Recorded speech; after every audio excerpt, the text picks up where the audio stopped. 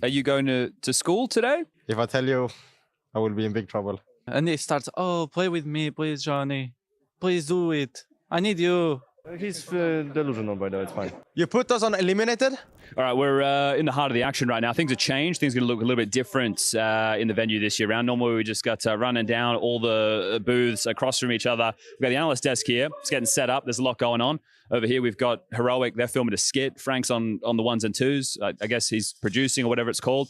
We've also got the news set up over here. So there's a big screen. We'll have some fans come stage 3 and the teams on different elevations. So we'll head over and check it out. We'll talk to BetBoom. We got some important people over here. We got Mark Winther and Michael Parsons. They're hanging out talking about things. We have Michał Slavinsky. And then we've got BetBoom. And then I guess we'll jump in here. So BetBoom, the situation is, THUNDERdOWNUNDER is here. We didn't know who was going to be playing. Siren's not here, but Flamus is still here. It's all confusing. But we'll go talk to Flamus. We'll have a chat to him. And he'll be able to tell us what's going on with BetBoom. So let's sneak down this way. Hello, Mr. Flamus. How you doing? Hello, I'm Gucci. I need to ask you some questions because yesterday it came out and the people were saying that, well, not the people, the internet was saying that THUNDERdOWNUNDER is here, Siren's not, but we didn't know who was going to be playing because of visas. So can you take the people at home, well, mainly me, help me, what's going on? What's the situation? So the Siren just had visa problems and I'm a sub for him. There is still a chance that he might play this tournament, but he needs to be here tomorrow. So probably I will play. So you're going to take his roles now? Yeah. So before you were playing THUNDERdOWNUNDER's roles? I will say some of THUNDERdOWNUNDER and some of Siren I enjoy more. Because there, for example, if you take Overpass, I was playing Diletus and he was playing Monster, and Siren was playing Short. I will probably enjoy playing Short more than Monster. And if we take Kenshin, for example, Siren is playing A and Diletus is playing B. So I would like to play A because you're like most of the time fighting on middle. So yeah. Okay, so you get some better spots. Not on all of the maps. On Mirage, I'm gonna be playing B. Jump spotting, yeah, that's not much fun, is it? Yeah, okay. So some good, some bad. All right. So do you think that changes because a lot of people at home think BetBoom's going to go to stage 2. But do you think that changes now, or is this just normal? This team always has a different roster. For me, nothing is changing. I'm again playing on different roles. I'm just, if I will play good, it will just show my understanding of CS, how I can see the map, and it doesn't matter what. If you know how CS works, you can play any position, and this is a personal challenge for me because if I want to be a good player, I need to be able to play in every position I possibly can. That's a good attitude. Okay, so it feels like you're up for the challenge. Yeah, for sure. I mean, yeah. So, 2 times I've been playing major. 2 times I've been like in a stage 3. With VP, we've been very close to getting into playoffs. So we lost to Vitality, Fury, and Pain, I believe, in the last game. With GamerLegion as well, from Aeromar to 3rd stage it was. So I mean, I'm not afraid of the 1st stage and not afraid of the 2nd as well. Okay, great, awesome, mate. Well, good luck. Thank you very much. Hello, guys. Hey. Hey guys, Kamil, can I bother you for a second? For you, my friend, camera €5 per 10 minutes. Okay. We are shooting a lobby. I have just a few questions to ask. I'm First, listening. most cliche one. How are we feeling? We're here setting up here in Cologne. Must feel good, right? But it's the major. So any pressure, Yes. any expectations? It's always good to be back at the major. It's really nice to see there's a new setup here actually than usual. So it's a little bit different. So it gives a unique vibe, first of all. I think overall we're feeling really good, much better. So that's a good sign. Any words towards Smuya? I mean, he got you over the line for that major split, right? As well with how they played in the open LAN. Smuya? Honestly, I don't even know the story. You don't know, yeah. Smuya. Shout out to Owen. I want to ask about the overall the year. Obviously, you're the captain, you're the IGL, so it's not been the prettiest of the years, but we're focusing on the major right now. What result needs to happen here for you to qualify the season as it was a good one? If we're talking that way, it would have to be a very big result to offset, to make up for the last couple of months that we had, or since I joined. So definitely a really good result. But we're feeling really good. We changed our approach a lot for the last 2 events, and in Shanghai there was glimpses of positivity, and hopefully for Cologne here it's gonna be even better. So yeah. I'm out of hard-hitting questions, so let's switch to something nicer. You're right now setting up anything particularly that you think only you are doing as a player? Any commands or secrets that no one else knows about and Kamil will just share it with us? Honestly, it's a tough one. I don't know. I don't have a config. I just set up manually. Maybe that's something weird. I don't know. Nothing really else special. I mean, I just plug in everything. I just go and play. I don't think I have anything unusual apart from the config. Maybe This is pretty nice though, because config you're not wasting time, right? You just go immediately, boom, boom, boom, commands, everything set up, you're ready to play. Yeah, I mean, I just have my own settings that I just go into CS settings. I just do a few clicks here and there, and then I'm set up. So it's yeah. Let's see how it goes, and good luck in the event.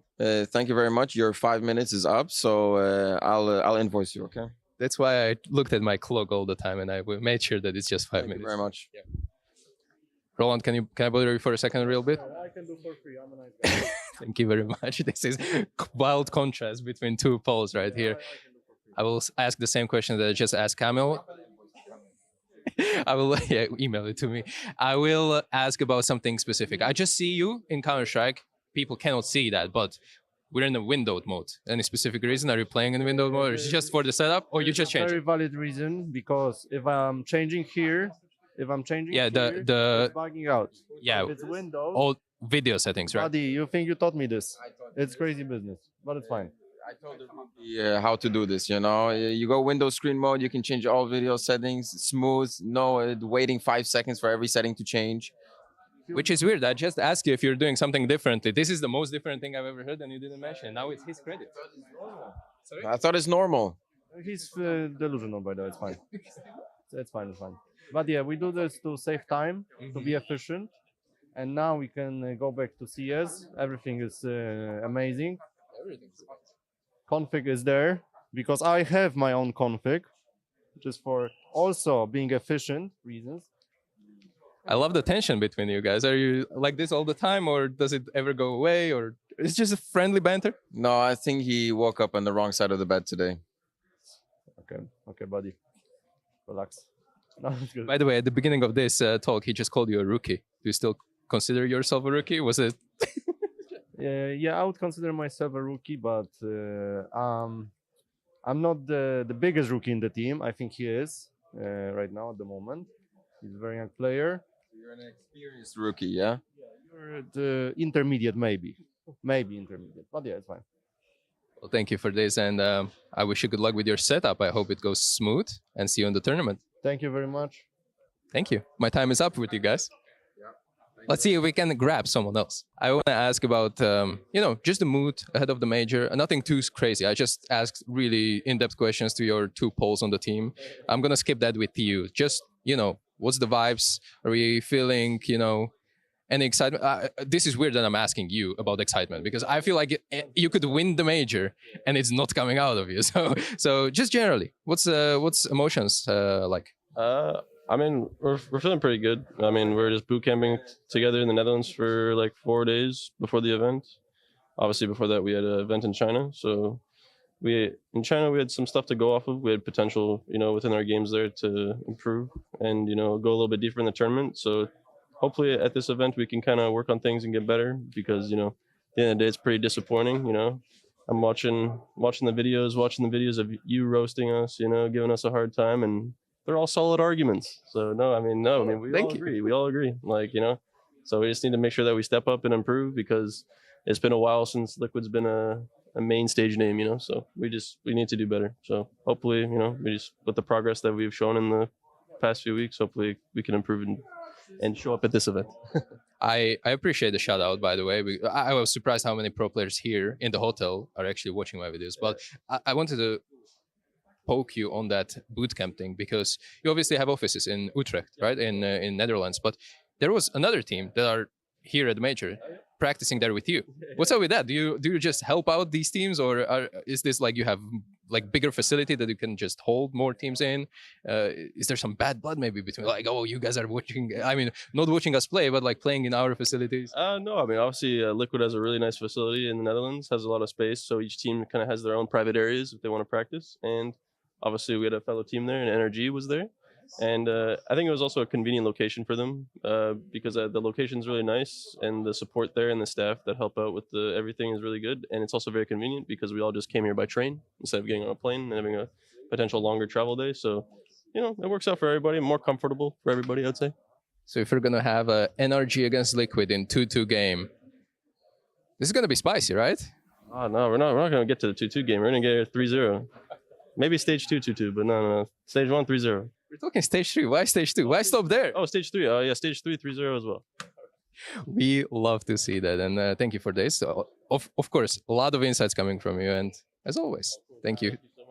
Keep up the content on YouTube. Make sure to go watch, I think, YouTube. This feels like an ad now. We have to stop. YouTube.com/Stiko, I think. Stiko something. Thank you very much for this, and good luck in the tournament. All right, we got TYLOO, and we all know what that means. That means there's one man we have to talk to. One man that we need to see. G, my brother, can I interrupt you really quick? Oh. Yes. It's been too long. I looked it up. It was since Belgrade last year. We would have last seen each other. It's been almost a year now since we last got to hang out. Jack,快点吧. Tell them it's been a year since we last saw each other.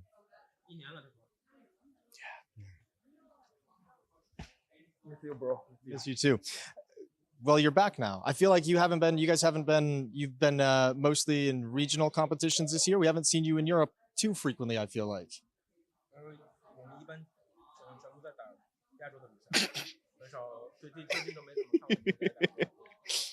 Yeah, because we are noob. No. What's Joke. Yeah. What's the? Are you guys excited now? What's the feeling for the major? Have you got all the noobs out of the system? Now you're ready to compete at the major.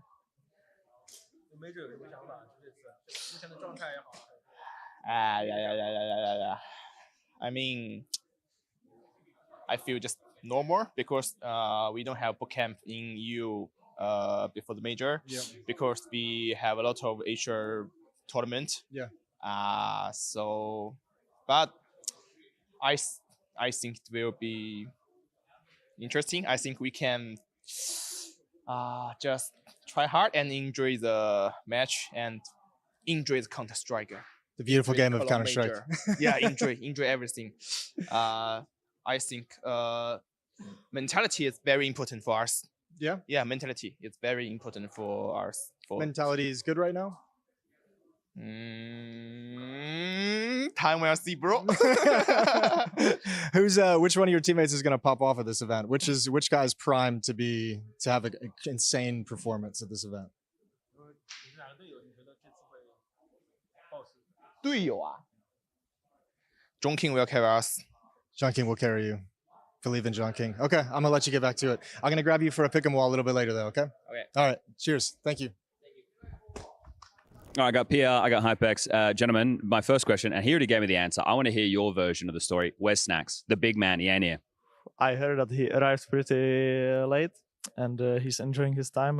Does Snacks get his own room? What's the rooming situation? I think he has his own room because he needs a lot of space to work and he needs to focus alone, you know. So yeah, he just needs to focus, no interruption around. Okay, it's a little bit different from your story. No, I think his story is better. It adds up more. Okay, gentlemen, you guys are coming off the back of the. Obviously, it was my second stage. First one was in Blast just like 2 weeks before. So yeah, I mean, a little bit of nerves there, but I think I felt better and better every game. So yeah, it was something unbelievable. Yeah, it was a good match to watch. Does it change your expectations now, PR? Like you're in stage 1, so I think you expected to go to stage 2, right? But does making it to the final of an event like Atlanta think, okay, well now the major, we can make the playoffs, right? Stage 3. What's the expectations?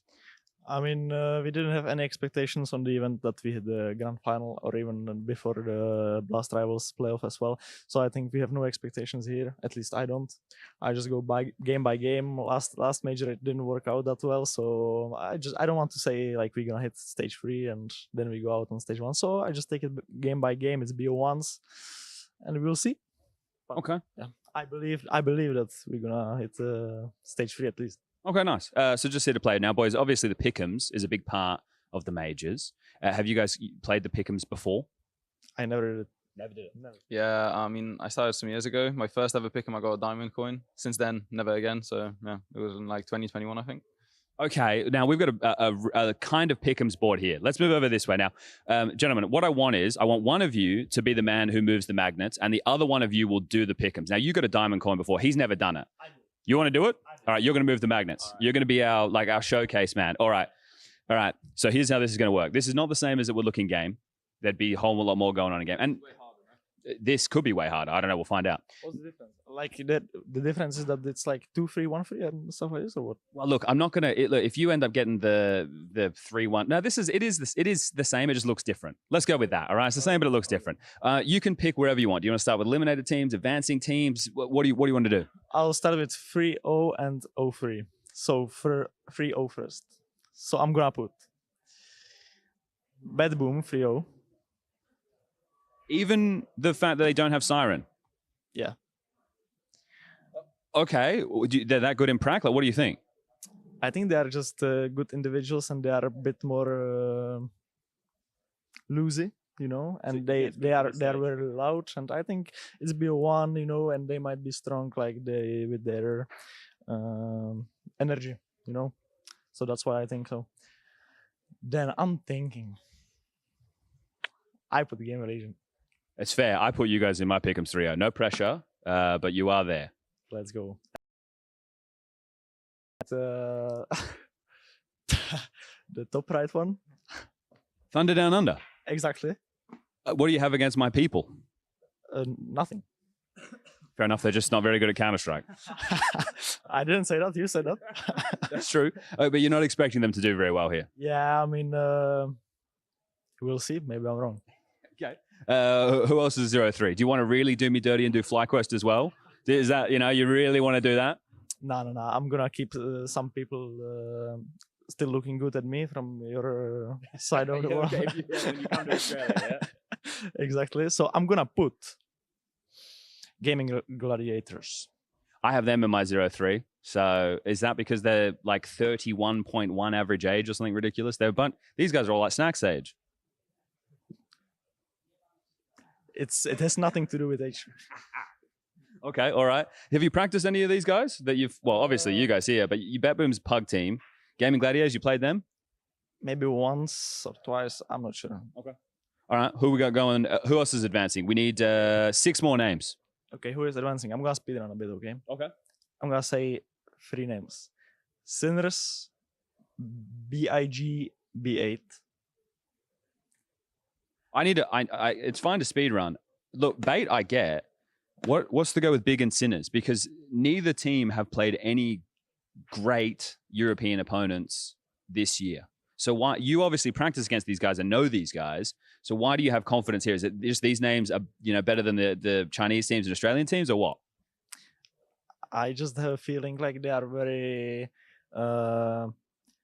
annoying sometimes to play, And it could be a once. I mean, whatever can happen, but I just have a feeling that they are annoying, and it sometimes could be tough against them if they have a good flow, So I think that's why. Okay, we got 3 more teams that have to advance. I'm gonna put MIBR, Heroic, and now it's tough. I'm thinking M80 or I'm just gonna put M80. No reason. M80? Yeah, just by feeling. No reason. Okay, well, we don't have to put the rest of the teams, but you would have Lin Vision, Sharks, NRG, Liquid, TYLOO, and FlyQuest not making it. That's how it goes, really. I don't know. Well, look, this is stage 1, mate. Some teams have to go home. That's how it goes. Let me check with Hypex. How does he feel about this? How do you feel about the selections? It's quite similar to my pick M at home. I did, instead of Gaming Gladiators, I put FlyQuest there. So I'm quite sorry to people. I didn't mean to offend anyone, of course. No, that's fine. It's all fun and games over here, mate. And then Alistair gets the fuck you pick'ems when he does win a best of 1 game. So it's all good. Yeah, that's true, exactly. And then I think just instead of a matey, I have TYLOO. Okay. That would be my pick'ems, yeah. Okay. It's been a decade in the making, but today we welcome you back to the Intel Extreme Masters Cologne Major. And how times have changed. Back in 2016, Sponge and Pimp were still competing, whilst nobody even ever heard of the name Donk. Cobble and Cash were still in the map pool, and it was SK Gaming and Team Liquid to make it to the grand final of that very Cologne Major. Fast forwards to today, and Team Liquid will be starting in stage 1, one of 32 teams with their eyes locked on the prize. Whereas we're going to have to wait until stage 3 to see Fallen entering this arena in his final year of competitive play. A major is what every player craves. From the 31 newcomers arriving here in Cologne for their major first time, we also have some defending champions in the building already. The likes of Snacks, Boomage, and Fer, of course, part of that SK Gaming lineup in 2016, will be taking to the booth today. We've waited 10 years for this very moment, so it's time to get it started. Welcome to the Intel Extreme Masters Cologne 2026.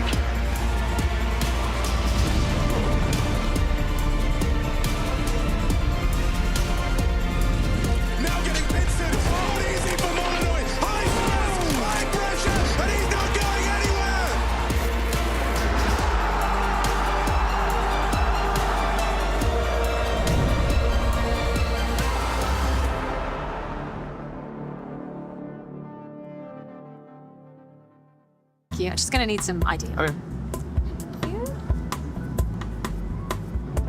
It's a really nice hotel.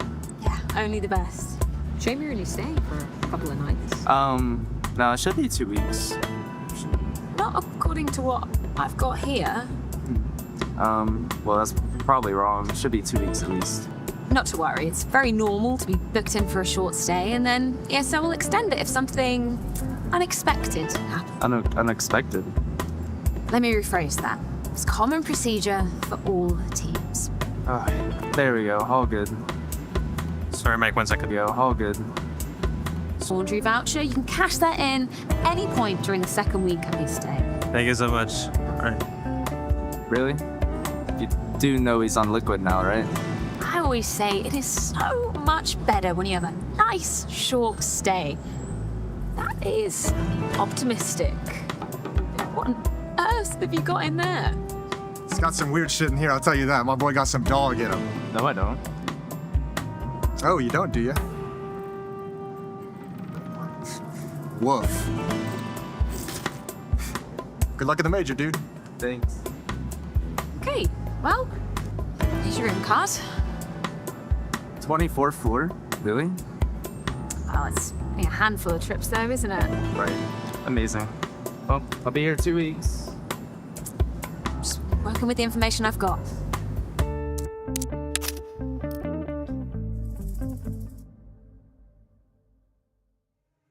Yeah, sorry about that one, Grim. Either way, welcome to the analyst desk here at the Intel Extreme Masters Cologne 2026. We've waited a decade for this very moment, the return of the major here in Cologne, and I've got a star-studded lineup here on the desk. Myself, First Beers, alongside a staple of the analyst desk. We have Yang, First Beers, alongside a staple of the analyst desk. We have Yanko, but of course, we have a very special edition in Ash. Welcome. What an event to be coming up on the desk for. Thank you very much. I'm looking very forward to everything. It's nice to not be just on YouTube anymore.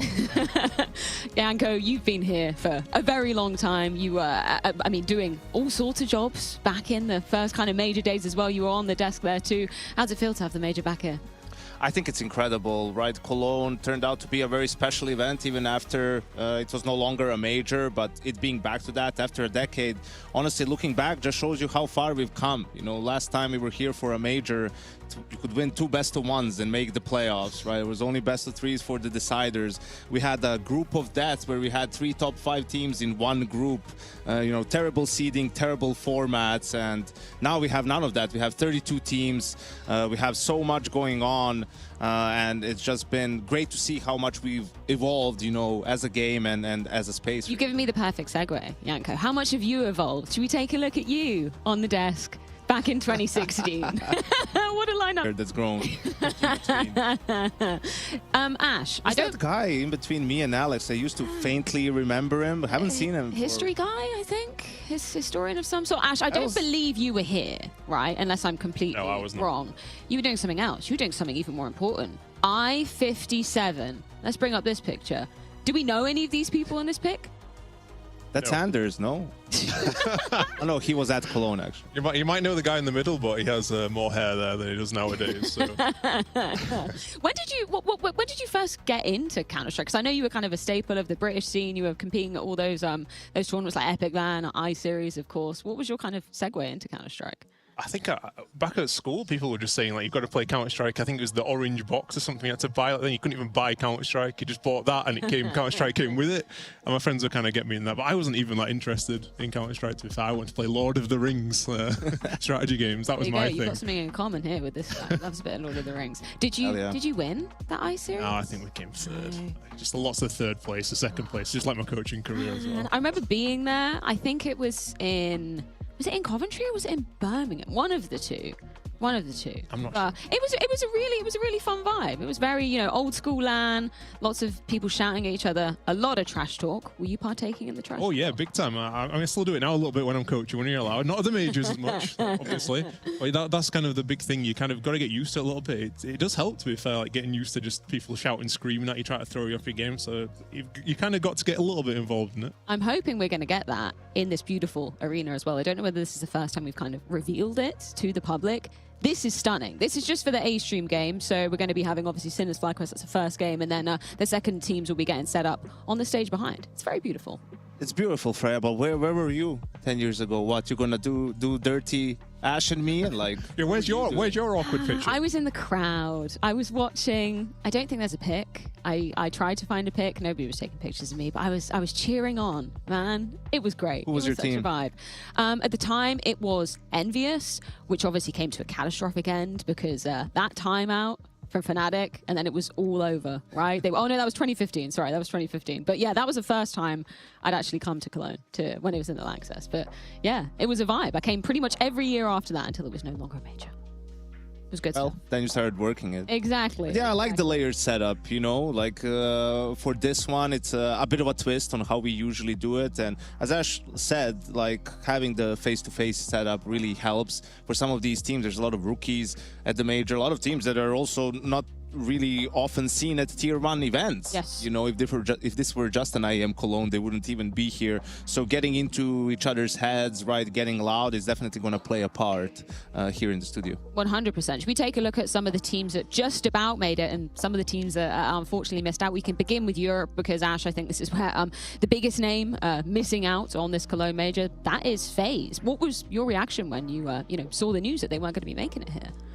I think it was kind of, in the sense of the competition, it was kind of justice done, to be fair. I don't think they really should have snuck through English lessons. But the team I think that was probably unlucky to say was Alliance rather than FaZe. I think they were kind of on the verge. They were winning a lot. I think maybe they got their planning wrong a little bit. They weren't attending enough LANs until very late. But I think FaZe, they got through. I don't think it would have been the right thing. The only thing you kind of say is that they were second at the last major. Maybe they should have got through because of that. But based on this year, I don't think you can really make an argument that they should be here. Dude, it was even when the last minute they applied for that Belgrade LAN where you were like, come on, man. Are we just like trying to find a way to get them to the major? I mean, it was just a terrible season for them, right? Like not being able to get any wins on LAN, and then late in the season they realized, all right, like we need to get a few signing up for lower tier LANs and not even being able to beat teams there. I think it was just a testament to, you know, how much they were struggling. And yeah, I know they're a fan favorite and a lot of people would love for them to be there, but as Ash pointed out, they just haven't earned it. Do you think it was a curse, Ash, that they came second in Budapest? Because I think that was a narrative we were talking about on the desk, that surely they needed to make some sort of change, and it was obviously the classic FaZe bullshit that we always see, them making that magical run. But it made it so that they didn't make any roster changes coming into the new part of the season, right? Would you have rather them not have done that and then actually had to change a lot of stuff? I mean, maybe if that was the curse, then maybe this is the blessing, them not missing it as well. So missing this major. So I don't know. We'll have to see how kind of that plays out. They missed the major, sure, but I think if they get in here again, do they do that much anyway if they make it here? So I don't know if it's made that much of a difference, to be fair. Maybe it's kicked things in a bit faster than maybe the intent. Yeah, I mean, obviously. It's kicked things in a bit faster than maybe the intent. We all kind of thought, oh my God, he's going to be missing out on first major in a very long time for him. He's going to be in stage 3. Just another initial take on that. What was your thoughts when you saw Carrigan moving to Falcon? That was a big shock, to be fair. That's one of those where I think it was when Mao's benched Shui, that was the other one as well. You'd look on HTV and like, is this real? Is some sort of joke going on? So yeah, that was a big surprise going on. So yeah, that was this region and see how the race to Cologne was indeed going down there. Any were there any kind of big upsets for your money, Bianco, in terms of teams that didn't make it? Upsets for your money, Bianco, in terms of teams? In terms of teams that didn't make it, not really. I was just looking forward to seeing when is Liquid gonna pop up on this graphic, right? Because they were on this graphic, right? Because they were. That's when you're thinking, oh, they're going to be a lock, right? But it was only by the skin of their teeth that they made it, thanks to some other teams not getting wins, teams not getting wins. Surprise.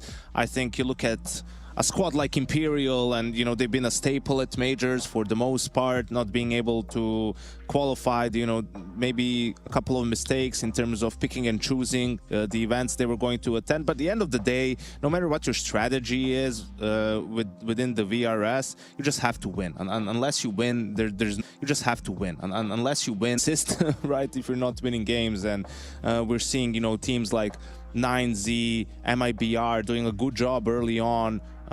In Brazil, playing some early on in Brazil, a lot of points, and even a stage 2 spot for some of these teams.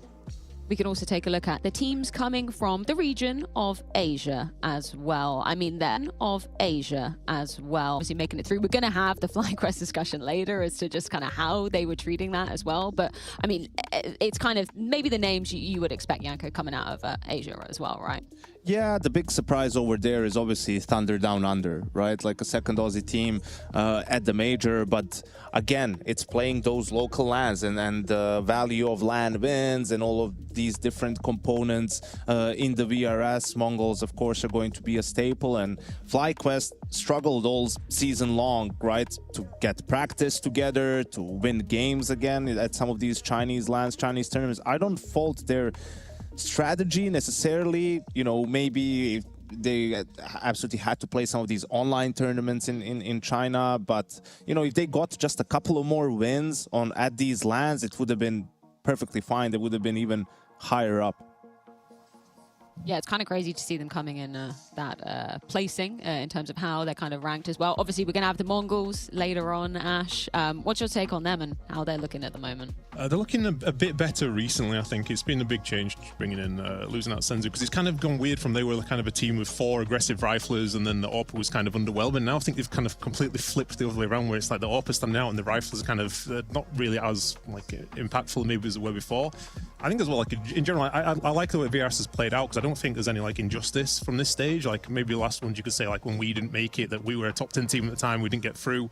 I think now actually it's worked quite well, except for maybe Bestia. I think might feel a bit hard done by, because obviously Liquid change out a player to sneak through when they shouldn't really be in there. I think other than them, I think Alliance can look back and say like we didn't plan things well enough, Face didn't get the results. But I think actually in general, I'm happy to see the teams that are here. I think it makes good sense, and VRS has worked there. And you're also seeing a huge difference compared to a year ago, right? Like how many more points do you need actually to make the cutoff, right? And it's just a testament to people understanding VRS better, these tier 2 organizers popping up, and then having these smaller either local or regional lands, right? Teams signing up to it, like seeing where the value is, and we see some of the teams get punished for not handling it the best way, not even in terms of qualifying for the major, but in terms of where they are in the global rankings, in terms of the invites and all of that. So I think it's been, looking back, a huge success. Well, speaking of how we're all handling things, it's a major.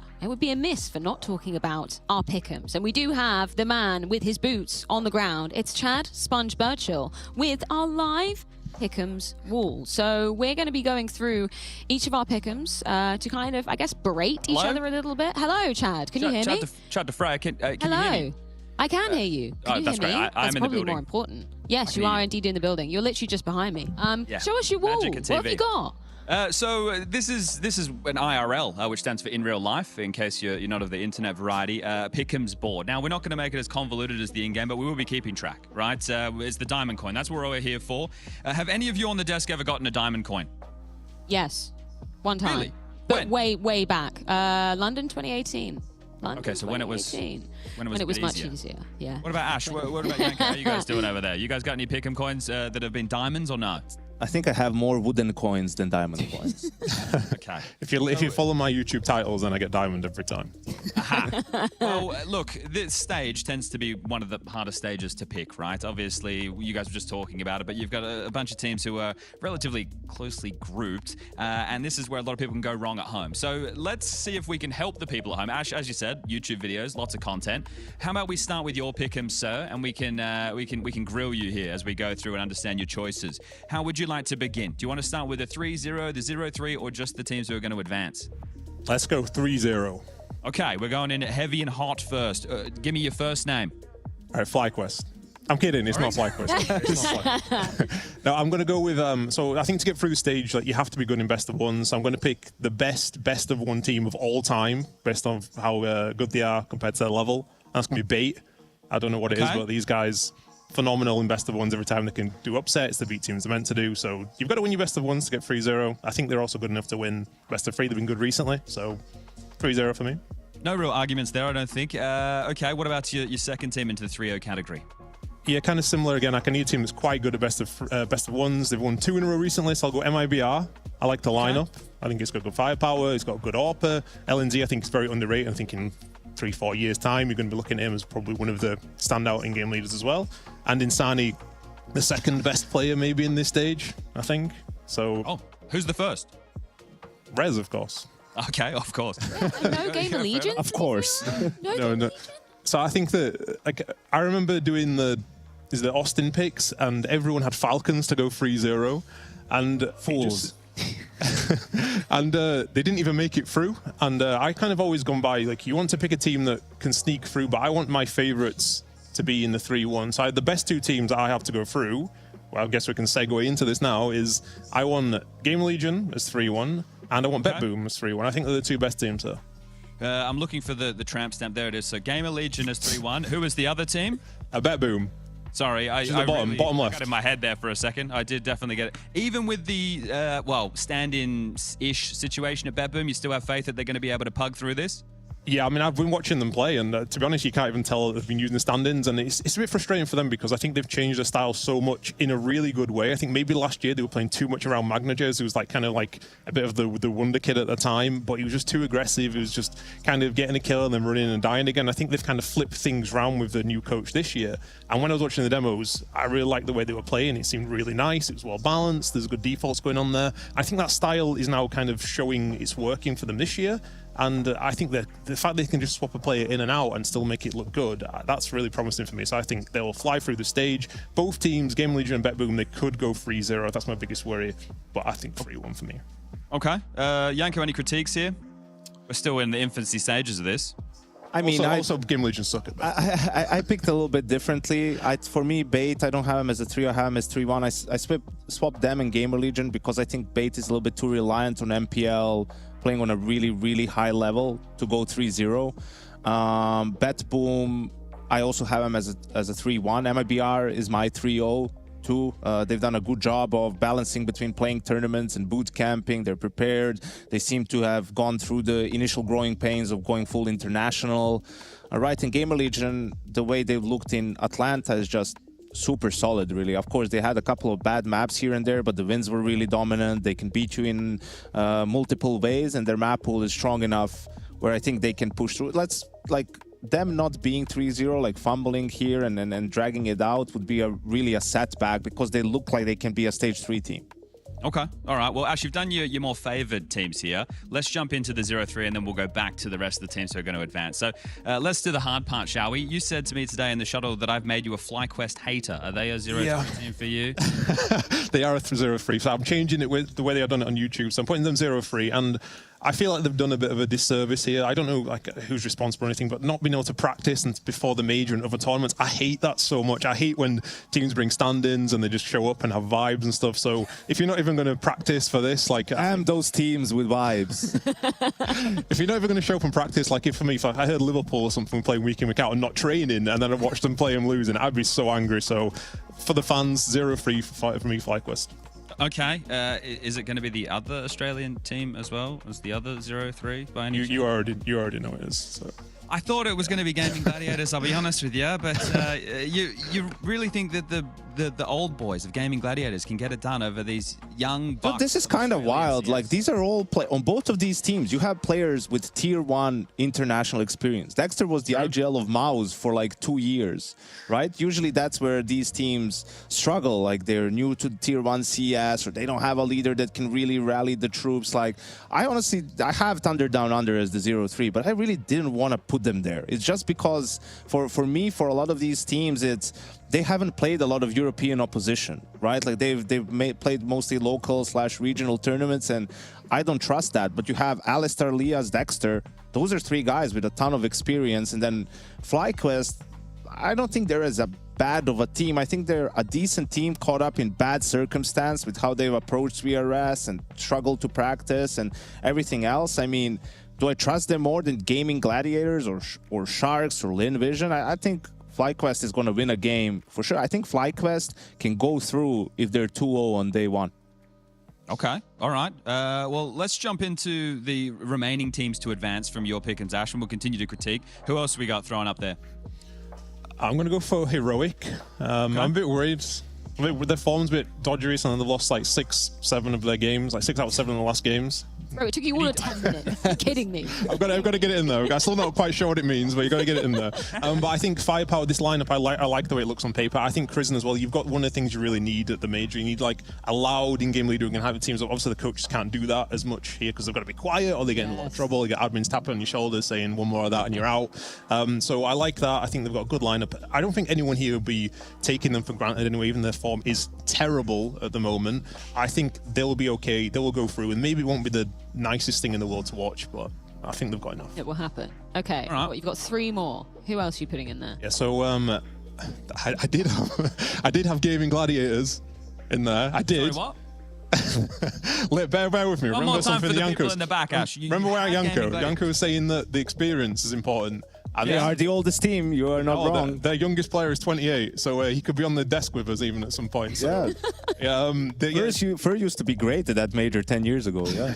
I remember they beat us in the Copenhagen major, and Fur was playing for Imperial, I believe then. And I just remember like the way he was playing, it was so aggressive in your face. It was disrupting everything. And I think if you play that online nowadays, that wouldn't work at all anymore. But when you get to the major, the difference is that everyone is wanting to play the major a lot. And we've got a lot of rookies here at the moment who have not played before, and it's going to feel weird for them. And if they can exploit that and get some of the cobwebs off them, which could be a problem with this age. You've got Henny as well. The experience could matter a lot. I'm worried about them in the best of ones, I'm not going to lie. But when I heard Fur say that he's kind of too old to do practice anymore, I thought again, like, get out of my free one. I don't want that anymore. So Guys, I'm getting Valve in my ear. The pick'ems will be closing extremely shortly, so we need to finish this so the people at home can do Ash's homework. All right, Ash, we got 3 more. Let's hit it. Okay, so Sinners, I'm going to go for them. I think they're good enough. Okay. And I'll go with M80 as well. I think they're both very similar teams, to be fair. Like, kind of 5 good players, no real weaknesses. Map pool's okay. The reason I've got Sinners to go through, though, is that the only team here that is good at Overpass, and no one's banning Overpass. So I think when he gets to the best of 3s, they're going to be 1-0 up in quite a lot of those games, almost for free. I don't know how everyone has a losing record on Overpass, but apparently everybody does here. And then I have Big to go through as well. But I'm not convinced. I'm not convinced that this is a... Like, the stats as well say that when they play against teams... Team Liquid. No Team Liquid, no. And almost all Europeans. Even MIBR and M80 have European representation. So I do see a little bit of bias coming into play here, Ash. No Asian teams. The Australian teams to get eliminated. Launders would love this. Yeah. Would he? Or hate it? I don't know. He would hate it. He wouldn't love it. It would be the other way. Look, I am disappointed with the 0-3. But it does mean that you probably won't be getting a diamond coin, Ash. Freya, as the only diamond coin member we have, are you happy? Are you happy with this? How do you feel about this? Well, I was going to ask you. Are you okay to be screenshotted next to both the Australian teams going 0-3? All right, chat, clip it, I guess. He's been screenshotted on worse things. I don't even know who our Prime Minister is right now. Send it to him. I'm sure it'll be great, right? He'll love it. But yeah, this is Ash's, guys, not mine. I know I'm standing next to you. If they make stage 2, JKS might be the next Prime Minister. There it is. Yeah, we need that change. We definitely need that change. Yanko, anything glaring here that you would change? I don't think FlyQuest is going to be 0-3. I would put Gaming Gladiators there. I wanted to put an Asian team to go through, like TYLOO or Lin, because they always do, a Chinese team. But again, not enough games against good opposition. I can't do that. Big, I don't trust. They played plumbers all season long. Even though BlameF called me out on it in the lobby, I did not relent. But I'm usually wrong at stage 1, so that's good for Big. But they're very confident in the interviews, so we'll see. A lot of pressure in best of ones, right? Like a lot of your run depends on how you show up on day 1. So we'll see, I guess, a lot of volatility in this stage. And no Liquid. We're not putting a Liquid through? Oh yeah, I had Liquid through. That's crazy. Like, I mean, yeah, they suck, but not so much that they won't make stage 2. I would put them over Big. I disagree. I checked the best of 1 stats, and they have the worst of everybody here in the last 12 months. Yeah, but they're not playing. 29%. But who do they play in best of 1? This is everybody. They're attending some really weak lands as well, and it's including those games. And you can't go 0-2 and go through. Very few teams have done that. It's really difficult, and the form is horrible as well. I know the main thing I have for them is Shui, I think, is in-game leader, is going to hype them up, and I think it's really important here. They have experience and they do have players. I found another YouTuber. Yeah, if I may interrupt you, I'm actually really happy. You really had to do it to me, right? I'm really happy with the picks that I'm seeing, but you know, it's all data driven. I was listening to you all the time, and you were like referencing all the tournaments and the runs and the lead up to the whole major. But what's actually really underrated how to pick your picks is that you have this emotional state. The CS is not only about skill, but also about what goes in your head. And the best way to deal with that and learn what these players think is through a little bit of interviews and side checks and vibe checks. And basically, I'm just, you know, in this realm that this is important, especially coming into stage 2, how teams roll in from stage 1 as well. So I think I'm pretty happy with this, and actually we've had first teams already coming in. They're warming up as we speak. Good vibes or bad vibes? It was pretty good vibes, honestly, but I have to say, rookies, visibly nervous. Ooh, okay. Ooh. Damn it. All right, Freya, well, we're done Always from over here. I'm going to leave it to you. Thank you so much, Chad. Well, if you want to be competing against your friends as well in terms of that global leaderboard for the pick'ems, head on over to csstats.gg. That's where you can check in and compare yourself to everybody else out there on the internet with those pick'ems. But either way, you do have one more choice to be making today before the games kick off. That is between the A stream and the B stream. A stream side of things, that is going to be FlyQuest versus Sinners. That's going to be Chad and Alex and ourselves doing a little bit of a pre-match for that one. Over on the B stream, that is going to be MAT versus Lin Vision with Jason and Dinko to be kicking off the day. If you choose the A stream, we'll see you on the other side of things.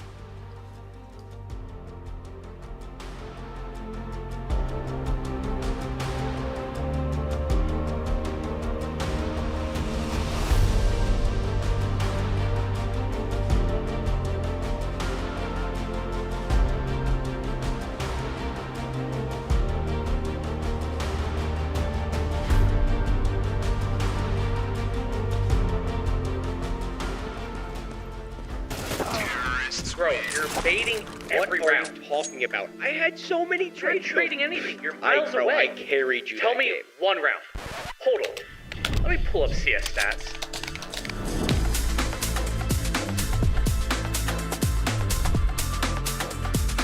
Oh, wait.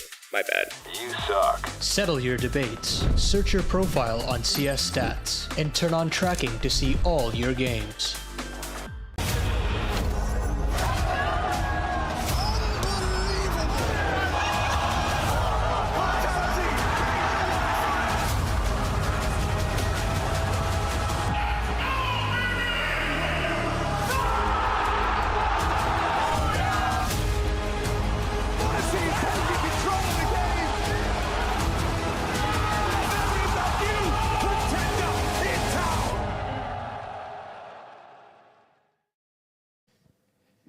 Hey, Stressarn, this is it. Welcome, your first major, hopefully first of many. Tell us, how are you feeling the buzz? I don't know. We as a team, we are feeling very grateful to be here. It's our first major for every one of us. And I think we are ready to be here. We are ready to compete with the better teams, and I hope we're going to make great results. Yeah. At Atlanta, you guys said that you are kind of like, you didn't make deep enough run, in your opinion. So what happened between Atlanta and the major for Sinners? How did you guys prepare? What is going to be changing? We fixed some mistakes that we did on the previous LANs. One of them was Atlanta. One of them was previous lower tier LANs. So I think we did some other tactics for the other teams. So we don't change too much. We just focus on our thing, and we will see how it's going. I want to ask you about your individual form. Did you change anything, any routines, any new tricks up your sleeves? Because sometimes in these best of ones, individuals can overpower the whole tactical element of the game. So anything for that specifically? I didn't change anything, but we will see. I hope I will destroy them, and we will see. I don't know. We will see. Destroy them, and good luck. See you on the server. Thank you. See you guys. Hey, ZR, can I grab you for a second? Hey, how are you? This is your 10th major, 8th one as a player and the second one as a coach. Congratulations on this huge milestone. How are we feeling? I appreciate it, bro. Feeling pretty good. We had a boot camp last week and a half with the boys. Got to iron down some stuff. Yeah. Bit of a rough year, to be honest, won't lie. Inconsistent with practice, inconsistent in our results. So hopefully coming to the major now, we're feeling pretty strong and looking forward to win some games. So yeah. I get this privilege to ask you because you're one of the few players and coaches who play the major. Yep. So what's the difference? Oh, man. The biggest thing, obviously, the major is just like the most prestigious event. It's just a big event in general. And really, you just got to rock up on the day. People are going to feel nervous. People are going to feel a lot of emotions, right? But you got to stay grounded, be as one as a team, and really just come out and show it together. And that's it. Yeah. You already mentioned it, the rough start to the year, but I want to ask you, you're by far coming into this tournament with least maps played. Yeah. Is this going to play the role? Because sometimes in these best of ones, details matter, and those details can be only ironed out in the official matches, which you're lacking. So what's up with that? So yeah, like I said, it has been rough in terms of that for the first start of the year. But like I said, we had a boot camp for 12 days. We actually went to the Switzerland offices for Logitech, so that was nice. And we actually were able to practice because, like we said, it's been an inconsistent year with practice. So all details and stuff like that has definitely been more ironed out with recently. So yeah. It's a challenge geographically for you guys as well. But I wonder what you will show on the server, and I wish you good luck in this opener. Thanks, bro. Appreciate it. The Intel Extreme Masters Cologne Major 2026 is brought to you by ESL in partnership with Intel, Acer Predator, DHL, and Zoe.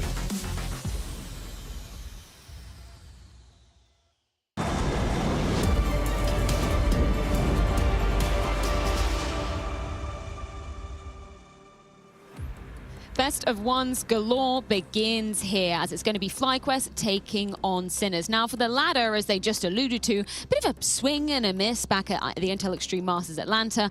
For the former in FlyQuest, though, it's been a minute since we've seen them even stepping foot in Europe. Janko, what's your take on them, first of all? Yeah, I think they did what they had to do, really. In terms of the VRS, I don't think the strategy was super poor. It's just the struggles to find results, and not being able to find some of the early success at those Chinese tournaments really prevented them from going back to Europe for any prolonged period of time, getting practice in at the very least, or maybe even attending some of these regional LANs in Europe. And I think that's the problem, because best Counter-Strike is played in Europe. That's where you can, almost the only region where you can get consistently good practice, and without it, you're not going to feel super confident, right? Like, just not getting the reps, whether it's in official games, whether it's just in scrims to try out new things, it's going to be rough. It seems kind of crazy when you've got a name like JKS on your roster to not be putting more emphasis on coming over and playing the better teams, right, Ash? Or am I just crazy? No, you are right. I mean, he'll know as well how important it is to have to practice. Like, you need to be playing against the best teams. They're the ones that punish you. But I think most importantly, they're the ones that will play the maps properly. Like, you play a map like Overpass in practice, and you find half of the rounds are just the CTs play aggressive at A, they fight, and you just end up playing 3v3s, 5v3s, and it's just things you can't really replicate. And the same with maps like Ancient. The amount of times I've played Ancient, it's been a waste of time, because every game is just like a deathmatch in middle. So playing against those better teams that actually want to practice something, it makes a huge difference. Yeah, and I think also you have JKS, who won IEM Cologne in 2023 with G2, and then guys like Natic and Vexite, the two sort of newer talents from the region. Vexite more of a star player, Natic more of a support in this lineup. Ince as the IGL from the old Greyhound teams, and then, trying to round it out with that European offer. They had Rigali for a while, didn't quite pan out. Now Story is in there, and I think it's a good addition, but they just didn't get enough results and haven't had as many reps where they can really feel mega confident going into this one. It kind of reminds me of the whole Dumao and Lado conversation we had this time last year at Austin, going like the ever talents of Venetic and Vexite, right? But when are they actually going to be breaking through and kind of making a name for themselves in terms of results? Speaking of breaking through though, Ash, Sinners, what do you know about these guys? Why have they kind of piqued your interest coming into here? I think that I kind of like the kind of by committee they're fragging. Maybe it's a bit weakness as well, because there isn't really a star player. Like, it's clearly meant to be stress on the way they're playing. He's kind of always been set up, and it seems like when I'm watching the demos that Modo for me is the most mechanically gifted, but I think he's kind of lost his identity a little bit. I remember playing this guy in practice a few years ago, and he's constantly peaking, and now we're watching him, he's a bit more passive. So this is big for Sinners. They've been just spending years, it feels like, failing at the last hurdle to get here. That gives me confidence, because I feel like they're not going to let this opportunity go now. They've been waiting for it for so long, especially B-Stick and Shock as well. So they have that overpass pick in their back pocket. There's some maps they're good at, some maps they're not so good at. I like the way it's going to look here. Yeah, especially, you know, Shanghai and Antwerp was it for Beastic and Shock, where they were, you know, one game away and just couldn't quite make it. Then they go international and they make it happen. And yeah, like you mentioned, you know, a team that doesn't have a huge gap between the highest rated and the lowest rated player. I think that's important at tournaments like these, where you're not overly reliant on one player. You know, anyone can have a bad day. So being able to do it across the board, having good team play, that really gets tested at a major. You know, the highest pressure environments, everyone is more reserved, everyone's scared of playing mistakes. Overpass definitely looks a lot different than it does in practice, so that's where you need to rely a bit more on your protocols, you know, on the things that you have as a team, and that's where Sinners shine. I'm sure we can bring up the video for this best of one as well, but just as a side note too, did you see Stressen's reaction to qualifying for the major? Because it was one of the teams where it was kind of out of their hands, right? It depended on the other results. I've never seen somebody pop off like that. It was crazy. So they're going to be so hyped coming into it. What have we got? We got Ancient coming. Okay. Surprise? A little surprised. I felt like it was going to go to Nuke, but I think the thing with this map is that FlyQuest have played so few games that you can't really tell what the veto was going to be, and that when they are playing, they're kind of losing to a lot of teams as well. The worrying thing, I think, for me in general for Sinners is that they kind of have to ban Anubis, Mirage, and Dust2 in nearly all of their series, and when you have two bad maps and a permaban as well, and your good maps Overpass, it's a little bit worrying for the best of ones, because you're not going to get a map that you're comfortable on. Well, gentlemen, thank you so much for your thoughts. Either way, it is time to truly kick off the Cologne Major.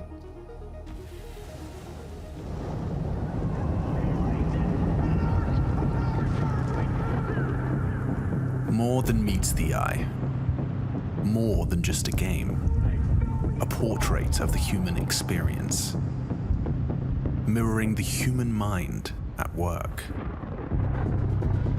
The best moves require clarity, confidence, and strategic vision. The worst moves, a product of overconfidence, panic, or the blindness of emotion. Every piece has its role, working in perfect unity to manifest victory.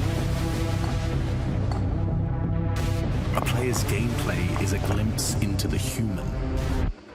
A window into their interpretation of the fundamentals. Control the center.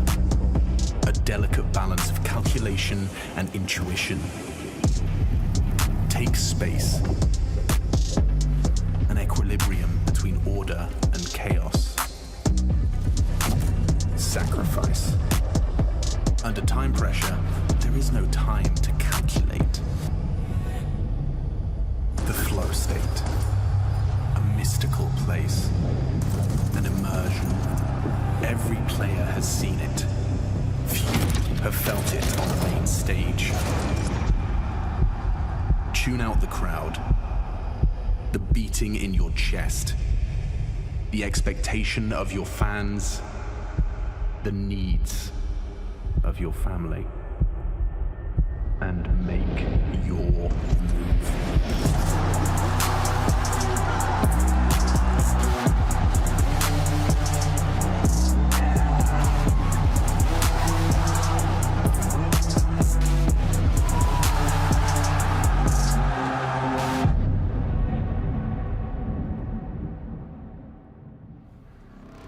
Good afternoon, Counter-Strike fans. Cologne, yes, 2026. It is a major once more, a decade since the last one. Sure, you had 2014, 2015, and 2016. Cologne hosting the major, and now we're into the pistol. Sinners versus FlyQuest to start us off, and Stresson's catching bullets, catching flak. Beastic under a lot of work here on the Donut side. Story finds him cleanly. I know he's here. Yeah, Beastic's gone. Nice from Story. A nice double Glock kill to get this pistol started, and it already looks like it's over. Yeah, Motor's been gooshed as well. One player in red noted. Inns is pinned in. Shock's going to come over and try and deal with this, but the bomb is down. Inns has got Shock on lock. Nails the headshot. Moto's softened up already. Caught a bullet. Cleans it up close. Could be 5 alive here. Just Gisarek. Okay, gets 1 at least. Into the Glock. Okay. Going to have to get a reload in, but this one should be done. Bomb halfway gone now, and he's going to look to hold on to this Kevlar. Those Julies would have been much nicer to bring into round number 2, but the conversation is all going to be about the conversion. This is a best of one, the pistol, the conversions, and you get a clutch. That's the map. Everybody knows that as Kisarek grabs another. One more kill for him, and that's an M4 into the next. Yeah, okay, so he's min-maxing, trying to get the most out of a lost round, and there's the 3 kills, Chad. He's got Kevlar, and he's got Cash. All right, that's huge. An M4 for him into the next if they want to follow through this force. Story man on screen, the import. Able to get a couple of nice openers. You can see Inns there just making the call. G2, that's the anti-force. That M4 has been invested upon, but this was great. Some really nice shooting.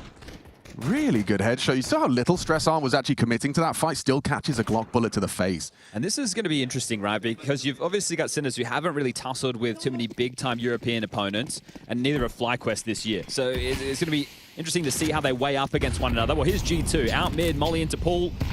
And a smoke break. Doesn't quite reveal Inns on that mid box. Tagged up a little by Kisarek on the spam. But this is a nice call. You're going to fake mid control and then quickly mantle up for a B finish. Yeah, they have to get past Shock. Right, he's got this 5-7 smoke combo. The question becomes, when he deploys it, do they brute force past it? With a Mac-10, I'd be tempted. This is the thing, though. You don't know what lies on the other side. We can see it's only Shock. Everyone else stacked away, but they're rotating back in now, and the M4, it should get there in time. Did they take too long? And already. Look at this huge shift on the top of the screen. And so many nades still retained as part of this force. Oh, this conversion's not going to be easy now. You're blocked on ramp with 60 seconds. Do you go through it?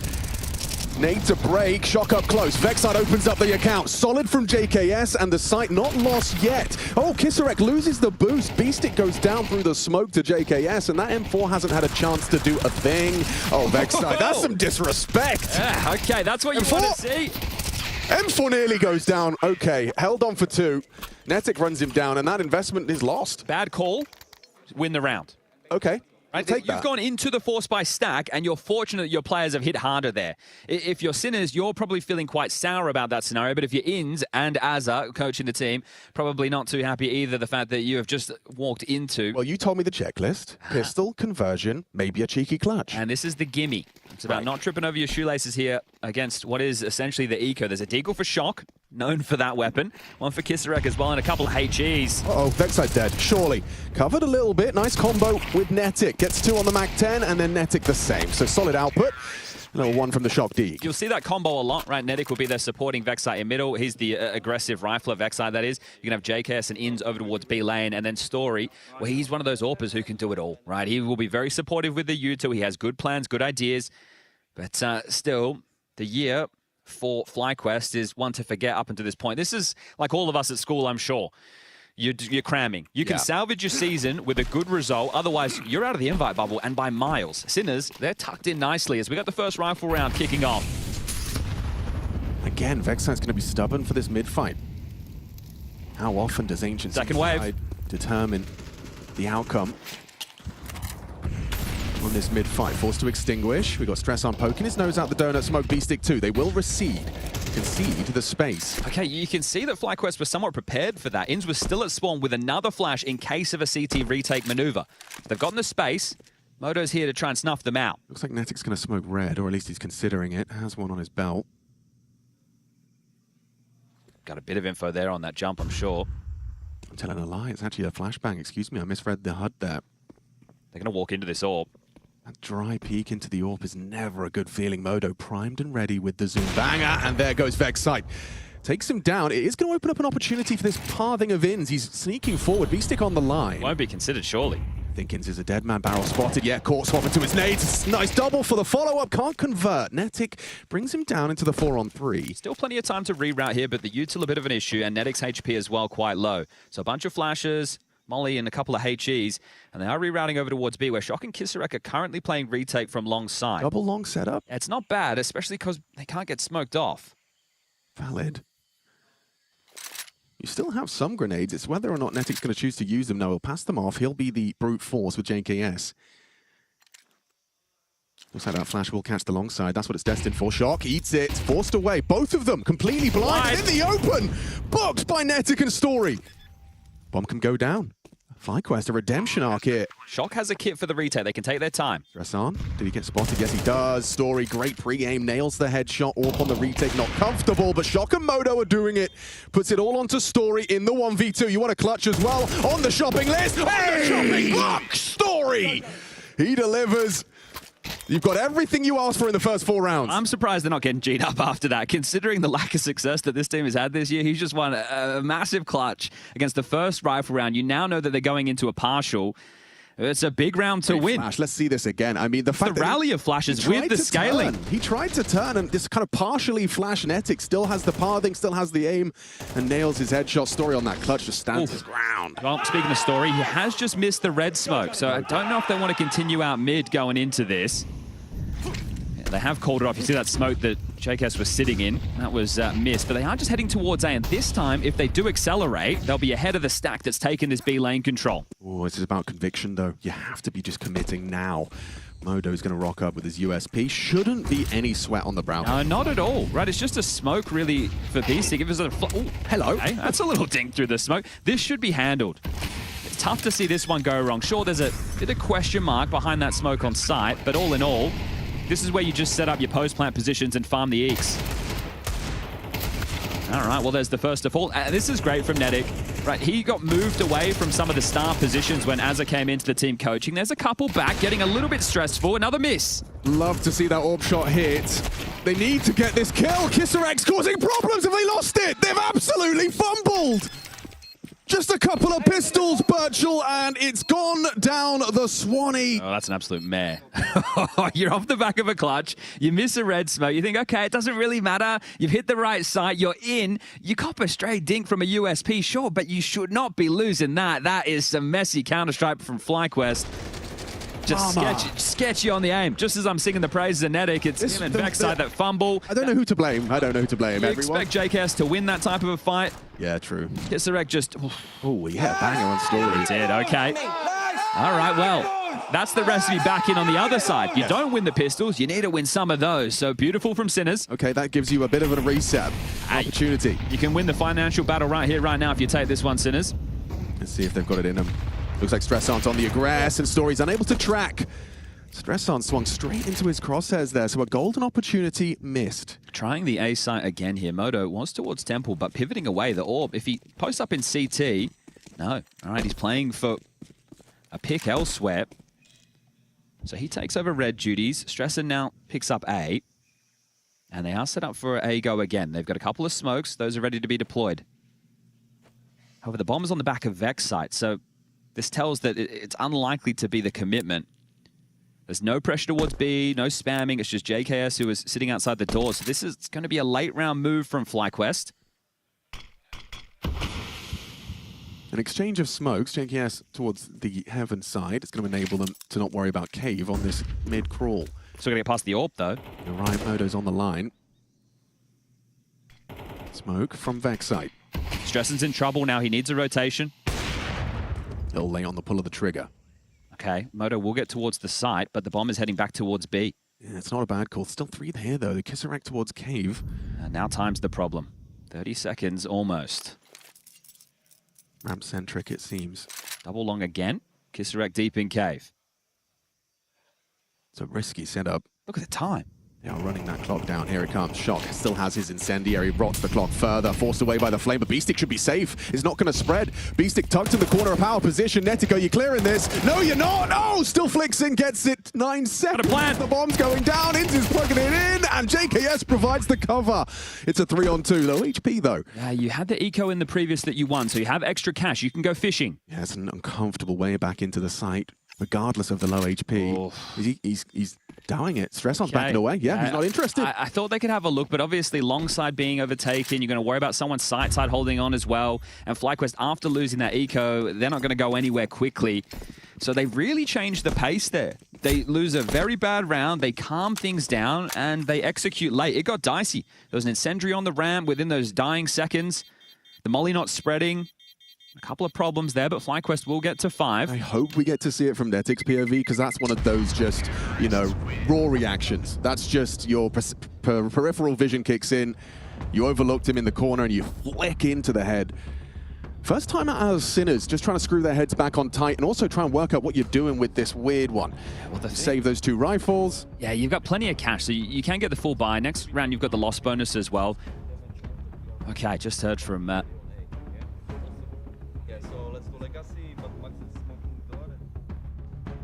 Oh, a little We always find ourselves in this scenario. We don't know if only we can hear it, or if the people at home too, so we will try and keep our mouths shut in those moments. It's always nice to get a little cheeky listen into what's going on, but a timeout early, and yeah, here it is. So it just hasn't spread. Rounds the corner. Beastic, yeah, he's going to be very frustrated with himself not converting that one.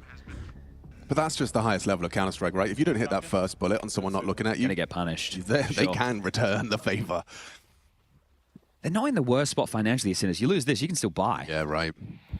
Are they going for that same kind of monoscene smoke breaks? It's been tried once before, didn't quite hit the shot last time. This time, no opportunity. Double HE, though. It alleviates a lot of pressure from JKS over towards B lane. Oh, no, never mind. A lot of pressure on JKS on B lane, actually. Good job from Kisarek. Spams him down through the smoke. Man advantage. Timeout. Already working wonders for Sinners. Oh, if my teammate is a cave player, I want him to know all the nerdy wallbangs through those boards. So many effective. Oof. Okay, so trying to channel you away from Donut, which invites you towards red, and another smoke spam. Nedic, unconfirmed damage, but brought low.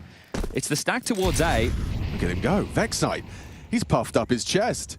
He's stretched himself, and he's feeling ready to try and linger in red room. Stresson's blocking, pulls shock as well, CT. Gosh, they're really attending to this red room. Kind of want the fight if you FlyQuest. And it's going to be given to you. Netic's so susceptible to a bullet. Oh, top of the head. Maybe baits him into Vexite. Hang on, peeks in, just the one. Shock trades, nice from Netic on the low HP. Still finds output. Story holding the red room. I'm going into AWP. Set to succeed. Now off the missed shot, Ins advances further forward. Temple denied by the flame. A chance to plant and a 3-on-3. Retake available. Oh, that's the smoke used towards main. Okay, flash and go. Ins is covered on the box, has his vision. Netic spotted towards the donut side. Chips away. Solid HE. Ins goes swinging. He's found the necessary frag. Modo claws one back. Double donut setup. Story with the AWP. Netic as well, low HP. Incendiary might make things a little awkward. Not gonna make a choice. 3 HP, and now the defuse. It's not a great plant for the donut angle. Fake on it. Hit. Story's nailed it. Running out of time now, Kisarek. Started off with the kill onto JKS, but the clutch looks like it's going to be denied by the clock. Oof. All right, well, got to get out of dodge quickly. Big bomb radius on this one. I think he might go down with the ship again, and he does. But another nice round. They've guaranteed themselves 6 here, FlyQuest. This is where you can start falling into a bit of a lull, like job's done. But this is T-side. Pile on as many as you can. Make that CT as easy as possible. But as mentioned, there will be more than enough money for Sinners to buy again due to the loss bonus. That's... What do you do? What do you do if you're JKS? Great stuff from Kisarek. Great find. Didn't help them in the conversion of the round, did it? But still a nice way to find the opener, and a great shot there from Story to convert what was the 6th. Okay, pace change. What's been very mid-centric, quite tricky, quite slow. This is going to be a B pop, right? The fact JKS has a Mac 10 here, he might even be leading the charge. Flash. This flash is a brilliant pop flash for Kisarek. Times it well, swings on in, and he goes down to a Mac 10. JKS has hit the double dink beautifully, pathing forward, smoke, a very threatening. Mate, this is one of your pocket strats. Wallbangs. In should have him. An easy pickup, one from B-stick back. Oh, covered! Unexposed. Oh, he gets away with a scrap of health. They line up. Netic saves himself. Incendiary, is that going to land on site? No, still bomb goes down. 2-on-2 after Stresson's frag. It's up to Wins, really. He's got a 1v2 to handle. Can't hack it. Stresson nails it. You hear an eruption from the Sinners side of the stage. The 2 rounds they've won are 2 rounds you should say they probably shouldn't have won. Yeah. Right, there's a couple of moments there from FlyQuest where it gets a little bit sloppy. This is what I'm saying. You've got the 6. You can't rest on those laurels. You need to keep those comms crispy. Longside open bombs getting planted behind the pillar. You don't want it. Look at this flash. JKS is around the corner as the flash goes off, but he's already in motion. Yeah. So that's the Counter-Strike gods. They're helping him out. This is what you're talking about, though, that exposed plant. And JKS swings, right, in that moment because the plan is saying, I'm getting shot. He's not being covered. That's one of those scenarios where you're so focused on the goal of planting the bomb that you are forgetting about the rest of the round. And you had so much time. That wasn't an issue. You just needed to take stock. Everyone just secure the site, and then from there you can plan, right? But I understand why you're rushing it. The bomb's down. That 40 seconds now against them. And that execute was a pace change. But now we've got a bank balance change. Just pennies to work with going into this one for FlyQuest. A couple of Galils, an AK, a Tech 9, and a Mac 10 on Nedic. A very clear lack of utility compared to Sinners, who are fully bought. They've got an AK, the AWP, they've got plenty of diffuse kits. So your options for FlyQuest are limited again. You can slow it right down if you'd like and do something very late after the CTs have expended there, you two, or you can try Poppy again. You feel like you should have won that last round. It could be a repeat call. Looks like it could be pacey. Just a rush, all in. All in B rush. They're not ready for this. It's just Shock at the back of the site. Kisarek tucked on Cave going to lane side. Okay, Ins versus Shock. Who's taking this one? A double swing, supportive flash. Lovely work from Modo. Netix brought him down around the smoke. Kisarek and Story are actually going to be blocking. Oh, sound cue. Easy for Kisarek. He gives him the info for no reason. Beastic commits to the spam. It's not looking good for Netic. A 1v3 shouldn't have this one. Does well onto Stress Arm, but long range Mag 10, no bullets. A lot of head armor there in the mix as well. Mag 10 gonna have a tough time shredding there, and another chaotic moment. A B rush call. I mean, I don't hate the idea of a pace change there. You did catch just 2 CTs unprepared, but a lot of casualties early. This is it. You're happy with the call. The last 2 rounds in a row from FlyQuest, as far as the calls have been good, it's the finishing motions that have been the problem. And they are gonna have to take a bit of an eco. It's clear one team happy to get a little bit louder than the other. Well, yeah, I mean, you got 5 major rookies on Sinners. I mean, of course, you could not be more excited to be here. Yeah, and the personalities on the other side. Netic might say a little bit. I think Vexside as well, but JKS ain't piping up, and nor is Ins. Here we go. That flash destined for Stressar. Ins has got it.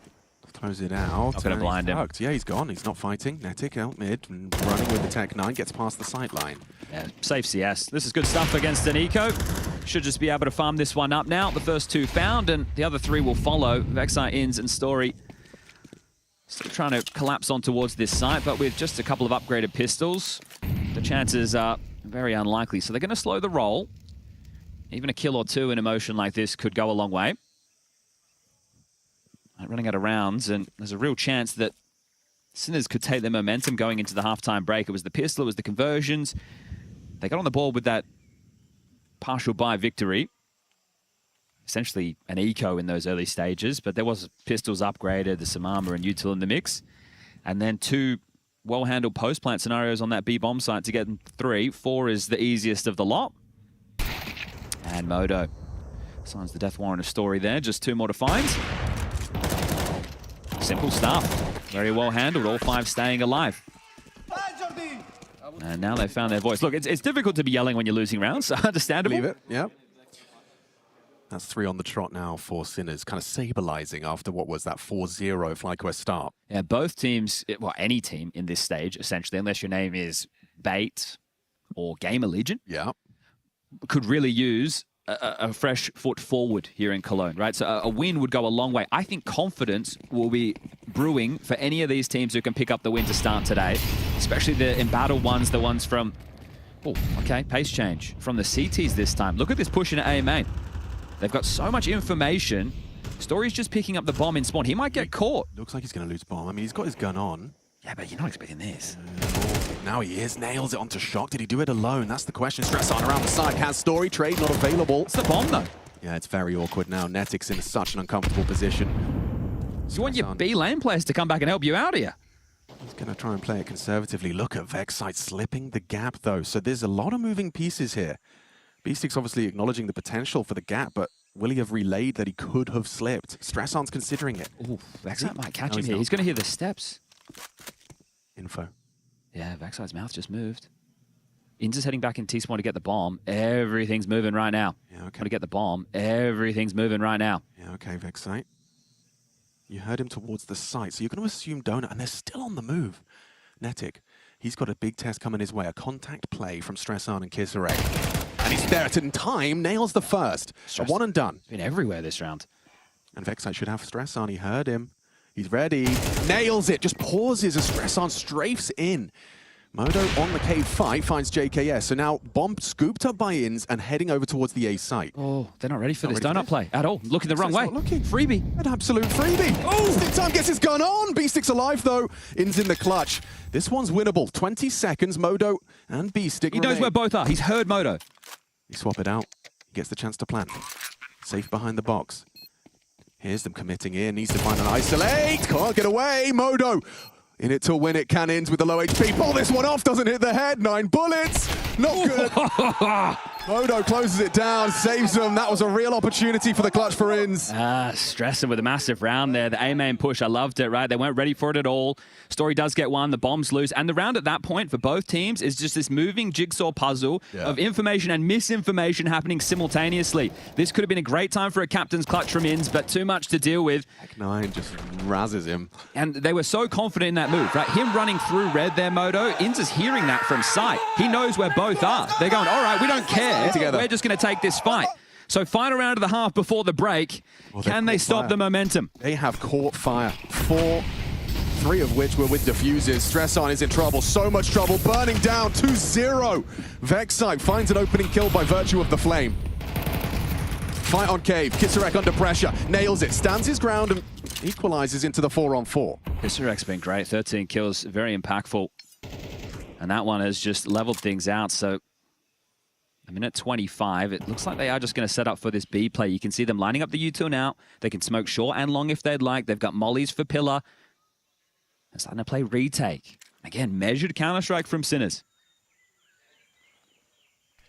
See if Kisarek can keep it going. Flash for him to swing. Forced into the open, into the smoke. Low HP, but spotted. Molly for the bomb here. Yeah, it's going to make life difficult for Ins as he lines up the plant. Oh, it's going to be late. Yeah, the bomb will be in. Bomb planted. Ins dips away. Smokes have not faded yet. This is shaped up nicely for a FlyQuest 7th. Can the Sinners find a way back in? They've struggled so much with these post plants, FlyQuest. Yes. Has to be different this time. No nades. JKS playing behind that smoke. Still just before it blooms, catches V-Stick. Now you've got the number advantage. Kisarek and Shot pushing forward. Netic on the line. Nails it from the cave side. Modo exposed and should be theirs. FlyQuest for 7. Just trying to halt the momentum. Sinners found a real run there. 4 on the trot from the CT side. We're going to swap sides. We'll be right back.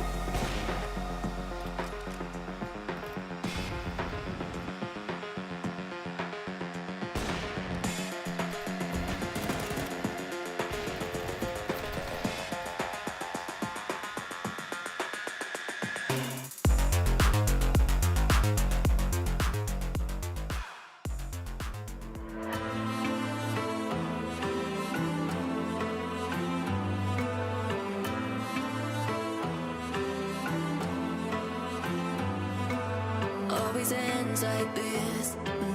When I think I'm healing, if I had one wish, could you save me from my feelings? Chemicals can't fix all these wounds that I'm concealing. I'm lost in light and sound. I need you to hold me down. Baby, won't you give me a sign? Oh, I need you to. Just go when they turn on the lights, I'll run back to you. One touch and you're getting me high, oh, tell me it's true. Find me at the end of the night, I'll run back to you.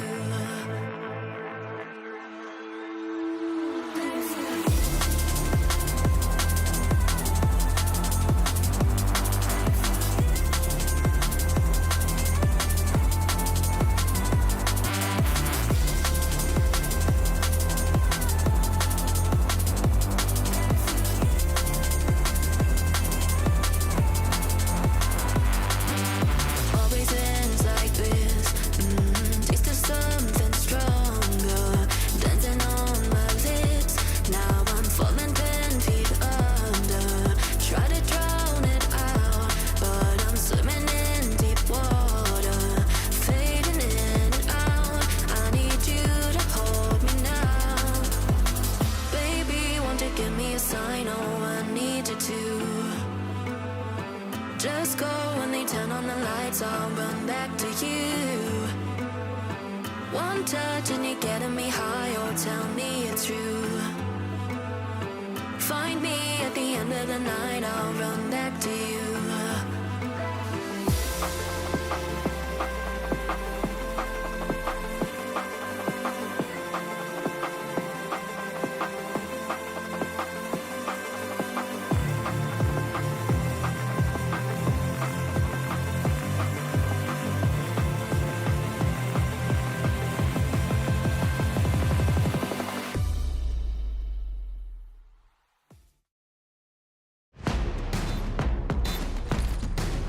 There's the flash, that's going to catch Crims out, they're going to push on through, MBK gets one, but Crims with the spray down, he gets himself the triple, and Fnatic are not done yet. Can you believe it?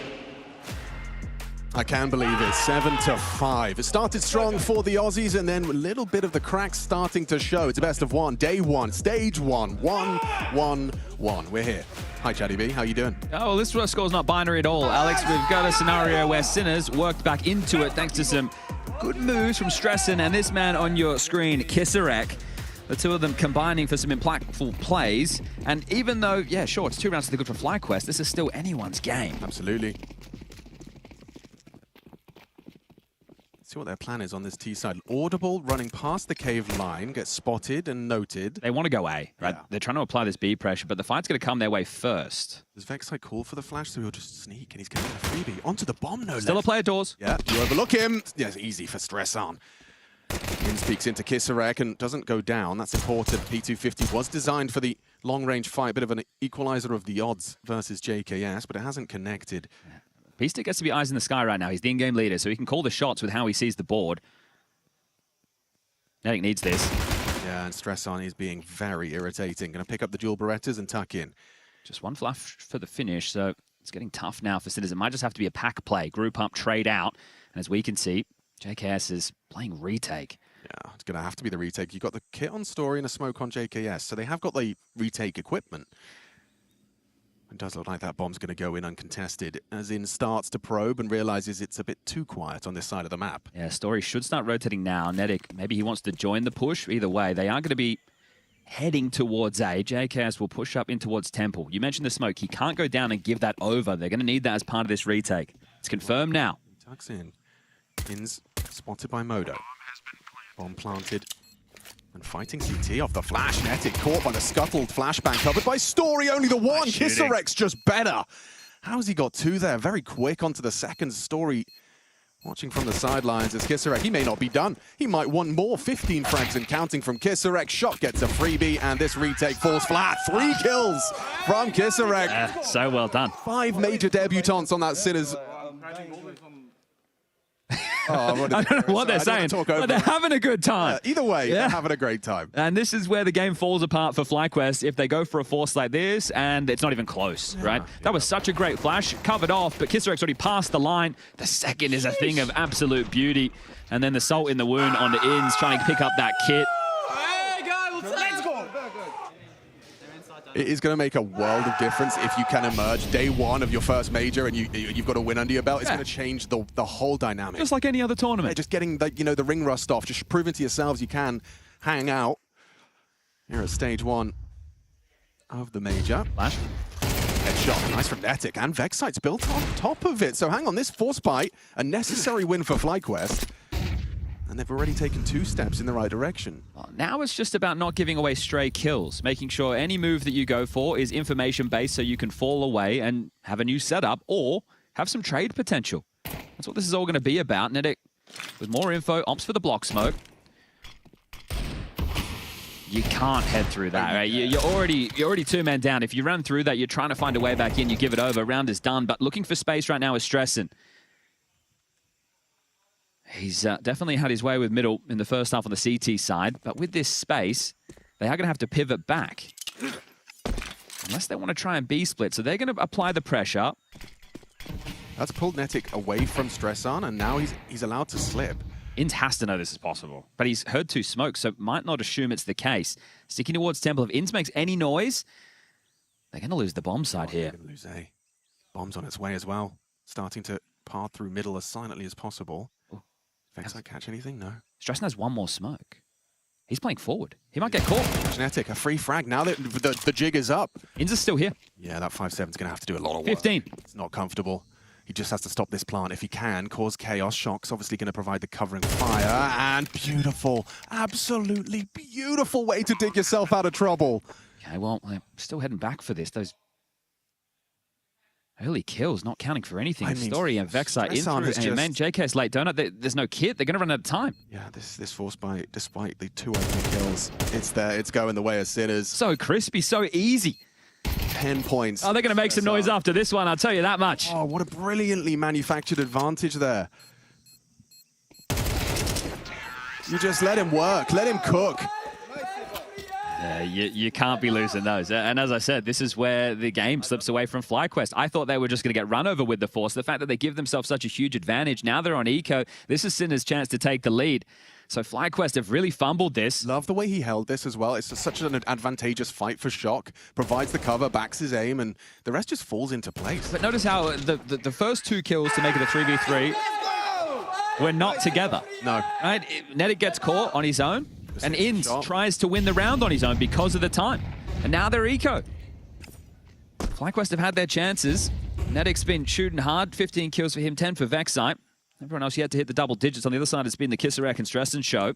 Moto as well with the odd pick off. And as you were just talking about, Shock there with a couple of important ones in a key round. So just this time, staying together as 5. FlyQuest find themselves on B, but this Eco should be swept aside. And this is where we can take the opportunity to point you towards the B stream as well. We've got Moses and Dinko over there bringing the action of M80 versus Lin Vision. We're going to have about 4 best of ones on either stream to start the day. There'll be a bit of a break in the middle for the redraw. And then we'll run that second round. Max's been spotted there on the jump. Nice nade for his troubles. That one leaves a mark. They're just going to walk. Yeah, okay. Oh, you'd have loved to see a Deagle body shot connect there. That's the in-game lead attack. Beastie getting himself 2. Circle add another to the tally, and yeah, there you go. Just make it a farm fest of this. Just Vexite, he's going to get taken down any moment. Shot coming up the ramp, and there you have it. All 5 staying alive. Sinners are going to like the way this one feels. Especially when you consider how it started. 6-1 at one point in favor of FlyQuest. Now, Sinners in the lead. Yeah, since that run, right? You're talking 6-1. Well, of the next 8 rounds of play, Sinners have been able to win 7. So to landslide of momentum, that's what's going to happen when you lose the pistol and can't convert on what was a pretty good force. This looks like an A-rush. Yeah, he hasn't even bought it. It's just Story here. Stick is a full, just armored Mac 10. He is going to be running, he's going to be gunning, Worst and weapon for the Story job here. has an AWP versus 5. It's not flashed. Gets the first onto B-Stick, needs to follow up as well. A second from the AWP, but now JKS arrives, puts 2 down, comfortable on the M4, and this pace change falls flat against the Story AWP. Well, I can. I'm perplexed. Because there was no flash? There was nothing. Yeah, just dry, we're running A. I really dislike that. So that right there is obviously, that's prep, right? This is something to do with prep. I'm saying it's a bad call. Story should be getting flashed at big box and not be able to hold that line, right? If that was a conventional A-rush, there should be so much more U2. I cannot believe they just took a gun round like that. I know it's a bonus. I mean, it looked like Inns didn't believe it either. I can't believe that. He was kind of baffled. Like, all right, maybe it's just a blip on the radar. Back into regular schedule. Pushing, charging, double kill, and they just clamp down on middle, on lane, Shock low. They know exactly where you are. 25 HP, and he's got Modo in support, but they're coming to bring the fights, and a quick one from Modo. Need up from JKS, and a dunk to finish. Okay, FlyQuest, a little bit of respite from the suffering. Yeah, but you just did a rifle round, which is an A-rush without all the bells and whistles. Then you go into a gun round that ends early because of a Vexite lane push. And now you have to partial buy. You have to eco. Ash and Yanko are going to have some breaking down to do. Yeah, don't worry, Yanko's doing breaking down all the time. We got Tech 9, we got some Kev.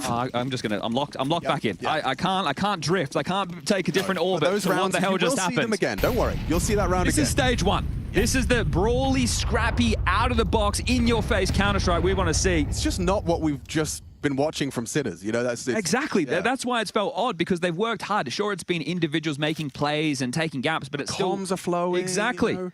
They were looking for a knockout blow in those last couple of rounds, and now they have to do it with just some pistols. So we've got a bunch of digs.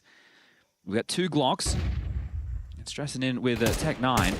JKS on his own in red. Cannot hang around to be peeked by a dig. So it drops a nade, drops back. And this is a nice setup. You can see FlyQuest holding onto their util.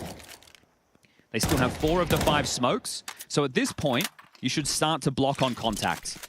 And you're going to be able to rifle through these, stall them out, because all they're doing is going fishing. They're just looking to see if they can find themselves a cheeky pick-in on the way back in. Inzel block. There you go. They know they're across red. Should be picked up by JKS. He's only got a block. Handled. So simple stuff. As the bomb outside of the B doors will need to get picked up. Netic is in a very good position right now for a multi.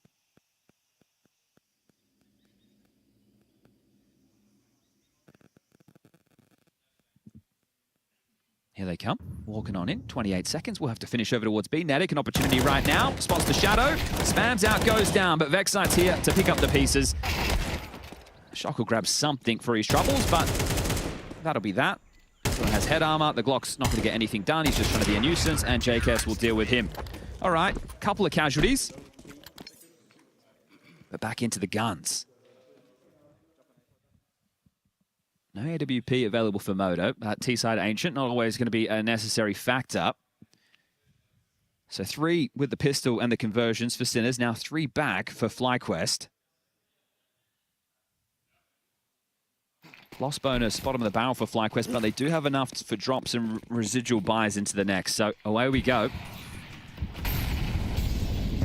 This moment here could essentially decide the game for FlyQuest. They win this, Sinners have to light buy or force. It's going to be A main-centric. JKS and Vex are going for a push. He's hearing the steps out middle. He knows there's occupation of elbow. You need a delay if you're FlyQuest, right? You need a block elsewhere so Vexite can work. And work he shall. 2 backs turn. Vexite strikes twice. Clean execution. Now, he did lose story. They know that's the cave play. Do they try and accelerate B because of that? You'd be tempted to. It's just Netic at the back of the site playing retake. Vexite will fall back passive. JKS locks the door B. Cave seems to be the avenue of assault. Inns has even cheated over.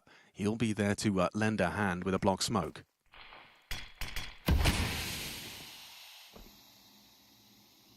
They're kind of boxed in now.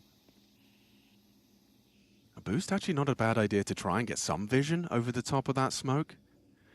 But not being given the fight they were hoping for. Inns even ready with a flashbang. But once that smoke fades, then they can use their smoke for short or long and likely get into the bomb site here. FlyQuest, they weren't great in the post plants, but Sinners, we're yet to really see. This is their chance to just keep this as a 1-round game. Here comes that short smoke.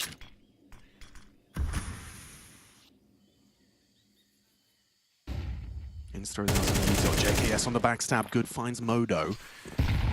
Just B-stick and Kisarek. Awkward incendiary. Nice headshot onto Netic. He's done well. Needs another, and JKS was noted from behind. Oh, Inns goes down. Messi now. Messi! Disastrous! B-stick rips off 3 heads. Vexite in the clutch. B-stick 2 HP. He's already 3 kills deep. Why not take the quad kill? Why not book him? Beautiful round for B-stick. He takes a quad kill. Teammate takes him down after the round. They're laughing. They're having a great time. I thought he flubbed his lines there at the final moment, but great shooting under so much pressure there. So FlyQuest not only in the post-plant situations, in the retake situations as well, just looking out of sorts.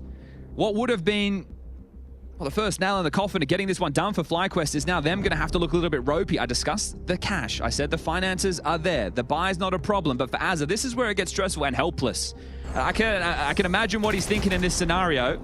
This is a gimme. This is every day of the week. It's on the plate. It's, boys, why are we playing individually? The trade attempt there, JKS gave it a good crack, but that angle for B-stick, beautiful work.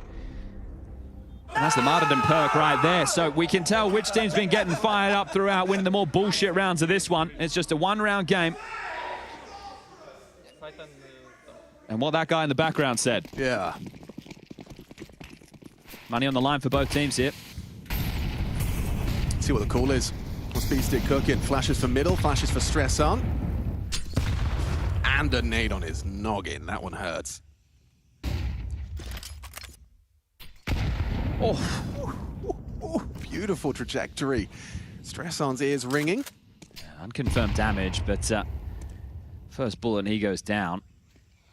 if he gets anything, right? Even if he gets traded, I'm going to take that as a victory for Stressen in this scenario. Right. So a split winding up. A test for Ins and JKS. Lots of info. Lots of info. Saw the bomb on the radar as well. Spam, not going to elect to do so with the A4. Tried to block them red. A minute on the clock. They do have a smoke on Kisarek, but he's outside of B. So these players in red are really just working with flashes. Audible Kisarek step, whether that was deliberate or not, is going to keep Netic planted. Are they trying to force rotations back through red so B6 Stressen and Moto can pick them up? Because he's selling a fake right now, but a FlyQuest buy-in.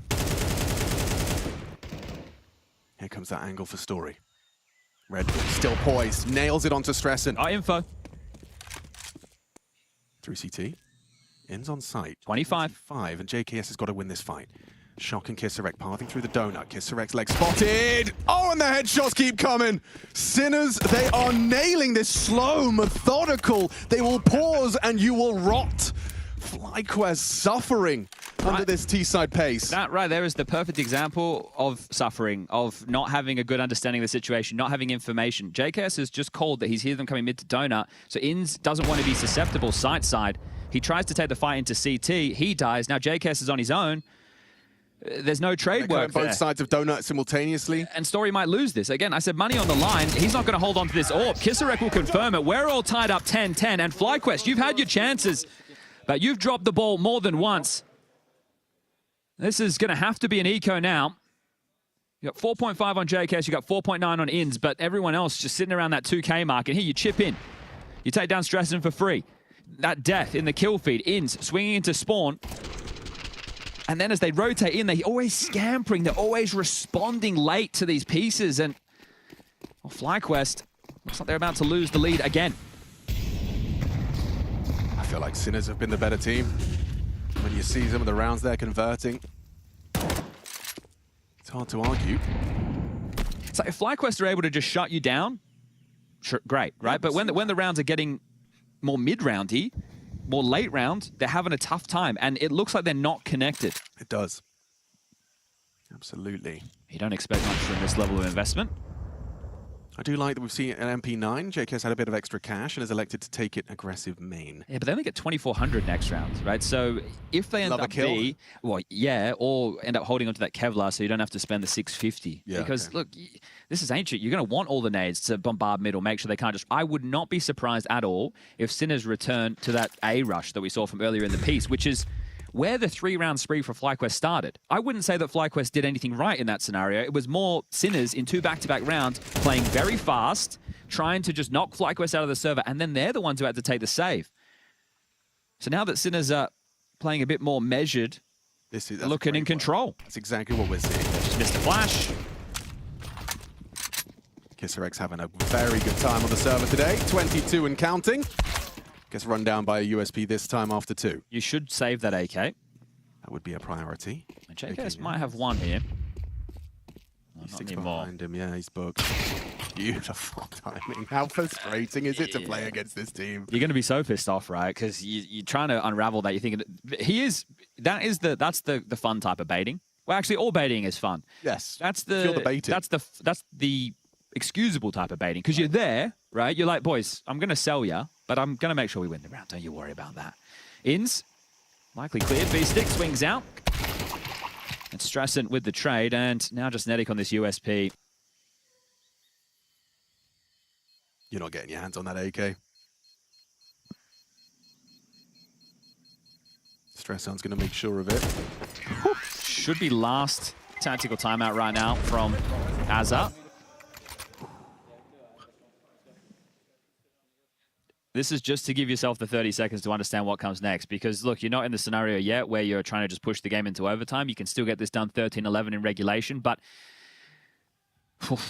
the rounds that you've had, it doesn't really fill you with much confidence. So there's probably a part of this that makes you want to be more aggressive individually to win the round on your own. Yeah.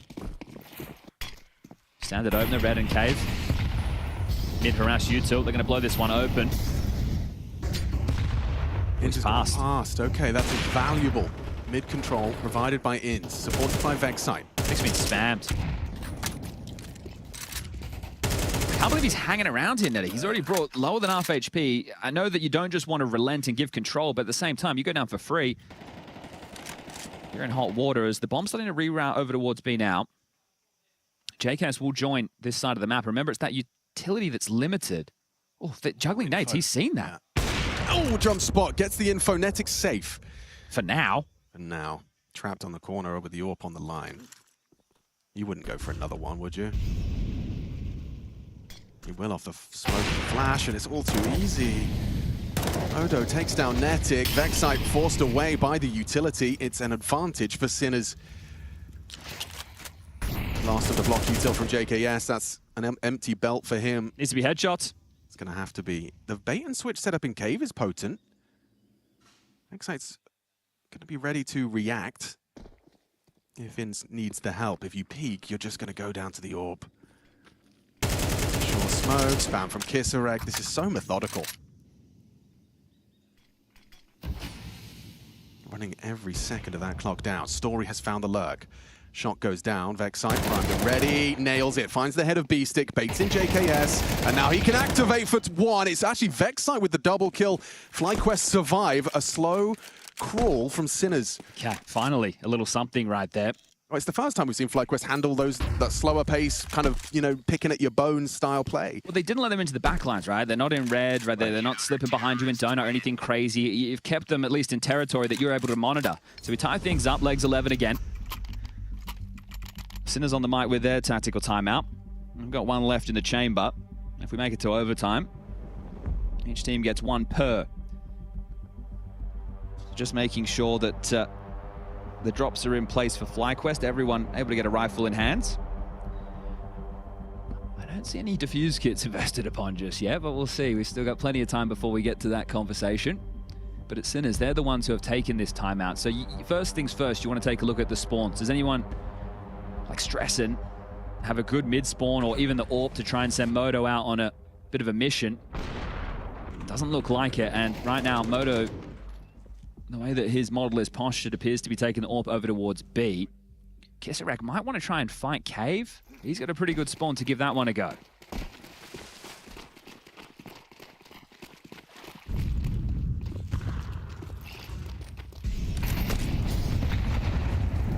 In no hurry. Vexite gonna smoke it himself in order to access heaven. It's an unusual way to... I think it's what Kisarek wanted. He immediately on that started piling towards it. They're going to burst over this. Inns might go down.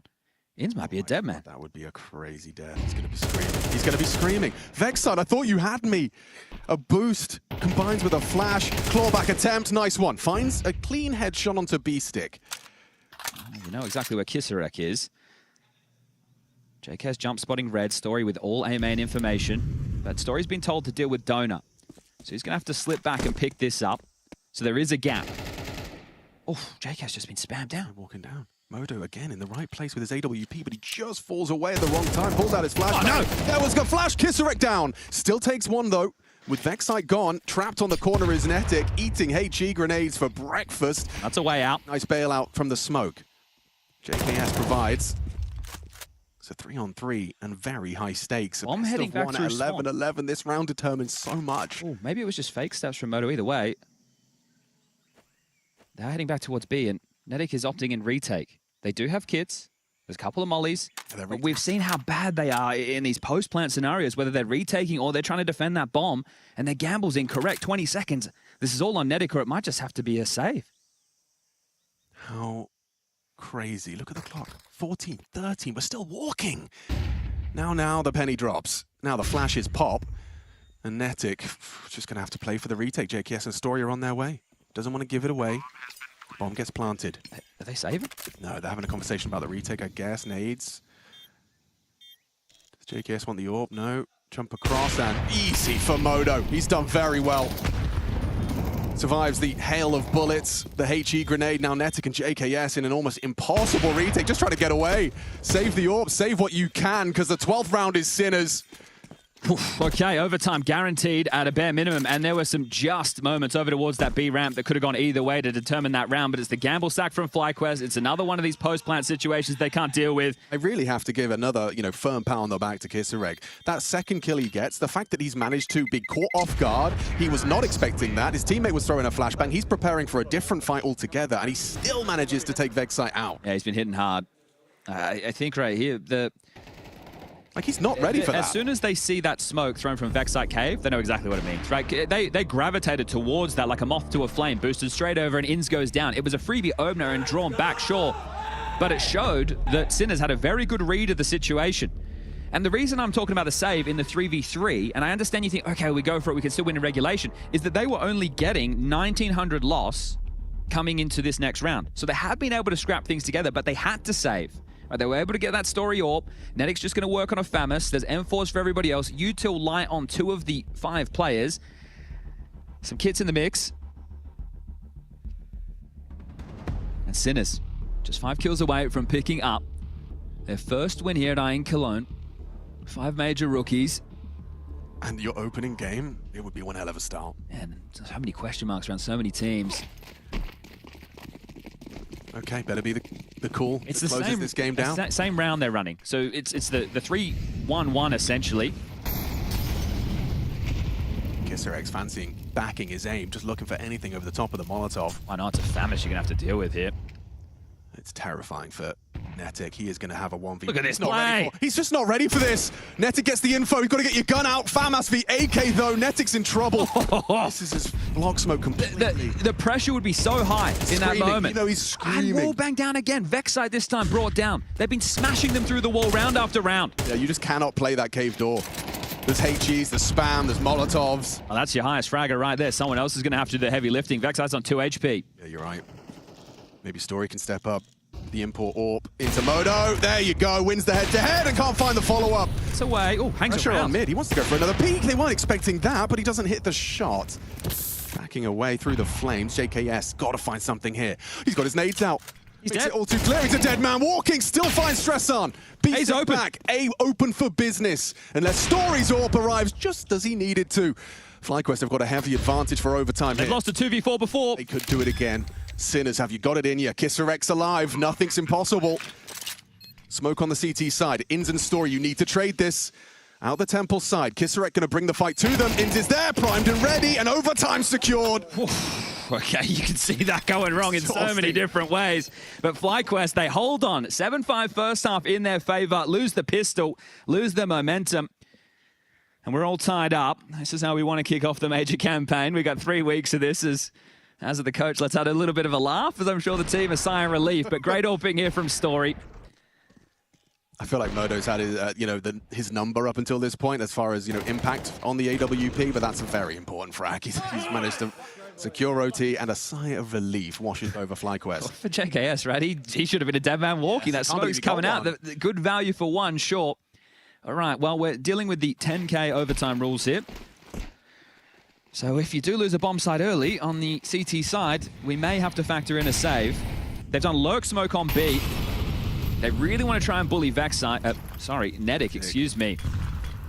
They're hoping he jump spots over the edge of the lurk smoke. He'll actually go for a full smoke break swing on a flash. So some nice coordination, as far as Util's concerned. Good protocols and reaction to that lurk smoke.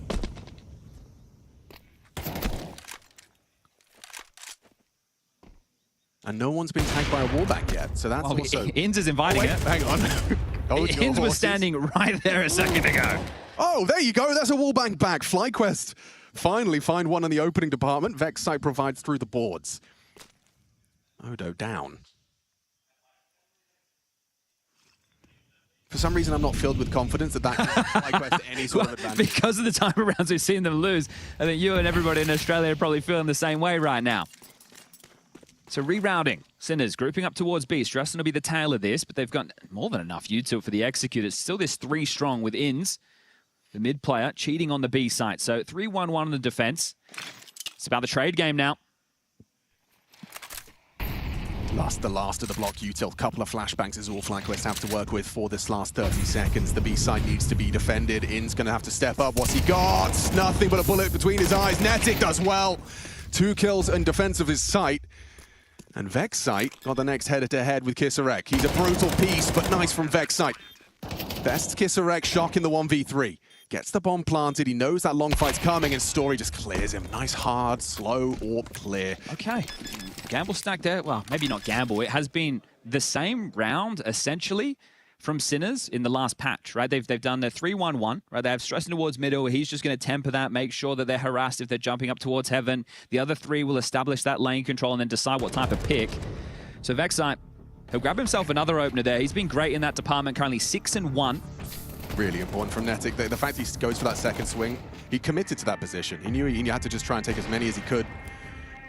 And that's the thing with him. He's been taken out of a lot of map control positions, and it's just because he's such a young, fresh player. His communication when he was part of the team, when Azza came in, noted it wasn't good enough for those roles, and putting Vexite in a few more of them. And why is communication so key for a role like that? Listen, if you're going to take some of those positions, you need to be able to conduct what's happening within the round, right? You say, this is you're not just relaying information, you're also directing traffic. Right. And it's very important that you have precise communication. There's a level of intent required in your voice as well. And experience plays a big factor, right? In terms of the moves that you're going to look for. Vexite has a little bit more than that Anetic. It looks like we are going to call something a bit different. And finally a mid-fight. Straight out middle. JKS had a H-Heat primed and ready. And a spam from JKS is going to draw first blood. Spam back puts him half. They're pivoting back to B. Look at Netic. They've heard him. Yeah, they know he's pushed the ramp. The smokes won't last forever. Is he going to just re-smoke doors and then peace out? Looks like that's the plan. This might make them feel it could have been, they want the mid control and they want to be naughty around red again and cause all of these issues in the mid round. So there's a chance FlyQuest asked too many questions of this situation. I do feel like this cave setup's destined for glory, though. A story or posted onto Stressan's angle. Like, if he doesn't catch the right timing, if he goes first, he's a dead man. Oh, no one moving a muscle just yet. Sinner's hoping for a push. And if Shock goes first, Vexite's there. Or hits. Vexite hits. Beautiful setup on the cave side, renders them useless. What's Modo and B-Stick supposed to do? They should be able to at least brute force in. Oh, hits the flick. Nice from Story. Trying to keep it clean, and wow, nice one back from Modo. Okay, well, 40 seconds. I mentioned the money being a bit of a factor with only 10K overtime here at the majors, and he's going to dip on out. They may even want to throw a body or two at him. They've got the money on the CT side, so if you want to hunt this, you more than can, but maybe with some of the rounds that they've lost so far, FlyQuest are thinking, we'll just make sure this one's a guarantee. Take the win. And you can't buy AKs on the CT side, so... True. Good point, well made. Story in the right place. I mean, how much of, AWPing on that CT side is just making sure you're in the right place at the right time, calculated gambles. Felt a bit more dynamic as well from FlyQuest in the last patch. Yeah. So, oh, they've heard him. They know where he is. Inz is starting to have a look. And loses his boots. Okay, well, they're not going to be able to chase him down here, and that'll be that. Okay, so... one more round before we swap sides. Magic number we're looking for here is 16. We go 15-15. We do it all again.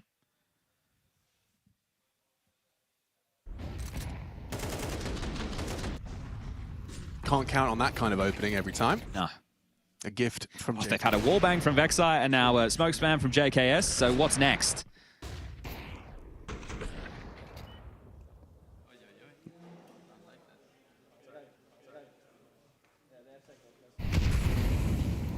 Oh, deep nades there onto Modo and elbow.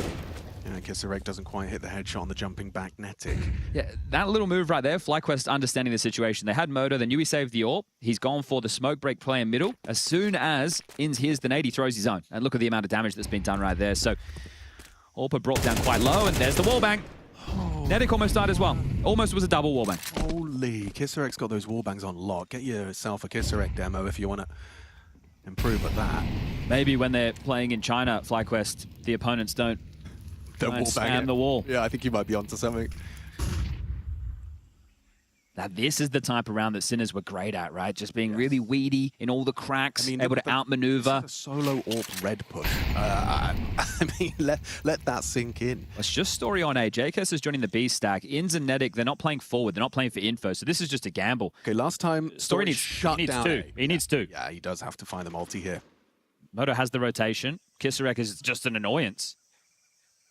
And he's very lethal in his annoyances. He's been great. Story. Dead to B-stick, that's got to be round. Oh, they got to give it a go. It's a run the gauntlet. Modo line in the sand drawn. You want to rotate, you got to get past me. JKS, oh, and another one. Inns is gone. It's just JKS left. Tried to slip the gap. Modo racks him up. They'll have something to work with. 2 to FlyQuest, 1 to Sinners as we swap sides here in OT. Okay, so both teams winning the pistol on their T sides, right? That was the foundation for their rounds. But Sinners feel a little bit clearer in terms of how they were able to find the result, right? If we look at the tail end of the first half of play, it was FlyQuest being able to overrun the B-bomb site with ease, but not be able to win out the post plants. Yes, yes, so 100%. They know that they can return to that. The problem is that was probably about half an hour ago. So you have to now lock in for that flow of the game. We're back into the thick of it, actually. Vexite's already kind of edging the mid-smoke. B-stick is smoked, donut, and Vexite's going to try and get across.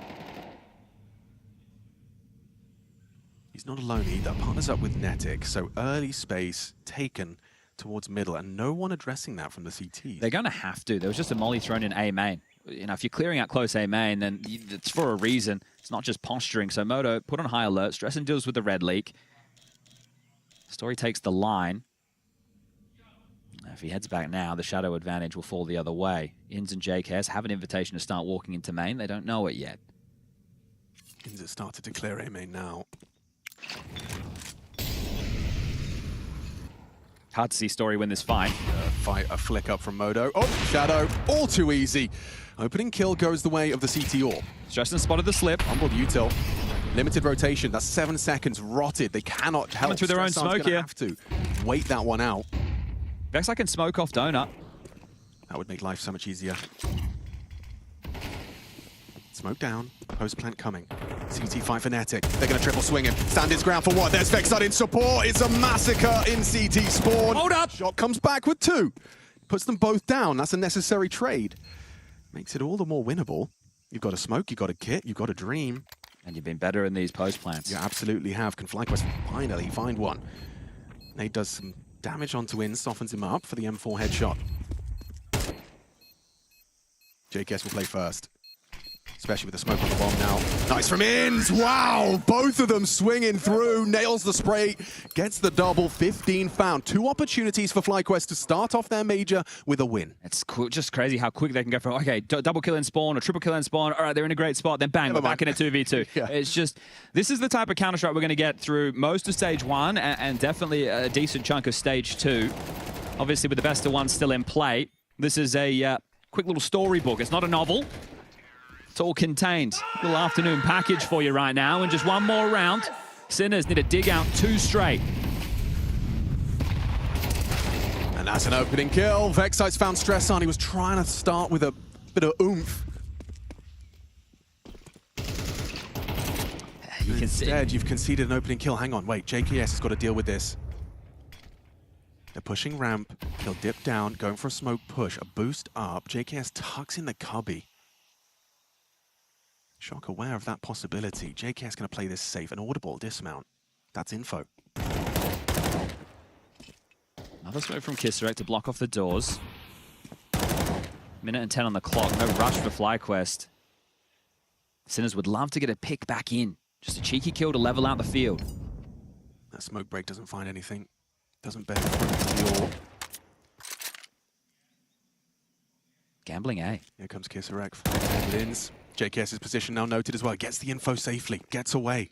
Still going to head towards B. It's a good call. Kisserek's alone on the site, trying to puff up his chest, acting more bigger than he is. Modo and Shock are going to get back here in time. Yeah, even an incendiary as well to make life difficult for him. FlyQuest have the better util for the execute. Smoke, couple of flashes, mollies. Into the cave side. Their util has to be perfect. Flash forces Modo away. Gonna peek on into trying to find Inns, and pressure applied with a Molotov. Now he has to back away. Dips through the short smoke, trying to stay stalwart on the site. Forced to back away now. Tenacious from Kisserek goes swinging in and gets nothing. Modo's gone. Vexite's found it, looking good for the Aussies. But hang on a second, his Shock finds them all. Shuts down 4. Stunting on him in a 1v1. Story's only got 7 seconds. There's no time for this. B-Stick can just run away. Shock has extended play. The advantage for FlyQuest, not enough. I can't believe there's another round. Another one of these scenarios where FlyQuest, it feels like they're in the site, they've done the hard work, the graft has been there, and someone just pops off. Shock. That was massive work with all the pressure of the map on his shoulders right there. And they're definitely settled into things. Sure, the rookie's coming in, it's a major, you're going to be a little bit nervy, but that didn't seem to play a factor right there for Shock. Beautiful stuff. He had quite a low kill total. 2v5. It was just rack these up, just get the tally going. So quick, like it went from, oh, they're about to win, to never mind, it looks like double OT. And you get gifted that opening kill in middle right there. Stressing, he's iced out, right? He is definitely cooled off. This is so big from Shock. Normally when I watch this guy, it's the dig.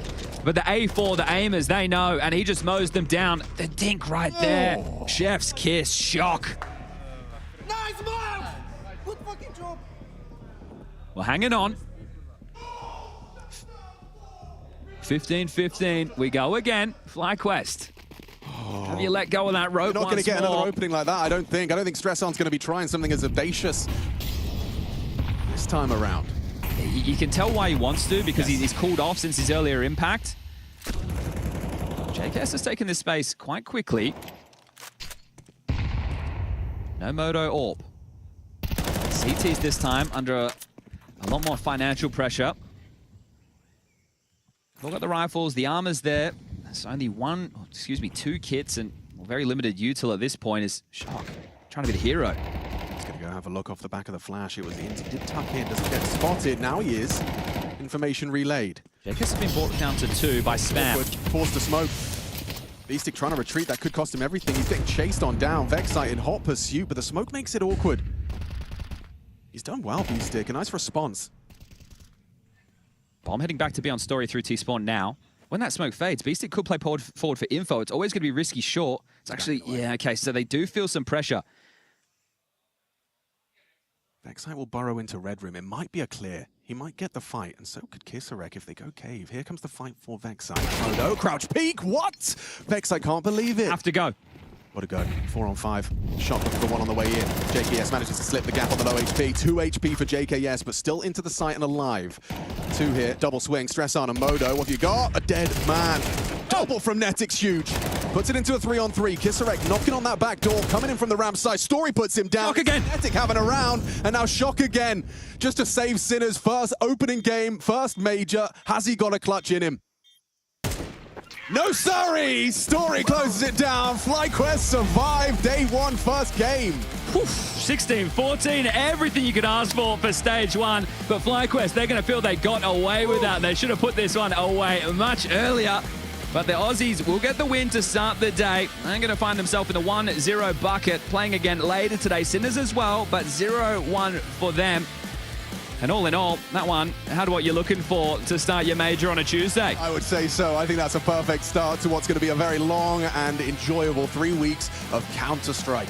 I don't know. I think actually my takeaway with Sinners in particular is that these boys can shoot. They look like they had some good comps. A couple of missteps. There were a couple of moments where they did let FlyQuest back in once they had their foot on the throat. I think for Sinners, right, they're quite slippery once they were able to get space. They made some good moves, some good individual intuition for the game. I think for me, Kisarek, he's the one that gets the nod of the hat. They're 27 kills in total, very impactful. But yeah, all in all, I think, you know, we're getting a look at all of these teams to work out we're sifting for gold, right? We're looking at who can make it to stage 2 and even further, but we're going to throw this one down to Stiko.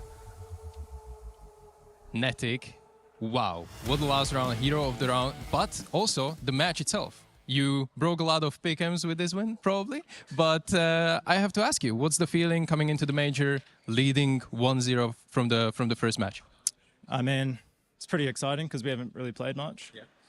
And it's good to kind of crush everyone's expectations, you know? Everyone's been talking a lot of shit, so it's kind of good to just show up and play normal again, I guess. About you specifically, I can feel that you're still having this jitters, this adrenaline is pumping through your veins right now. It's hard to give an interview like that, but tell me, what are your feelings in general? Like, this is just a stepping stone for FlyQuest, or was this perhaps a little bit more labor than you thought it will be? Yeah, I mean, this game was actually like really hard for us, to be honest. Like, I feel like we should have closed it out a lot earlier. But as you said, like, there's a lot of adrenaline going on, you know. They were playing kind of good, catching us off, so it's just good to actually get the win. when I look at the game, actually, there were a lot of 3v5, 2v5 situations that didn't go your way. How do you recover from that? Who was responsible for keeping the mood together? Was this AZR with like a lot of experience behind your back, or was this something else that it just clicked for you then? I mean, it comes from everyone, you know. We always throw these situations, so we're kind of used to just resetting and going to the next round. So I'm glad we could do that this game and not just throw away the game.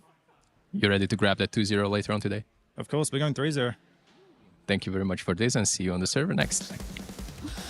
Well, yeah, sounds like he's about to ruin your pick'ems, Ash, but this was such a neck-and-neck game to be starting off the Intel Extreme Masters Cologne 2026. When we're looking at both sides of the equation, though, Janko, I think it's fair to say this was a very stressful game for both of them.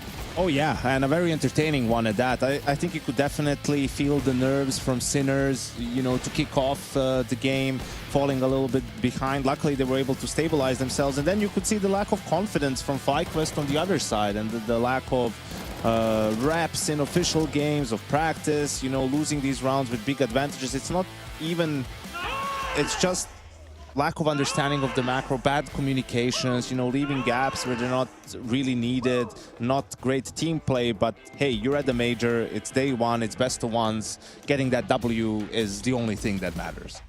Yeah, they find themselves in that 1-0 pool. Does that make sense for your money, Ash, considering, I mean, Nedic was just talking about it, right? They haven't been, you know, in terms of European competition, haven't been able to compete against very many teams. Does it make sense that they start off a little bit rusty here? Yeah, I think they played pretty well, to be fair. I think of the two teams, they probably deserved it the most because I think they were the least nervy, and Sinners to me looked incredibly nervous from the start. Maybe got a little bit better towards the end, but I think on both sides, the CT side I was pretty underwhelmed by because it felt like both teams weren't taking any information in the mid-round, and I think that's why we kind of saw a CT side that was, I think, 5 rounds from both teams, and then the Sinners one kind of relied on winning a random eco in the middle of it, and the FlyQuest one was Sinners just gave them 2 rounds at the start of the half as well, so it's very nervy for sure. Yeah, should we talk about that first half, because as you mentioned, that Sinners crazy round victory does come through, but what happens next in round 6, Ash? How do they kind of answer straight back to that? Well, I think this for me kind of highlighted why I think Sinners will look so nervy anyway, because it's B bomb site, so this can see middle, there's an AWP in middle, he gets seen straight away, but the weird reaction is Shock instantly blocked despite his teammate there, Beastic, being with him, so they're kind of 3 strong towards B using a smoke grenade still, which doesn't really make so much sense. The utility gets dropped over, and then actually for some reason again, 3 people B, 1 minute on the clock, nothing's really happening, they just block B again and use all the rest of the utility, and this kind of said to me a bit nervy things happening here, and then Molotov misses on B-Stick, you see here, a horrible kind of spray. In this moment, Kisrick had a great game. He picks the vacate, doesn't get anything either. Then also Shock at the backline. He sees everything and he's jumping around with his knife out. So that kind of set the tempo for me that Sinners maybe taking this game a little bit maybe too seriously, too much pressure on it after all these years. I'm not quite making it. Yeah, just some communication breakdowns as well. Probably, you know, either too much chaos or not enough for urgency and the comms, and just looking disjointed, right? And that's what we mean by saying, all right, the nerves were there at the start, but once they got rolling and won a couple of rounds back to back was when you could feel them loosening up. But then I would raise you round 16, no? Because, I mean, this is a moment that even left Chad speechless. That doesn't happen often. What was going on here, Ash? Honestly, I have no idea, because usually when you do this A rush, it's the 3rd and the 4th player who's throwing these flashbangs for the AWP, and we see in middle, the 4th and 5th players just throw all of the flashbangs here. I don't know why 4 flashbangs, and the Stressan has a HE grenade for some reason, and a flash and C throws absolutely nothing, and that means that AWP, who is here on an empty bomb site, who should be flashed, it should be a 5v5 retake, and then I think, to be fair, I would prefer the T's to win this, and they didn't even get a kill at the end of this, so this was a complete disaster. I'm not sure whose fault this was, but it looked like a good prep round that was just lacking just an obvious detail.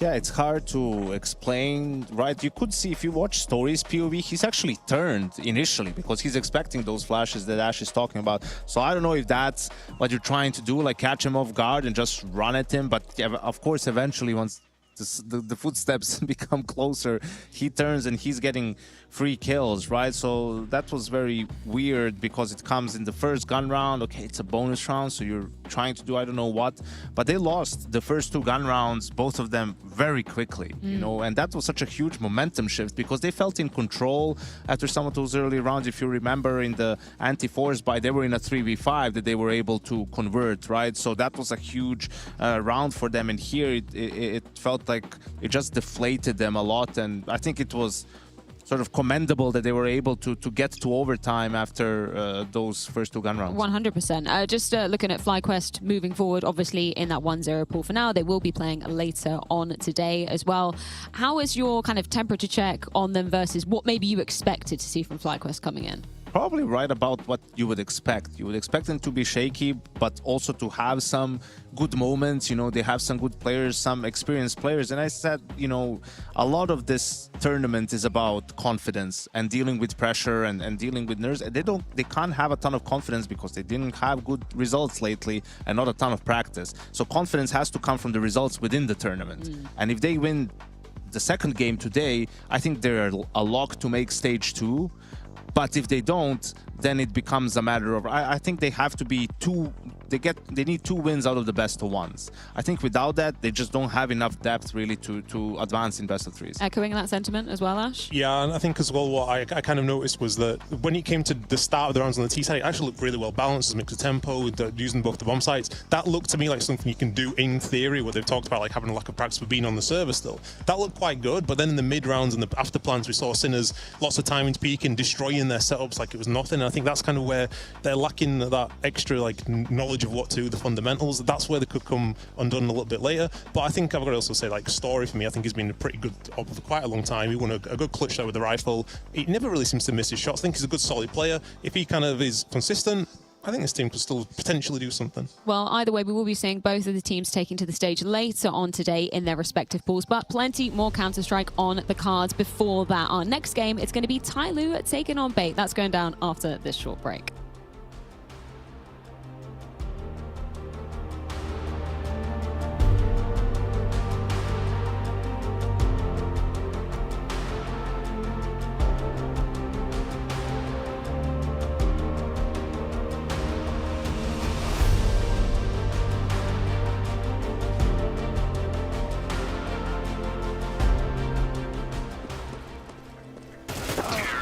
Bro, you're baiting every round. Talking about? I had so many trades. Trading anything. You're miles away. I carried you. Tell me one round.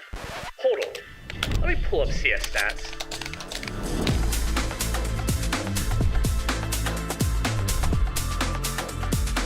Oh, wait. My bad. You suck. Settle your debates. Search your profile on CS Stats and turn on tracking to see all your games.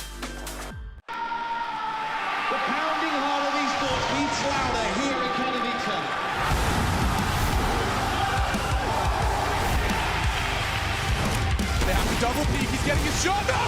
Unbelievable! Something special to throw up this decoy, and that's exactly what happens. Katowice! We are back!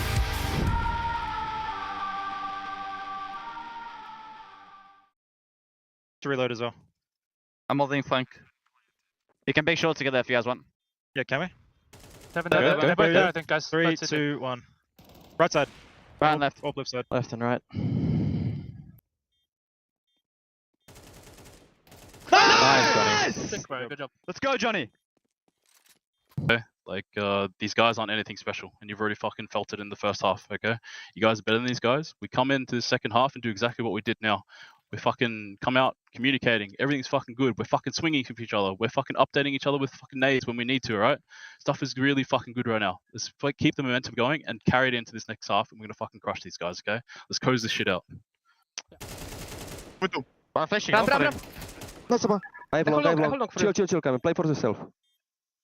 I hold short. Will be short. He's short. Forgive. Short. Nice! Thank you, Camille. Thank you. I'll plant. Planting here. Nice. Let's keep sitting, guys. Yeah, come. They better swing. I'm with you. I'm going with them. One more. Nice. Nice, boys. Turn out. Blind. CT, one more. One more CT. And not top. I'm at big box, okay? Yeah. I'm big on you. Holding temple, I can walk out. I have your temple. I have to hold it. I have like the cross in front of you, okay?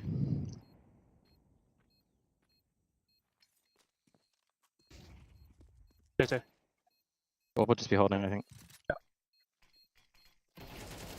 Nice! Fucking sick, boys. What the fuck? fuck? Let's go, boys. Holy fuck.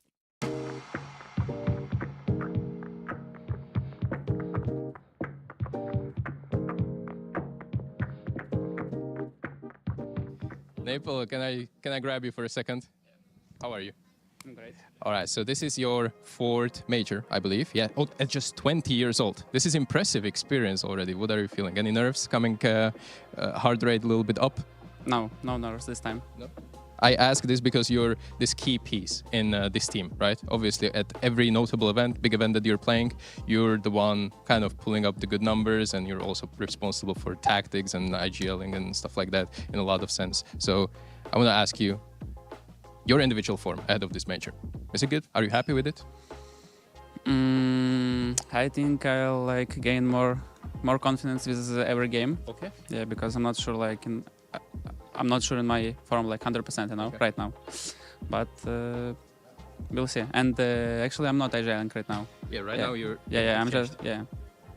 I already heard on Analyst Desk mentioning this, but you're probably one of the best teams in the world when it comes to best of ones. Every major, I looked back, and it gives you a really good boost these first days when you're still in the best of ones. Do you have any idea why that is? Are you just anti-stratting the hell out of everyone, or you're just playing your game? No, I don't know. Actually, I also heard that, but we are not doing anything special, We're just playing good economy-wise, and we're trying to save in best of ones. So we are trying to do good pistols, and that's it. I don't know. You just have to shoot good and look at your economy, and that's it.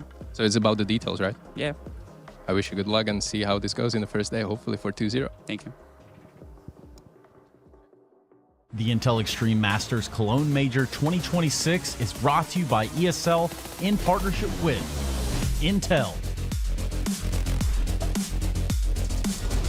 Acer Predator, DHL, and Zoe.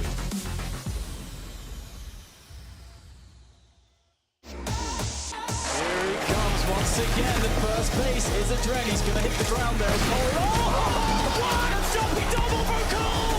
What is going on right now? How does he do this? Cole is saved Luminosity with the all-play. Bait ready to make their Cologne major debut as they lock horns with TYLOO. Another best of one on the cards for us to see who else is going to follow in the footsteps of not only FlyQuest, but also M80 going down on the B stream as well. Ash, let's just dive straight into it because we heard some words from MPL. He acknowledges that they are very good in these best of one situations. But when we look back at the other CS2 majors they've attended, they've always kind of struggled to make a deep run there. What's your kind of current takeaway of Bait coming into this major? Well, they changed in-game leader at the start of the year, and to be fair, this isn't the Bait that I kind of remember. Like, I used to remember them being a very set team. It was kind of like, we used to call it like spin the wheel, like we're playing against them, because it felt like every round was just something completely different, A rush, B rush, something else, and now it looks like they're trying to play a little bit more controlled.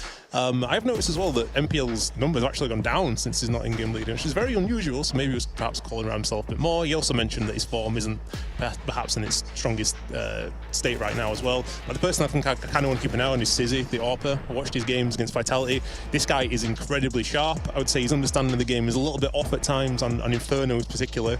On the CT side, I feel like he's been watching some demos. He isn't quite understanding it as much because maybe it's like a face-it thing and he's more comfortable playing maps like Dust 2, Mirage. So we'll keep an eye on him. He has one for the future because I think he's the youngest person here by quite a long way as well. So yeah, the youngest player at the major was still in kindergarten the last time Cologne was a major. But yeah, Bait, one of those teams that you feel like they're struggling to find a way to get to the next level. You know, they're consistently coming to these tournaments. They're able to, you know, beat some of the teams that are close to them. But outside of that, it's really been a struggle to do anything more, right? And obviously with the opping change and the IGL change at the start of the year, it takes a while to be able to find that consistency. And I felt so bad for them Atlanta as well, because in what world is Vitality going to be making that lower bracket run? And that is your final opponent to potentially be making it through. Like, it felt like they were robbed of that opportunity. On the other side of things though, TYLOO, speaking of grinding, they've been playing a lot of tournaments prior to coming into Cologne. Do you think that's a good thing or a bad thing? I think it's a good thing, right? Albeit, again, as we discussed, a lot of regional tournaments, right? And TYLOO is the Chinese powerhouse, right? an organization that's been around for a very long time, and Jam Young is definitely the star player of this team. He was unbelievable in that Fisher last year that they won, and he won MVP. Zero is the new addition for attacker in that sort of lurker/anchor role, and obviously G, the heart and soul of the team on the AWP, right? And they've had that great result in Rotterdam. Unlike Lin Vision, they actually did attend, a Tier 1 European LAN. They knocked out FaZe Clan out of that and really put a hit in their major qualification chances. They even took a map off of Falcons in the next game in the lower bracket, and then got eliminated. A bit of a tough run playing both Falcons and Maus in that tournament. But yeah, it's just a question of how good are they really, right? Like, how can you gauge their level when they've just played so many events and games against mostly Asian opposition? How do you rate them at the moment, Ash? It's kind of difficult because it seems like when they play against teams below the level, just unbelievable and destroy everybody. When it's around their level where you can't expect them to be, they're just kind of a little bit nowhere. But I would say, I mentioned earlier, I think Rez is the best player in this stage. I think Jam Young's in that conversation, maybe not quite there, but I think he's definitely got that potential. You've also got your eye on G as well, right, in terms of how he performs against those higher level opposition. What do these numbers tell you?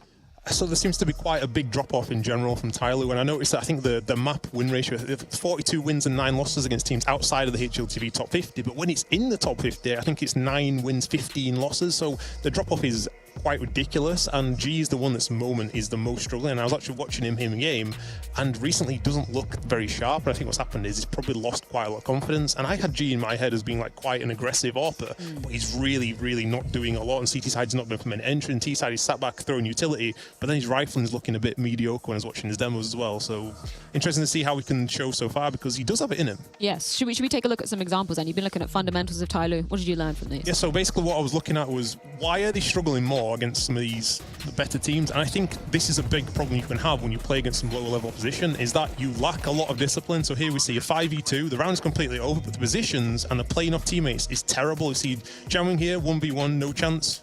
Zero isn't ready to trade him, then he decides to random peek. Messiah's 1v1 in the corner, he gets killed as well, and suddenly just like that, if Big Zero makes his kill now, the round's lost from 5v2 and you can't come to a major and play like this. And this even happened in the same game, the last round of the game, 3v1, they spot Safi here in the ramp, they know he's here, G cuts off rotations, and this is literally a round done. I think I stopped paying attention in the demo, I was having a drink, I was scrolling on my phone, doing whatever, and suddenly I thought, oh wait a minute, he's in a 1v1 because somehow, even though he got legged, there's no time left on the clock, with 40 seconds, not that so much. Cover the bomb sites, Messiah just takes a 1v1 with him, he gets killed, and now Jam Young has an impossible 1v1 against the AWP, and it's over like that. So if they have this same indiscipline, which comes from bad habits of usually when you play against level teams, you can just peek them and kill them, you get your stats, whatever. This happens here, even if you win the round, you can lose confidence sometimes. And this is the stuff that I put on the coach and the IGL, right? Because you need to, these are the things that you iron out in practice all the time. Like, you need to keep the discipline up in practice, you need to keep the discipline up against lower tier opposition. That's an easy trap to fall into, where you're like, oh, we're winning, so it matters less, we're like owning these guys, so who cares? Well, you need to have perspective in those moments, because if you don't, it will come back to bite you. And we get to see that very map of Mirage going down. It's time to be jumping into game. It's Bait versus TYLOO going down with Chad and Alex. Yeah, let's dive into this one. Bait best of one merchants allegedly. We heard NPL answer Stico saying, yeah, we don't know, we just show up, we rock up, and a lot of people expecting to see Bait into stage 2. I think this team has a solid foundation. Austria and Budapest put on a bit of a show. Let's see if they can kick off their campaign here in Cologne in a similar fashion. And new face for us at least, or at least me, Zero in the TYLOO jersey. No more attacker. Yeah, I think that's one of the problems for TYLOO for a while, searching for an attacker replacement. And Zero, while he's played 81 maps with the squad so far. Let's see what gets offered up here in the pistol. As this is going to be an A execute. Alex is playing retake from Ticket. It's a 3-man B stack. MPL's the first rotation. It's the kit and the smoke combo. So if Alex goes down. So is he just going to have to play full retake? He's going to have to slip all the way back into spawn. Great shot. Ooh, very nice. Job done. You've got the kill, you've got the man advantage, and now you can play for that retake. You let them have the site. They're going to use this G-Flash after the plant. So this next skirmish is key. They're waiting for it. Zero and Mercury off the flash. They're going to wait for the CTs to congregate, try and catch the perfect timing. Zero's going to call now. Flash high. swing, double swing. Need the kill. Oh, they hit everything. Mercury takes 2, needs the 3rd though. Alex still with that smoking kit, finds the kill, is 2nd of the round. And now you've got MPL coming in from the stairs side. Jamyoung's got the crossfire established with default. A slow walk from MPL, swings in. G hits his headshot, but there's Alex. He's having a round. He can just defuse it. He's just going to hold it. Jamyoung's going to have to hit the first bullet, otherwise it's curtains, it's base, stealing it away. Alex 666 starts the pistol with a bang. And that right there from him, he's an opener and a closer. That's huge from the in-game leader. There's so much pressure that he's finding himself under in that situation. And you see the congregation of the car crash over towards CT spawn when that flash comes in. Everybody just piling on top of each other to get away from the flash. Look at everyone just turning away in unison. That's where you think they made mincemeat of this, but Alex does very well on the way back in. I believe that. I mean, he was still kind of jumping according to the kill feed. He hits the first bullet on the USP jumping up. Well, the bomb does go down and you take an awful lot of casualties, so we know what that means. There will be a force buy that is going to follow through, but we just have a quick technical timeout in the early stages of this one. Just make sure everything is sorted. I also think for Bait, right, I was referencing Budapest last year. I think they've had some decent results this year that for this stage of teams, them and GamerLegion kind of stick out like sore thumbs. You had a little period where Sizzy was still finding his form, and I think he still is, right? This kid's only 16. I don't like this second round buy from Bait. It's very MP9 heavy, so that's why they have to take these type of risks. So Sizzy in through the underpass. Seems like it's a risk that could net him a very nice reward. Opportunity squandered there. Mosey is going to be tucked. And he's heard some steps behind him, Sizzy. Mercury and G both Excuse just me? booked. That's the bomb loose. You could get another one here. Gets Mosey down to 20 HP. Jamyoung in middle is going to try and claw something back for TYLOO. The smoke's still up. He's catching flak, and Alex through the smoke finds Jamyoung. Not comfortable for Zero and Mosier. They still have over 60 seconds. Still getting over the Sizzy double there. That was bizarre. They both line up for him. They weren't expecting the MP9 to go swinging, despite being audible. My initial thought there was as soon as Sizzy takes that little exchange, he was going to back off. Like, this is a 16-year-old at his first major, and he's going, actually, you know what? I'm just going to stand and bang against a Galil, and then just turn around for a nice little double. So Sizzy's done enough to convert the round, unless Mosier and Zero have something to say.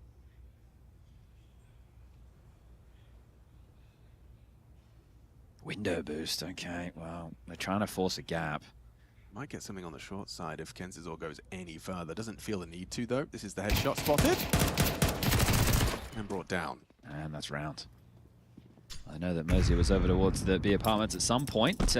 We slipped past. He's making steps now in jungle.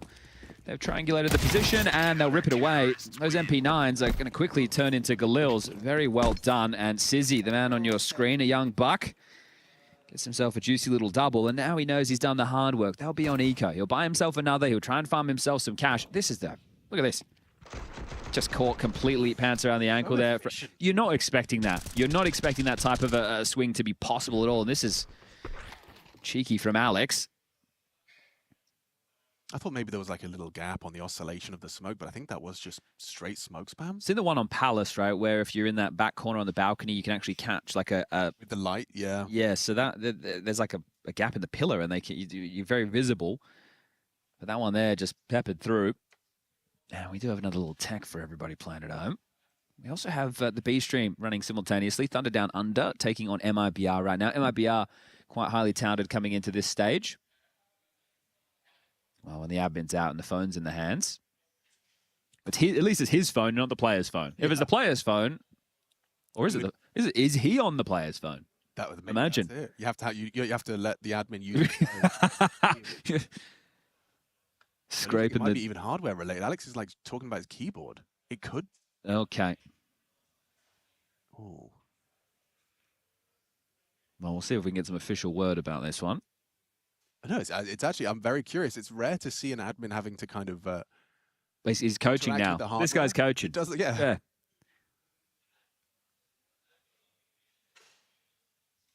Sorry, we don't allow neon green lights. You're going to have to move them to blue or a nice yellow color if you could, please. Thank you. I'll send you the hash code. Oh, Jamyoung maybe a bit cold there. He's got the coat on the shoulders. That's he's just aura farming. That's kind of like walking down a dark alley at night type beat, right? You got that on the shoulders. It's cape. Okay, he's a superhero now, or a villain, or you know, just a Victorian gentleman walking down the street. Did they wear capes? Wore capes back in the day, didn't they? All right. Well, capes were involved. I think you're thinking of RuneScape. Yeah. But it looks like we're getting the restore underway. So remember, we are going into an eco. It's one of the worst ways to come out of a technical. And we're still in the starting blocks. It's eco. Gee's got a deagle. You know what I did like from TYLOO was their pistol round. I thought the whole logic of like exec A and then have another a game plan to fight CT. I thought that was all very well grounded in logic and reason. They should feel like they should have won the round, don't we? Alex hit a nice one to start and clutch stub. So that's what. So we have actually just heard word. It was an unresponsive keyboard. So if we see Alex randomly stop, anticipate another one of these tech pauses. Looks like he's moving now. I hope so. Okay, 3 digs, 2 clocks, and Sizzy, remember, aggressive again. He wants to farm up some cash for that AWP. He's going to be assisted here by MPL. Flash forward, a fight found, and Sizzy eventually dealt a hand by Merzier. But I don't know if this was intentional. Obviously, you can't really predict the flow of the rounds, but Sizzy getting aggressive early, I like this. Right? Get it out of the way for him, get a couple of kills under his belt, show him that this is no different than any other tournament that we've played, other than the prestige and the stickers and the fact that it's a Cologne major after 10 years. Right? But apart from all that, it's just Counter-Strike. Yeah. So let's go Sizzy. I think this kid is definitely fun to watch. And at 16, there's a lot of growth to come, but we are going to get into the first rifle round of this one. Round number 4, there's a 3-0 lead. So TYLOO, they equip the AKs, there's no G AWP. And away we go. Window smoke top cap, but quite quickly into what will be an A execute. So looking to test Alex, but he's got the support of the short player, Kenzie Zor. Playing Joker over towards balcony. They're set up nicely for this.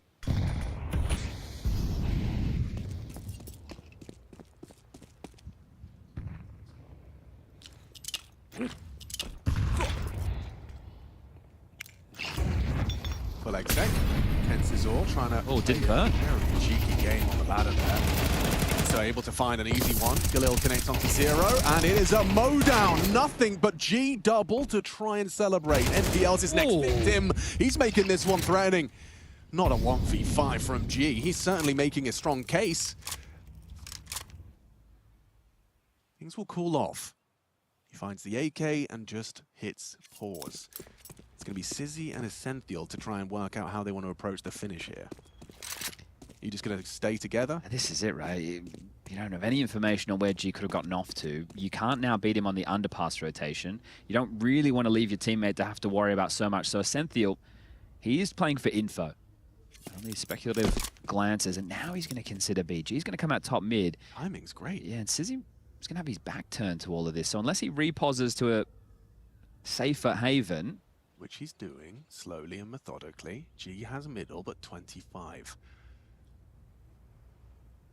A sound cue would be the end of Sizzy here.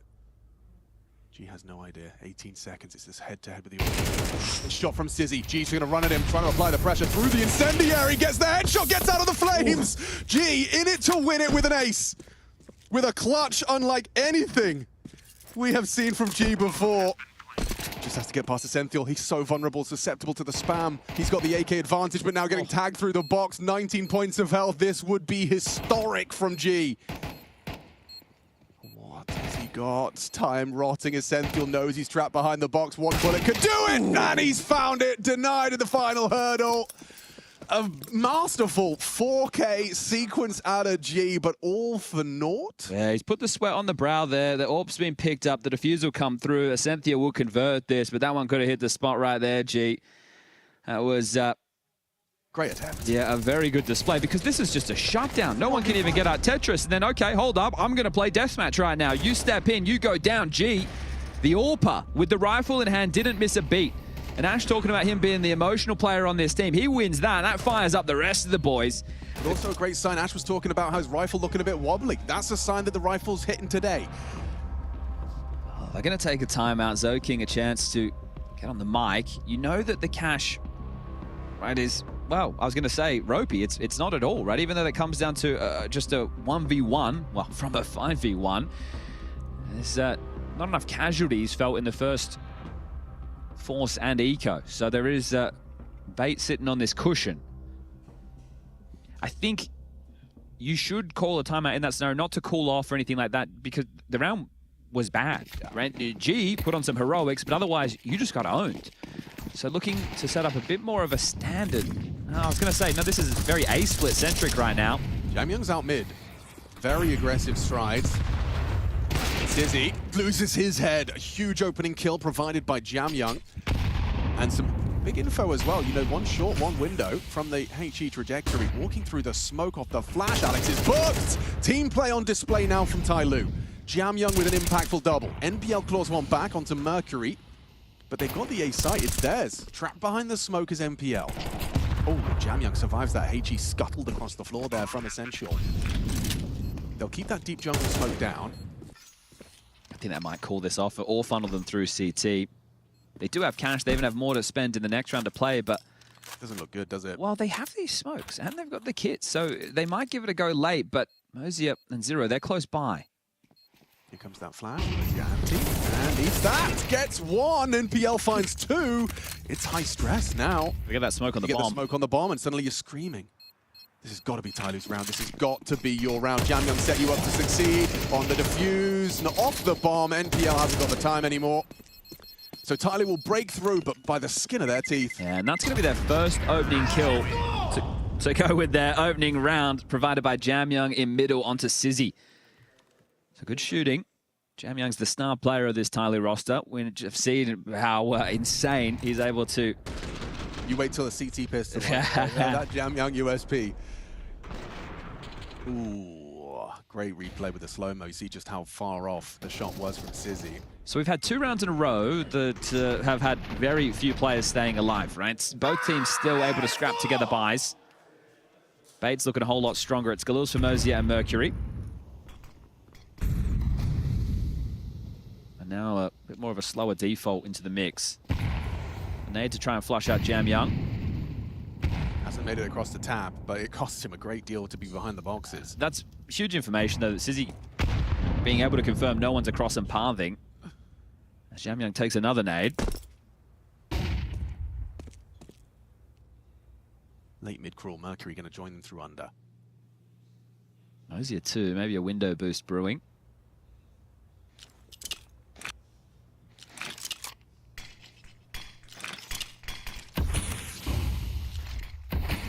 Exchange of smokes. Smoke's wonky. Yeah, that's not great. Says he has something to work with, however. But does create questions.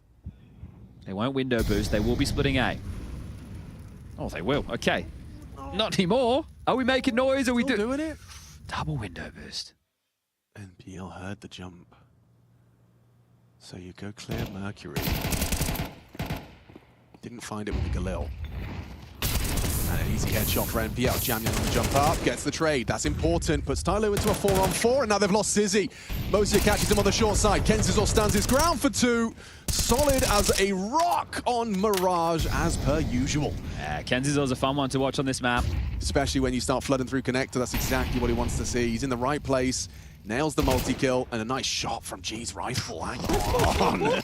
Okay. He's definitely looking sharp. Looking like a little laser beam in his hands. Well, another multi-kill. I feel like the last 3 rounds, someone's had a 4K. Yeah. G feel that way. into NPL, into Kenzizor. So this was so nonchalant from him as well. Like, that first is easy, the second as well. The third is nice because he's getting through the corner. Like, he's doing this CS2 dynamics. It's just like slightly moving through the corner on the way back, gets it and kills G to secure it. Oof, very late buying. TYLOO is still juggling stuff around in spawn. Mosier wanted to take his spawn. You can see he's just been like knife walking. Sentinel's blocked in with the incendiary. It just limits the ability to be poppy and explosive in a type of buy like this, which I really can't believe they've all inned on everybody bar 0. If they're able to get the plant, then they'll be fine with the max loss. But if they don't get the bomb down, it'll be more of this. Yeah, and it does look like Bait are hedging for something Poppy B. Yeah, it makes sense. They have a good beat on the money. That's what MPL said. He just says, read your opponent's economy. It's a big part of the Bait gameplay. Well, speaking of someone who's nonchalant, that man very much so. Heavy barrages of HEs. This is a very signature from Bait, constantly seeing these 2 to 3 HE combos being thrown out towards middle in the mid-round. Kensizor's going to get completely flashed. He's actually underhanded an incendiary while blind. It's going to serve its purpose. He can shoot over the top of it, but so can Zero. G in support. Gets the long-range frag. Here comes MPL into the site. Needed that onto Mosier. TYLOO have breached the site. Just Alex remains. You said it's been 4Ks on 4Ks. That's exactly what Alex needs if he wants a chance at the 6th here for Bait. G gets the info just about alive. And that was his chance. Gets that, then he can start to be a little bit more aggressive, but holding on to this AK becomes the plan as, yeah, if max loss bonus is in play on the other side, you know that it's just going to be that 1,400 loss. So, Bait, despite this 5-1 lead, are in a bit of a pickle. They need this AK. And, you know, you said the buy was a little unusual. They've managed to actually make it work. Credit to Zero as well. Some heavy contributions. That Tech-9 trade was integral. I think they've established, hey, we are able to get this map control, despite the harassment you were discussing, right? The top mid HE or the underpass there to try and really stall them out. But if they can get the space, then they're able to tee up from that point and then swing. Nice.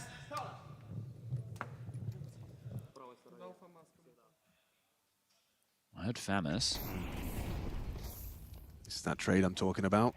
Kensizor did well to try and, you know, stabilize after being caught out by the flashbang. Yeah, and I think at that moment he calls next player's low. Unfortunately, Essential swings in and it's G there as well. Nice. All right, here's the force for Bait. If they lose this, they will have to eco. So a very important round for TYLOO's T-side campaign. For Famous, it's the AK. Sizzy holding on to extra cash for further down the track. It's 5-7s for the other three with Util. This is all going to be about corralling and keeping a leash on TYLOO. So spread for the map control, but a quickly regrouping. So spread out, make sure there's no early pushes into B, up middle, and then regroup for a finish with the Util. Now, Alex's AK, it's on his own. Sizzy towards Ticket, sure, but there's none of these pistols that can pick this AK up. Alex will have to deliver. Yeah, he's on high alert. Sees them coming, and just a quick trade out of Jamyoung has opened up the A site. Sizzy stares with a FAMAS, not feeling like he's going to be able to get too much done here. Flash is perfect, just pops in his face. He dips into the con smoke, though, so maybe not. Jamyoung, solid pathing. Gets info on Kensizor as well, spots him jumping over the top of the smoke. This investment's starting to look okay with a pickup onto Jamyoung. That equals the odds. G could be vulnerable to the FAMAS, nails it onto the stairs and spams Kensizor as well. Stunning. Oh, G's been looking great. Yeah, he has been the MVG right now. Want to get that AK and get out of there if you can. Yep, scoop that one up, and now it's just about getting away safely. Essential going to give them something to work with into the next if he can save the AK. Imagine. All right, looks like he's out of there. So he can drop this or maybe drop the 5-7, hold on to himself. He's the Bianca, right? You got Alex, he's going to deal with A, and then you have the combination of Kensizor, Sizzy, and MPL as your mid-cluster. But there's been some close moments for Bait. I remember the pistol round, that was Alex having to come up huge with the clutch. So, sure, Bait are the favorites, but this one's still open. Jamyoung jumping up there on the lip as well. Didn't want to path through the grey screen. Made his own path. And you have to eco if you're Bait. There's no conversation to be had. So Essential is going to start over towards A with the AK. Kensizor spots nothing out middle. This is just a gamble stack from Bait, and understandably so. These are the ones you just cannot give up. If you want to be a team that strides through stage 1, you've got to be able to survive against the Eeks. And there's info. Kensizor gives it a go. Gives it a go. Spam as well. The AK on the other side of the map, so that's great info. That's going to have you accelerating towards the opposite side of the map. All right, so just a one-round game. The guns are going to come out into the next. This is my angle. Love that, Jamyoung. Respect. Sizzy was saving for the rainy day, so he will have his AWP.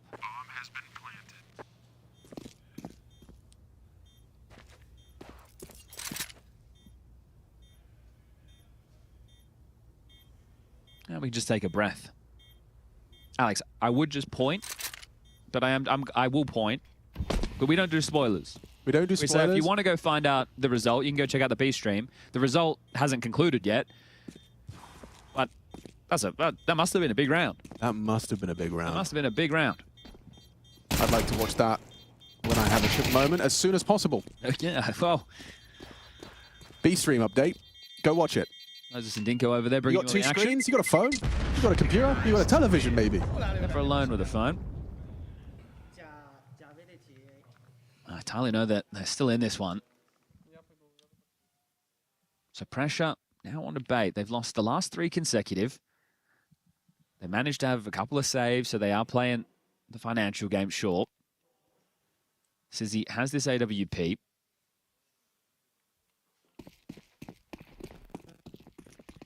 And it looks like he's going to start over towards B. So either he's going to poke his nose up in the apartments or help out short. Oh, Sizzy's setting up the rifles to fight for mid-control. He's going to flash from B, and these rifles are going to clamp down together. Excuse me. Yeah, it looks like G and Jamyang are going to be more hesitant to commit.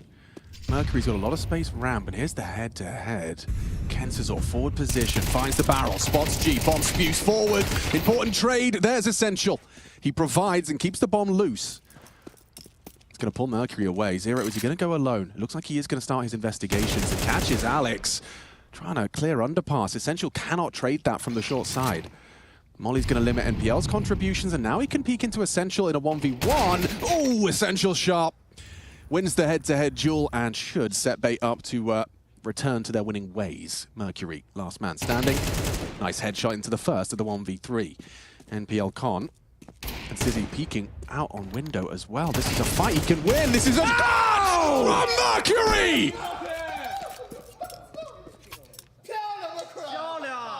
An outrageous turn of events. That was Bait's round every day of the week. The fights come to him and he thrives, doubles his kill total. Let's see that in the replay. Sizzy misses a shot, overcommitted, a dink exchange, and a quick follow-up headshot onto Sizzy. Yeah, I started, look at G's face. I started this Sizzy conversation, right? 16, he had the MP9, he was getting aggressive. I think his only kills have been with the MP9. Yeah. We haven't seen a lot of AWP action out from him at all right there, but that one, they've decided to take the fight. You can't blame them, right? You're swinging together, you're just meant to trade. And Bait, it's about missing those shots. Sure, Mercury has to hit them, but you've got to miss them on the other side of the server to give that one away. Mercury, massive clutch, and that's going to change the entire dialogue of this best of one now. Best of one, yeah, 100%. That is a conversation. Alex, dead to zero. Patience prevailing for the Palace play. There's so many ways that they could have played out that round, and they've opted for... Get it done as fast as we can. And it looks good. Yeah. It looked better from Mercury. It really did. The last one, very quick adjustment. What's he got from Sizzy's dig here? Good angle around the smoke. Touches the opportunity onto Jamyang, and he'll put him down. Nice couple of body shots onto a second. Mercury survives. And they must have known this was likely to be a little bit of a factor, right, Bait, coming in with somebody so young. And the reason for that is this team is young, right? They've seen these players grow over time. So Sizzy, the next man up to bat, not putting it all on him by any means, but in that scenario, that's where you'd expect your AWPer, especially one that's flashy, to get the job done. Speaking of AWPers, G takes down Essential, and we just have Kensazor.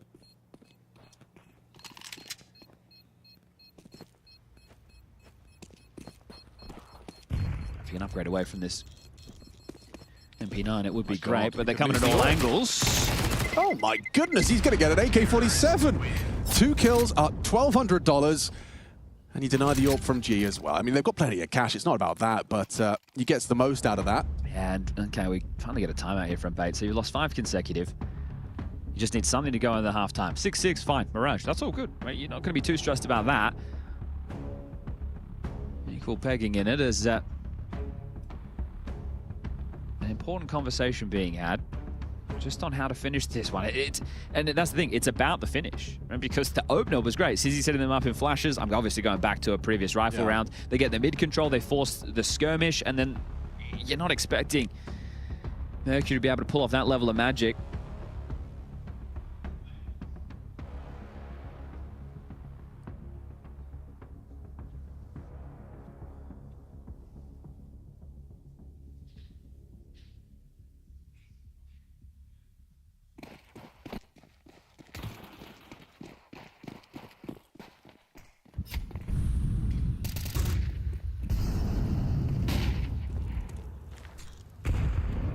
put Sizzy in quite a low yield position, just playing B apps.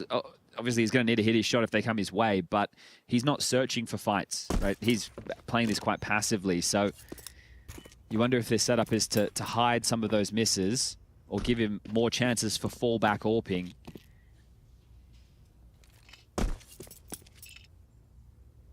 But from what has been bait, playing on mid, trying to set the tone as they're going through their default, harassing them with HEs and mollies, is now just sitting back and allowing TYLOO to go through the motions. Chunky nade connection. NPL unconfirmed damage onto Mercury. Still hears the audible. And a nice smoke break play. Lovely team play on display. That's Ken Scizor's HE. Sets up NPL for the opening. Bomb's heading B. Sizzy smoked this himself. Well, you're not going to be expecting an AWP, are you? I suppose that will come as a surprise.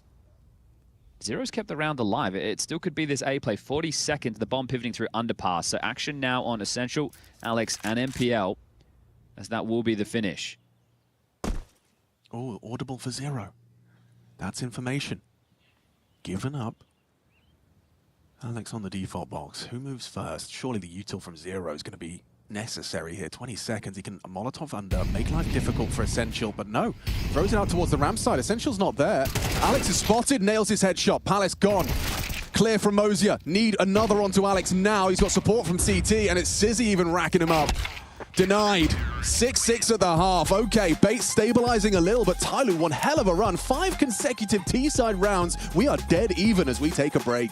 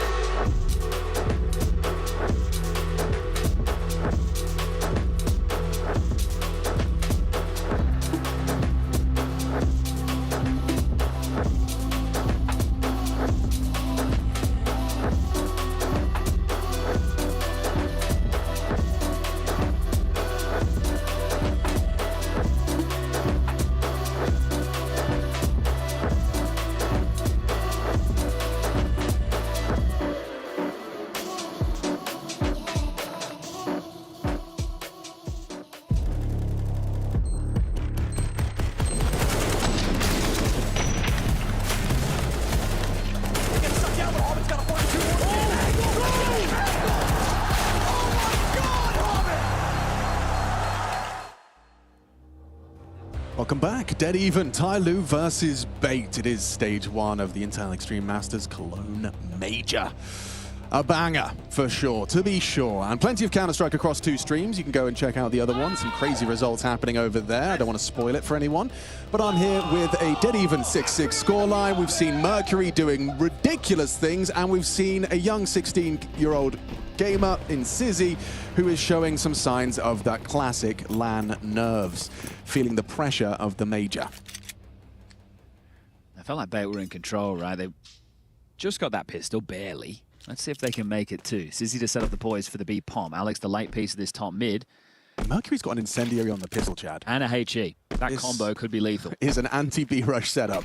JamYoung tells him, dump your util, and it will hold them back. For a moment, it's buying time for G to make his way over there. Here they come. Glocks versus USBs up close. JamYoung, what have you got? Bullet between his eyes from Kensizor. Another one, long range, it's MPL. Comfortable. This B site has been flattened. Mosier catching Alex in middle, doesn't really achieve too much. Feels like this one's going one way and one way fast for Bait in this pistol. I'm getting ahead of myself here, but I think holding on to the Julies and the Kevlar going to give you a better force. Prove me wrong. Ain't happening. Yeah, okay. So it got wobbly, right? You think about the early stage of that first half, you had the G1v5 attempt, which was flashy, but it wasn't a good call. And then TYLOO started to do a bit more default plays. They've been harassed by nades, able to get the space. Some good eruptions. The Mercury... Okay, hello. Well, you can't defuse. Can you get any kills? That's something for Mosier. MPL will go down. Now he just wants to get out of there. So he got his, is what he can say. Extra bit of cash.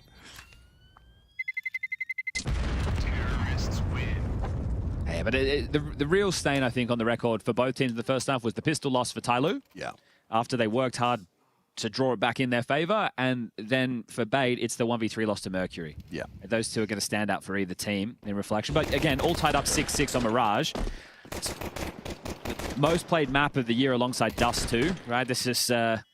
everyone's getting an awful lot of reps. Counter-Strike players are creatures of habit. Yeah, we like orange maps too. Besides Anubis. Because it has a beach. Yeah. It's too close to being outside. They haven't force bought.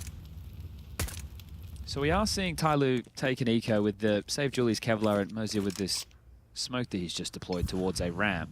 I think best case scenario here, you die to an AK and not a MAC-10. Okay.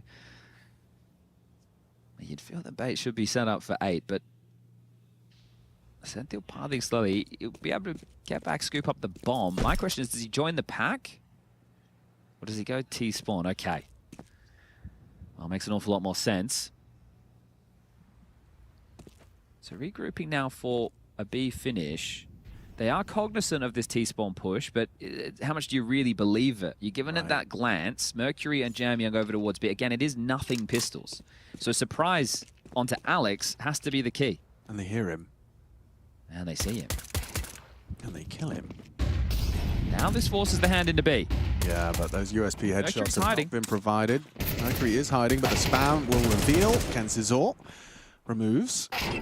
Oh, nice little USP dink there from JamYoung. Didn't get to see his USP do anything on the pistol, nor the eco.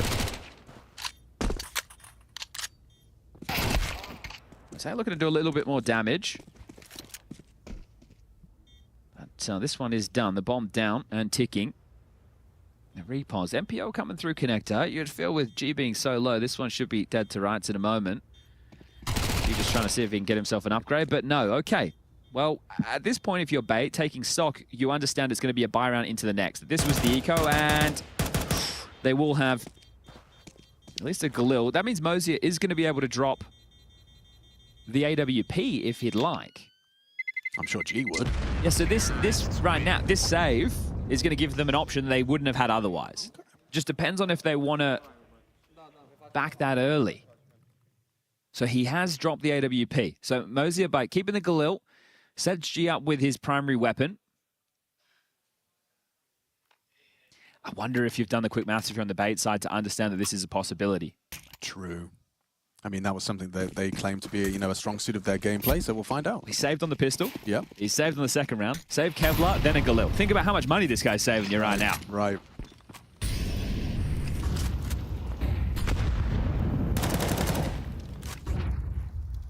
Window broken open. No info middle. And they're not really inserting G in the play. He's just playing safe from ticket.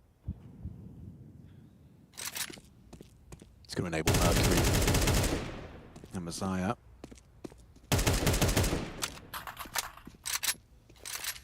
The scary part of their setup is Jamyoung being on his own. He's going to get mollied out of position.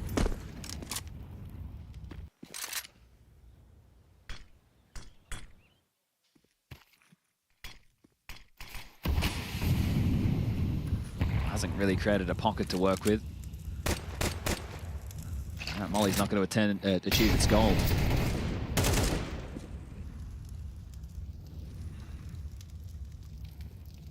Keeping it cool, and then he can dip back in. They'll cool it clear. They'll assume no one can be ladder. Little do they know, some parkour's going down. Nice find. Takes the head off of MPL. Now it's position noted, but they're not smoked. Mercury ahead of it. Mosier another onto Essential. Kenzie can take down Jamyoung. Yeah, you're right. You're right. Jamyoung has to survive. Has to find one here. Kensizor was being very delicate on his approach. Jamyoung on the uncrouched didn't spot anything. Oh, Jamyoung's dead. It's opened up the avenue for a plant. G doesn't spot it. Kensizor does. Puts a bullet onto G. Oh, and missed shot on the cross. Sizzy could go down. Come from the short side. Everyone's missing everything. And now the bomb can go down. Kensizor long range. It's not pretty. TYLOO counting on G. Sizzy just brings the fight head on. Ooh, opportunities for G and Zero, both unable to connect. Yeah, I think the fact that Sizzy lives there after both of those exchanges, that is a bit of a miracle within itself. This for Jamyoung as well. This one really just falling away for TYLOO. Just weasels around that corner. And then Kensizor cops so much damage for his troubles, but does not relent. Has a similar type of impact on the mood as like losing that Mercury 1v3 in the first half, probably debate. Yes, yeah. Because it's poor individual play in the moment. So TYLOO, they were looking good on that first gun round of their CT campaign, but now it is just going to have to be this partial. See a couple of Deagles taking shape. There's a MP9 for Mosier, Zero in with a 5-7, and Jamyoung with an M4A4, 9-6, 3-round gap. And I'd expect something similar from Bait. Ooh, actually, they're all grouped up. They're just trying to VP out mid here. That's the plow, not James' version.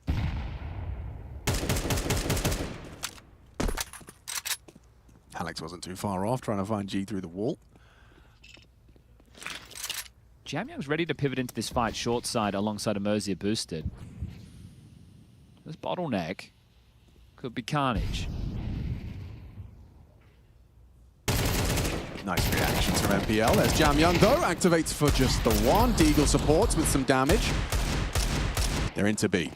Well, that's info on two different Deagles spamming. You see the trajectory coming through the smoke. Nice shots. Okay, Mercury.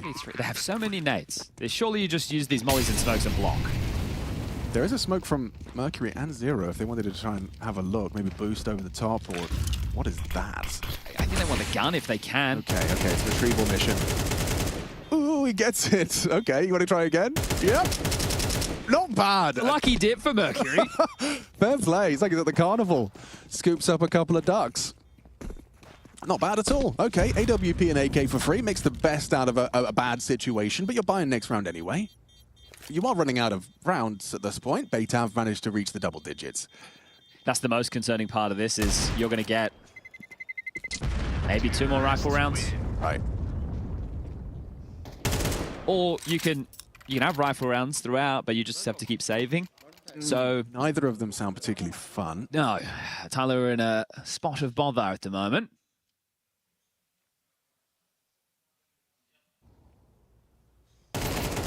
That's the moment where it gets messy. Let's say Mosier wins that fight. Then then Mosier gets traded. Then Jamyoung swings, and it goes tit for tat in the other direction. All right, TYLOO, we need some resistance, and we need it now.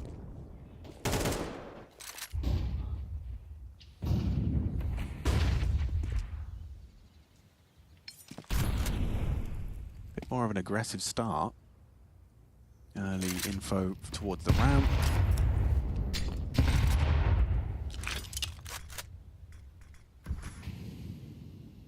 Actually, they used to call them the spin the wheel. when Right, playing you don't know against what's Bait. coming next. Well, they're parked 2 top mid. MPL underpass, Ascenthiel dealing with a B push, and Kenzizor patrolling back to spawn to make sure there's no push. He's going to join the pack. This boost, depending on how long they're going to stick to it, isn't going to catch them anything immediately. The presence of MPL now noted.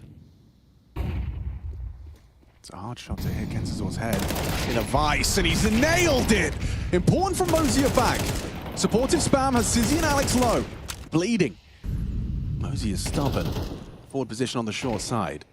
45. Scoped up, trying to catch rotation. Zero's already slipped through, going CT. Ouch. Well-placed grenade.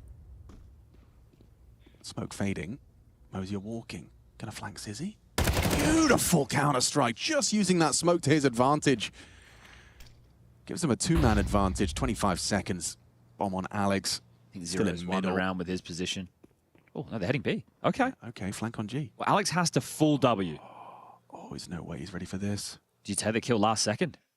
Yeah, wait a second, wait a second, wait a second. Alex coming. Mosier's got to save them. And NPL steps in. A 2-on-4, made 2-on-2, and NPL's got all the info. He's scoped up on market. He knows what's up. And down goes Zero as well. NPL's played them like a fiddle. A beautiful gap found. An advantage squandered. TYLOO in the dirt. And Alex secures it. What a beautifully turned around round. Smiles creep onto the face of Bait. They subvert, they own. Okay, you see that. You don't expect it to play out so beautifully, do you? Okay, he gets G, great, but is he going to get the second? And this one leaves a mark. At this point, is it now you see me, now you don't? You thought you had a read on the scenario. A 2v4 that has just happened in the blink of an eye. Bait have snatched that away. They've got them 11, and TYLOO, I said it was going to be scrappy for the remainder of the game with the purchases. They can get back in again. Jamyoung just on an MP9. No kits and lots of problems. Yep, you could say that again. You want to swing mid. Oh my god, Mercury does. It's just individuals taking fights. Mercury and Mosier with nothing. Leg shot onto Sizzy from the AWP of G. Hard to see this one going wrong. You play this one by the book, as MPL does, with a flash and a swing. G's on the line. Missed his shot and is punished. Brutal. Look at MPL go. He is having a fantastic Mirage. 21 kills. Individually looking very comfortable without the burden of calling the shots. Jamyoung 18 HP. Yeah, and they know where he is. So the bomb will get planted over towards A, and I think we should call this one 12. MPL will confirm it. Another 4K for him. Beautiful. And just one more to part this in. The first half got stressful. I think it's because of the tone that Bait decided to play with in some of these aggressive stunts. They didn't have to, but I don't mind them putting their ego on the line to take those type of duels. You definitely think you're the favored team in this one. Sure, no head-to-head this year. But Bait, they have a solid foundation, and that's on display today.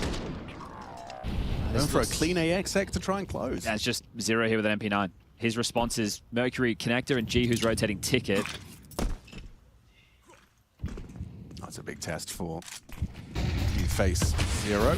All the bells and whistles, here it comes. G to try and lend a hand. Nails it onto Essential. He's lost Zero. Mercury in support tries to drop into Sandwich, but Kenzizor just eats him up. Mosier, good one back. Finds Kenzizor, upgrades to the AK. Now bomb from NPL is being planted.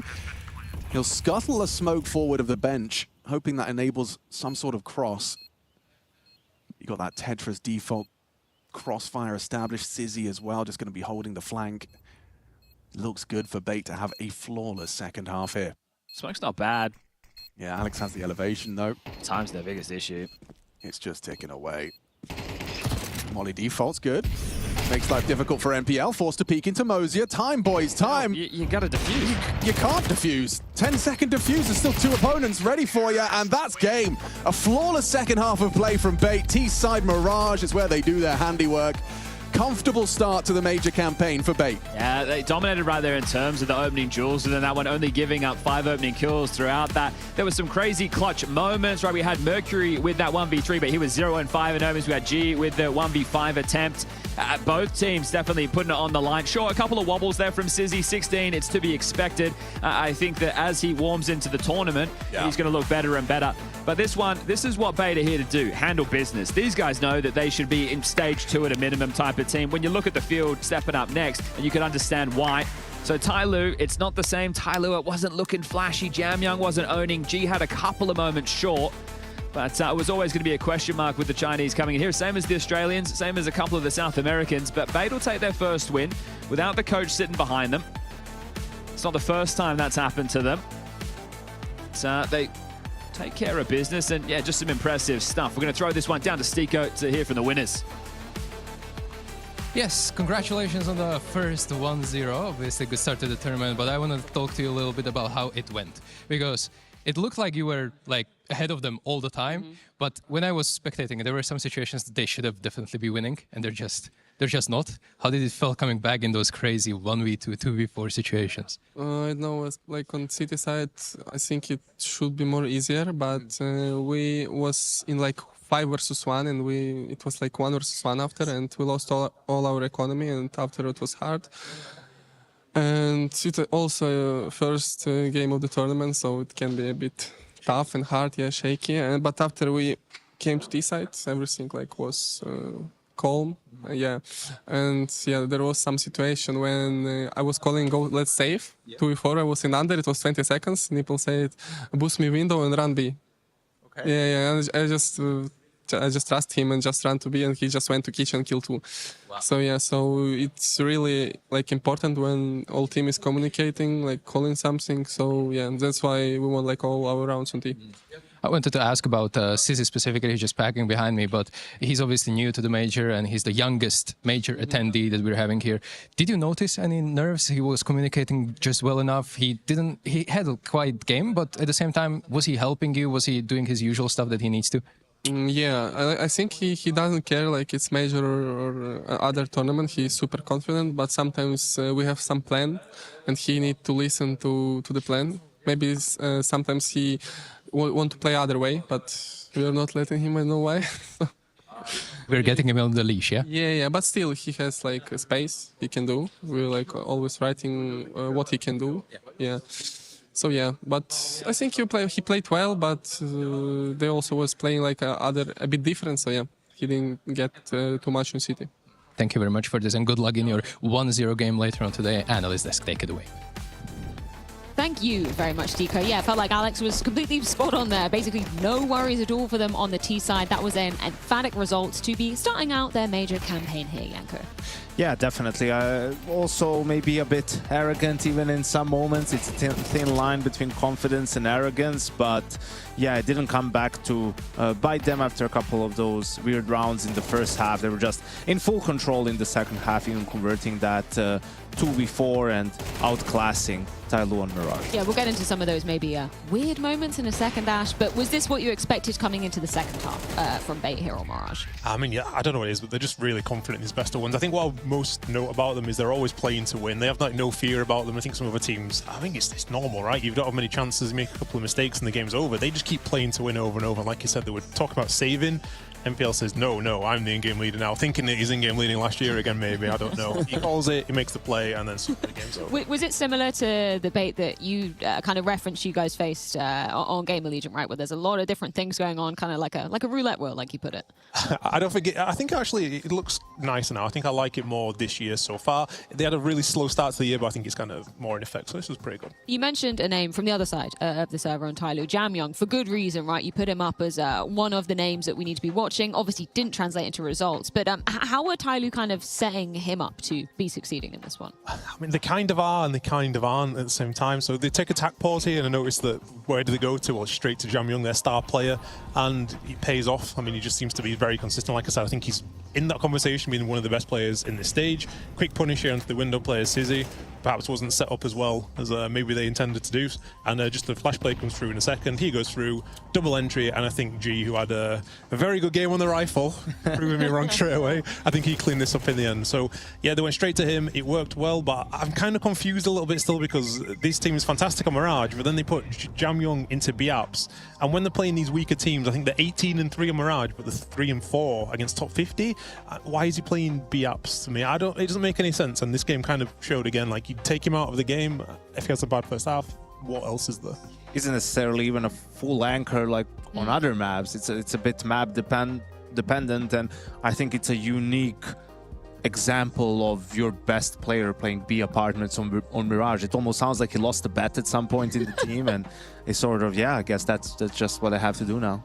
Got X amount of games left in that position.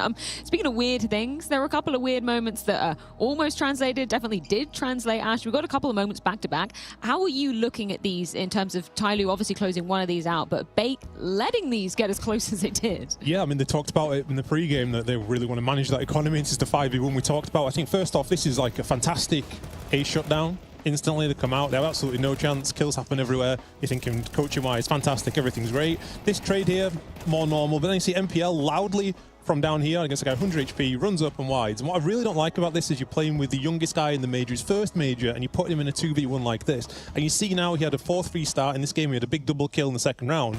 And now just a missed shot like this, he's put into a difficult situation, and his game kind of gets put like a little bit on the downside, and you want to get him off to a good start. And actually, they got away with this one, but then later on in the same half, the same thing almost kind of happens again, where there's just like a real lack of discipline going on, and suddenly he again is the last one alive, where just overpeaking's happening, he misses his shot, and he feels like he has to repeat with a teammate. It's not an easy trade by any means, but when you're having your first game ever at a major as a 16-year-old, they can say he's not affected by it, but I guarantee there's at least a little bit of nerves in there. Yeah, he's been put in that position by his teammates, MPL first, then Essential. It's like the bomb is down on Cat. Why do you feel the need to swing on your own and go for that fight? And that's what we were talking about when we said, okay, maybe a little bit of arrogance even from Bait in these moments, but maybe it speaks of their comfort level going up against TYLOO, right? Where even with rounds like that and moves of that kind, they felt like no matter what, they were going to come out on top. Yeah, it felt like it was inevitable that they were going to win it, particularly when you get in pistols under your belt, Ash. That must be pretty nice in a best of 1 too. And again, that's another thing they mentioned. Got economy management, not quite there, but pistols, very good. So here we go, like, it's the most perfect anti-B-pop you'll ever see in your life. Mercury is a Molotov and HE grenade, and the rotations come in, you see number 7 on the radar, but the smoke comes in at jungle, and it makes him just second guess for a second, and I think he even does come back. And Bait, instead of like going into this hardest counter you could ever have, end up going in against 2 guys, 0 HP lost, and they just run in and trade it out. And I think that a lot of teams here would either run into a proper 3-man setup, you see the smoke kind of isolating him, or they just take the chunk damage, and instead they just run in and just kill everybody. And I think to be good in best of 1s, you've got to be good in pistols. They referenced it, and they were very good in pistols today. Yeah, I wonder what that's about, because they smoked kitchen at the same time. So you smoke kitchen and you smoke jungle. Yeah. Do what really? And they showed the bomb as well. So maybe it's just to confuse. Beyond my comprehension. It's like, I'll smoke something, guys. You just go in 2 seconds. All right, pop. Worked out. Speaking of confusion, do we want to talk about the B-Stream result at all, or should we just move swiftly on? No, Pickham's dead. All right, they're already in the ground, but maybe the next game can change that tide, as we've got NRG taking on GamerLegion. That's going down after this short break.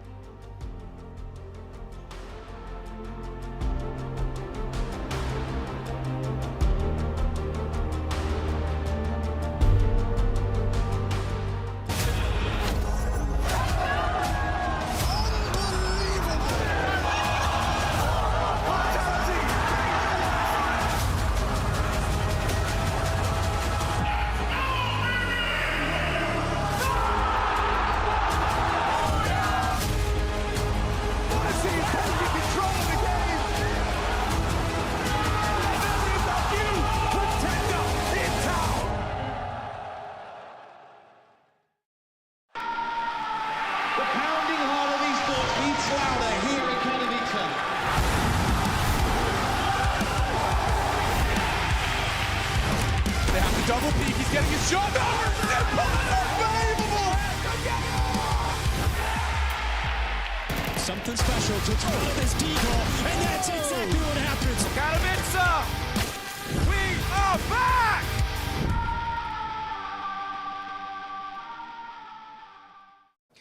I'm catching up with Dabs ahead of your game against GamerLegion. I want to ask you, finally, Mr. Coach is coaching. He's not playing. Last time in Budapest when we spoke, you were standing in for Nitro, and you had a little bit of a stand-in situation lately as well. So I want to ask you, is this finally when all the pieces are coming together at the right time?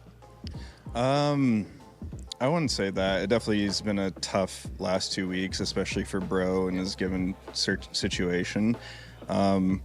You know, we're doing the best we can. We didn't really have much practice going into this because he had to go home, and then we lost like 5 days in China where we could have practiced, and then we had like 2 days with him before this event. So I don't want to say everything's coming together, but, you know, we're still confident. We didn't play that bad in China, to be honest. We played good teams. We're having a lot of chances in these matches versus good teams, but we, you know, get a little carried away at times, losing a lot of man advantages. So we need to just tighten our game up. So what are you mitigating to kind of regain that form a little bit? Obviously, you said that you couldn't practice that much. Was that offset by a lot of theory instead? But there is also something you don't want to do too much ahead of the major, right? Yeah, it's. I'd say most of the stuff we focused on was things prior to Atlanta. I'd say that's where we made the most progress in areas we were really weak in. So it's just about like more so reminding people of the things we've been doing well, and obviously it's hard for players to like look at the positives when you're losing so often. But like if you take context into account, like we've been playing pretty much only good teams, so people just need to like look at the positives where they can. Right now you're also playing a good team in an opener, heavy favorites, GamerLegion. So this is best of one. This is kind of a playground where you maybe want to face favorites. So do you feel the same way, that this can be actually your advantage somehow? GamerLegion's a good team, but in my opinion, there's no team in this stage that's like, oh shit, like that's the team to, you know, you don't want to play. Like I'd say most teams in this stage are fairly close, you know, maybe some are slightly higher than others, but I think we played GamerLegion with a stand-in at the start of the year. You beat them. And we won.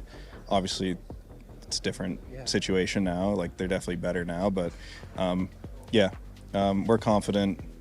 Best of ones, you know, can work in our favor, and we're looking forward to it. Good luck. I will see you on the server. Thank you. Awesome. Snacks, may I grab you for a second? Hey, come here on my right, please. How are you? People might be confused by this, but this is actually your home major. GamerLegion as an organization are from Germany. Any extra stakes that this is putting on? I wasn't thinking about that actually, so you are the first who was telling me that. So you're welcome.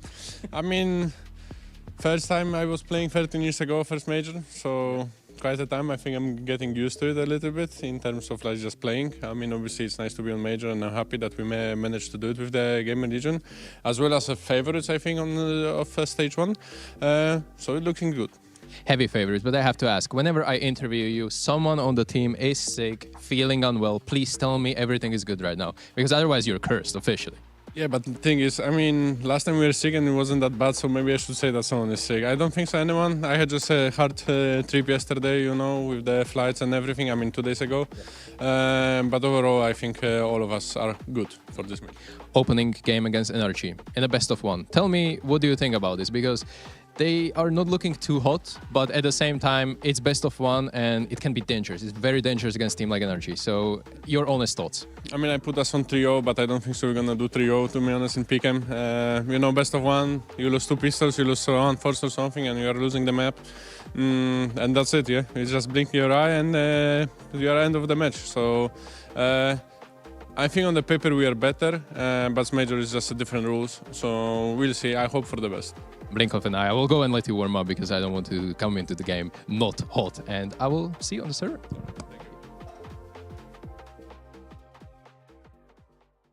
The Intel Extreme Masters Cologne Major 2026 is brought to you by ESL in partnership with Intel,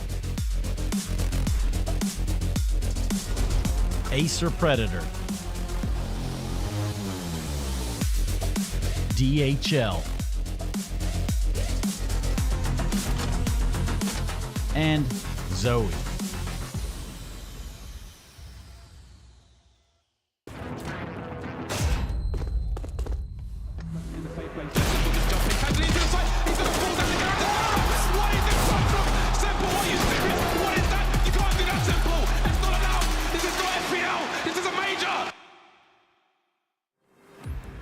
Our third best of one is almost ready to be getting underway with what many would tout as the heavy favorites of Stage 1. That is GamerLegion coming off the back of a grand final appearance at the Intel Extreme Masters Atlanta 2026. And the only thing better than seeing GamerLegion play is having their longtime coach up here to spill the beans for us. Ash, let's just get stuck into it.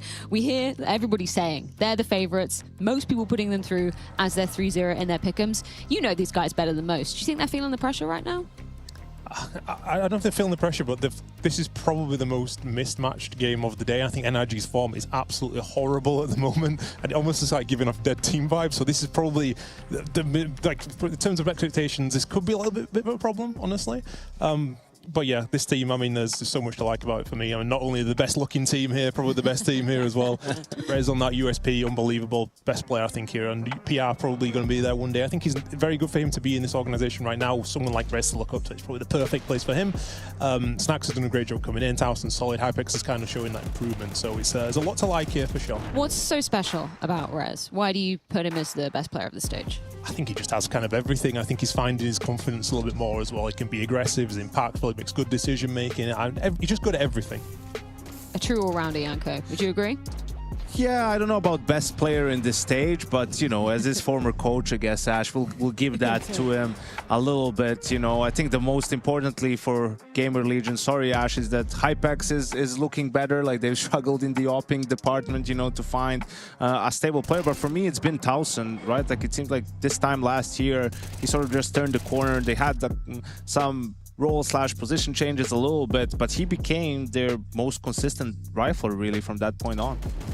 When we're looking at Hypex as well, like back in Atlanta, he was coming up with so many clutch moments. We obviously saw him making his big stage debut as well. Can you just give me a little bit more insight into, you only played with him for a couple of months, but what was he like as a person and why was he picked up by GamerLegion? The main reason we wanted to pick him up was because of his clutching. He had some of the best clutch numbers in the entire world. He's winning 1v3s, 1v2s faster than anybody else. And we talked to some people as well, and they said, yeah, his understanding in the game, like, when it comes to the end of the round, is fantastic. And I think what they've kind of done differently now is he's kind of used less in a way, and then he's alive later in the late rounds. And my kind of approach is, let's get him more involved, find picks, because he has those mechanics, but I think he's not as comfortable. They've kind of moved him onto the back step a little bit, and it's actually, weirdly, it's helped him out more, and they're kind of just unleashing PR again, unleashing Rez, and yeah, as a guy, a very humble guy, he's listening, he's always wanting to improve, so he's a really good personality. He was really lapping up the energy in Atlanta as well. I loved some of those moments where he was literally silencing the other team too. Let's talk about a team that has been a little bit silent as well. That's NRG. Dap saying, you know, we should be looking at the positives. You're a ray of positivity, Janko. Give me a positive to look out for NRG.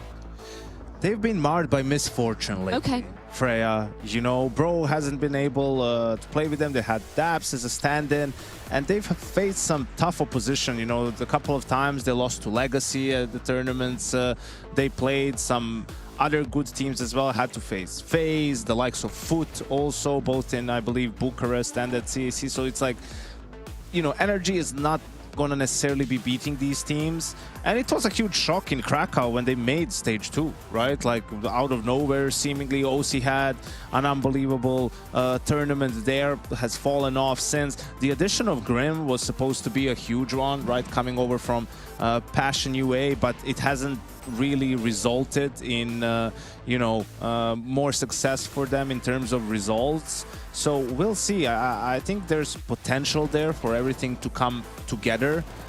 Maybe not against the likes of GamerLegion, but they are in a position where you sort of want to be at a major where no one is really considering you a threat, and there's not, the spotlight isn't on you, and maybe in that sort of an environment you can surprise. Okay, we've done enough with the positives. Let's talk about the glaringly obvious negatives, Ash, because shaky form, I think, would be being polite for NRG. I mean, they're just losing on every map at the moment. It's kind of just all going in the wrong direction. To be fair, though, this is kind of when you want to have a major. It's just like it can delete everything for the rest of your season, because, you know, this is the most important tournament. But it's an old team. The players are really struggling. I think they have 4 maps they haven't won on at all in 3 months in the top 50. Then they've lost 8 nuke in a row, 4 dust 2 in a row. The map pool is in a disaster right now. I don't really know kind of what they're hoping for here, just to hope things click, maybe. I'm not really sure. It's a major. You never kind of know the pressure, so no expectations against big expectations. Weird things happen. GamerLegion aren't the best in best of ones. Are you buying into any of these, Janko? I am, because it is a best of one. You know, your map pool, coming down to one map, there's always something that can go on there between Ancient, Mirage, Inferno. I was going to say, if I were GamerLegion, I would probably want to avoid Ancient in that sort of a scenario. They do get to Inferno. I don't think there's any big surprises here for either team, and we just saw a huge upset on Inferno over on the B stream, right? THUNDERdOWNUNDER dismantling MIBR 13-5. So NRG hasn't looked good in a while, but when they had, you know, they were sort of figuring out ways to put it together. Bro was sound in some of those anchor positions. Sonic, surprisingly, was bringing a lot of firepower, a lot of impact. So I think they're hoping to bring some of that back at this, you know, crucial moment of their season. I would hope so, man. And no time is better than doing it at the major. Just looking at that Inferno from the GamerLegion standpoint, can you offer us any insight as to how you feel they're going to be approaching this map? This is the map, I think, when I've watched them, the one I like the most, the way they play. I think sometimes they have a tendency to go a little bit puggy, and I want to see them kind of today understand that they really are the better team and play a little more standard rather than those trick plays like Snacks has it. He wants to do some like clever batshit things sometimes, you know, to upset the other team. I want to see him go a little bit more like default. The CT side of Inferno, I think, is probably one of the best sides. When I have watched this, it's going to be a tricky one for NRG, I think. What are you thinking of this one? Yeah, like we talked about for GamerLegion, they have a lot of variety now on T side. Even when they have to play default, before it was a little bit dependent on the openings, and when things were set, it was fine. But when the round would break down, you would get into this 4v4, 3v3s. The players perhaps were, you know, losing some initiative and were unsure how to finish rounds. And with the addition of Snacks and some more experience, we hear from interviews, seems like he's micromanaging a bit more in some of those situations. And I think it was a good addition, right? Like Snacks is obviously a super experienced player, but also a very calming presence, right? And that's what you need from your IGL for some of these younger players. It's just someone who's gonna tell you what to do in a calm way, like not cause any added stress or added pressure when it comes to the comms, and you can just focus on sort of playing the game and not having to worry about overthinking what you're going to do in the round. Well, we are ready to be getting into the action. It's GamerLegion versus NRG going down on Inferno. Loving the desk there, Ash, setting the scene beautifully with Yanko and Freya. Thoroughly enjoyed that. And yeah, I do think the scene has been set. GamerLegion, heavy favorites. I mean, NRG's last match, there was elimination, last place at CAC. And for GamerLegion, it was a grand final versus Na'Vi in Atlanta. That is quite the contrast, Chad, wouldn't you say? Yeah, it's 5 straight losses as well for NRG. So I agree with the general sentiment that it's a best of one and the form can be turned around in this moment. And again, we were talking about this in the FlyQuest game. You know, you can be late for all your classes, you can be on a C grade, but as long as you rock up to the exam and you smash it, actually, you don't even need to smash it. Just as long as you pass, you're all good, grade. Right? So that's what you're looking for right now if you are that of NRG. Now, you get GamerLegion in your first game. Maybe it's nice to get one of the harder opponents out of the way early. You win or loss. And Dabs, you know, I think he meant what he said when he said that, you know, there's no teams that are like the big bad come in stage one. He doesn't feel like there's one team that no one wants to play. I would have said GamerLegion probably would have fit that category, but Dabs seemed very sure of himself when he said that. And let's not forget, as the desk highlighted, best of ones. It's volatile out there.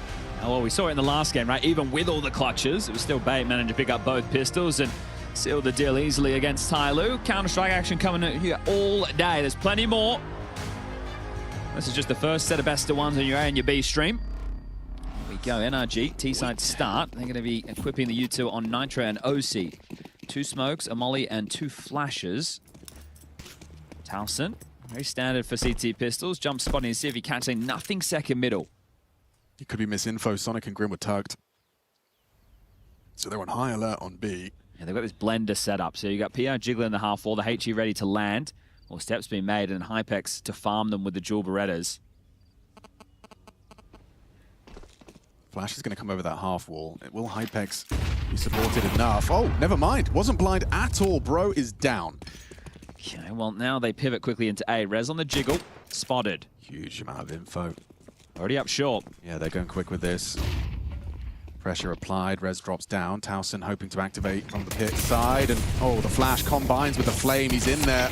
Booked. Lovely utilization of the util. Grim with a double kill on the entry. Okay, so after the man advantage, we've got a 4v3 retake. Bomb's about to go down. Okay. It's just changed out the dual Berettas for a USP. And yeah, you're right. The no kit does make this a whole lot tougher. 2 in sight. One in apartments, one pit. Tough to break. Snacks pathing forward. First fight will be OC. Shoulder now visible. And doesn't find that lethality he wanted on that first click. Snacks does eventually bring down OC, but time sensitive here. And it's comfortable for NRG on the close. Okay, beautiful work there. Grim grabs 3 within that round. Sonic and Nitro, the cherries on top. And it will be GamerLegion going into a force buy into round number 2. So I heard from Ash there, wanting them to play more default. The problem is with the force buy game of Counter-Strike is if you get drawn into the mud, let's say that they do win this one, but then NRG force buy back on their own, you're just waylaying those full buys. Wow. So you need to be able to get something done here, GamerLegion.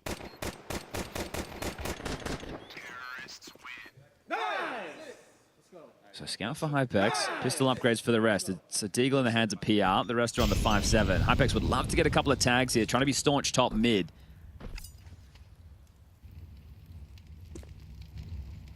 Double nades ready, PR and Snacks. Oh, well-timed HE, really heavy damage inflicted. Bro and Nitro with wobbly legs. There's more where that came from. Oh, how about number 3? Actually does just do a little bit of shrapnel onto Nitro.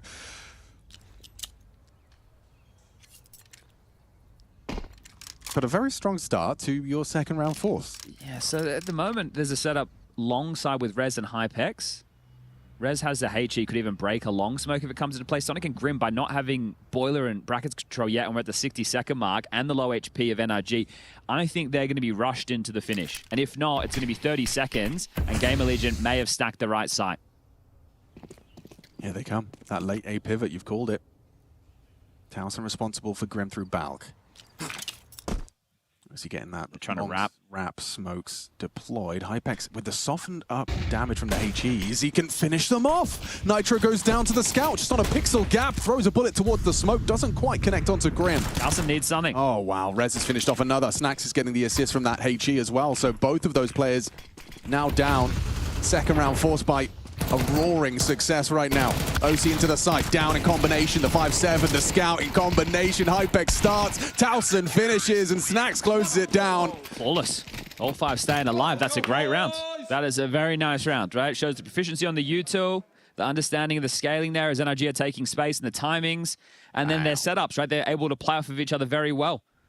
So handling this, right, it makes a lot of sense if you're NRG to not want to be funneled up short or apartments. I'm going back, obviously, a decade now, but even then on Inferno, it was always so horrible trying to leak out up short with all the angles and out of apartments, right? You could just get lockdown, mowed down, and you wanted to try and create a buffer of range against the pistols. Well, that's essentially what NRG were doing by trying to go long side.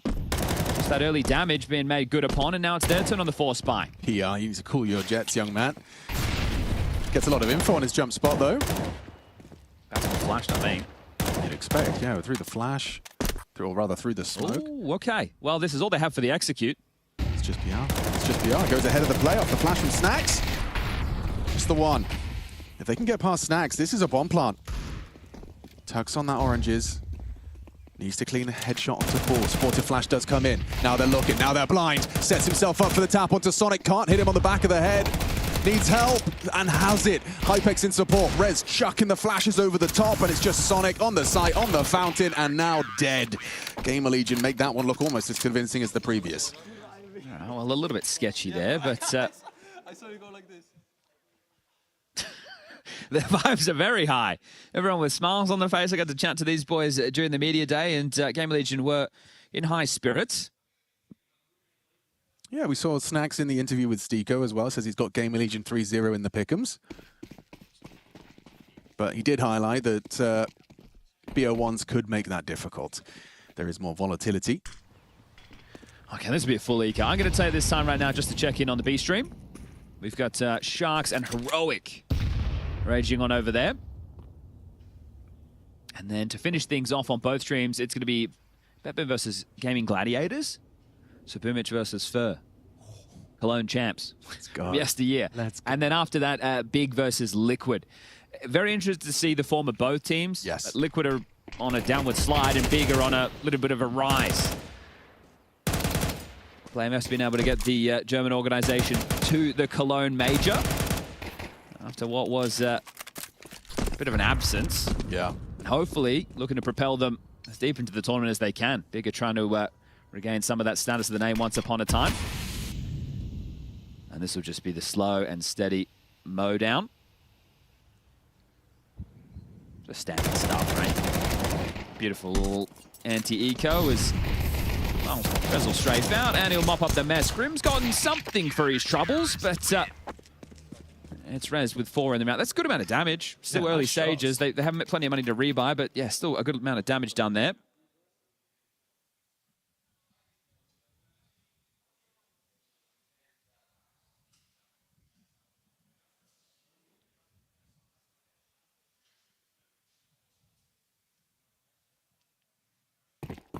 All right, rifle round number 1. Hypex gets out his orb. Looks to take a pick early mid. Wow, yeah, okay, interesting. Ahead of the top mid smoke. Actually taking a deeper line and finds Grim. Beautiful, and now Snacks, perfectly positioned, gets 2 for 1. Buy one, get one free. 2 quick kills out of Snacks, and this one's already over. All right, well, we've got a minute 30 to see what OC can do. This isn't like the G attempt, right? Where everything happened, then he just went frag, frag, frag. No, this is you just having to sit there and simmer. If Yanko was here, he'd say this is a real 1v5. Aha, okay. The G1, sure. it was, debatable, allegedly. Well, right now, this is simple stuff from GamerLegion, right? They're just going to play for info over towards B. Rez will jump spot from Coffins. It's the Towson push being highlighted here by Ob's team that is the closing blow. I think they're trying to save everybody a little bit of time with this, make sure OC can't be saving. It's the way in which this round has gone. You put yourself into NRG shoes. You go in second mid, you're on your default, you get AWP'd, then you click your mouse, you go and look at the banana play, you see 2 people running through a smoke and running into Snacks, and the round's already over. You know, it's a heart-sinking feeling so early on Inferno. Yeah, so it is going to have to be a partial for them going to make. This one will be shot. Tell within a moment. The push from Towson is making its way up banana. The plant would be great. Yeah, it looks like he's actually gonna give it a good go. Hypex down. 1v3. Fake again, and Towson eventually closes it down, but not without OC making it threatening. Okay, well, a couple of cheeky ones there, but yeah, again, it is just going to have to be that lighter buy. OC could buy a hero AK right now if he wanted. Just depends on what the plans are with the AWP and how they can configure it. I wouldn't imagine this is the time to be taking attack time out if you dapped, maybe into the next. Yeah, okay, round's over. Right, it just happened so quickly. So attempting to take their chances there, but GamerLegion ahead of the curve as it will be a partial now. I think Bro's been knifed leaving spawn. Oh. It's not great for your banana player who wants to take all the util damage, is it? No, sir. Brought down by 30 HP for free. Yeah. Thank you very much. And a HE on top of that doesn't stop him from finding the opening. PR has gone down. They want to accelerate. They know it's likely just one man here, and he's still fully flashed. Snacks gets it. Messy from Bro, and now another from Snacks. Oh, and the follow-up. 3 quick kills. See you later, NRG. You had an opportunity. It's gone down quick. Snacks 9-1, ladies and gentlemen. Definitely looked like the more comfortable in the interviews as far as, seasoned veterans go. Sure. Snacks has been here before.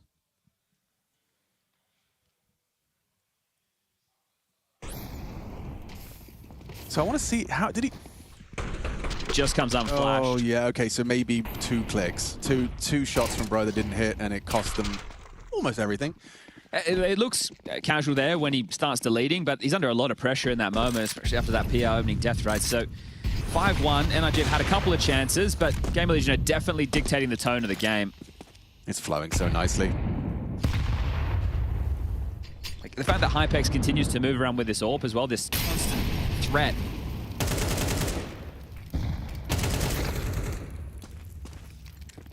Nice mechanics there from Rez, just quick to turn face, doesn't want to... Look at the Towson push overextend. This must be something they've noted in the demos, right, that there's a gap here. He's going for the push mid-round. Horrible backstab gap. Yeah, Grim's going to be screaming, spewing.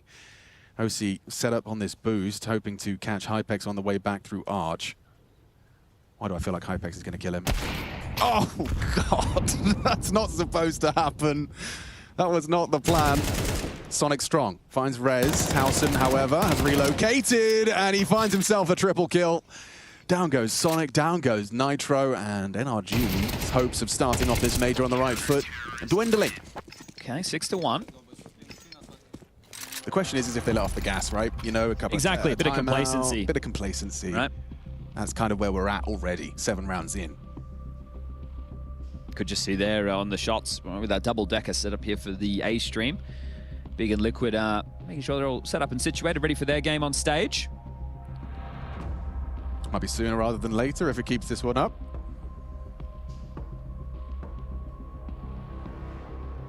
I think, obviously it's great to win blowouts. That's nice. It's more comfy. For me, it's about the 3-0 if you're a team like GamerLegion, just so you don't have to put yourself in any stressful scenarios and give yourself a little bit more time to prep for stage 2. A few more matches need to be played before we can get there, but they're one of the highly talented teams of this stage. Yeah, it's a great start as well when one of your rifles has only got 1 kill. PR hasn't had to do too much. It's so tough for NRG when your only round is the pistol. You know, you think to yourself, if we just won against the Force, that would have made life. Got the conversion against the E. I was looking into Chad's beautiful eyes. OC's put a bullet between Towson's. That's their second opening kill. All right. You know, Hypex could be vulnerable to Grim if he was ballsy enough to walk out back. He's not going to do that.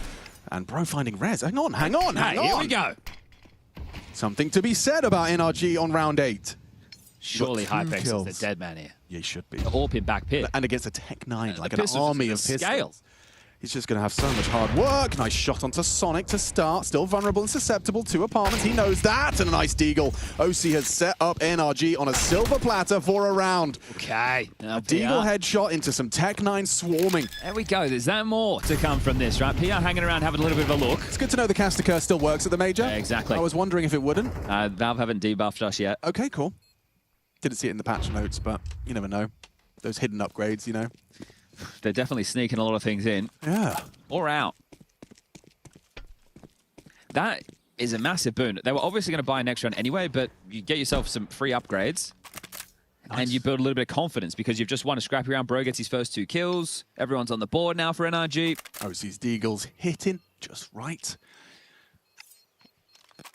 It was not only the first one, but you did need to put Hypex down. I could see a world where he started to just rack him up there. They didn't have the util to flush him out. So if you could just kind of nip in and out and poke and prod. But the Tech 9s were going to run him down eventually. Deagle from OC, though. Let's see if we could get this opening shot. Just a Deagle spam through a smoke. Beautiful. Well placed. And a second one as well onto that AWP in pit. So this timeout, it's not an emergency meeting. It's just screw your head back on, boys. Like, let's not get too frustrated with that. That's fine. We've still got plenty of cash, right? Even after the full buys come in, you've still got 8.7 at Townsend. He's the high end and not too far behind him. You've got PR, you've got Snacks. They've all got stacks of cash. So just the refocus, make sure any of the resentment from how last round went doesn't linger into this one. Try not to get too flustered. I mean, we're just dying everywhere very fast. They're not doing anything that complicated. In my opinion, just stay on the game plan. Just work bananas. Okay, so that was from NRG's timeout. And they were just getting deleted. Yeah. They weren't even getting to play out the rounds. I guess there's one thing of being right. The other is, what are you going to do about it? Because here's Rez. Oh, he's gone across. Did he spot him? Sonic knows it's a possibility, but Rez is forward, and down goes Nitro to a smoke impact kill! Oh, no! A kill stolen by a grenade. You don't see that one every day of the week. Hypex has got one from way downtown. That's like the blue moon. Yep, we are seeing a blue moon at the major day 1. There's the werewolves. What's going on? We're going to need a full investigation as to the trajectory of that smoke grenade because he just got bonked. What is that? I didn't compute for a second. I was like, there's a new icon. What does that one mean? Oh. Bad to worse for Nitro. You are just dying. And I mean, he was going to everything. He was going to die. Falling stars. Yeah, falling stars indeed. Some Stardust in the GamerLegion ranks. The HLTV kill feed doesn't even know what to do with it. Yeah, it's like, what was that? What was that? He's throwing a ham sandwich at him. All right. Well, back to B. PR still has this smoke to block. Snacks is going to be there in time to assist as well. He's just flashed forward Rez for info top middle ahead of their long smoke. That means that NRG are well aware that they have been kind of rumbled. So Sonic is going to join his teammates for this B play, but Hypex has already rotated over. GamerLegion are one step ahead.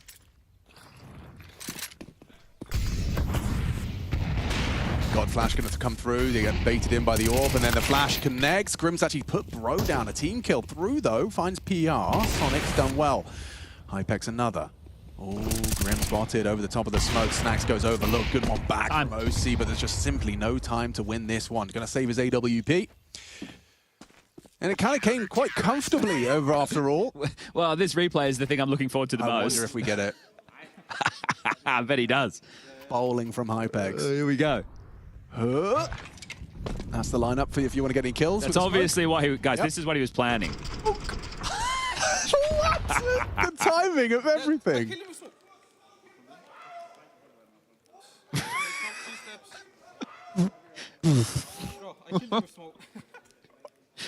The only rounds that IGF won have been only pistols. Oh, gosh, yeah, good point. They have guns again. So, GamerLegion 8. If they can't buck the trend.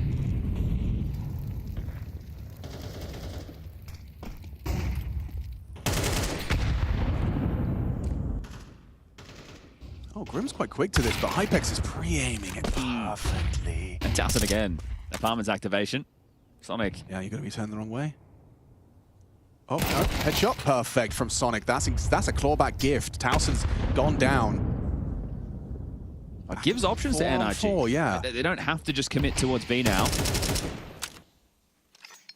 It's actually drawn the Snax rotation to join Rez and Hypex over towards A, so pressure will fall over towards PR.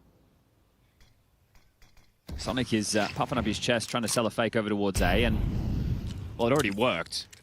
Just that one kill. Just affirms Snax' rotation further. Smoke break for info. Double peek, nothing home. PR on high alert. Nitro on the warpath. Here they come. Flashes from OC nice and deep, connecting. Pathing forward. Access to the site granted. PR behind that smoke. Trying to play a default. Yeah, and it could get spammed here. Guys covering fire from Bro.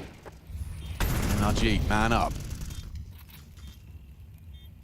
Should be set to collect this one. They still have money, GamerLegion. Yeah, they could hang around, but Snax is worried about a lurk. Problem is the AWP having to try and push through first on this. Time's starting to become a problem. Not feeling comfortable, is it? Seeing if they get given anything. Damage on exits is also good. Good point. Yes, I think that's exactly what they're here for. They want to make this victory as sour as possible. Nitro will go down to Hypex, sticking around, then Rez onto Bro. They're trying to take it all away. OC, the only man that's going to get away with his weapon. NRG 3, but a battle of finances taking place here. I like that choice. Right. If someone does overstep the mark earlier and there is time to go for the defuse, then sure. If not, do a lot of damage. You guys got stacks of cash you can buy back in without any dramas. But just as we mentioned it, now it is a rifle round. Added to the belt of NRG. They can still salvage this half. 5 rounds on the table. 2 more before the halftime break. And that would be a far functional from done. Yeah, for sure. Don't think 3 is enough. No, it does mean consecutive rounds required. Yeah.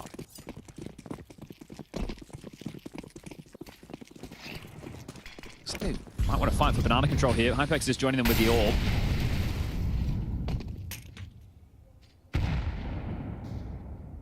Gonna break the smoke for OC. Cool play. Double smoke break lineups from Nitro. Find nothing. They're just keeping Hypex on that line half wall. So they wanted an extra rifle over towards A. That's Snax. Now the angle is powerful, however susceptible. Ooh, if you can't hit the flick, Bro goes down. Lurk smoke lineup from Grim. But Snax is the Joker. As long as Towson and Rez fight and they're in the feed, Snax might go overlooked, or it could just be so quick they're not even ready for him. Oh, there you go. Information goes both ways. Towson has to fight because of this setup. And there's a nice supportive flash, and he needs to go down here. Oh, but they have got clean kills, and Grim clears him!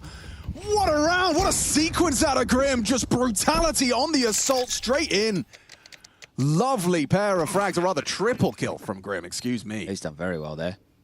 The drop down, just a little second glance, like, hang on a second, that looks like a CT. Okay, well, PR and Hypex will save, and NRG, they're back in it. Yes, This is 4 rounds. And that was just clean shooting. Grim's had a couple of nice ones, right? He had a 3K on the pistol round as well. And that P250 in mini pit where he just kind of uncrouched and got 2. So Grim's responsible for 2 out of their 4 rounds. His swing percentage will be very positive.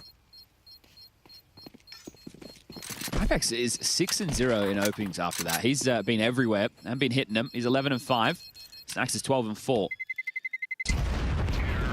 Grim goes down with the ship there.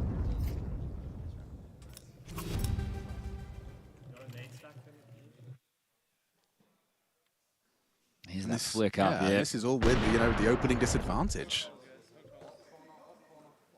Yeah, I think they were just relying so heavily. Well, I guess at that point, once the ult was noted on B, you're thinking there could be that extra man, right? Yeah. Oh, lovely shooting. Oh, catches him, a broad whiff of him there. Nice smile on Grim's face. All right, final round, first half. Third BO1 of the day here on the A stream. See ya. Bro, opening spam finds PR.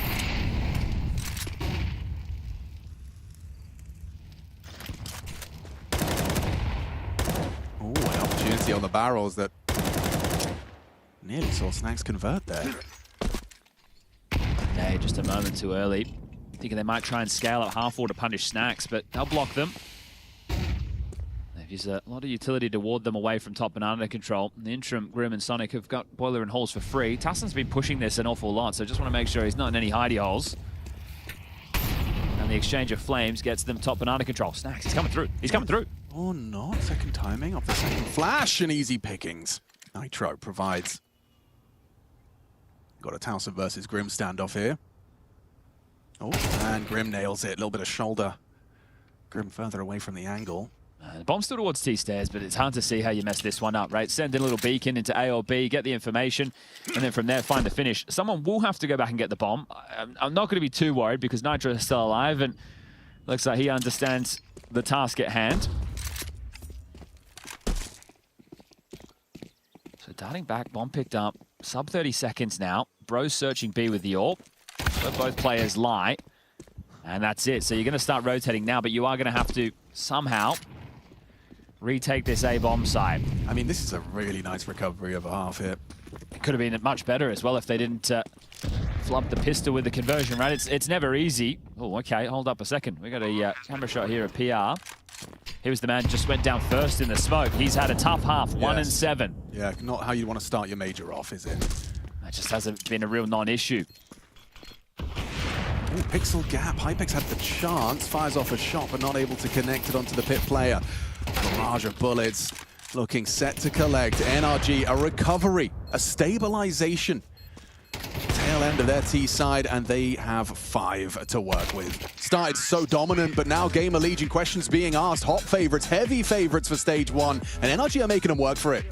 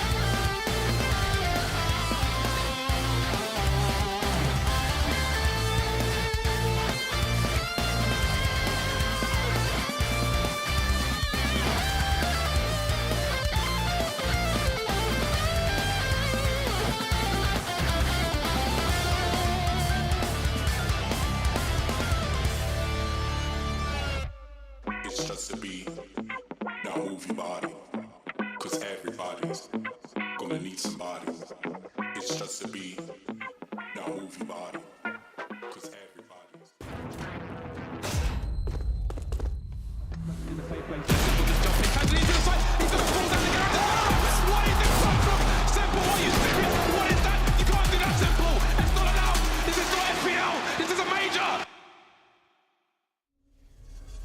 It's the Cologne Major 2026, and we've got GamerLegion NRG here on the A stream. It was a very strong start for GamerLegion. However, Chad even saying that the NRG could have had more. It was a nice resurgence to give us a competitive half. It's a clear vibe shift from GamerLegion as well, right? The highs were laughing, having a good time. We saw a smoke kill. Kills. Not like a smoke spam. I mean, he killed him with a smoke. Which was cool. That was cool. But now the reality of the situation is set in. PR, can he unlock himself here in this second half? 1 and 7, looking quite frustrated. Aggression. Down mid, let's go. Grim's been looking sharp at top of the tables, double digits, the only player to reach it, and now wants to find 11. He's got nothing. Nitro's got everything, though. 3 kills on the supportive USP. 2 players are towards 8. Okay. That's, you're going to just hit the pause button. You want to make sure that you're at least safe, and, well, the push is going to keep coming. Snacks, I don't think he'll be ready for this. No, this is going to come as a bit of a shock. Clean from Sonic. So using that number advantage just to take a little bit of a gamble. And limit the options as well. So bomb down second mid, res. A bit awkward there for a moment, but he's got 60 seconds to win a 1v3, otherwise NRG get both pistols. Okay. He's just begging for an overstep. And that was something that Daps highlighted. He said that NRG, you know, they've been trying to tighten up some of their mistakes and their man advantages. Play it a bit more by the book, and we're seeing that actually perfectly exemplified here. Nice one from Rez. Does run down Sonic and scoop up the bomb. Bro finishes off the job, takes the engagement, taps his head off both pistols for NRG. Yeah, and it's all about this man right here, Nitro. Familiar face around these parts. That's a tasty little 3K. Doubled his kill total and saved them from their aggressions being completely thwarted. Now, there was the force buy loss for NRG in the first half after the pistol victory, but... Nice third. They're going up against the GamerLegion T-side force buy, right? And the bomb didn't go down. So you don't have the Galiles to worry about, but you do have Tech 9s you got to get past. There's Grim, he lined that one from his boss, man. Well, there we go, clashing banana. Heavy nades, heavy nades. He is ringing. Yeah, they are in trouble. It's just completely flash spamming your Tech 9. And Bro going to unload the FAMAS nails. 2 headshots through the smoke.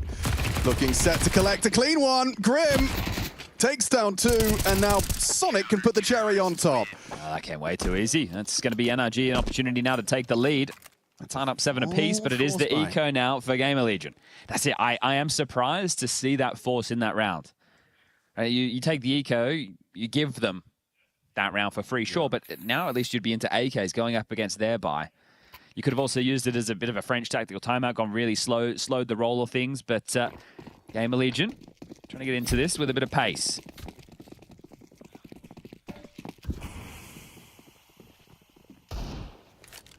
And everybody gets a deagle, and everyone gets a chance to go searching. But again, this is a best of 1. It does get very serious about this point.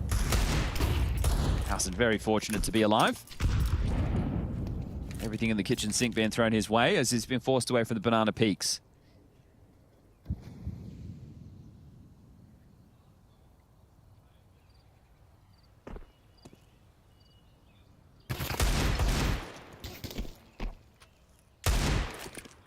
No fun. Yeah, critically wounded. Now make it 4. There's 1 back, a body shot onto OC. The question is more who gets the kills as opposed to if. OC's grabbed the first onto Rez, and we've still got 60 seconds, so they can take their time. It's just Inferno. It doesn't really give you many options. You get stuffed in the choke points. You're not able to take any space. You are just going to have to linger in middle. Grim's pressed all the way down base of Banana. So he'll be fast on the flank. And hoping for an overstep at the moment, our GamerLegion, right? Hoping for that flank, that little bit of leg over towards apartments, but not the case, just playing it by the book. Nitro back pit, jiggles out, spots up, and can throw an incendiary.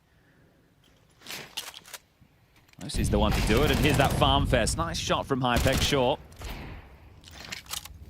They have made this as long and drawn out as possible. They got a lot out of this low HP, and then had a chance for another for TYLOO there. That's the bomb down. Grim pushes through the banana push, and he's going to clean house. PR still yet to get going, 1 in 10. And I don't like kicking him out when he's down. It's just the importance of the positions that you're going to be playing on a map like this, right? He's going to be over towards second mid, jumping up through boiler, in through halls. So he's not going to have to go and fight over towards banana. That's going to be left up to your Townsends and your Snackses of the world.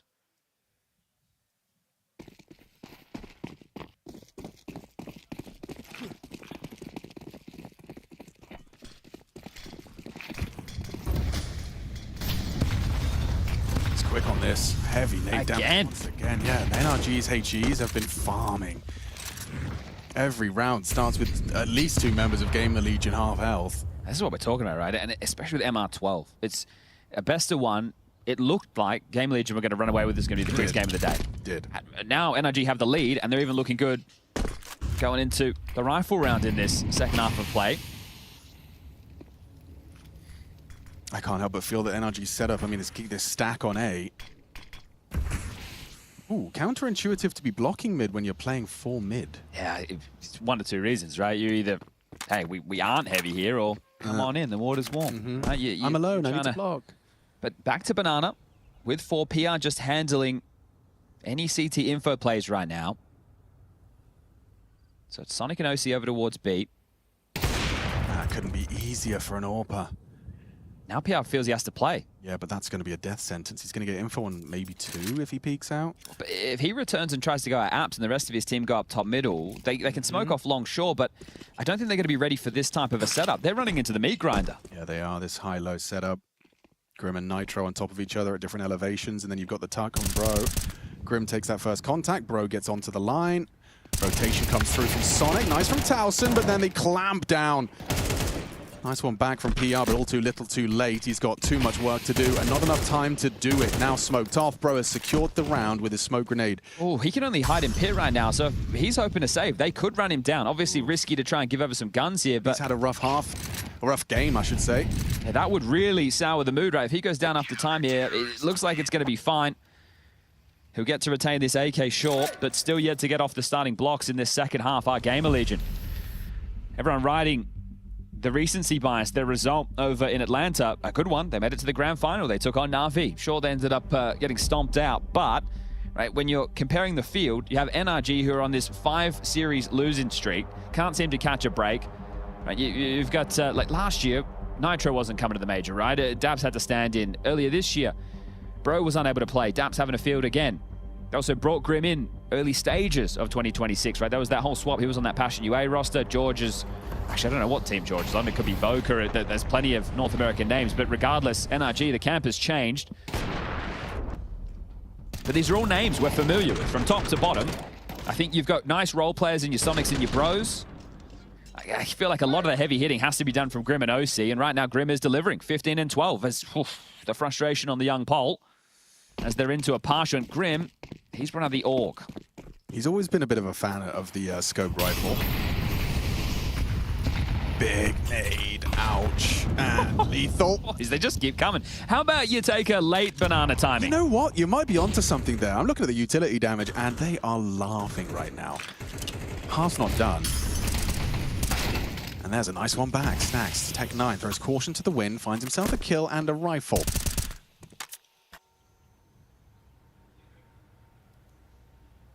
It was just a landslide of opening kills against NRG in the first half, and well, now GamerLegion are struggling to find an opening, but at least they've been able to trade back into an even game state of this 4v4 and rerouting completely. So they've left PR top banana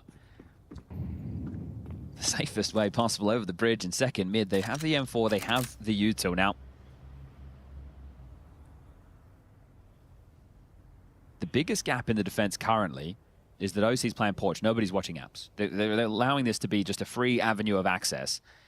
The question is, do they just contact the whole way, or do they announce their presence? Even still, OC is going to have to go large. Nitro actually getting here in time to plug this gap, potentially. Free frag, he's alone. Immediately they go, wait, he's alone. Clear. Nitro, come back. Just in time. Tracking on the balcony, doesn't hit it. OC does. A quick scope onto Snacks. OC going to be having to hit some really tough shots. Yeah, Hypex is going to run at them. There's some impact from Hypex. Post plant. Burning, forced to extinguish. Doesn't want to give up the frag to Bro. Buying time for Grim coming in through mid. Actually, no, I'm going to approach through bedroom. Actually, strafes through the apartments. Might come Balk. What's his avenue here? The jump up's crazy. He just wanted to take a couple of seconds out of this. So now Bro is making noise, trying to draw attention. Grim crawls. It's going to be very late. Bro versus Rez. Crouch commit and easy for REZ. A clean close. GamerLegion find a breakthrough on the T side. What happened there with the comms? They kill the B player. Nitro's rotating. There's literally nothing else on the screen when that kill comes in. Killed one and said, no, I assume, nothing else. That's the thing, right? Maybe the comms were, you know, one dead, B dead, right? It wasn't because Nitro was. That's an in-game leader tendency to try and play ahead, right? Because he was probably already thinking, where are they? What are they doing? What comes next? He was on high alert for B. He leaves that position, which allows the gap. OC goes down, and they're on the board. First T-side round. Another of those, and you can break the finances of NRG. The North Americans need this one to stabilize. Another HE for Grim. It's fallen off. Yeah. Please, Sonic. This is going to do a lot of damage. This is going to hurt. Ouch, ouch. Hypex 12 HP. Monstrous. Three-man start just dumping their nades, and Snack's got spotted there. Committed into the corner. Grim's looking for that fight. Forced out by Incendiary. Snack's going to be, what, forced to extinguish? Yeah, the Incendiary. No, he still chooses to deploy a smoke. You can tell just how skittish he is in that situation. Right? It's a tough spot to be in. That Incendiary didn't look like it was going to spread in the reroute again from GamerLegion. So much damage done, but no kill found. Yeah, I think it just enables him to get out. CTs have replenished it. Such a passive stance on A as well. Moto and back pit for Nitro. The latter, the man with the lion's share of nades. I'll take a picture of that one as we got a smoke and Incendiary to block on A, and there's 30 seconds. This could be well timed. He's just blocked over towards Apps. Nitro, good flash. Gonna have to try and assist OC here because the wrap, that's the problem. Yorper off the line. Nitro gonna try and draw attention to himself. OC holding the wrap. Tucked on sight. Nitro needs to hold his short side. He has to keep his AWPer safe. Can't do it. Snacks has opened up. OC alone, brought down by Rez. Sight seized. GamerLegion taking an equalizing 9th round. It has to be the save from NRG. So they tucked out. So much damage done by those nades. They're going to see it at the end of the round. They're going to know just that the opener to the round was great, right? But they've stuck to their guns. They're expecting it to be this B finish. They don't get what they're looking for. And before we add that utility damage, they're over 900 utility damage from NRG. They have been chunking. See, again with the timing as well, like Nitro blocks over towards Apps, then he mollies short, but there's already a player ahead, which means OC at that point, he's screwed. Yeah. AWP in the site, they're already closing in on all corridors, and well, that'll be that. We tie things up. They also open the account of their T-side opening kills, so Snack's grabbing that one. I think the thing as well, right, even though you've come into this match today as GamerLegion, you know it's the best to one, anything can happen, right? But you're the favorite, you're expecting to come out with the win, and then you're owning, and you're like, okay, well, hold up a second, what were we worried about? Best of one doesn't matter, we're the better team. Now, you're all tied up, and things have to get a little bit serious. You've got to dig deep, get 2,400 for either team as loss bonus going into the next. So the conversation being had at the moment with Daps is about exactly that, right? Because everybody has roughly around the 2K mark. They save 3 and 4, so you know you could shove behind this, or you take the save now, and then you full buy again into the next with a couple of omissions.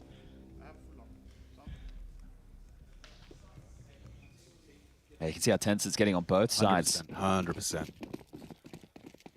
That opening game can be a very determining factor. As to your major run, momentum such a key, as is confidence. Yeah, for sure, because you have to live with this result for the rest of the day and play again. Oh, yeah. So they haven't elected to shove. They'll just try and make these 3 saved rifles work. NRG, that is. Problem is, it's just the pistols on A, so it's a similar setup in the sense they're hoping for it to be the B finish. Snacks has called his boys into what seems to be just like a 5-man A. And the hit's going to come in now. So I guess if you're Bro, Sonic, and Grim, unless OC and Nitro get anything done, you maybe just save again. Yeah, I think that's the likely outcome. You're already smoked off. You'd love to lend a hand, and they're not rushing things. And Bro's able to get over there in time, so the M4 will be able to defend both the long wrap. Okay, this round's completely changed. Yeah, sure. The space taken pause again from GamerLegion.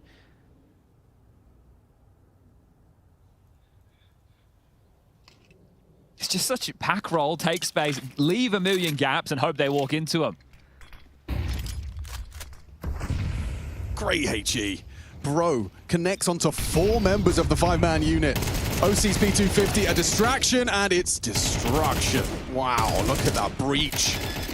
Running into the stack, and not a single one of them able to find a kill. The silence there, deadly, right? That you're just sitting there simmering, there's no noise, a couple of nades land, then okay, bang, everyone's dead. I bet that is a really tough team to play against, or rather a tough approach to play against. You feel so lost. So an eruption there is double digits for GamerLegion. Starting to be able to see the forest for the trees.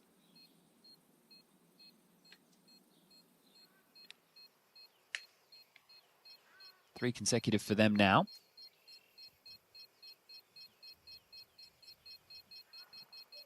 These are those type of games in review for NRG. You went, well, if we just converted after our T-side pistol. I mean, that was Davs' sentiment on that last place. You know, he was just saying how they had close games against good teams.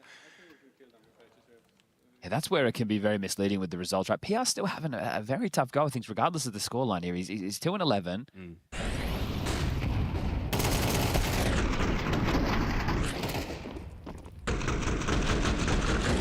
On board with Rez there.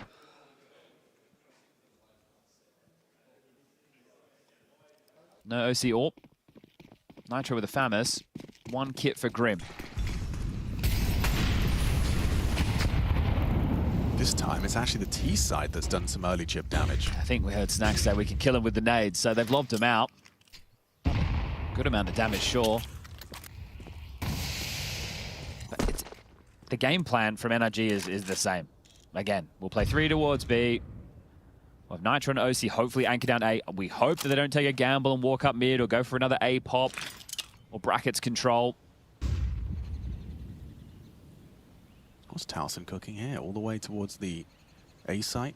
Yeah, so it's going to be some type of an A pop, right? We got Snacks, Rez, and PR all over towards Apps and Boiler. Again, though, Bro's going to be there in time. It didn't make a difference in the previous round. Perhaps this time. Again, that silence, that familiar GamerLegion silence on the battlefield. And here comes their exec. PR, can he find a way in? Find an incision, find some impact. Nitro, oh, caught mantling, and it is a nice opening kill from PR. Trade from Snacks. Good sacrifice. OC is hiding out on the Goldzera box, and despite the flashbang, finds Snacks cleanly. Sets himself up for the multi, needs one another. Support coming in. Hypex gets some damage dealt, but it's Sonic trapped on Library and has to tussle with Towson. Can't handle it. Nice from Grim on the 1v3 attempt. He's going to have a look.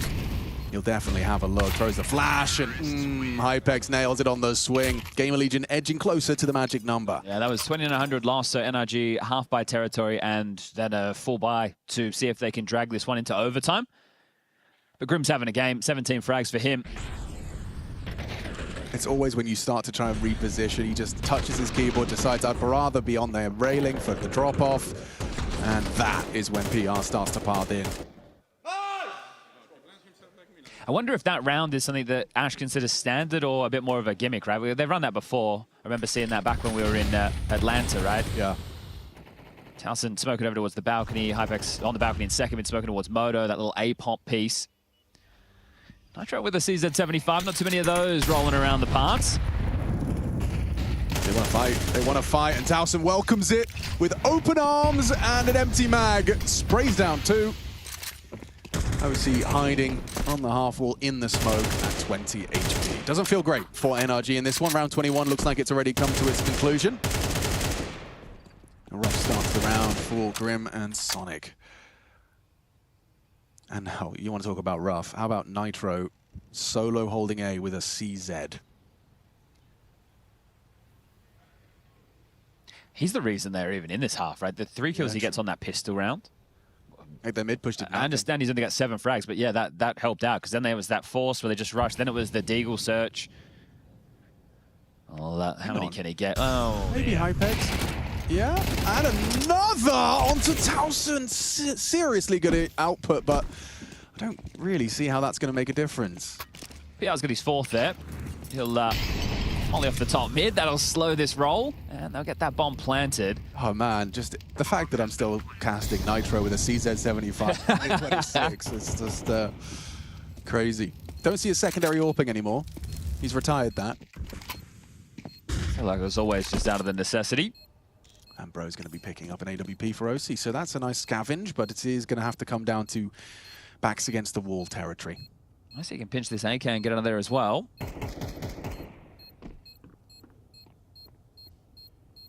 You don't want it? You want the kill? There you go. All right, he's got it, and he's getting out of dodge. So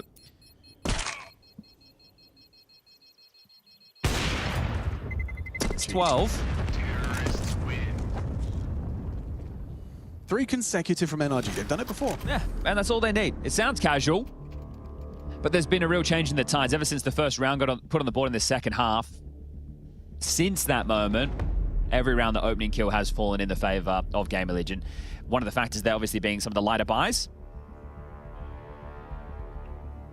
But it's been a team effort other than Piano. I'm not trying to rag on him, right? But everybody else, if we're looking, you've got the high-end Towson 17 and the low-end Hypex 15, right? So you've got 4 of the 5 players who are all quite combined there to make this one. I can't believe he's turned back in time and able to get the second here. As you mentioned, it's nice, but it doesn't count for anything. All right. Is it always close but no cigar with NRG? No, that's how it feels like it's going to be again. Another story where they'll be like, yeah, it was a good team and it was close. About to be their 6th straight loss. Yeah, not how you want to be coming into the major. This is a 4-man B start. 3 wasn't enough. Ouch, Snacks is going to take some heavy flak. Down to 19 after the double nade. They surely have to fight for some control, or is it just leave the AWP here? I thought he was just going to hold the angle. The rest of them would start to erupt into something aggressive, but no. OC on the line as Grim and Bro rotate to join Nitro over towards A. OC was on the line. Molly back for now.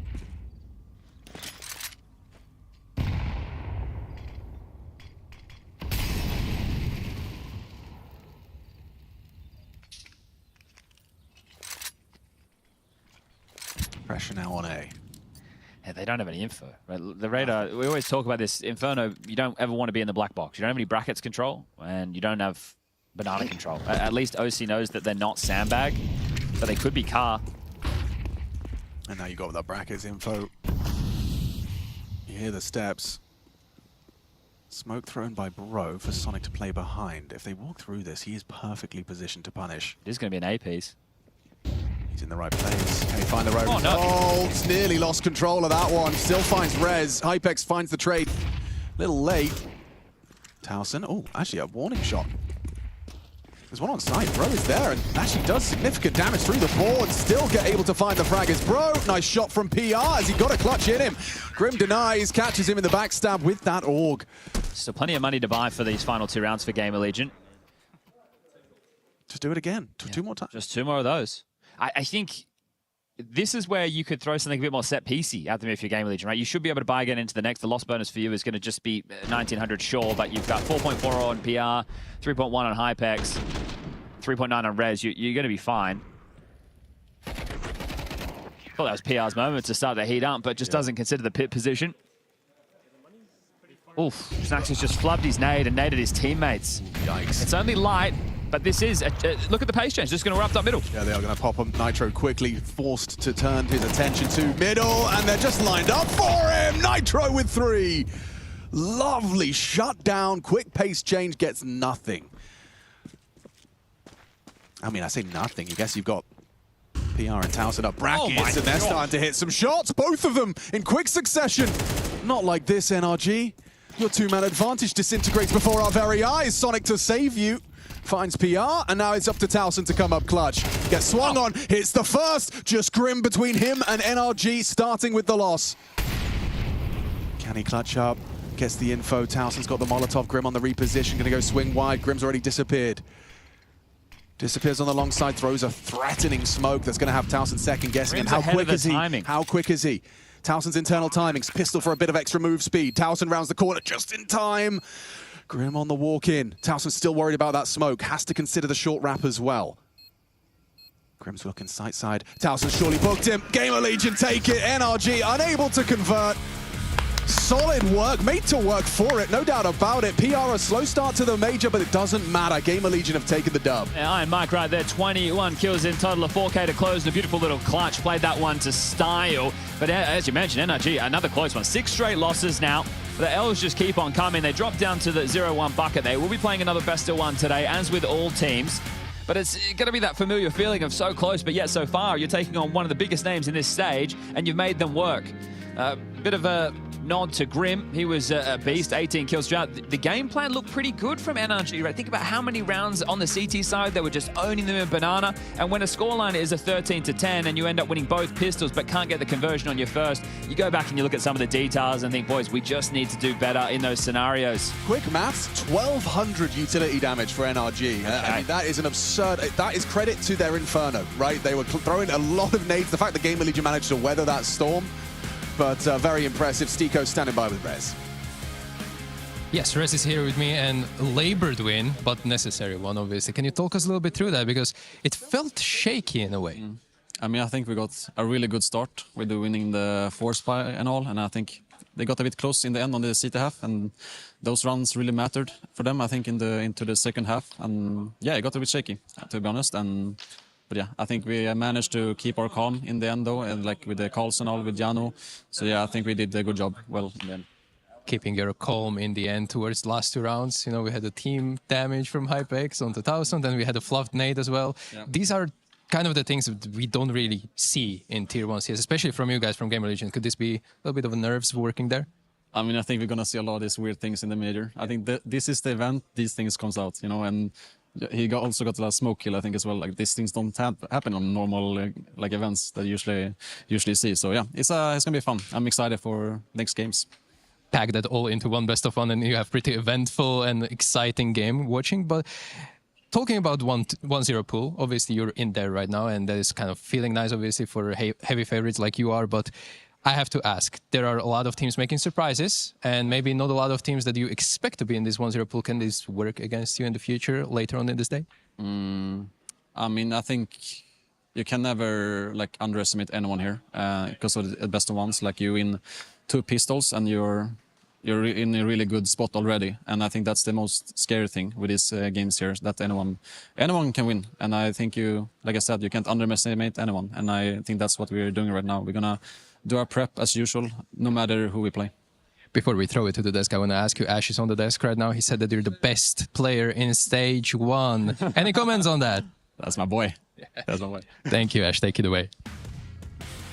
Thank you so much, Stiko. Yes, NRG by no means making it easy for GamerLegion to get this win, but they do find themselves in that 1-0 pool. Rez smiling at the end, of course, but it felt like he was almost breathing a sigh of relief there, Ash. Are you also breathing a sigh of relief after that one? Yeah, it was a real back and forth game, wasn't it? I think both teams really got rattled by the force buy losses they had on the CT side, but it was a good quality game. There was some nice little ideas saw in there as well, but this is what best of ones are. They're a bit frustrating to play in because it's a bit random, but they got the job done in the end. That's all that matters. Honestly, a really important win for GamerLegion, not necessarily for their chances of making stage 2, you know, but going further than that. They're a big favorite in this game, and you just need to you have to find a way to close it out, even where things don't go their way, and that's what they were able to do. You know, good teams find a way to win rounds where you only have a couple of pistols, where you maybe have a hero AK, right? Like in today's game, you need to be able to win those as well, and I think that was the turning point in the second half that allowed GamerLegion to win this one. Yeah, shout out Towson in the final moments of that as well. Old reliable, I guess, Ash. Yeah, he is, and that A-bomb site anchor as well. He's so good, I swear. Really, really good. Let's dive into some of the moments that you were able to pick out for us, Ash, because it's such a pleasure to have you, not only to offer insight amongst the teams you play against, but teams you've been inside as well. And we were picking out, or you were picking out rather, a couple of moments in that first half that you felt like were particularly prepped for this NRG. Can you give us the insight on these?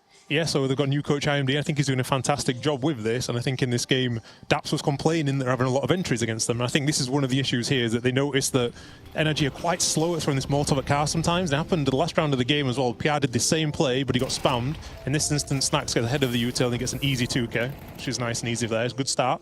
And it also happened again here, 5-1. So very rare for Towson to do something like this, a kind of a dry apps push at 1 minute 20. He finds a great timing, and at the same time, Hypex comes around and clears this very peculiar boost here, which is kind of uncommon as well. So I think that there's some sort of note in there they've spotted, and they just completely exploited it. And like Daps was saying, he was really frustrated because they were just dying everywhere. I remember the push down middle where he died to the smoke, and a second mid push as well. So it's frustrating for them, but I think it's good prep. So that's not something that Towson would have called necessarily in the moment. That would have been something that was pre-prepped. I think for sure in that instance it was, yes. It's a very high risk to just push in a 5v5 dry like that by yourself. So. Yeah, we've seen a lot of those players getting kind of punished by that move. Just to note on this didn't matter in the end result ultimately, but PR, bit of a quiet game from him. Is there anything that you would do in those moments to kind of get him a bit more fired up? Ultimately didn't matter for the end result, but I'm just curious to know from your perspective. I think the thing for him is it's been such a pattern of this first game of every tournament where he just starts slow to the point where he's actually very aware of it, and then he just tries too hard to really try break this kind of curse. And I think he just needs to forget about it and just play his game a bit more. In the game, he kind of does his own thing and he kind of gets over it eventually, and I think it was nice to see him laughing and smiling rather than that frustrated when we saw at the parts last year. Yeah, 100%. We move into the second half. NRG surprisingly make things incredibly competitive. What was the moment where GamerLegion kind of put the rights back into play? It was the half-buy win, right? It has to be. NRG win 4 rounds in a row. 9-7 lead against Pistols. You see the saved AK on the side of PR, right? Open up when another kill from the HEs in Banana, but a nice little top Banana take from GamerLegion to even out the odds. And then you can see PR is trying to make something happen. He's the sole player. He dies as the apps player. I think that's what pulled Nitro towards B, even though he was alone. But you can see the setup on A. OC sort of very advanced position in short. He gets the first kill, but unaware that the second player could be out. He doesn't pull back. He's just in the middle of the map. Dies to Hypex. Nitro got dinked earlier either, and then in the 2v2, GamerLegion just closed it out. So a really bad round to lose for NRG, right? You need to change that setup on A, considering you're going up against Pistols. Play a little bit more together. I mean, OC just being one and done in that situation isn't nearly good enough.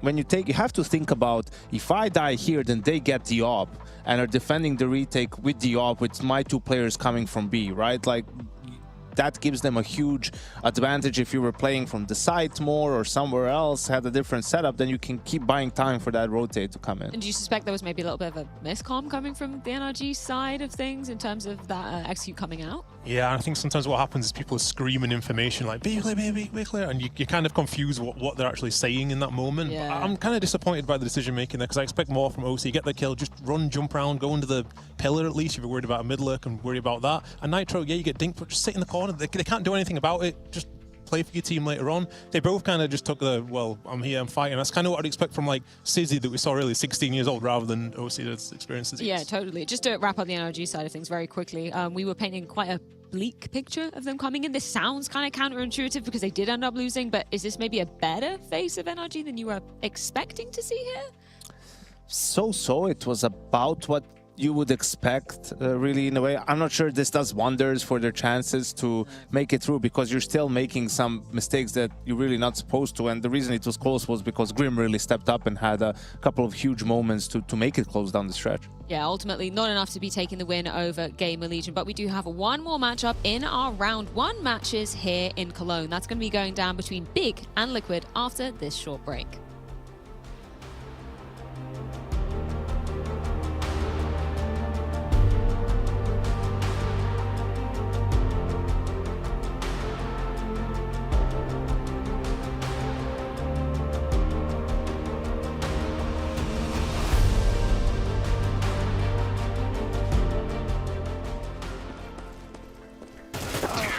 Bro, you're baiting every round. What are you talking about? I had so many trades. You're trading anything. You're miles away. I carried you. Tell me one round. Hold on. Let me pull up CS stats.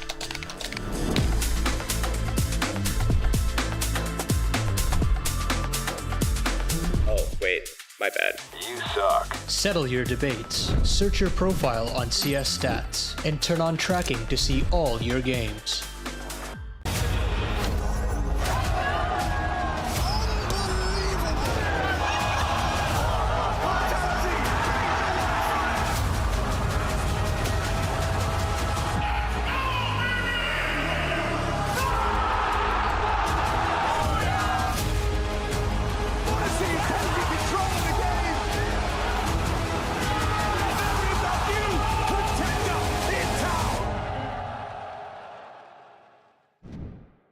Pushing banners. I smoke. Yeah, I'm down. Flash. One street fast. Flashing. I need now. Boom. Flashing. Grab that. They smoked car. I killed him with smoke. I'm full blind. Fuck. I'm trying to hold you right now from. Rotate. Carry. Rotate. I'm running. Safe boys. 5 things. I swing on bomb. There is no bomb. Can we get the AK? AK and ruin smoke. Bro, I killed him with smoke. Nilo is good, I like it. Nice. I did 99 nice. kill. Yeah. Upside now. I have long now. You will bounce the flash, Fredan. Yes. Are you ready? I'm smoking now. Do it. Bounce the flash. Flashing. I'll do 2 right side flashes. One side. I'm ready with G2. Yeah. I'm flashing one. Go now. Flashing. Flashing. Boom. Boom. I'm full blind. Mid side. Dead. That side. Nice. One. Dead. Dead. Dead. Nice. So easy, guys. Beautiful. Full blinded. Both full cooked. We are so like on the same page, you know. You're looking side, I'm looking pit. Holy shit, bro. I think it's... John, can I interrupt you for a little bit? I think this is the... I mean, whatever. You're the main start of this interview. It doesn't matter where we're doing it. I have a little crazy stat for you. I'm not sure if you're aware. But you're currently a record holder for 13 consecutive major. Yeah, it's actually kind of crazy. I'm surprised that it's not somebody else, to be honest. It used to be Rain, but well, fortunately for you guys, it's now you. Yeah, well, that's cool. Cool stat. Yeah, I don't know. You're happy with it, yeah? I'm mildly excited, I guess. Mildly. It makes complete sense. But I have to ask you, because this is a vibe check, so I have to ask about the vibe inside of the team. What is it like? Because last 2 events didn't go that well, and obviously you are coming into the major and kind of like on the back of not the best streak. So what's the mood like inside of the team, and how is everyone's feeling? Well, I think that we're all pretty confident. I mean, I know that's funny to say even after, the results, but like you said, the last 2 events haven't gone too well for us, but it's not like we've given up hope or anything, and we've been trying things. That's why like every interview we're like, oh, we're trying this, we're trying that, we're trying as much as we can to find the solution and to, do as best as we can. It's, if we give up and it's doom and gloom, then it really is doom and gloom, right? So we're putting our heads high and trying new things, and I think that we're playing, pretty good, like leading into it. The key is, keeping it simple and making sure that we're doing the things that we're doing, we're going to do them well instead of having, a lot of things and do them bad. I'm going to surprise you maybe with a little difficult question here, but what would you say is needed result for you to consider this season like kind of an okay salvage, because it didn't start well, it wasn't it wasn't going well in general. So what needs to happen here in Cologne? I mean, I think for me to be mildly happy about the season, I'd say probably like a stage 3. Okay. I think that's like the minimum. I mean, obviously losing in stage 1 would be horrible. Stage 2 would be maybe what would be like averagely okay, and stage 3 would be like decent. After that, everything's a bonus, but I think stage 3 would be something that we can do, and I think we'd be happy about. Thank you for this, and obviously I would let you go and warm up, but I'm not sure if you're going to play ping pong or something. No, we can't even warm up yet. We have to wait until the game before. Yeah. Thank you very much anyway, and good luck to see you in Best of Ones today. Thank you. Thank you. Oh, Chen, hey. How are you? I'm good. Can I talk to you for a second? Sure. Hello, how are you? First major, correct me if I'm wrong, first major on home soil, yes, right, as well? Yeah. Can you feel the buzz entering this this arena right now? Yeah, it's really nice. I mean, we are proud of that. It was a long journey. It was a hard one, so we're all proud of that. And looking forward to the first game, to the first start of the day, and hopefully with a good start, I would say. current situation, a little bit unfortunate, I feel like. Thompson revealed that he was sick yesterday. I think he's sick today as well. With JDC, the leg is broken. How does this affect your preparation overall? What is happening? Yeah, I mean, Thompson's feeling better today. That's really good for us. It's really important also because he's kind of like our hype guy, I would say. For JDC, it's a bit unfortunate, as you said. We were boot camping and it happened in the last day, so it was kind of okay, I would say, for the preparation day. So we are still ready, we are still, I would say, in sharp and looking forward to the first game. First game against Liquid. Can you tell us a little bit about that? Because in Best of One, they haven't had a great time lately, but in Best of Ones, anything can happen. I want your honest opinion. Was it actually hard to prepare for this kind of a team? Maybe you're even coming as a clear favorites into this one? I wouldn't say clear favorites, but we're confident. Okay.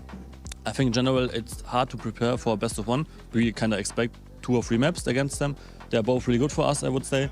And in general, it's kind of like the Best of Ones, everything can happen. A lot of like the mental state is really important. We talked a lot lately, also yesterday about it.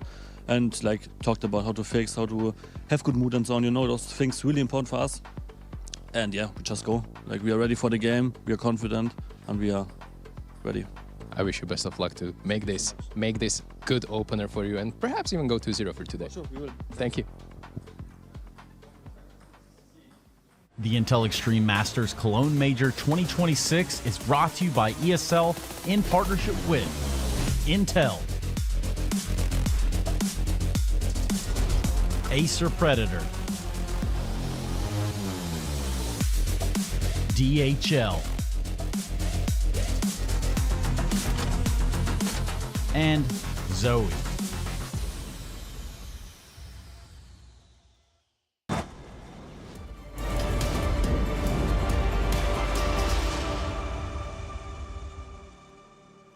It's the final best of one of round one, and that falls between Big and Liquid, 2 legendary organizations that are arguably on quite different trajectories at this current moment. So let's dive straight into it, Ash. Big, they had to work to even earn a spot here. Can you just tell me your kind of temperature check on them and what they had to do to be making it back on home soil here at the Major?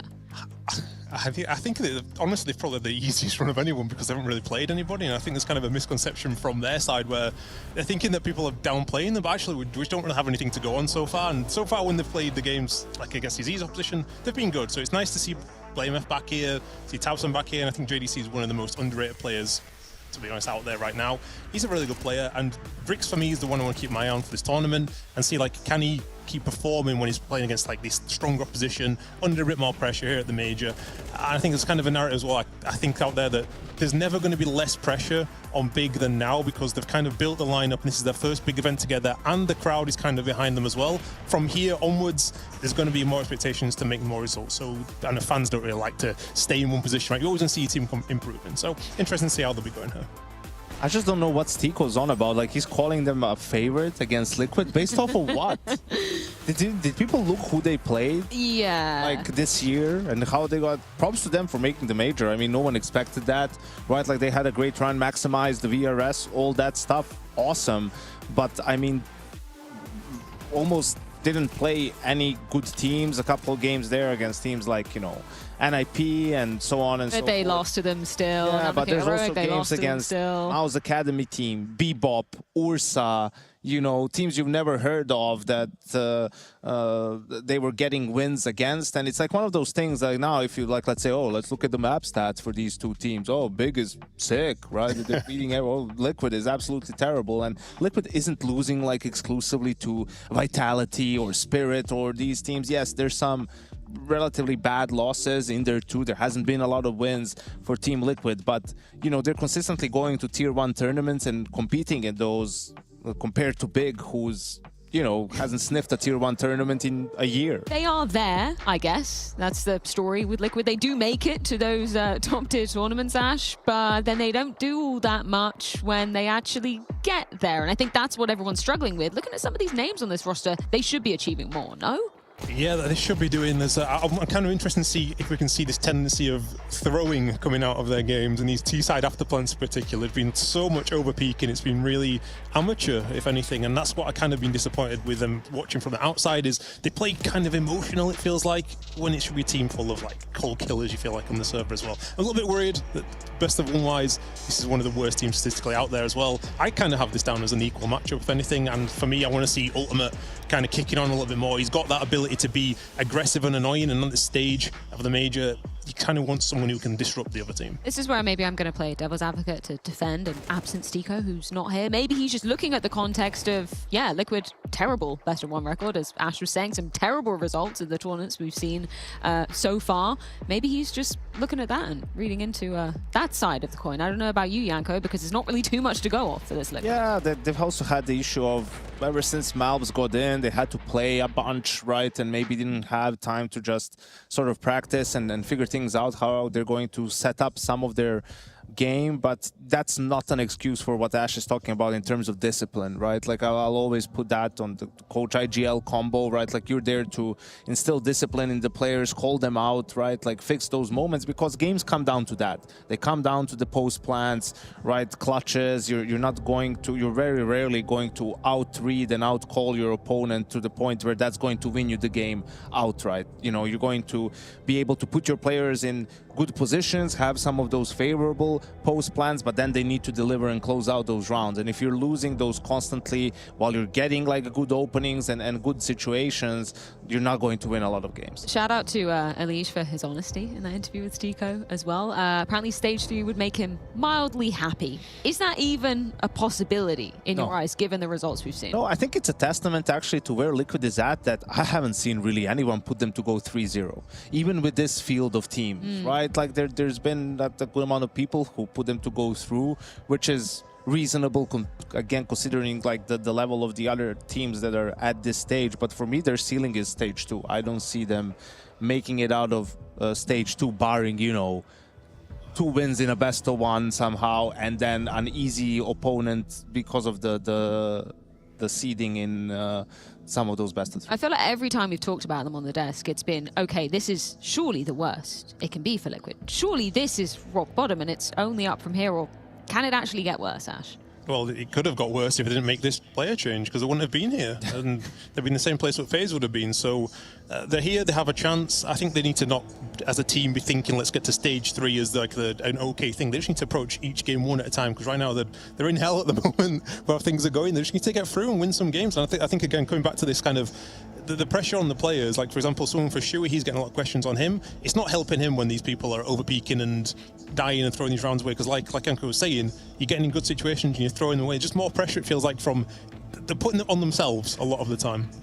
Talking about compositionally wise, if we're going to focus put the shoe on the other foot rather for Big Clan, we're looking at BlameF and tabseN being in the same team. What's kind of happened in terms of some of these roles for maybe people that aren't familiar with this new look of Big? Well, BlameF, one of those IGLs that doesn't, you know, play the sacrificial lamb really, still has impact positions and calls to some extent around himself, but that's why tabseN is the one who's taken all the supportive roles, still doing a lot of utility work in terms of the flashes and also HEs and everything along those lines, and they've been very vocal, both of them, you know, Blame about how helpful tabseN has been, and he's been echoing everything that BlameF has been saying. And listen, everything that's coming out of Big Camp is positivity, optimism, and that's great. Like, it's great to be confident. It's just about, we need to see how they'll do playing actually good teams and how it's going to look like against this level of opposition. Could Nuke be an opportunity for them? Do you think anybody's won in terms of the map that's come out of this best of 1?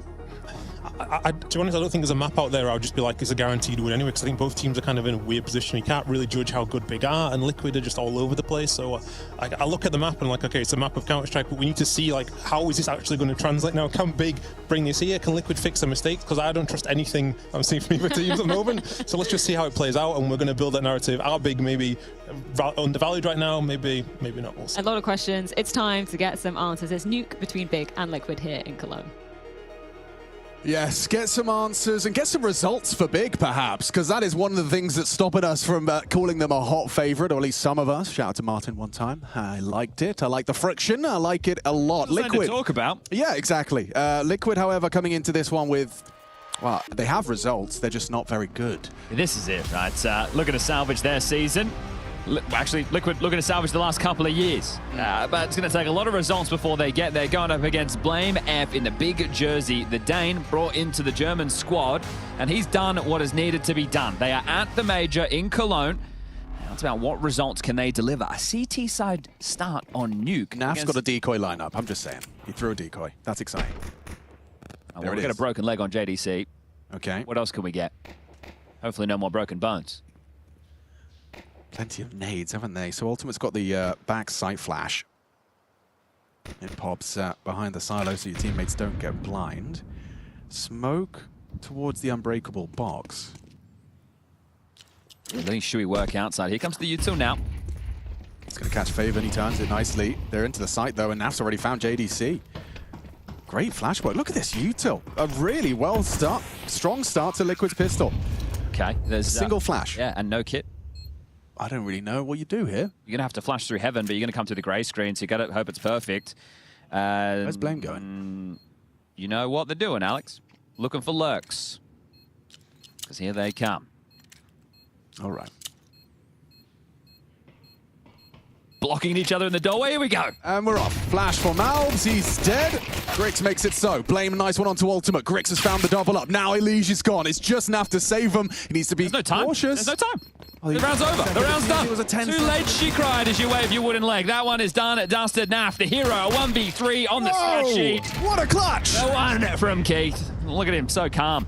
So cool. So collected. I got excited for a second. I really did think that they were going for this super late. I didn't realize just how late it was. I mean, I guess that smoke arriving as the bombs planted, it did really screw them. Yeah, so well done there from Liquid just with the pistol. But just something to point out, if you take a look at Liquid since Malbs has joined, they have played Nuke 7 times. Yeah. They've won it once. Time for number 2. Who do they beat? They were 3D Max. Okay. They lost to the Mongols, GamerLegion, 3D Max, Sashi, Havu, and NIP. Okay. So that's around this level of opponent, right? Yep, You're not coming in here thinking Liquid don't have a shot. Blame's got an M4. Scout on Grix. Top smoke wall. So yeah, spotted a tip of a head there. Given a chance. Big chance. Ultimate. A little bit lax there in the cross.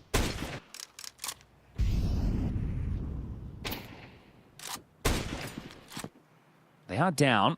Yeah, bombs on the back of Malbs. Enough late to this. This is a very tough round for Liquid to win now. Can't go down there. Naf spots JDC. He's going to be stopping any secret rotations, and there is a vent present. So, no, excuse me, sight. It's Tabson that's burrowed in. He's got Grix in support of him from the ramp side with that scout. Spotted a flash of them there towards the control. And an easy headshot for Elige. That's clean. Will they overlook Tabson, though? They're going to double swing him. And trade is good from Malb. Still, though, Blame stands his ground with that M4. Burns to 100-0 from Shui. Still risky. Saving. He is. Yeah, he's going to fake it. Oh, gets the heads up with the sound cue. Those steps really making the difference there. Malb's able to get the bomb down. JDC can win this. He can run at Malbs. Can't help him. There's no support from Naf. There's nothing he can do. Oh, Malb's just dancing around the site. There's the support just in time. Okay, Keith. 2 kills, but 2 very impactful ones. He'll close down against this force. Ultimate gives away the opening there to the scout. Yeah, which is just a product of overconfidence, perhaps, or doubt in Grix. So 2-0 start should be 3. Needs to be a partial buy. It does become very difficult. You see the trade game taking place here. This is where I thought that the spacing got a little bit clunky. Both of them trying to swing into that. But great survivability, buying time. Naf comes in, swoops behind, and gets them 2-0 start. It isn't going to be a freebie. There's Deagles in the mix. 5-7 for Tabson, and Grix just with that USP. Yeah, Naf's had his bell rung. Deagle through the metal, saves his life. So early conditioning, right? Pissed around, we had a late top hit. Now we've had 2 rounds against the Force and now against the Eco where they've shown, hey, we can take secret control, and they're using the diagonal wall. So you can see how that plays into the rifle rounds with them coming up next, but they need to get past this one, Liquid. Yeah, JDC's got his Deagle primed and ready for the headshot. Can't hit it. Elige can. Another good entry from Elige.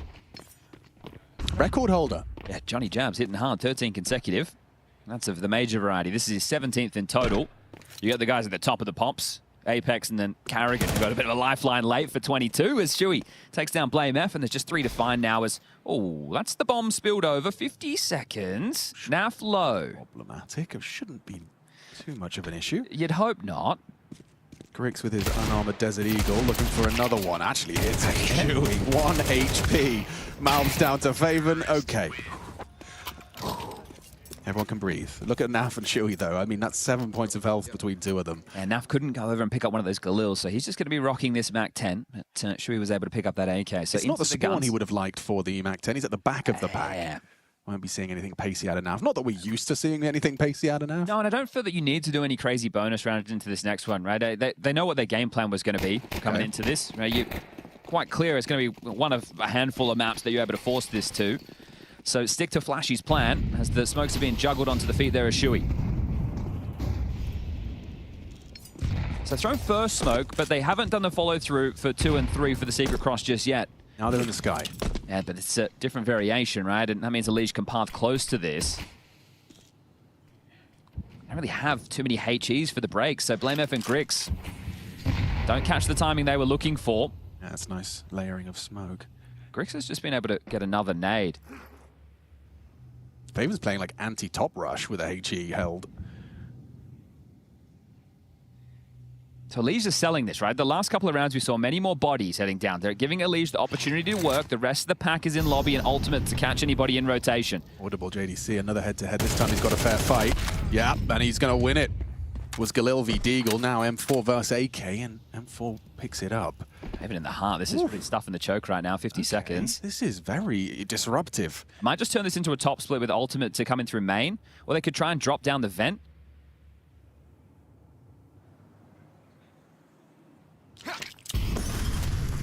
Flash and go. Faven, anti-flash, tucks into the hut. Ready to disrupt. Still Shuey good for it. Now Tabson. Oh! Wait, trigger discipline maybe. Hang on. JDC found ultimate, and he's quicker than they're ready for. Naf's not looking. No one's looking. Back turned. Now he reveals himself. He wants to commit. The bait in them in. Grix will close, and that is clean. First gun round. Big clan show what they've got. And JDC does especially. It's rare to hear like a very emphatic apology when you've just won a convincing round. It could have been one of these scenarios because Grix was tasked with outside, but he was smoked off and said, oh, I broke, I didn't see anything on the cross. He said really, because he also said really good call before he got into the apologies there. Either way, I thought Tabson, by not pulling the trigger there on Shuey, we might hear it again.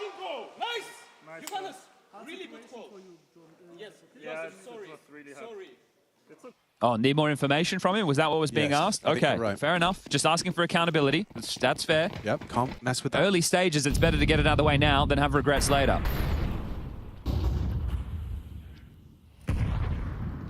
Got a real gathering on the roof. Alicia's just going to be leaving extra flashbangs for Naf. Does that tell us that it is like guaranteed to be top Poppy, or is this could be fakery? Could be, I think because of the buy, yes. Right. Here they come. Favored. His HE perfectly positioned for one and done. Elige trading, but 4 HP. You could kill him with a paperclip. JDC might use an AK though. He's got Grix in heaven with Tabson up the ladder as well. Oh, they line up. JDC shreds. A dominant hold of this top site. Elige trying as hard as he might with that low HP to get some output, but Grix spotted another. Ooh, couldn't hit the sequence.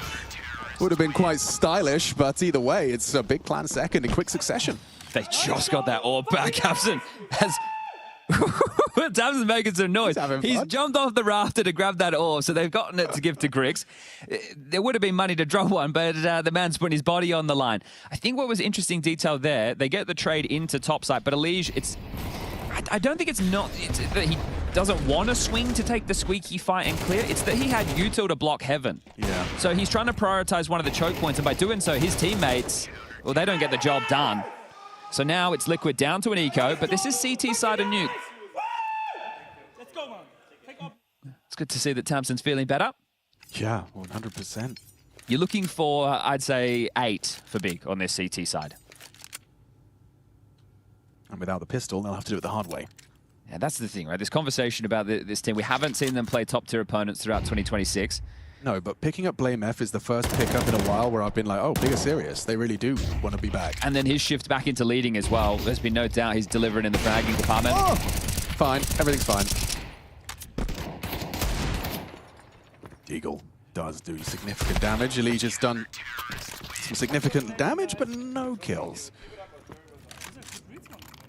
But yeah, especially for the you know, the home side, Big have got this. It's like an amalgamation of a lot of hard work over the course of Tier 2 and Tier 3 in these smaller tournaments, and it all kind of amalgamates in. Okay, we've qualified for the major in Cologne, Germany. Yeah, now is it a fairy tale run? That's right? it. That's the question. Can they catch fire when we get to see more of them? Like right now, when we actually get to see them, we get to see how much of a threat they truly can be. And I'm sure there's a lot of German Counter-Strike fans who are coming here in a couple of weeks' time. Would love to see them. It's the loyalty from tabseN for me. It's, you know, I want to see that pay off. Some dividends on his dedication. He's making sacrifices positionally now. Yes.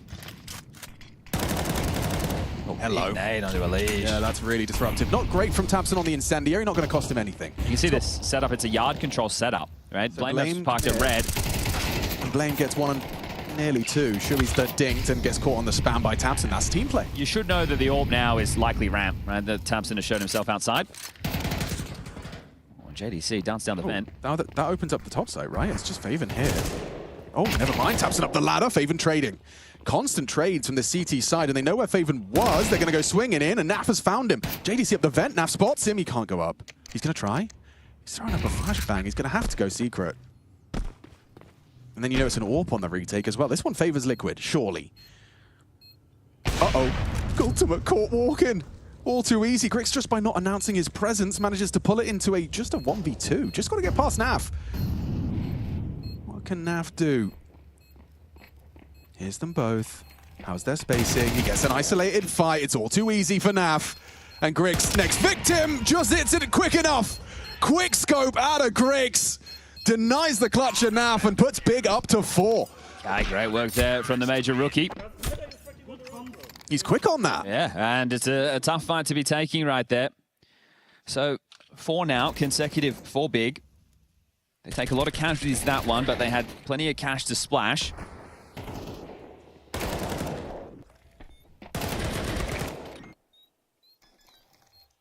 Bang. That's 4 straight. How many more can they add to the tally before Liquid break their silence? They know that they only need a handful more on this T side, and it's serviceable. Yeah. But again, best of ones, you want to... Oh, they've missed a smoke. They have absolutely missed a smoke. That's... Fixed it on the fly. Sure. HG looks like it's going to do damage. Oof! Down the gullet of 3. A big nade from Blame F. He now has softened up for JDC. He could get that one mag sprayed. I don't believe that flying Desert Eagle. That's not going to do anything initially. What? JDC's going to be rolling his eyes into the back of his head. Can't comprehend what the kill feed just said. That was a mid-air Desert Eagle one-tap headshot. Well, we need it on the replay, but right now, Big need this one. Shui takes down tabseN. Yeah. He catches Faven in rotation. One more bullet. That's opened it up. How's the AWP? Yeah, and he's already 1 HP. Grix is in trouble. Lifeline for Liquid. Nade's going to do some significant damage. That's going to be You're not going to expect one. another, are you? Would you expect a lead? I don't think you're ready for another. He might even just want to save right now. Grix, you giving this one a go? Having a look. Oh, and the leash will catch you. You weren't ready for 2 behind the sight box. Ultimate, rewind the tape. Please tell me what you've just done. We just had a smoke kill in the previous map, and if the kill feed is to be believed, he's hit a jumping dig. The most inaccurate gun in the air. I'm sorry. What is that? That is absolutely ridiculous. I've never seen anything like that.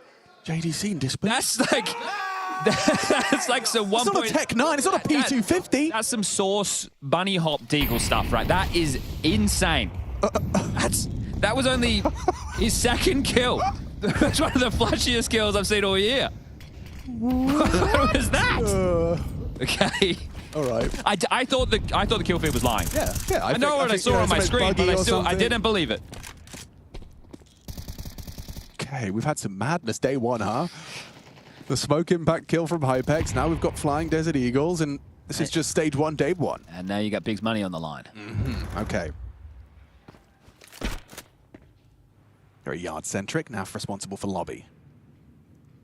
Grix is ready for Malbs, but the smoke will enable him to drop safely. Running into him. Yeah, here he comes. Oh, tagged. Malbs alive just for a moment longer. Surely a dead man. Yep, on the peak. He lost JDC, though.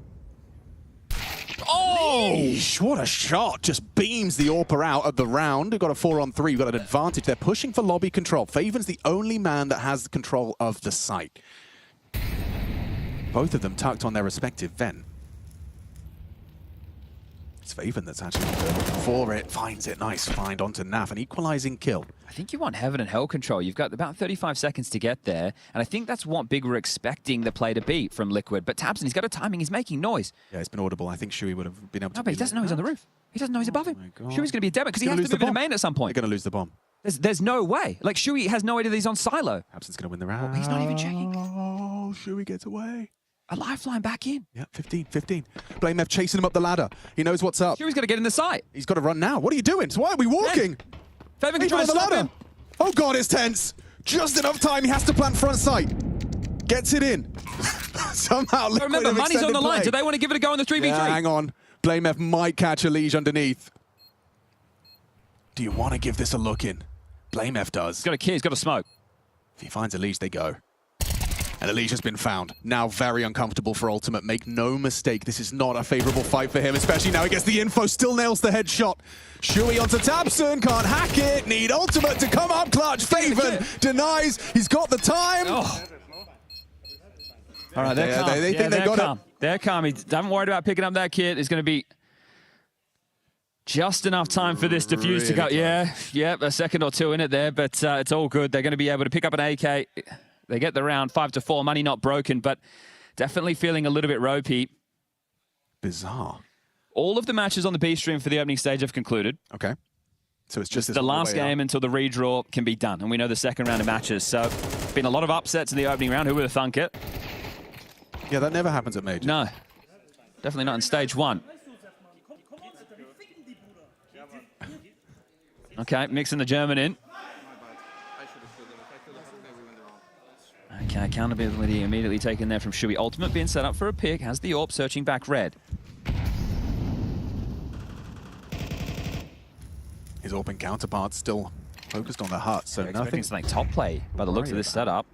Elish, does he have a gap? Flame's going to surely have him. JDC does go down. Trade not available. Covers there from Malbs.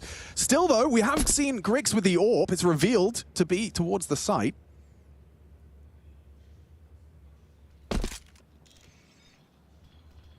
Faven's got to hit that first headshot here on the swing of Malbs.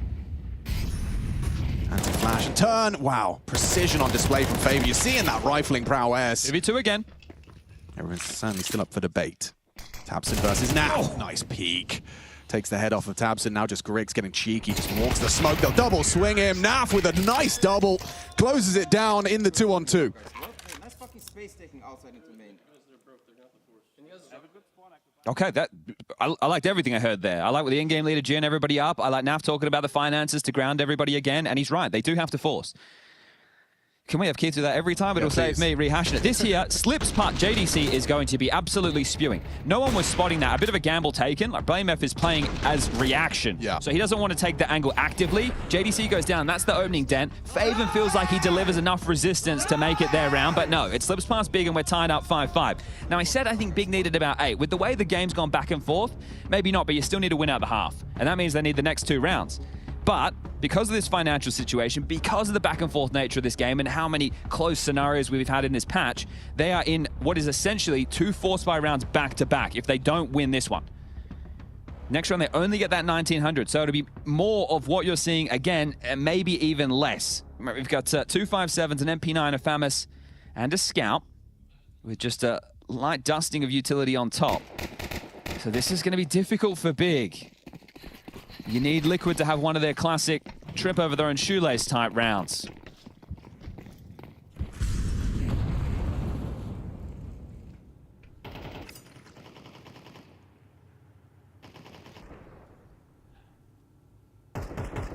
Interesting approach from BlameF. Yeah, so is he planning to throw a HE when tabseN's taking contact? Yeah. That's interesting. He's got a second nade for his troubles under his boots as well, so this could be one way to manifest an opening kill. And you don't want to throw it early, right? You throw it, there's no one there. tabseN might not get a chance. It's an idea. Alicia's working yard, and he's got JDC. Crouched behind that box, and ooh, okay, info. Info he gets relatively safely. not unscathed, but they're going into this setup. There we go. tabseN's 5-7 and a HE primed and ready from Blame. Oh, Malbs, great clear, some diligent work on display there, and now a P250 trying to finish the job, but Malbs has handled that with poise.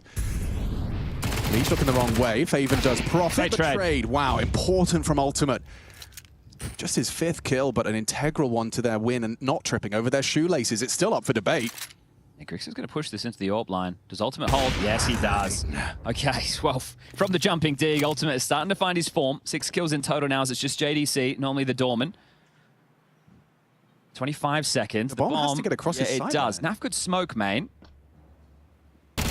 Or he could die and lose the bomb at 18 seconds. Suddenly panic in the ranks. Shui and Ultimate, these two Polish players in pole position to convert this one. JDC lets them pick up the bomb. No, I'm worried about the reroute to Heaven. That'll be the next concern. Ultimate! Wow, great round. That's a high-impact round out of Ultimate. Yeah, look, not against a full buy, but they're very important kills to make sure Liquid get at least 6. And as mentioned, we are going to see more of the same. Hi guys, fucking amazing job. Listen, I just want us to be a bit better in terms of connecting a bit faster in the second stages. We have really good ideas, just make sure that we are planning properly, okay? And then we will not waste any time and we will execute it perfectly, okay? Don't give them time to read us, okay? Otherwise we are doing fucking amazing. Keep being fearless, okay? Let's just fucking be brave and keep fucking... Thank you very much, Flashy. Be brave.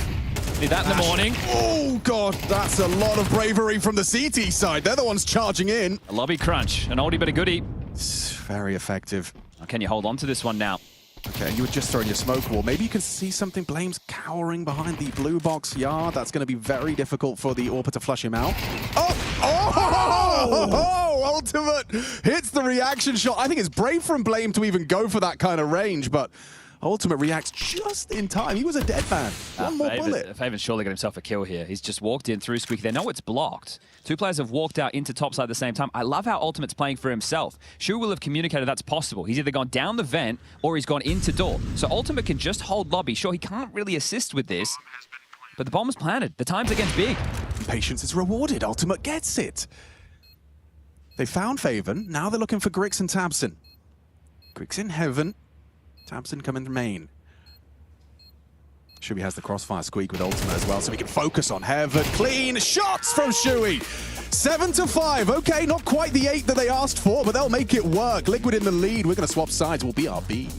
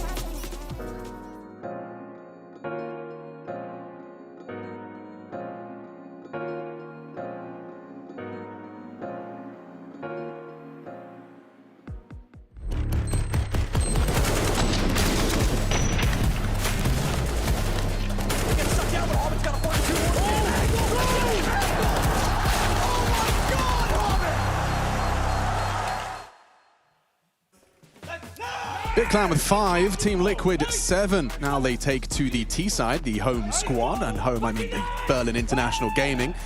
Just down the road, I suppose. Got a long 3-hour train or something from Cologne. Short flight. Short flight. And, well, Liquid flying pretty solidly on that T side. So that's a haul they'll be happy with. Yeah, I think everybody had a moment or two, right? Naf had some important kills in the early stages. Shui was looking sharp. Ultimate started to heat up. Alish had some good opening kills. You get 7 rounds on the T side. I want to say you feel like the game's won, but the job has just begun. This team have only had Malbs in the ranks for a short period of time. 33 maps played, a losing record of 11-22. Yeah, it's ugly. None of that matters if you Let's go. on in the major. Oh, couldn't stand his ground. Everyone can't keep their boots on the ground.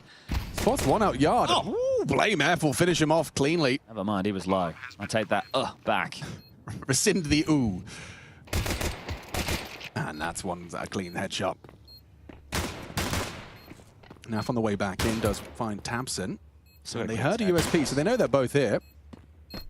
And oh my god, he instantly clicks the head of one more. Hang on a second, Alish is making a case. It's a 1v1. Blame F versus Alish. Very uncomfortable for the CT. Doesn't have bullets, doesn't have time. Oh, he's got one more bullet. Blame F's played him like a fiddle. Okay, well, Alish gave it a good go. Blame's done well there. The most frustrating sequence when you're in a 1v1. Just the guy just doing the bare minimum, which is the most annoying to pull you off. Doesn't even want the fight, just keeps you off that defuse. So nice one there from Blame. It should have been their pistol run anyway, but still had to get the job done. If you don't mind, I'm just going to read some of the recent events Bigs have attended. They've been winning a bunch of them. Winning a ton of them, yeah, absolutely. But it goes CCT Global Finals, Nodwin Clutch Series, the HLC Belgrade, CCT, and Radio Popular Roman Imperium. So, you know, as far as that, and then the IEM Cologne Major, this has been all of that leading to this. Exactly, right? And the tough thing with those events is, sure, they're not the best opponents, but you have to win, and they've done a good job at winning more than they're losing. Which is a good start. Ramp rush, nobody's home. Vent rotation, secret rotation, that's what you're going to have to hope for right now, but look at the pace on this. They can just drop down. Naf's noted. Just so many bodies trundling. Malbs and Shui, now Ultimate, all have managed to make it down to the lower deck. Molly forces Shui back, and what's the plan now? We've got a head-on collision. Have to trade.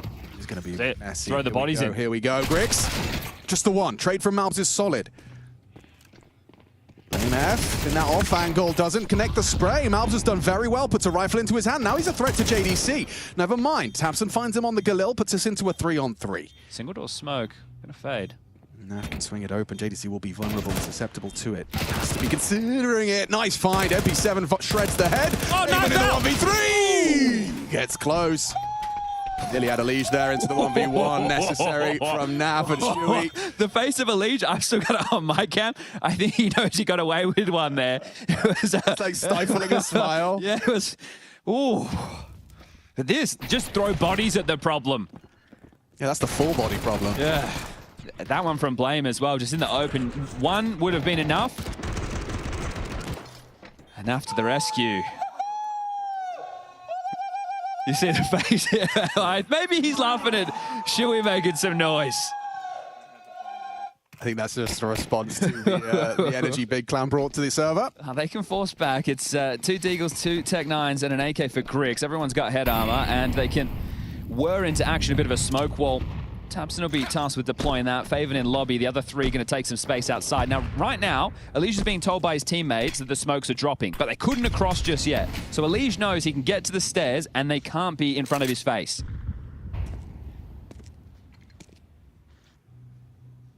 Ultimate smoke break. Grix remains vigilant, starting his process, and here comes Alish. He's just got to catch that timing. Can't adjust. Bit of an overflick. Yeah, annoying there, right? Grix is playing right on that fence line. So Alish, who has been good in the openings, gives away one here. Hang on, Ultimate's got the shutdown opportunity, but Faven just ducks under that first bullet. Opens up ramp. This is shaping up so well for Big Clan here. It might. Never mind, everyone's here. They've got the defense. Everyone's in the right place. You're right. Oh, so much damage inflicted. Malbs. That's all the info. All to do. So very low. Big. You've got right there to the finish line. Faven ducking under the bullets.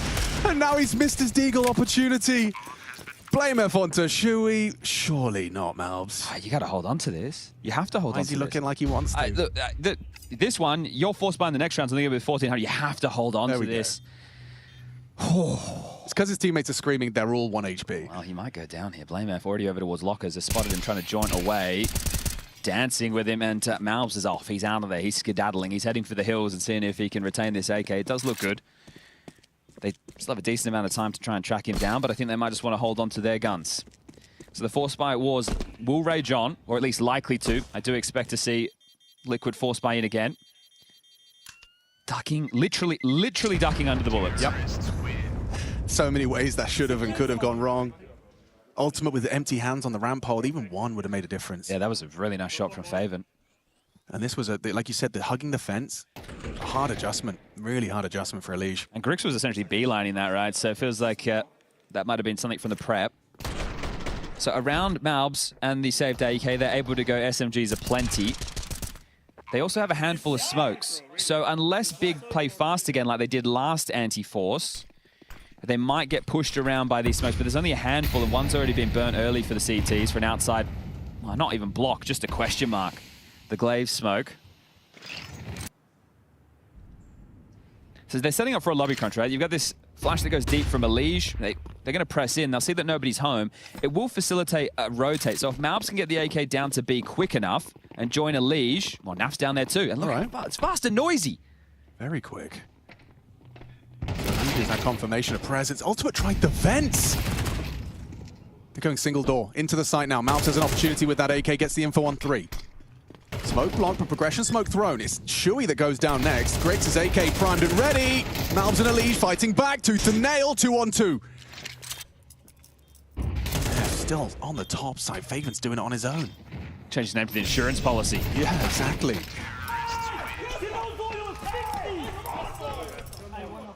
Getting hyped about this one. They know that it has to be Liquid Eco now, so a chance to take back the lead here from Big. Yeah, the ultimate rotation down the vent after hearing all the steps, I guess he's gone, all right, I'm going to see if I can slip into a gap. Enough of my teammates here. If they took the jewels and then he drops down, you know, maybe at that chance giving himself an opportunity. But here it is, a slink down. You're never a huge fan of this type of rotation, especially if you know you lost secret. And then it gets so messy. They're just throwing, again, their bodies at the problem. This is only the first tactical timeout call from Liquid. Flashy wanting to get on the mic. But Big, they're fighting. Yeah. The fact that they've been able to go toe-for-toe in the Force by Wars and then win out is a very good sign.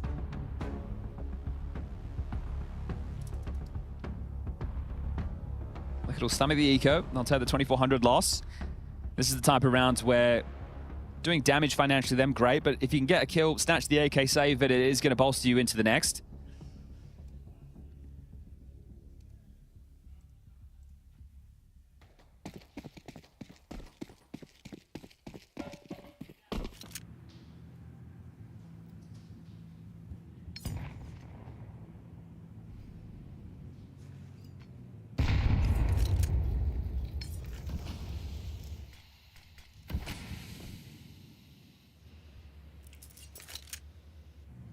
This should be a bit of a non-starter. We'll talk about the CT positions. Right, we would have caught it if you were watching during the halftime break, but you're going to have Naf playing ramp on the rifle rounds. Ultimate will be his point of rotation as the AWPer. Malbs will be anchoring down top site. Shui will be your dormant, and then Elige towards yard. As Big are going through the motions. And he's going to catch a little whiff of Shui there. So first kill found, and the rest will follow. Again, Liquid just have USPs. If they can get any kills, Naf's been on this angle since he spawned, so let's see.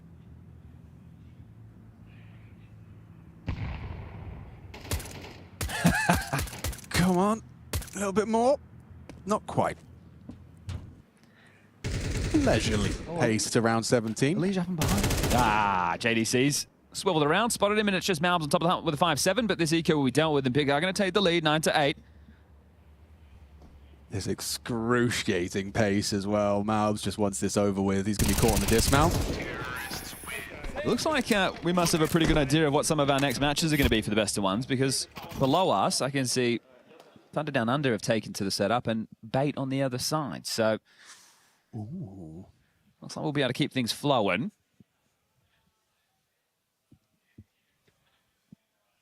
Is that timeout button thing is new, right? Oh, is that what that is? Well, I don't know. I've just seen it. I saw the iPad. I figured timeout. I feel like the coach hit in case of emergency. It should read. Interesting. All right. Well, they took the eco. They lost the Force by Wars, and now we're back in with the guns. Liquid. Let's see if you can get that opening kill. Yes, you can. JDC caught on the edge of the smoke. A nice shot from Ultimate. Faven is trying to worm his way through the smoke. And oh, what a play! Look at this pathing. This is going to book Shui. Oh, he's ready. How is he ready? That's impressive. That is impressive. I think Faven's hit a couple of nice shots throughout, so I thought he had that one dead to rights. Okay, well, I mean, their advantage gets larger. Liquid 5 alive. And this type of round where you would like to start establishing 5 alive. At least 4. This is still on.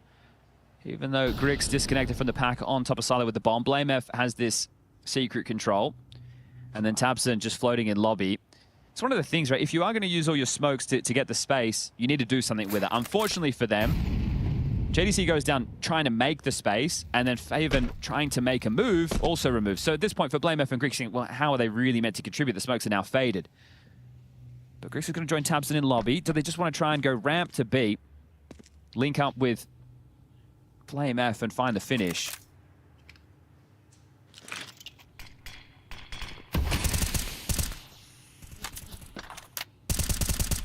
Ooh. Chopping and changing. Is BlameF staying down B? I thought that they were going to try and pivot back. Maybe he could have worked his way vent or back up secret to try and contribute to main. They are trying to drop vent. Yeah, Shui's got the perfect angle for this, though. Malbs is there onto tabseN, so now BlameF just going to have to wait this one out. Trying to be creative with the man disadvantage. Well, the 2-man disadvantage in that scenario, but should be set right now to keep these 4 alive. Which is par for the course. This is nice, right? Obviously, Shui is going to need a drop. The player with the most right now is Malbs at 3.8. There you go. He's just caught it. Okay, so yeah. All right. I guess. Why not? I want it to be more gimmicky if that's going to be the case. Make it a big red button. I think a lever, you know, like a good kind of Empress yeah, and you eject one of your teammates who's not listening, he falls through the floor. All right, well, lever. We're tied up again. Nice! Bigger harassing topside right now. Lots of mollies. Limiting the options, and then there's... Oh, that's an easy open up. tabseN's gone. Alicia's provided, using that CT AK well. Faven in the vents. This is chaotic. This is pandemonium on the top side. JDC can't adjust. Elige's just defending left and right. 3 kills from Elige. And things will slow down. BlameF and Grix partner up hut.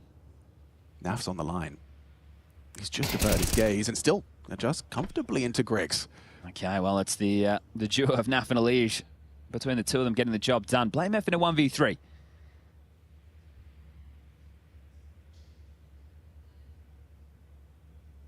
They're holding everything. Yep, I think that's a fair understanding, and you will constantly be checking your back. They know BlameF's tendency to worm his way around the map. Ultimate should find him. And he does. Okay, double digits. Yeah, that's Elige's round. It was very chaotic there. So you see the util they throw in. It's trying to limit the CT position so that when they go for, I don't even want to call it a second timing pop. It's a second wave pop, that they have a better understanding of exactly where they force the CTs to be. Right. But I think Elige just being there in front of their squeaky lurk smoke, and also Faven going into the vent was a little bit curious. But Big, they're not out of the running just yet. They still have enough money to go for a partial investment, and they'll be able to full buy into the next. So Liquid, like we said in the first half, these are the type of rounds that we've seen you trip over.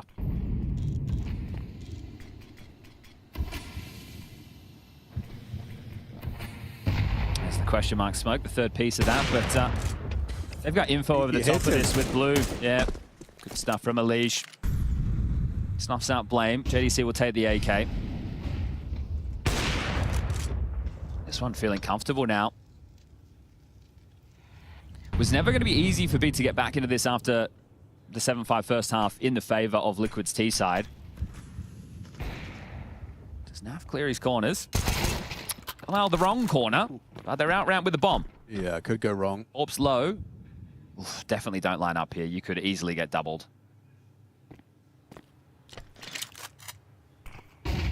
Hit him with the flash. Hit him with the flash. Thankfully, Malb's able to at least get one, but this round's still on. It is on. It's 2-on-2. We know tabseN can hit hard. JDC's mantling up for heaven. So Shui's in lobby. Yeah, so Elysia's on B. They're going to get the plant. Yeah, and they have the AWP. So if tabseN gives the bomb to JDC, he drops into the site and plant, and then tabseN stays in heaven with the AWP. This is a winnable round. Liquid. He's dropping in. Okay. JDC will play the post plant. Elige just going to make his way over towards heaven now. There's a kit on Elige. Everything tells us that this one should be safe for the two of them, tabseN and JDC, to convert and tie us up 10-10. I don't know if you can go up the ladder, Elige, can you? That's He's gonna crazy. try He it. needs Shui to take some contact first. If you go up the ladder, that's absolutely nuts. The timing. Maybe side of barrel. Maybe Elige knows. Shui's got to make his play. Time is ticking. There we go. Shui draws attention. Now Elige up the ladder. He's got the backstab. tabseN with the AWP on the site. It's not what he wants. It's not the weapon for that kind of engagement. And a very impressive 2-on-2 conversion. It got very, very sweaty, but I like the fact that Elige doesn't just force the issue. We know, he knows, everybody knows that he can't go, but in the moment, because of, hey, you're dropping to a partial buy, he might have just made the play. Yeah. But the fact that they keep that poise, very necessary to make this possible. And this is where I thought it all might just go wrong immediately. Right? tabseN does very well in this round. All starts with Naf pushing into Radio, not clearing his corners. And they started with 2 free opening kills, one onto BlameF outside, and the other was just an easy AWP kill for Ultimate. So they hold on ever so. 11-9, 2-round gap.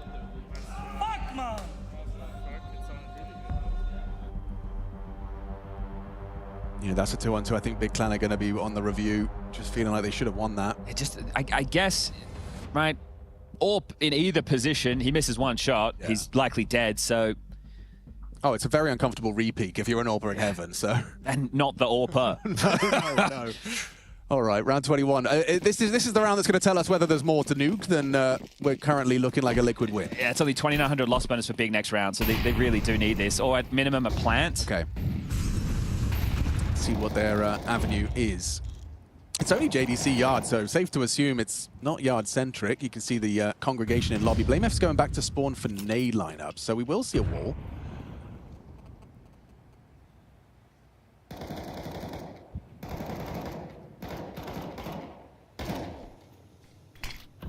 Griggs is scoped up hard.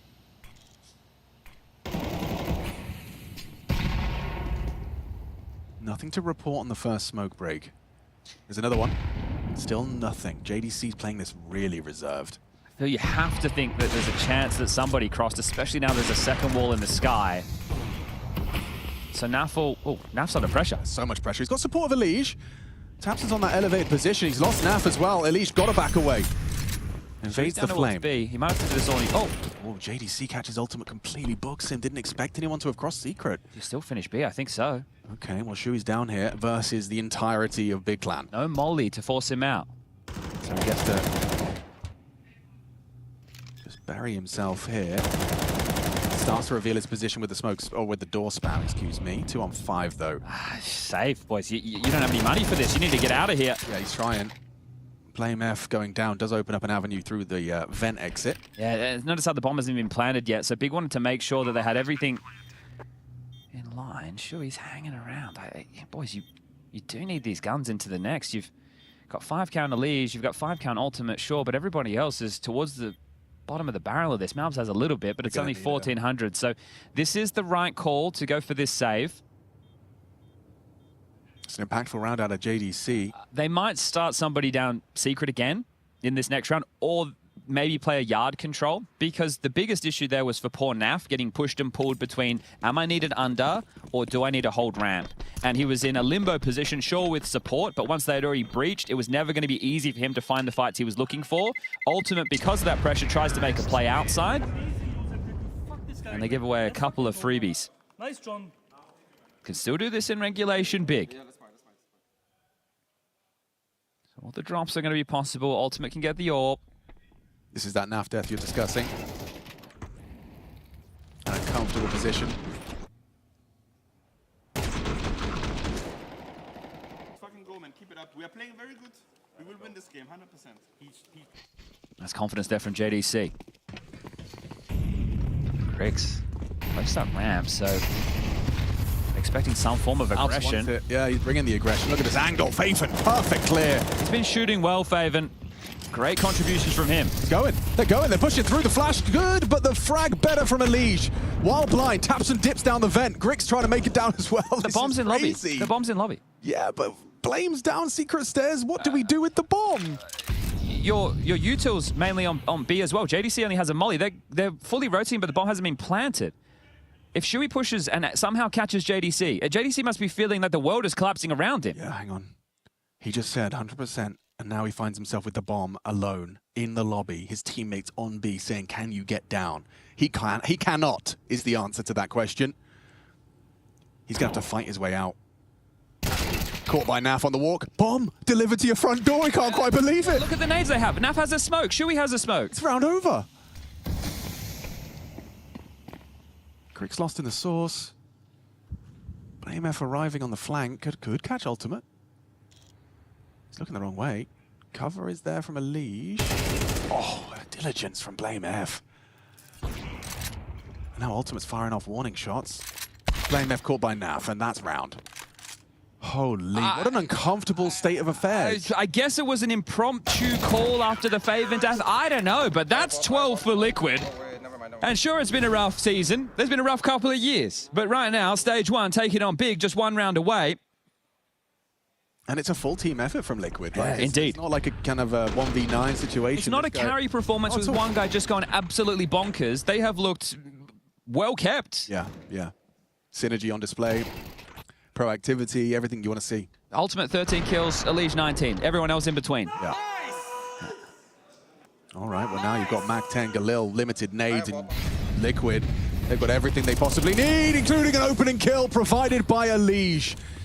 High flying, charging Mac 10. Elige will find a second. Faven on the entry, good for one, but there's Naf spraying him down. It's the old guard, Naf and Elige to secure the 13th.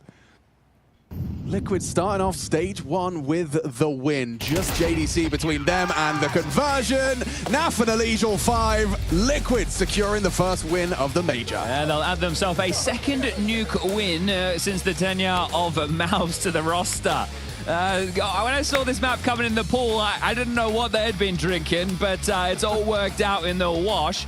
And now we've got our buckets of teams. We've got our 1-0s, we've got our 0-1s, and we've got a big smile on the face of Naf right there. Liquid had to dig deep for this one. It was a battle.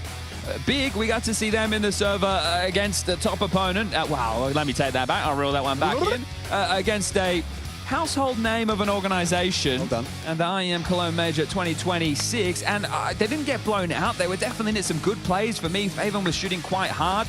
I think Grix had some nice clutch moments. Tabson doing the dirty work in between. But regardless, it's still an L in that column. We've had the winners of the day, your M80s, your FlyQuest, your THUNDERdOWNUNDER, just like we all expected. Bait, Sharks, GamerLegion, BetBoom, and add Big to that losing column. It's Liquid with the win. And we'll throw this one down to Steeko. With the first round being over, Liquid is actually in 1-0 pool. How are you feeling? Because it felt like we're watching completely different team from the past events, and it must be really nice to lead the team like this today. Yeah, we're slowly but surely getting there. It feels really good to play this way. We deserve it for sure after the work we've put in. I might notice a lot of proactivity compared to some other previous events and games. Is this something that you specifically worked on, or is this just a byproduct of really good communication and initiative by the players? Because we're playing at the major, so everyone's a little bit hyped up, okay? 10 out of 10 energy coming out. Is this something that you feel, and as an IGL, you are having easier time? I think it's a little bit of everything. Not necessarily that we're making more of the active moves. It's more that we're actually making them as a team, and it's a lot more connected. The dots are connecting, so I would say that's the biggest change. We've had also a couple of timeouts, I believe, and Flashy was pretty active in them. We had a little bit of a glimpse backstage, but I want to ask, how is he helping you in these kind of best of ones? Because obviously everything cannot fall on you when it comes to calling and ideas. Does he have a good overview? Is he helping you in these terms a lot, and you appreciate it like that? Yeah, definitely. I mean, this game, for example, like we knew that we were in control most of the rounds, and there were some rounds that just got out of control a little bit. But he made sure that we are sticking to the game plan, and that everything is still fine, that we don't have to worry about anything. So yeah, he's keeping us on the right tracks. The day is obviously not over, job's not done, and there will be another game for you, but we will head to desk Freya, Yanko, and Ash. Take it away. Thank you so much, Stiko. Yes, finally, a W on the cards for Team Liquid. Sure, it's only a best of one, but it's here at the Major, and that is very important. Shui and Stiko were just saying. Shui also saying it felt like a more synergized version of themselves, Yanko, today compared to what we've seen this year. Do you think that was correct? Is that the case? I believe so, and I think they were also motivated by all the shouting from the side of Big. It fired them up for some of these rounds that they were able to win. You know, took them a while to find their footing in the first half when it came to the gun rounds, but had their moments, and this is the most important game of the tournament, probably, right? Like the first best of one that you play sets the scene for so much in the tournament, and being able to win relatively comfortably, all things considered, is a huge bonus for this Team Liquid squad. I feel like you can probably attest to that even more than we can, Ash. The kind of you know, tempo that it sets for the rest of your tournament. It's very important to get these best of ones in the bag, right? Yeah, I think your biggest worry when you come here is you don't win a best of one. So just win that first best of one is the most important thing. And it doesn't really matter, like we said, the GamerLegion game, how you do it. It's just that you get it done. And this was a real messy one, to be fair. But maybe it's something to do with Nuke as well. I'm not sure, but there's some ugly rounds in here for sure. We'll get to them in a moment for sure. I do want to talk about the T side for Liquid though, because it goes without saying, outside control, incredibly important. How did you see Liquid managing to get that in the bag? Well, that's the thing. Big wasn't really putting a ton of focus there, and it seemed like Liquid, for the most part, was able to get control outside the Twill.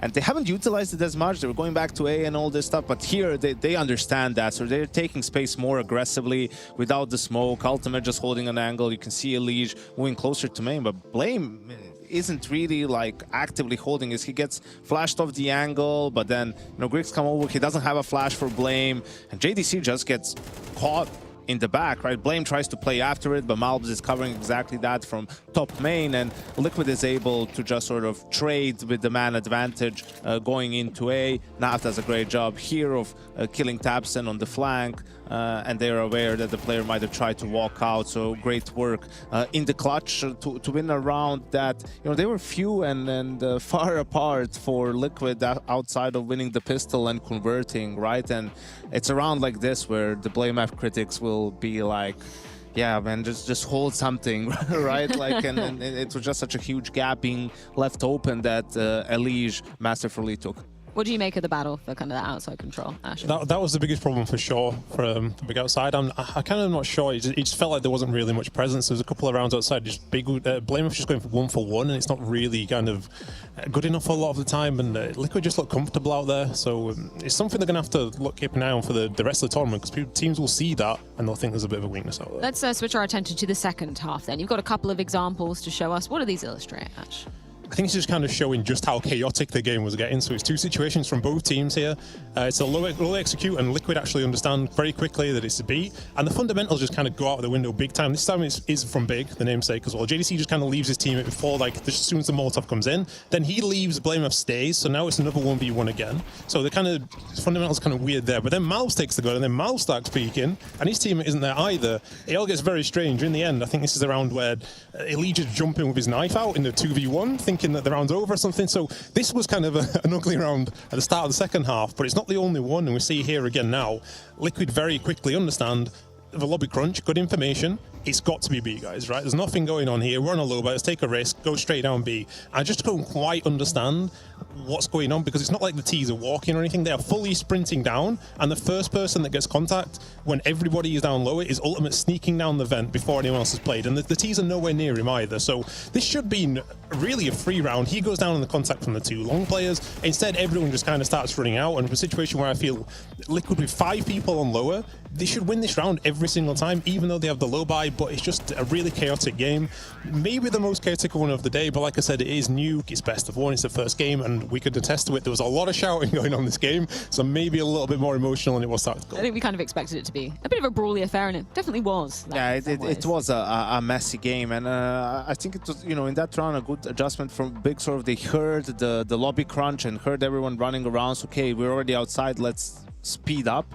right? But for Liquid and Ultimate, just maybe not aware that they can be there that close and just giving away a kill before his teammates can even get into position, right? So that was a really hard one for Liquid to lose. But outside of that, there wasn't really much when it comes to Big's T side, right? Like there were a couple of awkward rounds there. You can see they were struggling to find their footing when the round breaks down.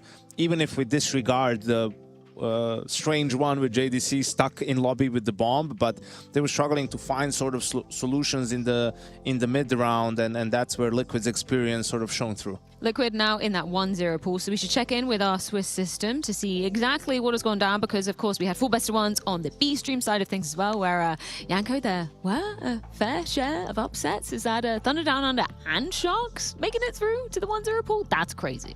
Yes, ma'am. I think for Sharks, you know, I don't know how many people had them as 0-3, and that's also one where, as Ash was talking about, you know, the recent form of Heroic isn't really blowing anyone out of the water. So in a best of one, they get the upset win there. Obviously, the huge one was THUNDERdOWNUNDER. Can we just start calling them TDU? Like, TDU just beat MIBR, right? So sets the scene up nicely. Both Aussie teams in the 1-0 bracket going up against Bait and GamerLegion. BetBoom versus Liquid and M80 versus Sharks. That's America's matchup. Are your pick'ems cooked already? Are they on the way to cooked? I really need GamerLegion to be 3-0 and hopefully Gaming Gladiators to be 0-3. And they're playing big, so you know, hopefully Big can take care of that later today. And if I get those two, I should be fine. But GamerLegion let me down. We're in trouble. We're in big trouble. What about yours, Ash? Oh, mine are cooking, but not in a good way. Cooking to be raw. Let's talk about the schedule for the upcoming best of ones. That's going to be going down on, is this the A stream or the B stream side of things? A stream. This is the A stream. Bait Okay, TDU. cool. Bait TDU. We got MIBR versus TYLOO, GamerLegion versus FlyQuest, and then BetBoom versus Liquid. What is your game of the hour in terms of those matchups, Janko? Which one stands out for you? BetBoom versus Liquid. I want to see more of Liquid, right? Because as we said, when you have struggling results and everything, like you have to build your confidence through the tournament. I know BetBoom has looked good even with a stand-in, but this is now standing in for a different player on top of it. Like it's just a whole conundrum. So for Liquid, an opportunity to potentially go 2-0 up, right, will give them a high chance of making it into the next stage. Yeah, I feel like unlikely, though, that's going to be happening. Either way, we do need to head things to a quick break where you guys have to make a decision at home as well. If you want to see Lin Vision versus Heroic, that's going to be on the B stream. If you'd rather see THUNDERdOWNUNDER or TDU, as this young hipster's calling them, versus Bait, and that is on the A stream, and that's going to be Trace, Dupree, and Pimp just after this break.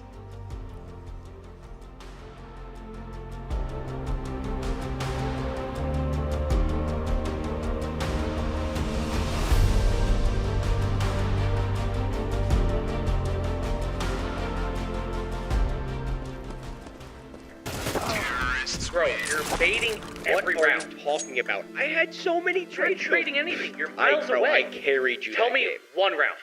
Hold on. Let me pull up CS stats.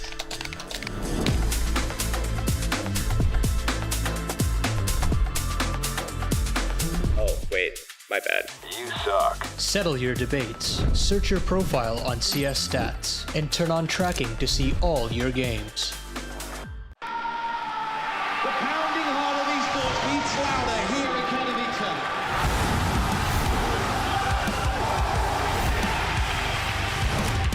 Double peek, he's getting his shot. Unbelievable! Something special to throw this decoy, and that's exactly what happens. Katowice! We are back!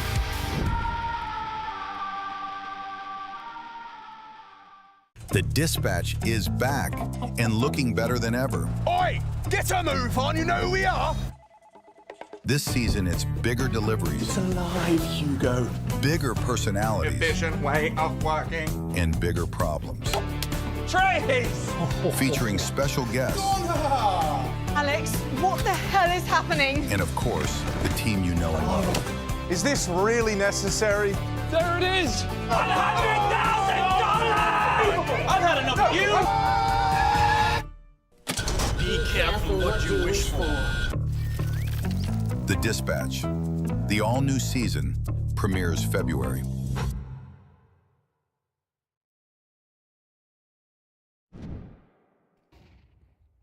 Let's execute B.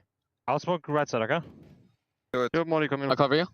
Take him on the left side. Down left, that's a scouter. Should still be a ramp guy. Yeah, I'm only. He's up top. Dead. Top. Nice, I'm only I'm left trying to side. come secret. I'm trying to come secret. He's low left side. Can you He's pause it? dead. 2v2. Just pause a little bit. I'm just gonna Mario is planting backside. Single. Single dead. dead. 2v1. I'm planting now. Okay, good. I planted full stock, okay? Yeah, I'm gonna clear right side. He's up right side. I'm waiting for trying you. to flank. He doesn't know I'm here. He's just up. Just keep moving. Nice! Let's go! Good fucking job, guys. Take round, Mario. I'm coming single jump. He just you see him on the left. Left side with up. Left side with up. Okay, can you nade or something? I will peek. Yeah, I'm nading him now. Dead. I'm only right side jump. That's ramp player. One more upper. Is that upper? AWP last. Left side ramp. 1 HP, 1 HP. Okay, I'll try to kill him here. Just don't overcommit, guys. Keith is gonna flank him at some point. Yeah, I'm watching if you come. He's left side, left side, left side. Yeah. I'm coming secret. Find him towards single. Okay. Nice! You want the up roll? You want the up? Yes. Oh, that was really fast. It's fine, guys.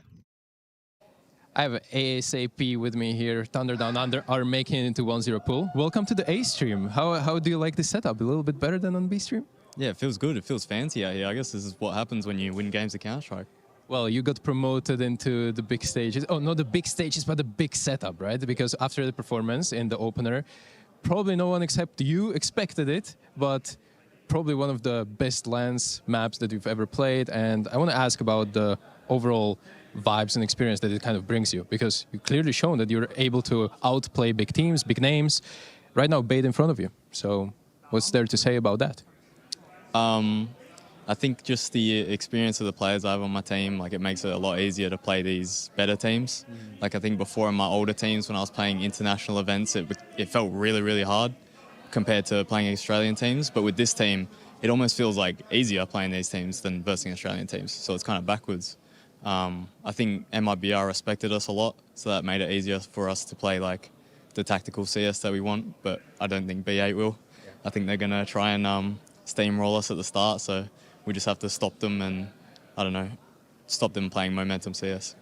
Jumping from one best of one into another one, what's this downtime between these maps? How do you even prepare for them if you are unsure about the opponent even? Do you have some light prep before the event actually starts, or are you just figuring it out right now as we're speaking? Yeah, we started thinking about it like right after we got our win. We started running the simulator to try and see who. And we thought it would be B8, but there was a couple upsets, so we didn't know. We didn't really have any downtime, to be honest. We went back to the hotel and then they said, before we even put our keyboards down, they're like, back down for the shuttle. Yeah, I think just in the shuttle over, we were like looking through some stuff, like figuring out positions, but there isn't too much you can do in like half an hour. I actually watched their first game and they looked very beatable. Despite them winning, a lot of situations they put themselves in were almost unwinnable, but they somehow did. So does this give you a little bit of an extra edge potentially, that maybe they are a little bit shaky today? Maybe. I think any team can be shaky on the first day of a LAN. So, you know, we're just going to play our CS and focus on ourselves, not really worry too much about what they're doing. Once again, welcome to the A stream, and let's see how this goes on the server. Thank you. Appreciate it. The Intel Extreme Masters Cologne Major 2026 is brought to you by ESL in partnership with Intel, Acer Predator, DHL, and Zoe.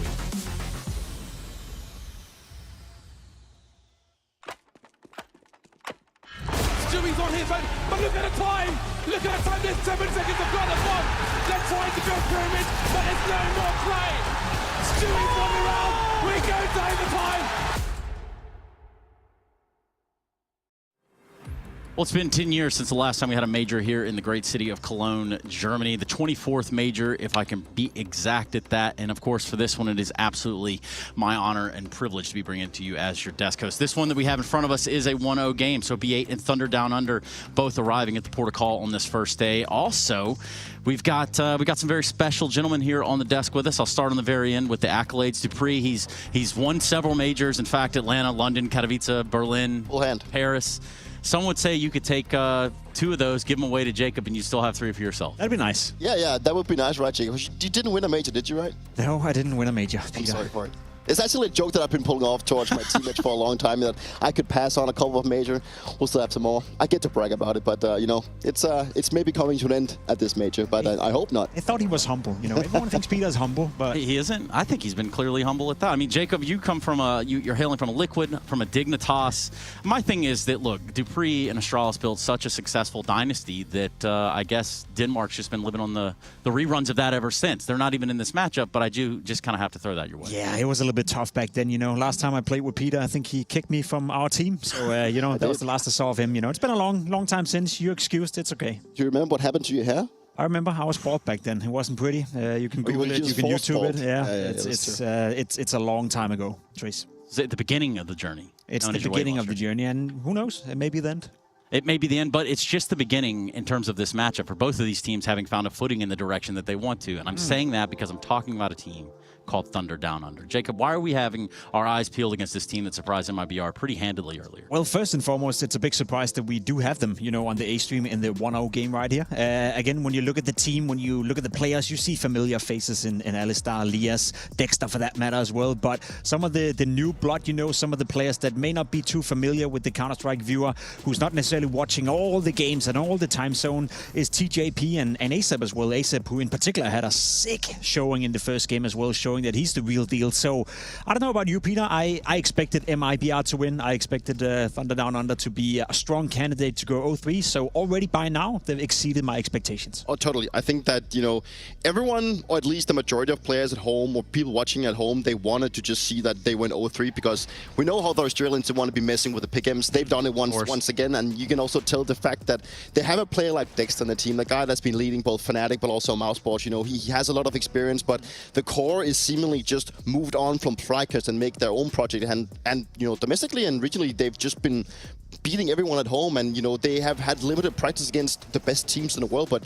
now they show up at the major and they go up in 1-0 bracket, and you know, they looked good. You think it was, looking back at the game, it was more like a team that played a lot towards the pack, and they were just playing a lot together as a team. And I think that's also what Dexter mentioned coming into this game. That was very important for them to just keep playing with, you know, with the balls in their hands, right? You know, they have to go out there and show that they can show people that they can play good Counter-Strike, and they definitely did, and that's also why they're here. Balls in their hands, Trace. Yeah, and it could very well be in your hands too, Jacob, especially in an Inferno game where it's 13-6. Yeah, you split pistols. Then you pick up that second conversion in the second half. You look at grabbing that second round, and the trouble then is really surely solidified for the side of MIBR. See, that's the thing, right? It wasn't necessarily just a win. It was them dominating the opposition. It was them dominating MIBR. It was them silencing Insani, you know, who just a couple of weeks ago had a major breakout tournament where he played exceptionally well at the CAC.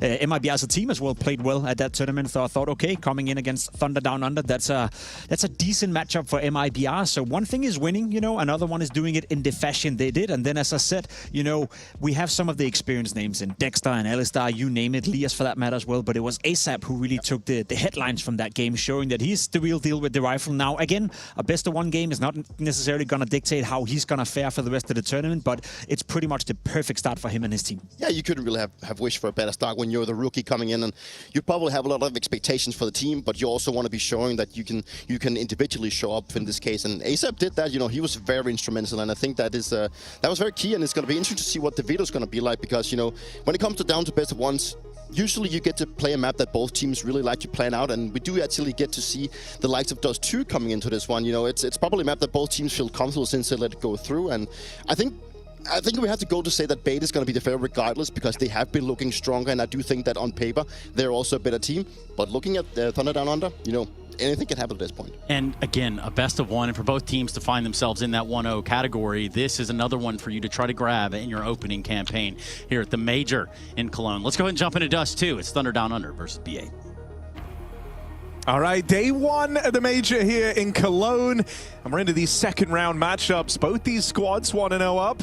Hugo, we have a couple of bangers, I would say, over here on the A stream. We're starting off with this one. Bait taking on THUNDERdOWNUNDER, who kind of shocked us all at arriving in this position. Yeah, they should dispatched of pretty handedly MIBR earlier on. They definitely shocked some people. They didn't shock the Aussies, though. We've seen this one before. The original F Your Pick'ems continue to do so here at this major, and they do it without an org as just a crazy mix of players, some old, some new, and ASAP popping off. There's lots to like about this THUNDERdOWNUNDER project, but they're up against Bait. This is a hard, heavy hitter, an experienced team looking to make a run at another major. This organization was plagued with troubles in even making it to majors in history, but managed to break through in Budapest, almost made the playoffs. Bait on the CT side of Dust 2, another BO1, and even with a missed smoke, they do just commit to the cross. MPL punishes Liaz. Yeah, do they know about Alex? Well, now they do, playing it forward from behind Gandalf. I'll close on in. It's Gentazor flashed in with those dual Berettas to try and kickstart this retake. Good trades back for Dexter. Still one more left to finish off, and he can't hack it. It's a pistol round secured for Bait to open things up on Dust 2. Nice try, and you feel the pain of that smoke failing on the cross there. If that connects perfectly, Liaz doesn't die. Suddenly, THUNDERdOWNUNDER have the numbers in that post plant, but captains clash, and Alex comes out on top here for Bait. A little detail makes all the difference here in this pistol round. Nice try, but not meant to be. Thunder got to do it from under. Maybe a force buy in this second round. But Galils are not tempting the chaps, so full eco comes in, light upgrades, a team knife to send a message, and a Bait who are definitely looking for a 3-0 run. I think they're one of the front runners to do so, and when you consider how dominantly they took their first match, and let's be real, on paper, this second matchup is not exactly meant to be hard for Bait. I think they're looking like one of the safer bets right now. I mean, dude, it's a tale of opposites, you know? It's like Bait are very much one of the most picked 3-0 teams, what we've seen them do across the last two majors they were at. Gradual improvements, right? Stage 2 in Austin, they were a game away from Stage 3. And then you go to Budapest, they were a game away from the playoffs, right? Only narrowly losing out to the Falcons. So they want to keep that track record going. And then for the other squad, for THUNDERdOWNUNDER, it's the case of they were the most picked 0-3 team, right? Kind of no expectations. But I think pressure off the back of this THUNDERdOWNUNDER, you know, it's just the way they've been talking about it in interviews as well, saying, I think we even heard ASAP say earlier, like, haven't even really been thinking too much about the fact that it is a major, because for this squad, it's their first European LAN, their second international LAN. One was in China. This is their first chance to play against, you know, proven top teams. So a huge opportunity. And of course, we talk about the degree to which the pressure comes off for these underdogs. Just making it to the major was half the job, most of the job, in fact. And so now they're just here to play their best. We heard from ASAP coming into this game again, saying they're ready for Bait to try and run over them.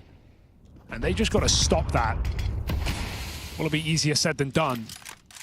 Pistol converted, guns come out, AWP for Sizzy. The youngest player at this major, 16 years of age, and Bait's latest pickup.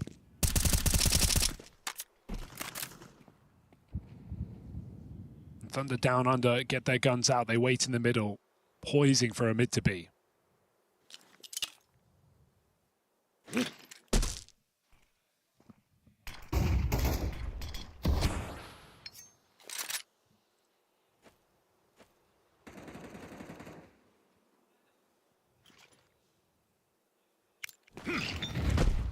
If they do look to follow through with this A play, they're going to go running right into that Sizzy AWP.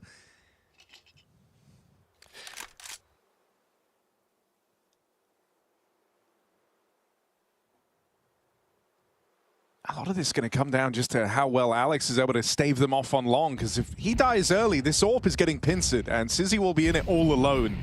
So they try to come out short. He hits his. Alex doesn't do anything on the long side, though, and now Sizzy's in a really tough spot. Pincered between the short and long side. Kills come in for THUNDERdOWNUNDER. They're trying to get across now. No smoke to block this, though, and that's a big problem. Uh-oh. Short Rap's even trying to contain the split, and so things start to peter out in a big way for THUNDERdOWNUNDER. Gets a bit strung out there, as they didn't have the util for the cross. Yeah, they burned it earlier on the mid to B, and at least that had pulled player into spawn. It gave them their best chance with only 2 guys on A, but not being able to get that bomb across is a big problem, and it seemed like they got a bit stuck there in that late round, not sure how to figure that out, trying to hunt the CT player, but then getting flanked on Cat. THUNDERdOWNUNDER kind of caught in the midst of the madness. So shut down from Bates. The guns come out, put to use. And THUNDERdOWNUNDER up the pace, straight out long. 5 players charging. Got Dexter scout as well. No reason for Bait to give away these kills in this position. Gonna retake something else. Pushing back on the catwalk. And so pressure very much on the T side. As they look to just contact through this smoke. The timing is really good. MPL's even anti. Ooh, waiting for a flashbang. It doesn't need to arrive. This scout will respond. Does Dexter have any more left in the tank here? 2 players hold on to the cross, and one of them's that AWP.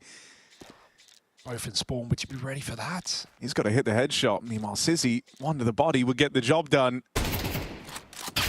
Rifle comes a knock-in, and Essential doesn't let that scout have too many chances to find anything. I like what THUNDERdOWNUNDER did, right? They hear the flash on long, so they push through the smoke a couple seconds after, realizing Bait have pulled back. Then they hear a reflash, and that's when they swing. They break the timing, catching Alex, but gotta say, Bait do a really good job of recovering that round. That felt like that was about to go very, very wrong. So Bait right now storming the board on the CT side of Dust 2. 4-0 start, second buy round now for the Aussies, and there's even a pick to boot. Bait do catch a break.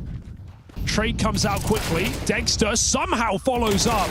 No way. Catwalk double kill. But in the midst of the madness, the rest of his team have fallen. Oh, Kansas Aussie even trying to get a bit more out of this. Just going to escape through these smokes down in mid and play to contain. Don't have to worry about that mid spillover. You know where the gap is. You know they could be up the short side. And so with Alex getting aggressive on long, you're in prime position here just to play for a retake. Yes, perfectly played by Bait. Not going to overdo it. And THUNDERdOWNUNDER have to make the noise to plant this bomb to give info. That's going to set Bait up quickly on retake. Still need to win some difficult fights in this post plant. Do THUNDERdOWNUNDER.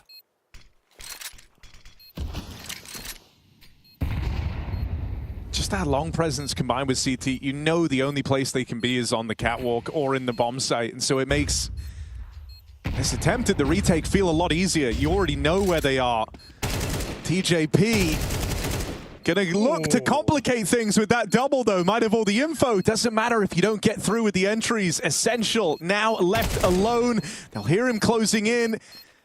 Smoke fades. Liaz has it safely locked in. The first round on the board for THUNDERdOWNUNDER. What a big clutch for Liaz. Felt like there was a window of opportunity with that smoke fade, but you know, all eyes were on ASAP after Inferno, and understandably, but TJP also had some really impactful moments. It's been these, you know, 2 major debut players for THUNDERdOWNUNDER that have taken the attention today in their first upset victory.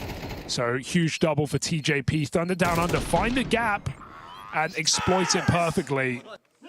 On the board, not too late, and we go quick out long in this next round. This was a gun round, and it's already over.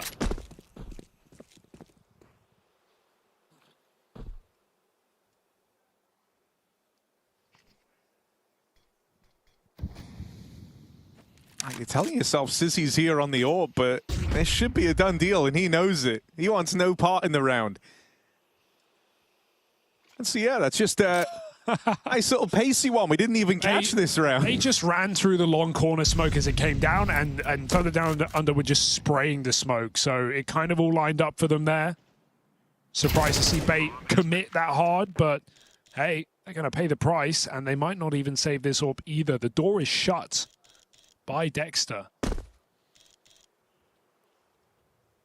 Looking for clues in the tunnels, and I like that he doesn't play again. He knows Sissy probably has to be here, so don't give him an exit to T-Spawn. Now, T's grouped up, can trade this kill, and they will. ASAP stops that up, picks it up for Alistair, and Thunder Down Under back-to-back rounds and breaking the money of Bait. This is their chance to get going. I think it's kind of wild there. TJP's lobbed in a long smoke, but it had like an extra bounce to it compared to normal. Actually took a while to bloom, and it feels like that helped them get this fleet of entries out through long. Awkward round to lose, and one with ramifications. We saw Thunder Down Under perform on their T side today against MIBR. They got 8 rounds on Inferno. There's 2 teams that dominated T halves. Bait didn't even lose a round on that T side in the second half, 7 straight. So this is feeling like where Thunder Down Under need to do their best work, and they've already shown a clear tendency to hit this long position. Back-to-back rounds, smashing it. 3 in a row, in fact. So Bait are going to have to put resources here or evade it entirely to not give away these opening kills. Timeout going to come through for Bait ahead of this round. Gotta wonder if Thunder Down Under are going to anticipate, you know, some form of long reaction here, right? The idea that you kind of play the anti-long rush setup, and can you try and game that in any way to your advantage? How'd it go for their last gun round?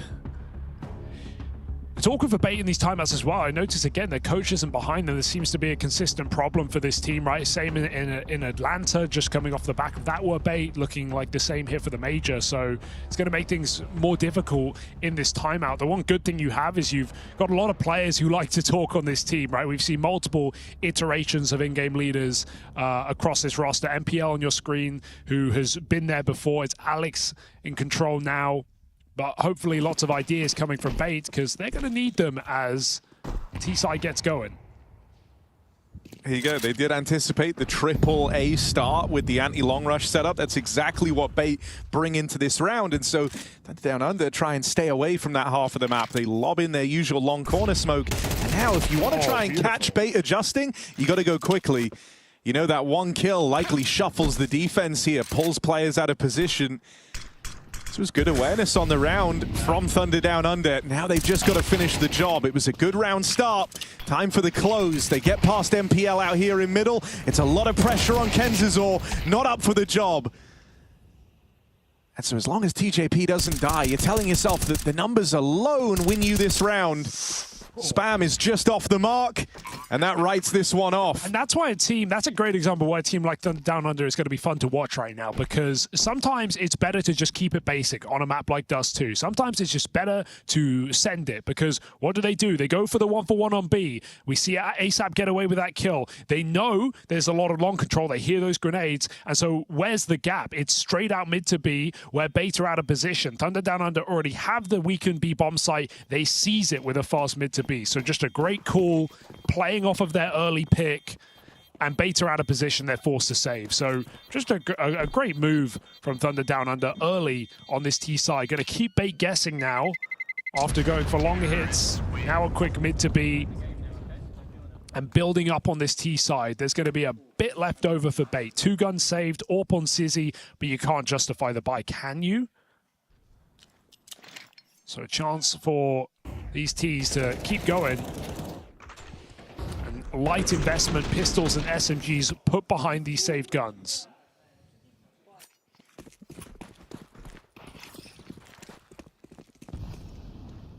Ali's going to go looking for the B pick.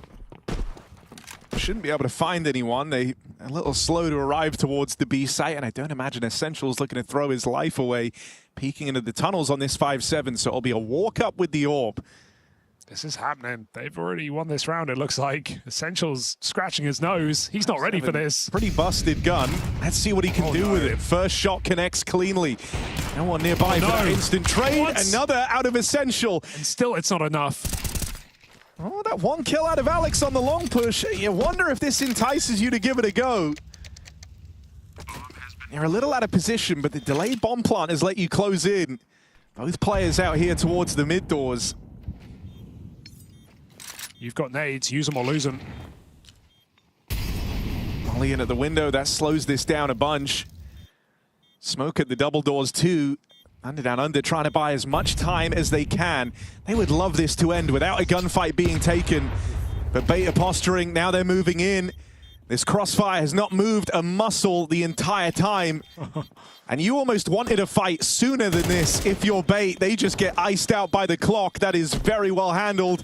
And lead now taken as THUNDERdOWNUNDER are streaking together these rounds. Still very scary round, right? Have you ever seen Liaz, or anyone in that position that Liaz is on top of the back plat in a post plant? But yeah, very nice try with the 5-7 on B here. 2 kills. And Bait still make it very interesting, finding the lurkers and putting that down into an even post plant, but no one gives it away. Nades get used well, and THUNDERdOWNUNDER get rid of those pistols. Full buy comes out. I think they're going to go back to long. I think they're just going to go back to the long hit. They were blessed with some good long spawns in this round. Using this kind of tit-for-tat conditioning, you go and hit B a couple of times, get them paranoid about it, and then you try and go back to this long control. Nice break. That all there. And so an opener for Bait. 5v4, pressure alleviated with that early fight going their way. And they're looking for even more. How far is too far? Not that. Perfect. Oh, punished. You're not ready for Dexter coming in late to B after long was lost, but a block in the tunnels and still a man advantage here for Bait. Will anyone concede it? Alistair looking for that A pick. And at least he gives them a bit of control that THUNDERdOWNUNDER can come back to and play in this man-down scenario. Long cross is available.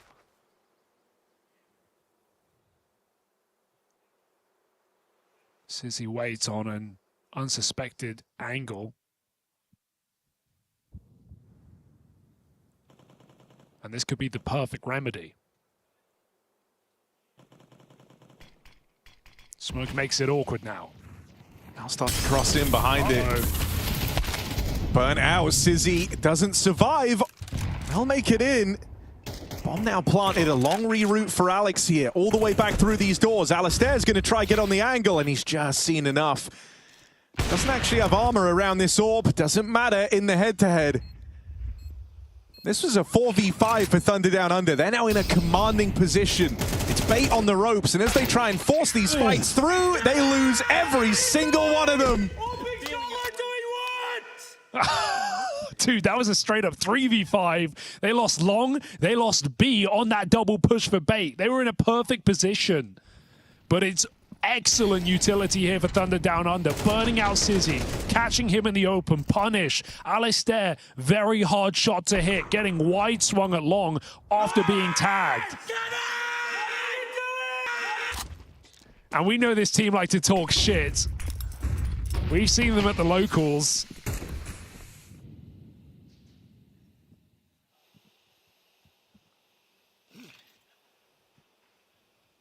Another man down. That was MPL scout pickup middle. So Alistair won't be cheering anymore. And this could really sour your T side, losing to a low econ round from the lead. Orb spotted and the repeak is punished.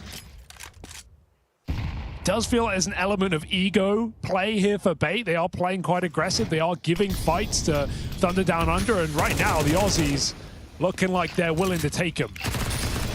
Oh, good timing on that swing for Essential. MP9 feasts for a double on the Liaz and Dexter, but these are two of the veteran pieces inside of this team. Dexter dead straight away.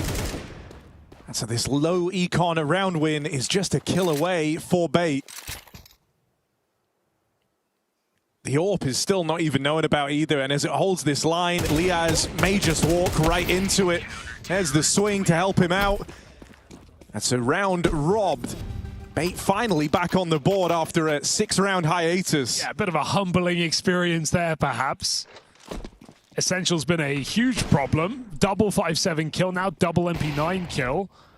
And absolutely saves Bait against a full buy. I think one of the cool things here is, you know, we're getting to see kind of THUNDERdOWNUNDER's protocols when they haven't had a lot of time to get ready for their opponent. Obviously, round one matchup, you had a good chunk of time to kind of come up with a game plan. TJP attributed it both to the coach and to Alistair for coming up with some gold in that opening round match. But yeah, things have looked really solid, and this is with limited prep time. Shenzazor, not long for this world. MPL will arrive on rotation first, but can't hold on to it. Alistair, keen double kill, bit of revenge.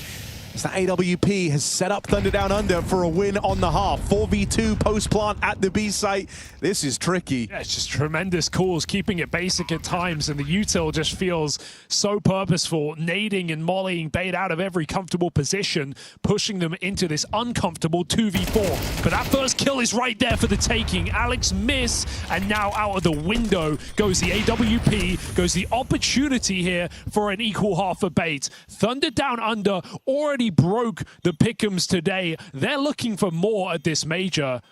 They are looking to make a run all the way in stage one, looking for back-to-back BO1s to top off the day. And right now, they're in the right direction.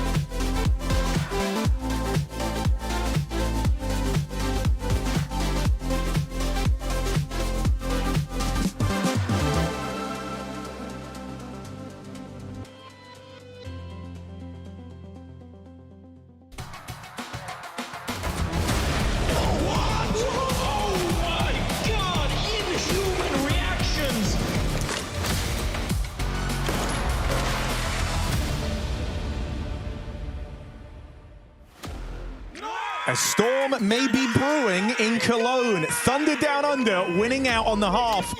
And my God, do you know about it? Listen to these guys go. That's what a 7-5 scoreline does to you. Yeah, you can hear the rooster roaring right now in Thunder Down Under. TJP with something to say. And Dexter putting on a great game as well. Unbelievable first half. Bait, bit of a shock and awe, I think.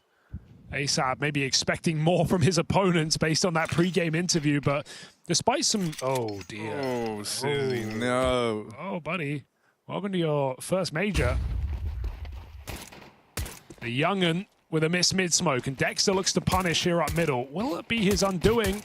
Getting some tags off right now, but the info is key here. Thunder Down Under knowing Beta up catwalk. They're going to shuffle Liaz back.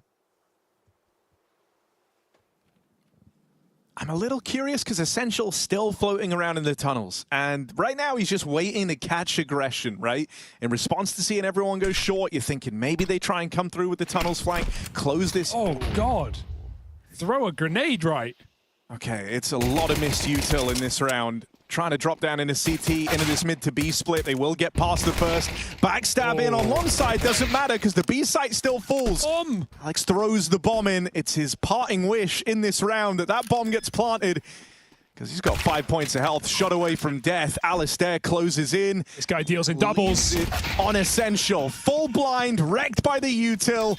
That's what a flashbang looks like when it lands in the right place. Yeah. It's a pistol round picked up for Thunder Down Under. When you compare the grenades on this T side, there's no competition, there's no conversation. Thunder Down Under had excellent utility all first half. Bait missed almost everything they throw, from smoke to flash. Out of the pan onto the kitchen floor here for Bait. That is a disaster. And to think they only lose it by a margin as well. Yeah, that's that Thunder rumbling. And right now, Bait's parade getting rained upon. Was that nice with a W? It sounded like it. Weiss? I think that's what he said. Who knows? What did TJP mean by this? Okay, seen them going up through the catwalk again. Always his eyes on mid. They're trying to do contact and just catch players off guard. But now look, Alistair in position. Bait and switch. We've got ASAP covering with utility. Got a re-smoke as well. So Bait's plan to walk into this A site with no mid-smoke.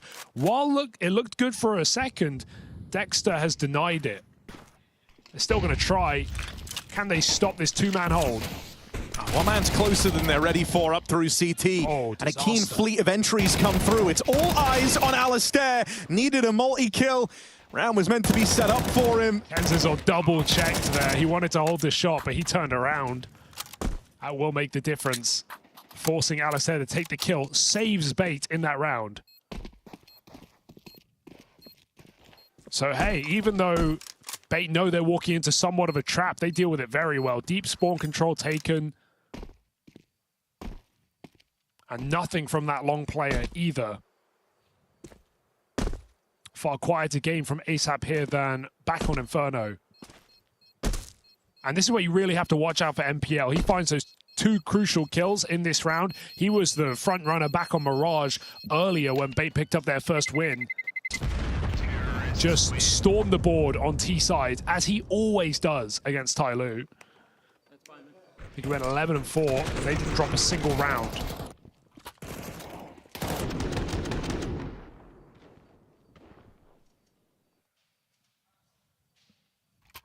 Bait's secret weapon activated early in this half, and that's put Thunder Down Under down on pistols.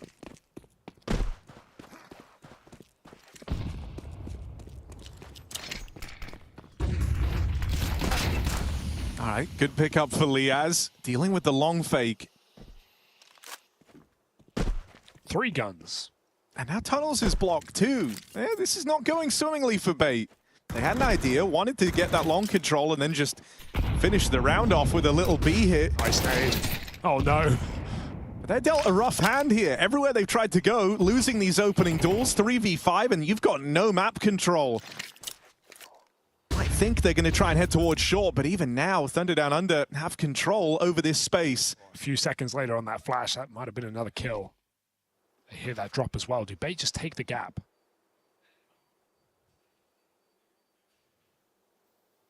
ASAP had a kind of weird mistiming on this position last round. This time, a lot more active, just playing for the spot.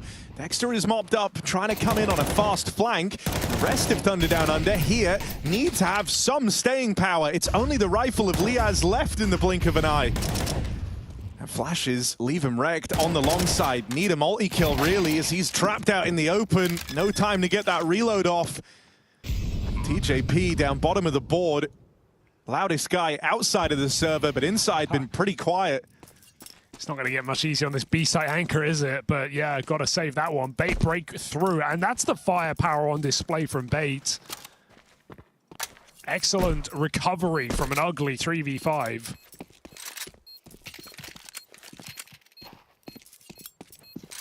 And breaking through the stacked site as well.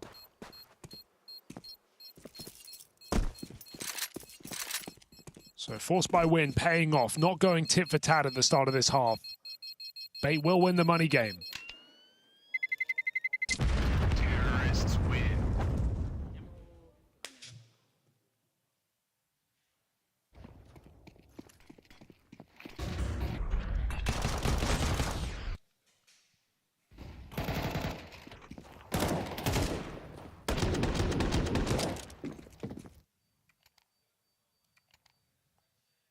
Might be up for TJP to try and make a play happen here with the FAMAS. Nothing behind it. They won't force him on B. He's up on Cat instead. Surprised to not see a teammate with him. Holding long flash, but TJP dies. The round will fall with it. Now he's trapped in by that util. Fighting ahead of it, not given any other choice. It's Sizzy with a very important trade. No room to miss on that head-to-head. That's the one rifle gone in this round. They just need to defend the guns, catch their breath, hold on for a second, make sure THUNDERdOWNUNDER don't do anything. So this is a nice call to freeze.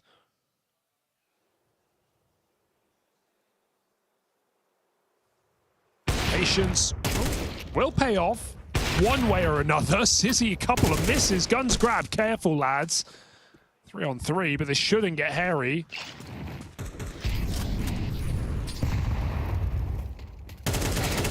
And mid to be open for business. Another dink. Wonder if Dexter's able to capitalize. Spotted him. Gonna chase this down. That gets him out the B site just in time. Dexter, one more shot could do it. MPL so low. Backstab denied. And even as Dexter picks it up, he's living on borrowed time. They just chase him before he can arm himself. Woo, they shooting bodies now. First half did not leave them happy, no doubt about it. Some blundered opportunities, but they've won their fair share of ridiculous rounds already. Back on this T side of their own, so timeout comes here from THUNDERdOWNUNDER. First time they've felt the need.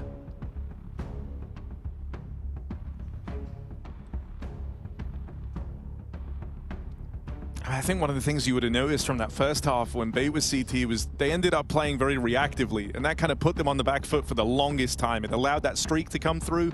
They were constantly one step behind THUNDERdOWNUNDER. Them punctuating this first rifle round as we hit a tie game, I wonder if they're going to try and make the first move on this CT side. Try and be proactive from the get-go.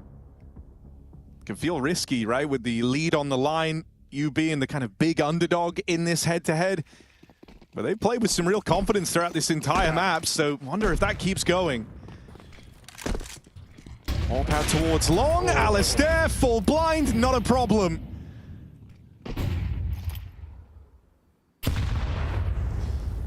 God, grenades have just been excellent, haven't they? Across both halves. HEs and mollies have continually found players. And there's the confidence you're talking about. Dexter doesn't give a damn. He's got a 9 to 5 to clock into. He's got to pick up the kids from school. So trying to make this one quick and easy. 5v3 forced by Thunder.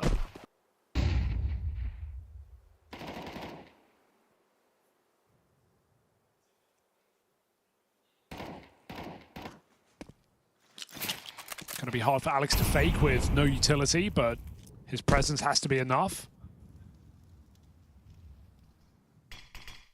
them getting blocked along. They go looking for a pick down lower. Aggression can give, it can also take. Do you expect Dexter to still be hanging around aggro like this in mid? I don't know if you do. It's a 5v3, right? You're telling yourself, well, he's going to go play numbers. Has the shadow advantage, doesn't matter.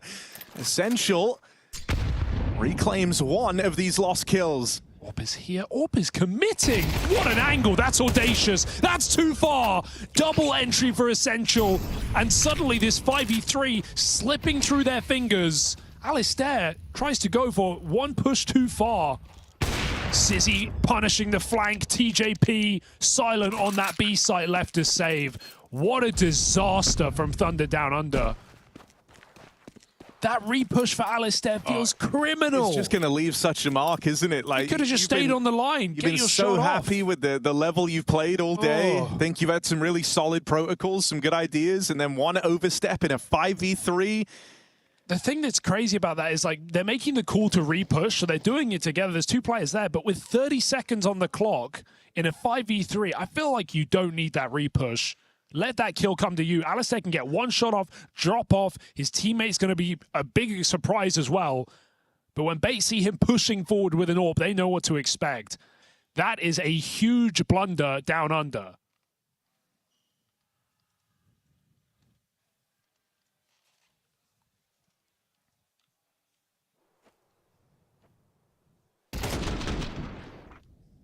Oh me, oh my.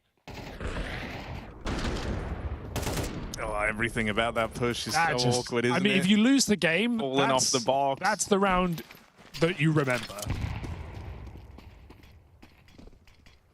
And now they're going to hit you with a B rush. Yeah. Money low. Get the opening, sure. That's the rifle from TJP getting involved. It's B side, two players here. Defense will get assembled in time. Alistair, chance on the USP. Okay. He has arrives with his deagle as well. Tries to peek through that smoke, gets ahead of it, but won't be able to long it out versus the AWP. Nothing to lose in trying here.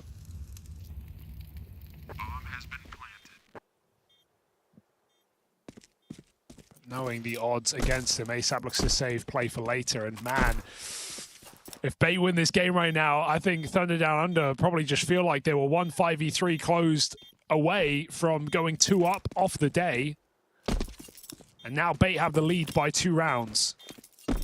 So Bait punishing the mistake and looking to build off of it later. It's okay, okay? Loosen up and just listen to each other. We're not really like computing everything and talking it like properly to one another. We're just saying stuff. And sure, the pressure's off, right? When you get to the major, when you're an underdog team, when you're a team from a struggling region, when you don't even have an org. But suddenly when you're 1-0 up and you're winning at the half against one of the favorites of this entire stage, I feel like that pressure hits you no matter who you are. You realize this is real now. You got a chance to do what nobody would expect, not even yourself. And so now THUNDERdOWNUNDER getting a little bit shaky here late in this game. Reassuring to see Bait stabilize, right? I mentioned this coming into the map. It's a team that historically has kind of felt like a choke team, famously been stuck, you know, map away from majors, going 2-0 up in RMRs, going 2-3, a team that has lost out so many times brutally in big tournaments, but finally breaking through, finally making runs at majors. Like you said, Austin all the way, and almost to playoffs back at Budapest. Feel like a team that's making that jump and showing that growth and doing so in this game as well. This was very stressful in the first half, but they've stabilized. Yeah, I think, you know, if you're Bait here, you don't want to feel like there's been any type of a regression. You've been used to seeing improvements as time's gone on. And so you kind of are expecting to breeze through this first stage. I don't know about Dexter in lower. He has been audaciously aggressive in this CT side. Alistair, lucky to be alive. He's still peeking. Will only go so far. You did say to loosen up. This is loose. A little too loose. It's Dexter that's in a very exciting position. Oh my. He's trying to milk this for a second, and that's the bomb now. Caught down here in mid. Oh my. 2 for Dexter and the bomb. They might lose the B site. That's not a problem. Dexter's able to refocus up into the tunnels, waiting for his third. He can hit a shot. He can drop a Molotov. Suddenly, Beta in trouble. A shot on the AWP. But he's done his part in the round here. The problem is leveled against Bait. Shooting bodies, man.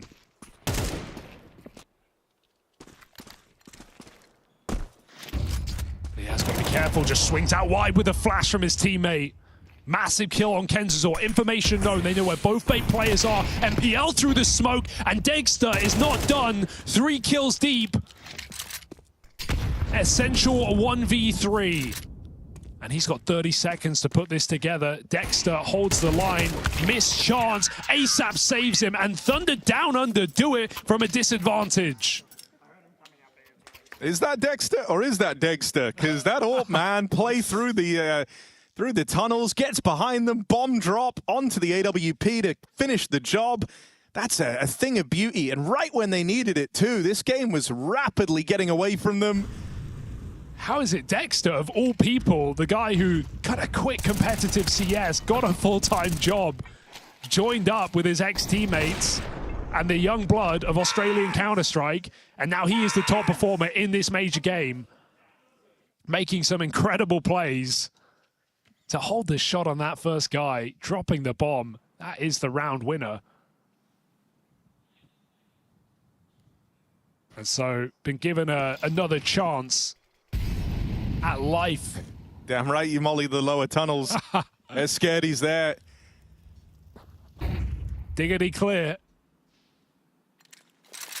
I think I don't speak Australian. It's a very different looking round, isn't it, from THUNDERdOWNUNDER, trying to always be the guys, you know, setting the precedent. They've gone way more passive this time.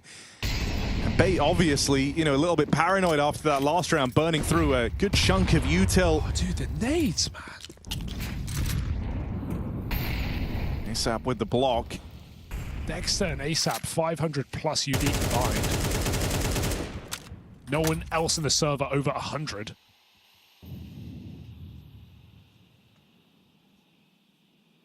This is a round, as you said, that they've been waiting for. They've bought a lot of time. 30 seconds on the clock for Bait to make this work. THUNDERdOWNUNDER in position. Alistair would love him to hit one on this AWP. ASAP feeling some pressure now. There's no flashes to help him out on the ramp side, so he's in this alone, and they lose Liaz over at long. This is starting to feel way too claustrophobic. Alistair can't escape. And even as the retake arrives, Sizzy ready to cut it down. You've done a lot of damage here, but you're not long for this clutch. TJP is trying to escape. Got a feel for him this game. He's kind of been locked out. He might give this a go now, feeling like he's been saving all CT side on that B site, and that kill offered up gives him a chance. Sizzy with a shot. TJP low. Does he really throw in the towel again? He's got all the money for the team right now and the rifle, so looks to walk away. And right through the smoke on his escape, punish for Bait. As they pick up a clean execute in this round, you gotta call it out. It's the missed shots from the AWP. Alistair really had to hit one of those. Would have absolutely turned the tide. By the time he hit his first, it was too late. So a struggling couple of gun rounds. And Bait are right there within reach. Match point around the corner. A final ditch buy here for THUNDERdOWNUNDER. Sizzy perfecting his mid-smoke. And Alistair putting his AWP forward.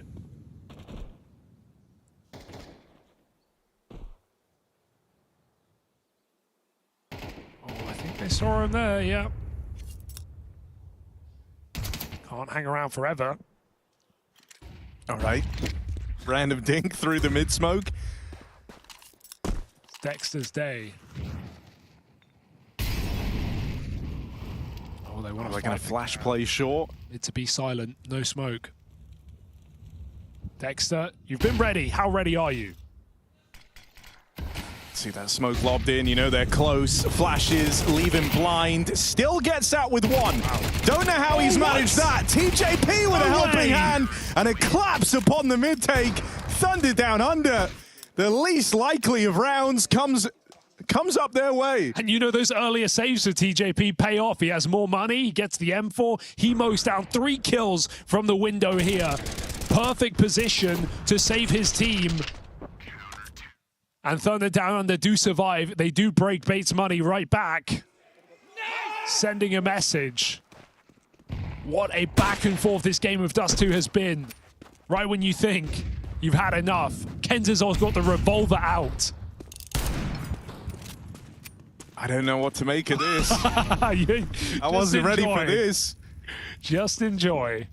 You don't see this gun ever, let alone at the major. Yeah.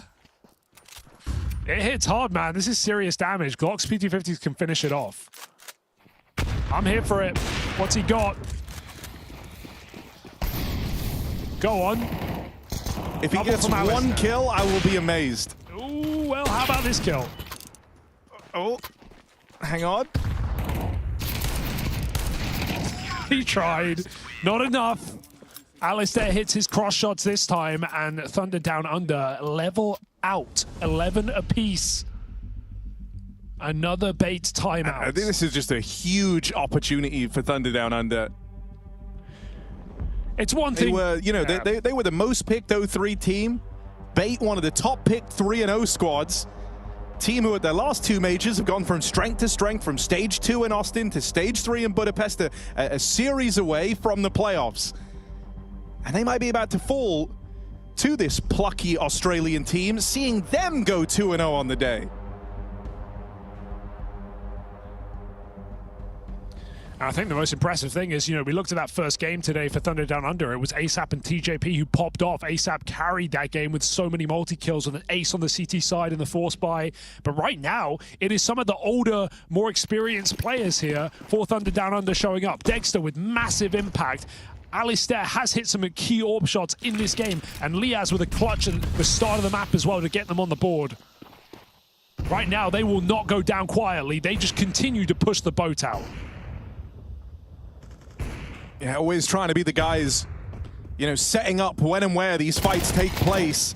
THUNDERdOWNUNDER get aggressive again. 5v4 forced. There is a response. Liaz caught aggressive out through the long doors, and I wonder if Kenzazor feels like he has a timing here. Does he want to come back and clear out the flank? Yeah, nice check. That's what they're looking for, and Dexter is a dead man. Massive contributions on this streak to get to 11 all, but dead here. And the defense split up. Bomb left back in spawn, so Bait, they either just sit back, wait for the kills to come to them, or they have to go get this. But for now, a lull in the action. Aggro out here towards me. That's nearly the lineup. Okay. And now TJP, 1v4, not going to happen. Okay, Bait looking to restore normality here to this series. A BO1 to go 2-0 up on the day and head in to best of 3s for progression to stage 2. And they are right there on the cusp. This whole story has felt like THUNDERdOWNUNDER's. They have been leading this entire map.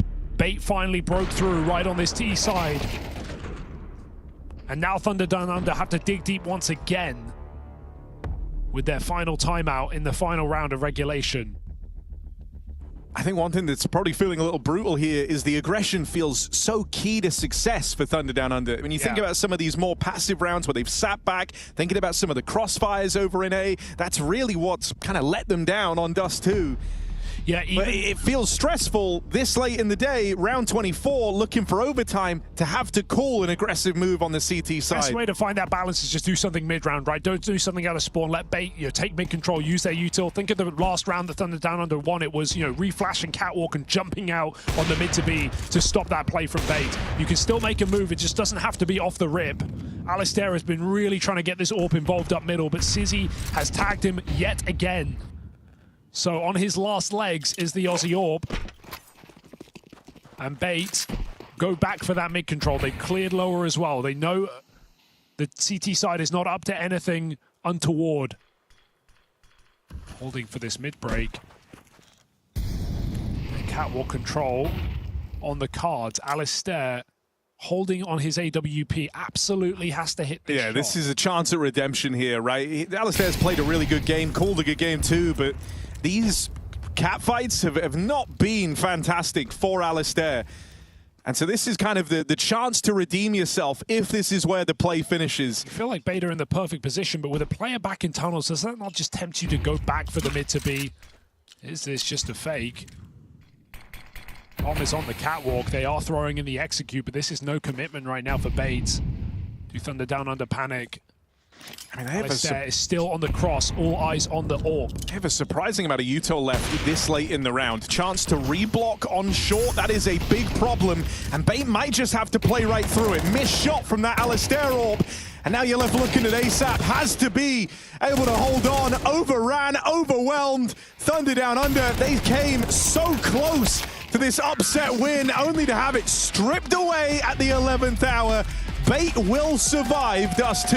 Yeah, they weather the storm, and what a storm that was. Thunder Down Under showed up in strong fashion. Excellent T-sides today, but Bait break through. They don't let them continue on this glory flawless day. A 2-0 start to the major for Bait, a team that, as we said, have made progression and look to continue to do so in Cologne. With 2-0, it's now BO3 away from Bait to go to stage 2, and we expect to see them there. Yeah, very reassuring, right, to see them course correct in this series. But Thunder Down Under, a bit of a bittersweet one, right? They weren't the favorites coming in. They are one of the, if not the most picked 0-3 squad in the group. And they came so close to doing it, right? This was a really solid day of Counter-Strike for this squad, but falling just shy of the mark. There's a couple of rounds in this one that I think are going to haunt you, thinking about some of those early 5v3s that got away from them. But all in all, they'll keep playing. Got another set of BO1s for them before they get into those BO3s. It is funny because we started this day talking about your best of 1 records and you were like kind of new to this kind of stat, but right now 2-0 again, it carries you through into really good position to close out the stage.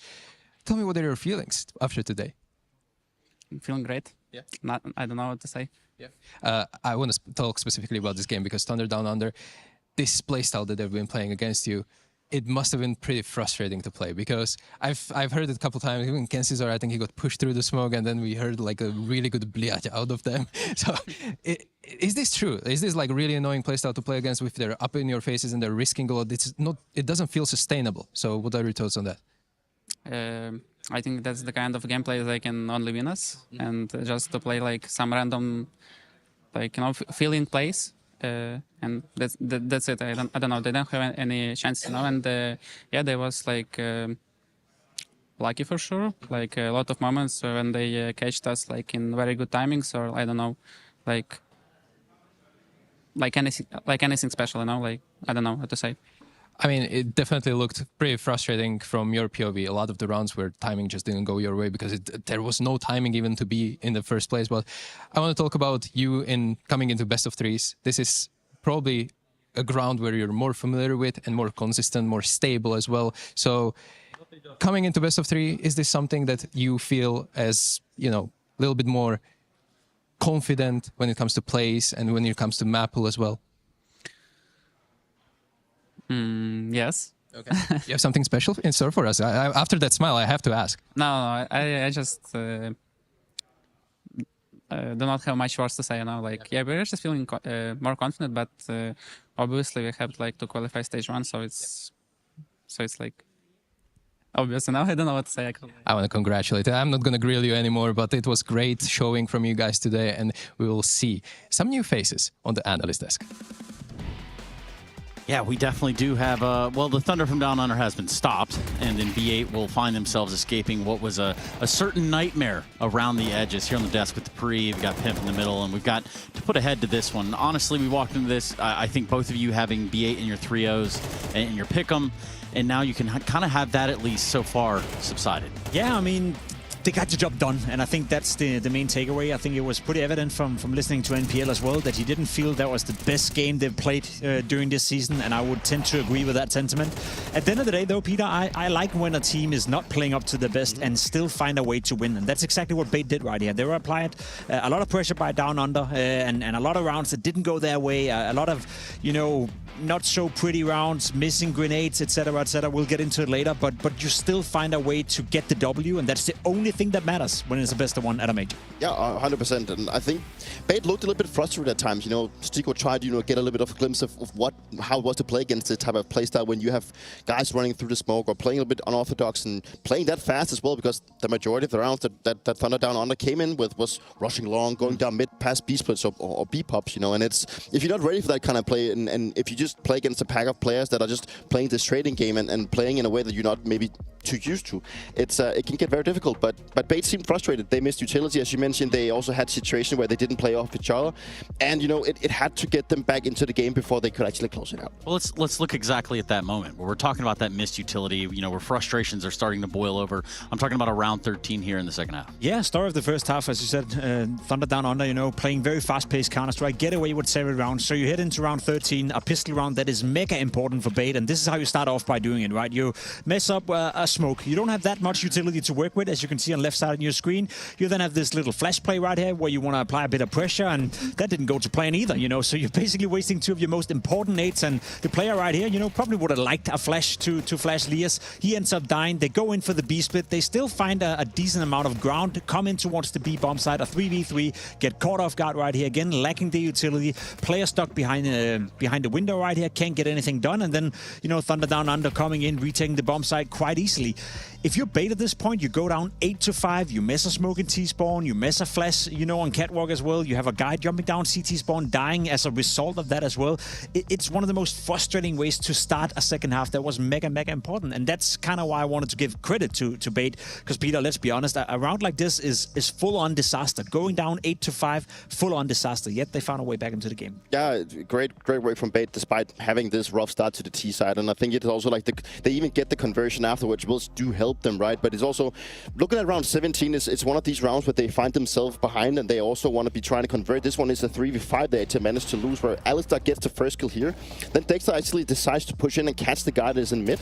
He gets this one, and now the 3v5 situation is at the bat. And Bait, at this moment, they don't have much to do. They have made a long rotation back into the tunnels to try and go up catwalk. Essential goes massive with a triple kill to entry, open up things. And at this point, it's just a matter of time for Thunder to down on to try and salvage things. It's a point now where, obviously, like, the CTs, they need to be finding a way to do this better, because when they have a 3v5 like this, they need to be playing way better together. They need to start making decisions. When they have a 3v5, they cannot afford to lose this one. But Bait managed to just pull the way, right, go back to rotation and find a gap. And it's these type of rounds that you simply just can't afford to lose. And that is a great example of what is the difference between, being an upset team and a best of one, and basically being a team who's not good enough to make it to stage 2. I hate to say it, THUNDERdownunder, and this may sound harsh, to evaluate and conclude this already. Losing a round like that, you have 3 players deciding to go one by one. You have 2 players on catwalk, one looking away, the other one thinking, I'm going to be the hero of the round. The third guy thinking, I'm going to be hero of the round. You're already in a position where you can make a massive upset and beat a team that on paper is significantly better than you. So when you grasp up those opportunities, to me, that's a sign of a team that is very dangerous in a best of one, which we've seen today, but they don't have what it takes in order to make it to stage 2 if that's the level of Counter-Strike they're producing. And Peter, there were just some times too where Dexter felt like the Eco Cobra that was promised, right? Like he was everywhere he needed to be to find the frags that were going to be that thorn in the side. I think Dexter, he's by far the most experienced guy in this roster, and it also shows with how he plays. He's an in-game leader that likes to go for these type of plays. He's not afraid of taking that spearhead and trying to create the openings for his team. And I remember from my time playing against Dexter that he would sometimes be recognized as a relatively stupid player, because he would make these kind of weird decisions where he would randomly push a smoke or go through for like some aggressiveness. But he's getting it work, but he also tried to rally the troops. We had a glimpse of a TeamSpeak clip inside the match as well, where he said they needed to loosen up a little bit. And coming into that round, he would actually push into lower. He actually catches the guy, killing the bomb in mid door. So to Dexter to lead by example is good to see. It wasn't enough this came around, but Dexter at least shows that he has the experience and the coolness to actually go in and try and pave the path. Do you remember the Ukrainian player called Angel from Hellraisers back in the day? I feel like Dexter is the Ukrainian Angel.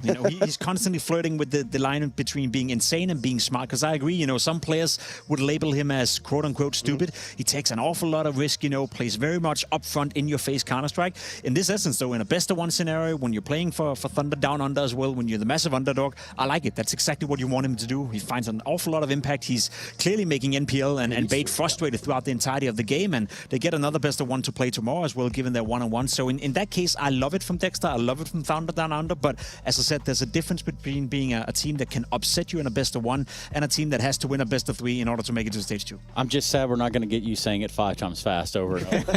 That is, yeah, that is kind of the stop to the Thunder Down Under. We do get to go to that quick break so that we can come back and jump into everything that is going to be TYLOO taking on MIBR. A favorite throughout the pick'ems. We're going to see how that one shapes up on the other side of this break. You're watching the Intel Extreme Masters Cologne 2026 Major.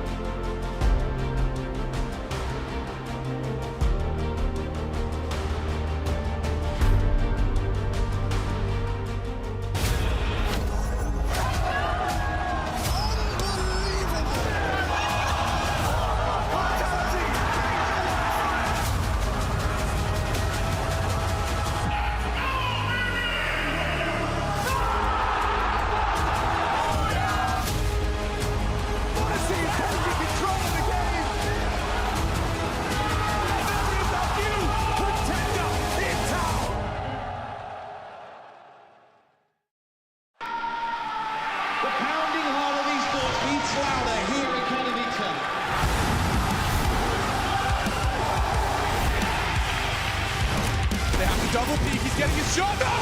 Unbelievable!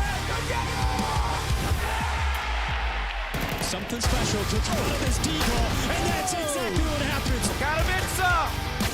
We are back!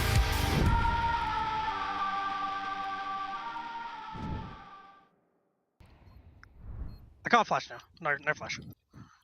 Can jump up, JK, jump. One CT now. Coming up CT, flooding CT. 2 CT. One more. Breathe now. Maybe Sure. jump up. Karen smoke. I'm playing the short box. Yep. The second box. On site. Nice! Sick, TJ. Good job. Commitment. We need to commit to shit together, especially at long. If we want to fight long, we have to be together. And that comes down to like good comms. You guys have to talk across the map, cross-map communication, all that shit. Just the fundamental stuff. Focus on your own game. Focus on the stuff that you practice, right? Who gives a shit about what they're doing? As long as we update our comms fast enough, good info, trust like each other's rotates, and just play out the round, then we just keep steamrolling. For SAP, you're util. Flashing. Flashing. 2 more B ramp. 2 running up. B ramp. Window. And out tunnel. 2 home Window. bomb.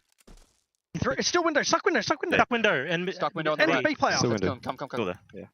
Bombs on site. Bombs on site. On site. Wait, I'm gonna flash. Yeah, flashing high. Okay. Nice! Nice shot on ASAP, Ali. That was awesome. Thank you. Bro, what's up? Freaking me the fuck out, bro. You looked at me funny, Chan, bro. What do you want? I managed to catch LNZ ahead of your game against TYLOO, obviously in a 0-1 bracket. That is not optimal, but talk us through it. What are your feelings? That first game, it felt like this was not MIBR that we really know. Is that correct? Yeah, you could say so. But yeah, it's the first game of the major. Yeah, it was like a week ago since we played our last official, which didn't go that good. So like, it's a bit whatever, you know? Yeah. Like the most important thing is us bouncing back now. You don't really think about it too much, right? It happened. Now you have to refocus for TYLOO game. But actually, I spoke a little bit with THUNDERdOWNUNDER guys, and they felt like you gave them a little bit too much respect. Like you allowed them to play in their comfort zone. Is this something that you've noticed as well after the game when you debriefed? Probably there were some moments where you wanted to go over before you jump into the next game. Maybe a little bit, but maybe also just, yeah, in general, being more proactive is what we had to do. So yeah, I would agree with that. You're also facing another team that is outside of your region, someone that you don't really play much, and you're obviously not, well, you're familiar with their style, but not hands-on, not on the server. So how does this play a role? You know, you are obviously, as an in-game leader, coming with a clear plan and clear game plan, but Does this influence that you're kind of stepping into the unknown, so to speak? Not so much for me, because I had to do it now many times in tournaments like this or just bigger tournaments in general. And now both teams are kind of going out without any real prep, because we just kind of got to know who we played. So now it's just more on intuition and the gut feeling to play CS. What needs to happen in this game compared to the first one that will get you over this hunch? What attribute you need to be better at? Just one thing. I think we need to show being more passionate. Being more passionate. Thank you for this, and thank you for the interview. Good luck in the server. Thank you. The Intel Extreme Masters Cologne Major 2026 is brought to you by ESL in partnership with Intel, Acer Predator, DHL, and Zoe.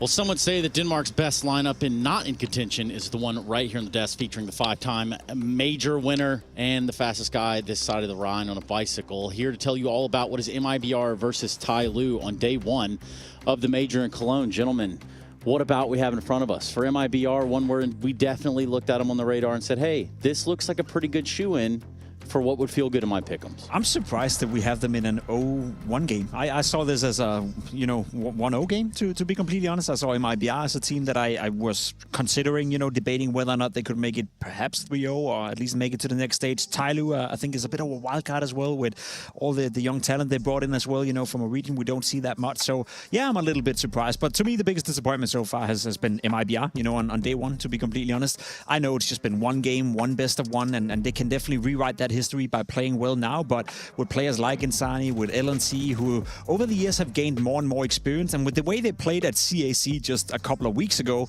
personally, Peter, I expected more from this lineup. Yeah, and whether or not that they have been inspired by Fura to try and shake up things by trying to go international, it is working for them, because it's like MIBR has been in a state where they've been trying out so many different players from the South American region to try and fill the shoes and become this good team that they really want to strive to be, but it hasn't been working out. But getting, LNC, I don't think that was on anyone's bingo card that he was benched in Heroic, that he was going to go to a South American team, and then also bringing in a talent like Klim to fill out the shoes. And if you have a guy like Klim and Insani, which is, by the way, like looking at them as a duo, they are like the fourth deadliest duo looking at notable events. So if you look outside the biggest teams of Vitality and Falcons and Spirit, so it's a team that is on the rise. They've gotten better results. Also bringing in a new young fresh ball of Venom Zero. He's taken the step up from Red Cannons to try and fill out the shoes of Lukausi, who was recently also deciding to step down. So now we're looking at an MIBR that's in a rebuilding phase that is looking better and is trying to come back from a pretty disastrous start to this tournament. And I kind of want to focus just sharply in on Insani as a point within this team, as one of the point men even. Yeah, I heard the earlier desk, discussed who potentially could be the best player in stage one.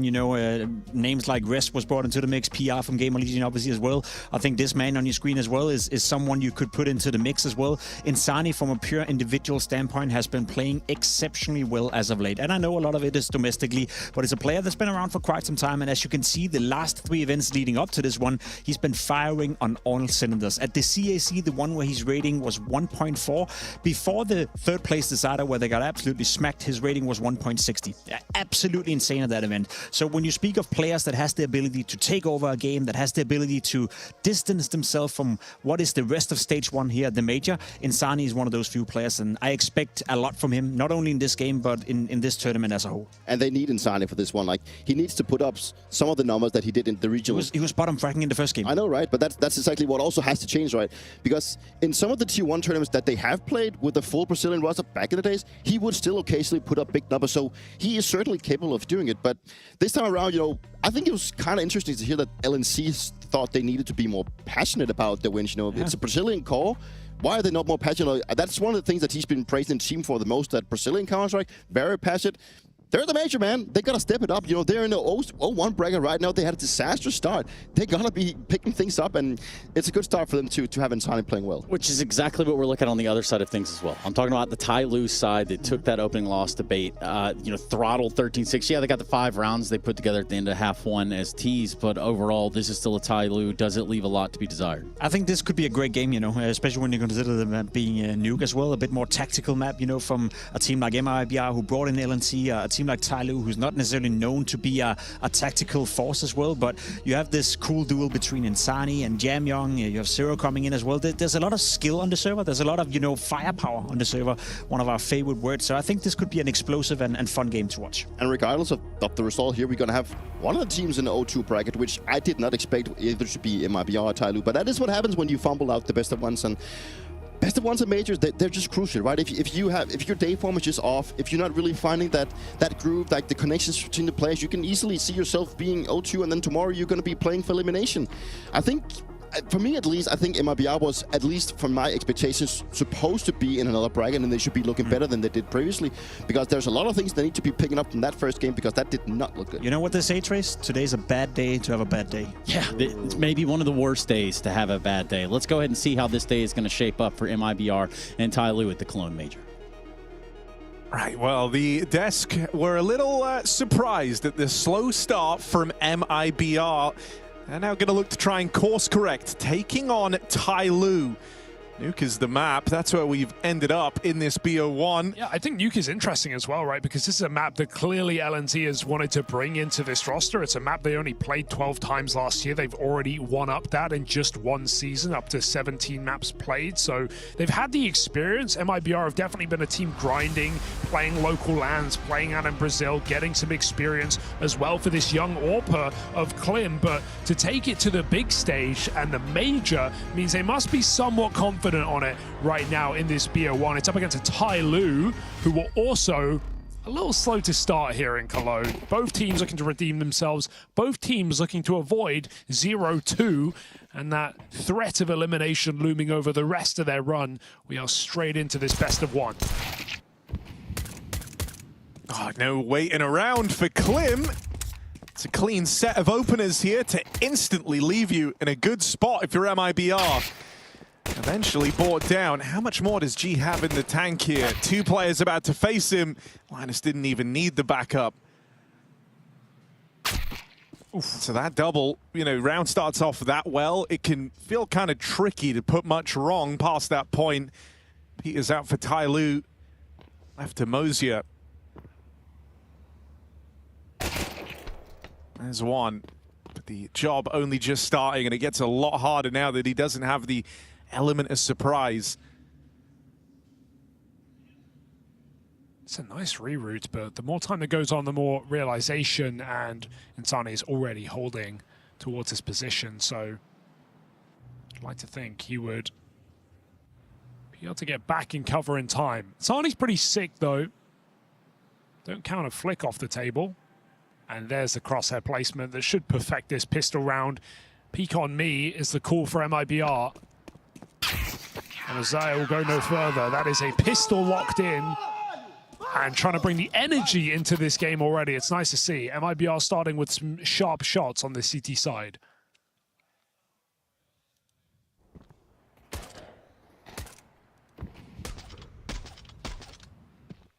I mentioned MIBR on their land grind towards the start of the season with this new roster playing out in Brazil, but they also had a taste of international competition. Right, playing over in Bucharest, in CAC as well, over in China. So this team have found some upset wins, some success with this new roster on a relative level. So I think that's why that BO1 opener against the THUNDERdOWNUNDER was so disappointing. But looking to restabilize here.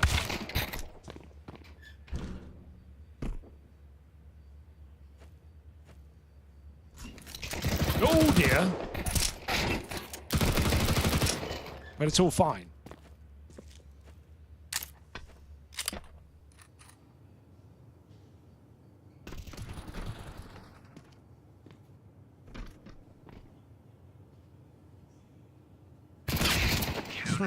Not to be.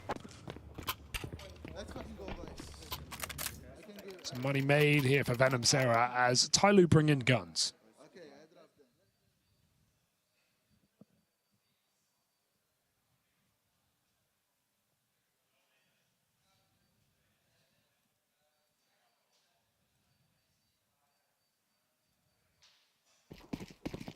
Going to be keeping a close eye on Zero as well. The freshest face in TYLOO, new in for this season. Was at times, when you think about some of the heights of the TYLOO squad, it did feel like Attacker was kind of where the floor sat for this team. So hoping an injection of new blood could take him up a notch. Another major debutante here in this TYLOO jersey. Nice to see young blood coming up, as you know, this is the most legendary Chinese CS org. Oh my, that's this the gun is a for good the spot job. for the org, isn't it? Running with the chance just to light them up.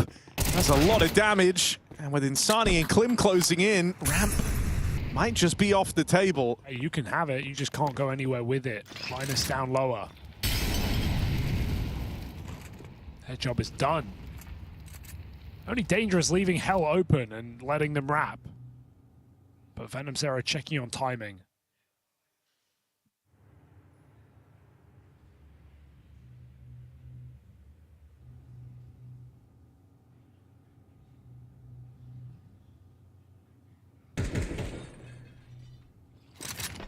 They're off the molly. Oh no. Yeah. That's going to force Linus out. That's got you a bomb plant here, right? That one bit of util at least allows you to get to a post plant.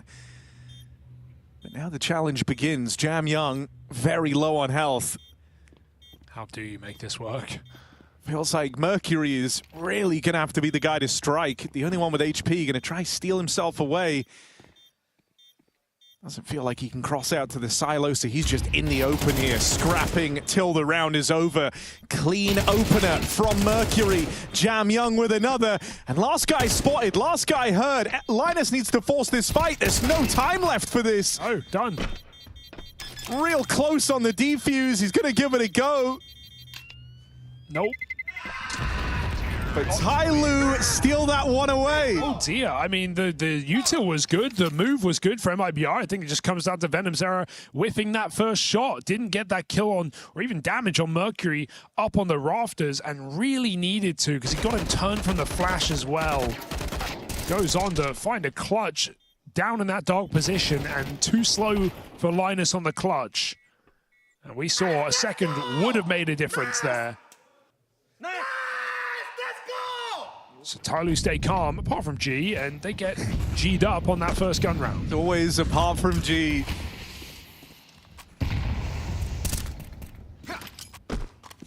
Good timing down lower for Mercury. How are the comms on this international roster? Breno doesn't know, but he still recovers very well. Looked like he was just walking into that one. Awkward. Mozia does get down vent somehow. Trying to close in on these ramp fights, but two players here.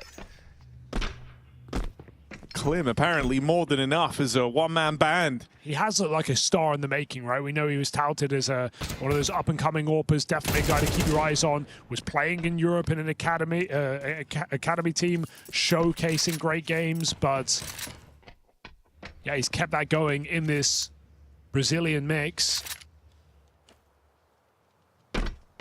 Yeah, I mean, I don't think you have to dress it up. You know, it was MIBR trying to do a Furia, essentially, right? Opening up the roster to international offers, bringing in what they were hoping would be a star AWP, and then hoping to pull kind of a player whose stock had diminished a bit, but was still a veteran of the game in originally, right? When they... wow,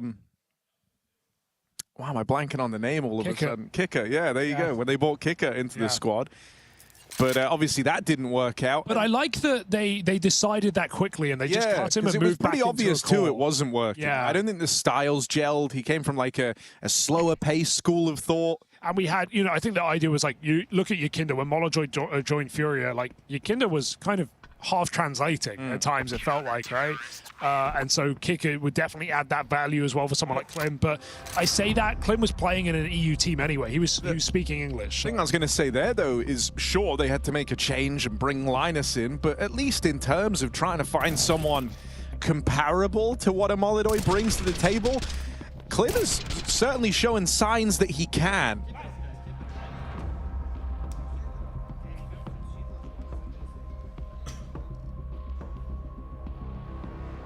So now it's on Linus to try and bring the whole team together. Said that he wanted more energy. They certainly delivered that right out of the gate, but it's about keeping it up.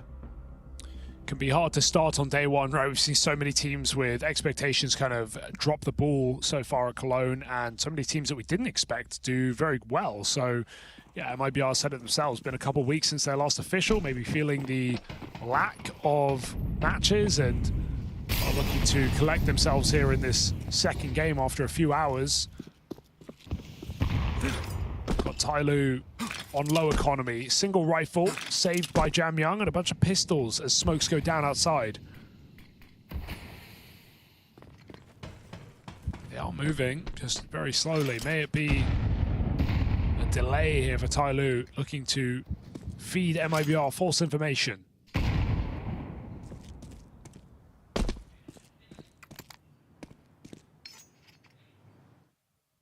Jam Young is still silo. So re-smoke on main, lets him wrap.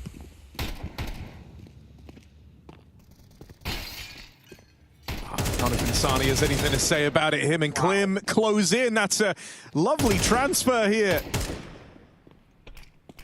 Not even had to don his weapon of choice yet. He's right at home on the rifles. He looks like a bit of a beast, doesn't he, right now? Super sharp shots for Klim all game. Multi-kills galore. That is his third. Definitely someone to keep an eye on right now in this MIBR jersey. Doing it with pistol, rifle, and soon to be AWP. But not if Mosier doesn't find a kill. And he won't. Klim 4K seals the fate of TYLOO, and now they're down to Eco. So this is a real opportunity for MIBR on this latest map in their pool to make a bit of a run for it.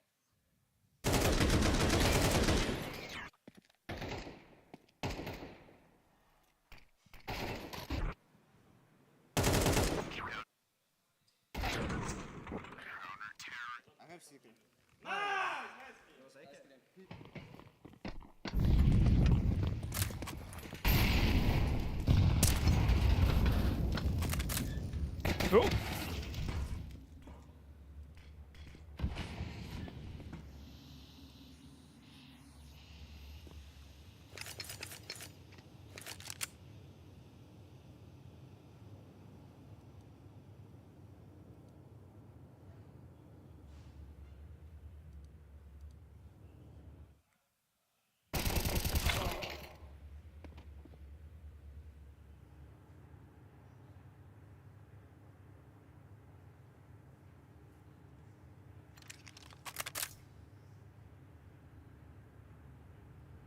Curious, Hugo, what are your thoughts on Linus? Like, being the guy in this team, the one kind of meant to bring it all together.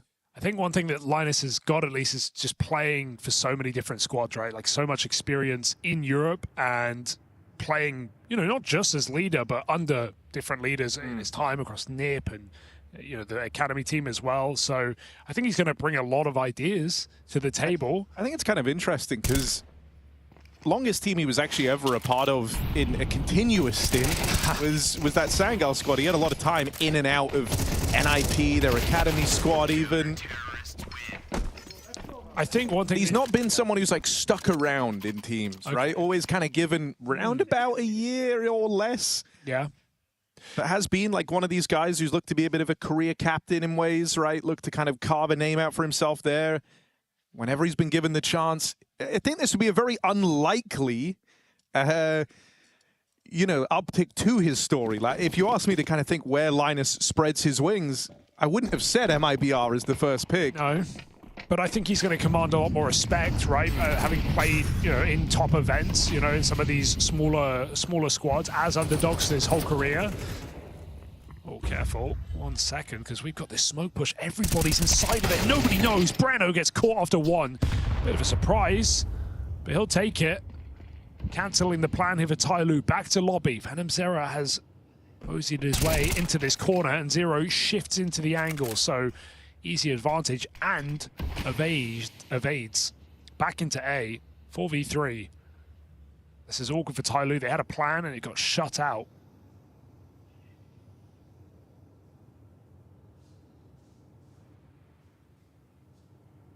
Stuck in the lobby with man disadvantage and just getting re-blocked as well, so no opportunity here to find picks for TYLOO. Have this extra bit of util dropped back in lobby, but the only way that would even feel useful is if you used it to throw like a yard wall, and I don't think they're going to. And even if they did, Linus was pushed up there. Just confirming the fact that there's no one in position out in the yard. He is fully ready for this A hit right now. Has door covered. Doesn't really need to think about outside. 30 seconds. TYLOO have to go. Linus spams the vent. Big chunk of damage. Jamyoung will make it down with the bomb. But even then, this lower site's not empty. Klim already down here. And with the game he's been having, if there was one player you were hoping to avoid in this round, it's this guy. Oh. Jamyoung will get past him. Keen double kill. Rotates now, arriving though. Spams off the mark. Jamyoung chance at another. And he'll just get this bomb planted. He's on for the ace right now, having to do it all at low HP the entire time. Jamyoung finally dealt with. Left on a G. Spotted trying to come down the vents. VenomZera able to lock in that clutch, and with it keeps this game squeaky clean for MIBR. Oh my goodness, all of that work there from Jamyoung, and still not enough. 4 incredible kills dropping in an unwinnable round, and he made it almost theirs. VenomZera just rips it from their dying hands. VenomZera, the one guy who kind of showed up in that BO1 earlier they lost. Well, they need him there. He delivers. Poor Jamyoung, who does everything you can ask for and more. But VenomZera, nice little tricky door jump. He fakes his steps out wide on that smoke and then changes direction to perfection for MIBR. Rewrites that one. 6-1 lead now for the Brazilian core. TYLOO, they were never really meant to win that round after it got shut down in lobby, but that really hurts to lose. Just allowed down the vent for some reason.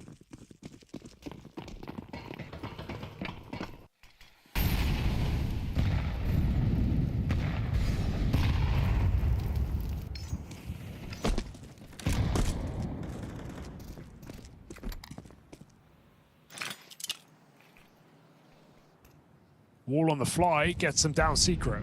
Nobody home on this B site for once. They want to kill before they commit. Orb v Orb. Connects onto Klim. All right, one stolen back from Mosier on this door lurk. VenomZera keen to trade again. And she's going to think better of it, peeking into that fight. With the pre-fire coming in, and Insani closing in on this lobby flank. You know, there's a lot of bodies now out in the yard, and it's all thanks to Insani getting aggressive. I love this. He's not even clearing door or hut. He doesn't care. He's just going full around the T-spawn flank. This is going to be a bit of a jump scare for G. Oh, maybe not. Just misses that timing, and it couldn't be worse. They only just cleared the back line. They think no one's here. Insani gets the strike on his say-so, but a Heaven Wrap does make this interesting. Jamyoung's got hot hands. He had that sick 4K in it lower, and a powerful position to play around this bomb. But he decides to depart Heaven, went looking for the kills. Zero's just going to lock in that rotation, and so Jamyoung didn't even have to play the round. I mean, this is the give and the take, the highs and the lows of TYLOO, right? Sometimes we just see players make ridiculous individual moves. Like Zero swinging out there feels like the wrong play on paper. His teammate has a great flank. They know the position. He can backstab, and Zero's if he just dies for nothing there, that gives MIBR the chance to win that 2v2. But he swings out, he wins both fights, and we don't have to worry about it. Not punished here, but we'll keep our eyes on it for TYLOO. Important round to pick up in this game as it was starting to build out of control.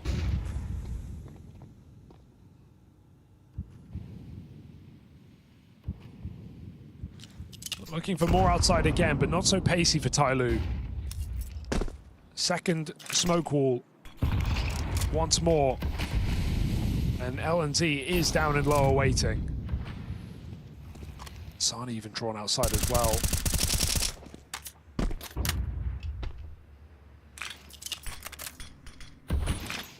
Going double down B. They really believe this util right now. But they've only heard one player truly cross.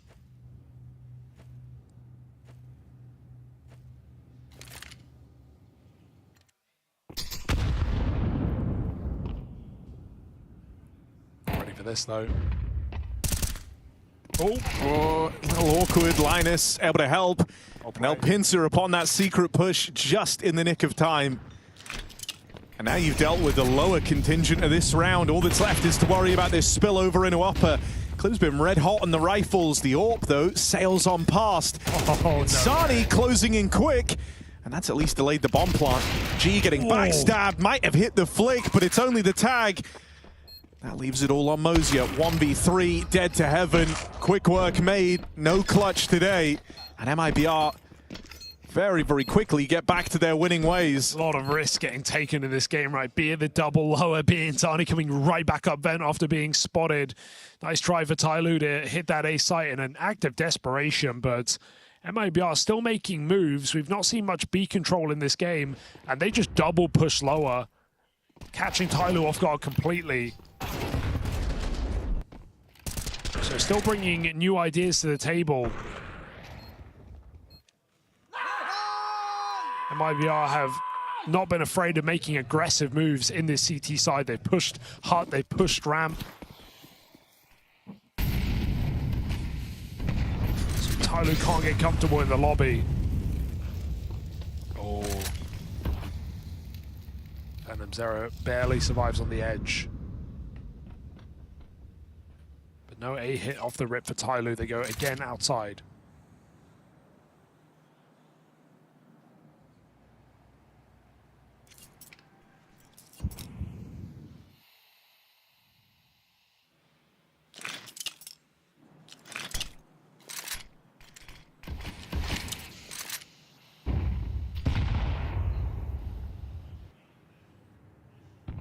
Mercury here just faking the control while the rest of the gang look towards ramp.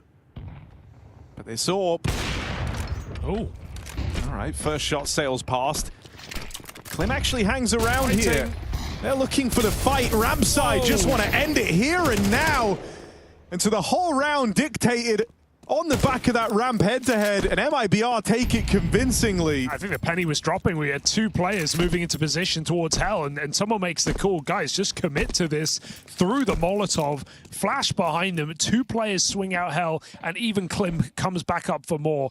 That is not what you expect of your TYLOO. You see the AWP depart, you think you just have free reign. So MIBR going for a surprising move and continue on this very aggressive CT side of Nuke. I'm liking some of these moves. I don't know if it's coming from Linus or what, but where they do just decide to kind of group, get aggressive, and hang around for the fight, you know, not like trying to overcomplicate matters. They're believing they've got the read, believing they can close it then and there on their crossfire.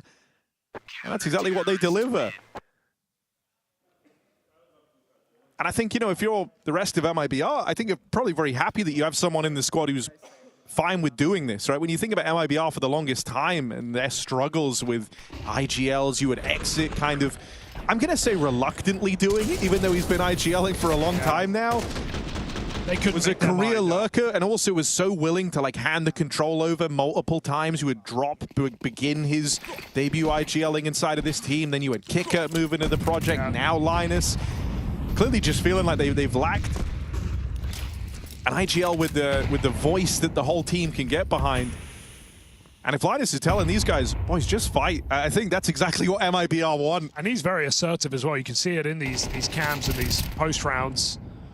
So MIBR with someone to get behind, maybe get on top of, boost up in this top site, high-low, and goodbye to TYLOO.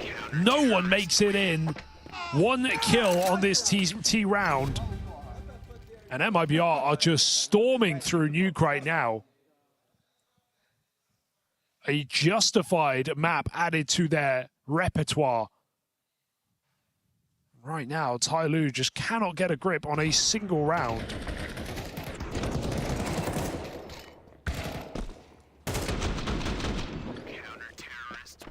Two isolated instances here for TYLOO. Yeah, I mean, if game 1 versus THUNDERdOWNUNDER was them kind of a low point, right, feeling a little sluggish, everyone's switched on now.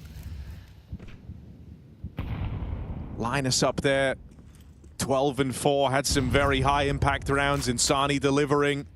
Klim from the word go, that big double kill in the pistol. Honestly, the AWP has maybe been the worst part of his game. And he knows it. He's put it down right now for this final round. They just want rifles. They want to bash. They want to fight, and they're going to get exactly what they want.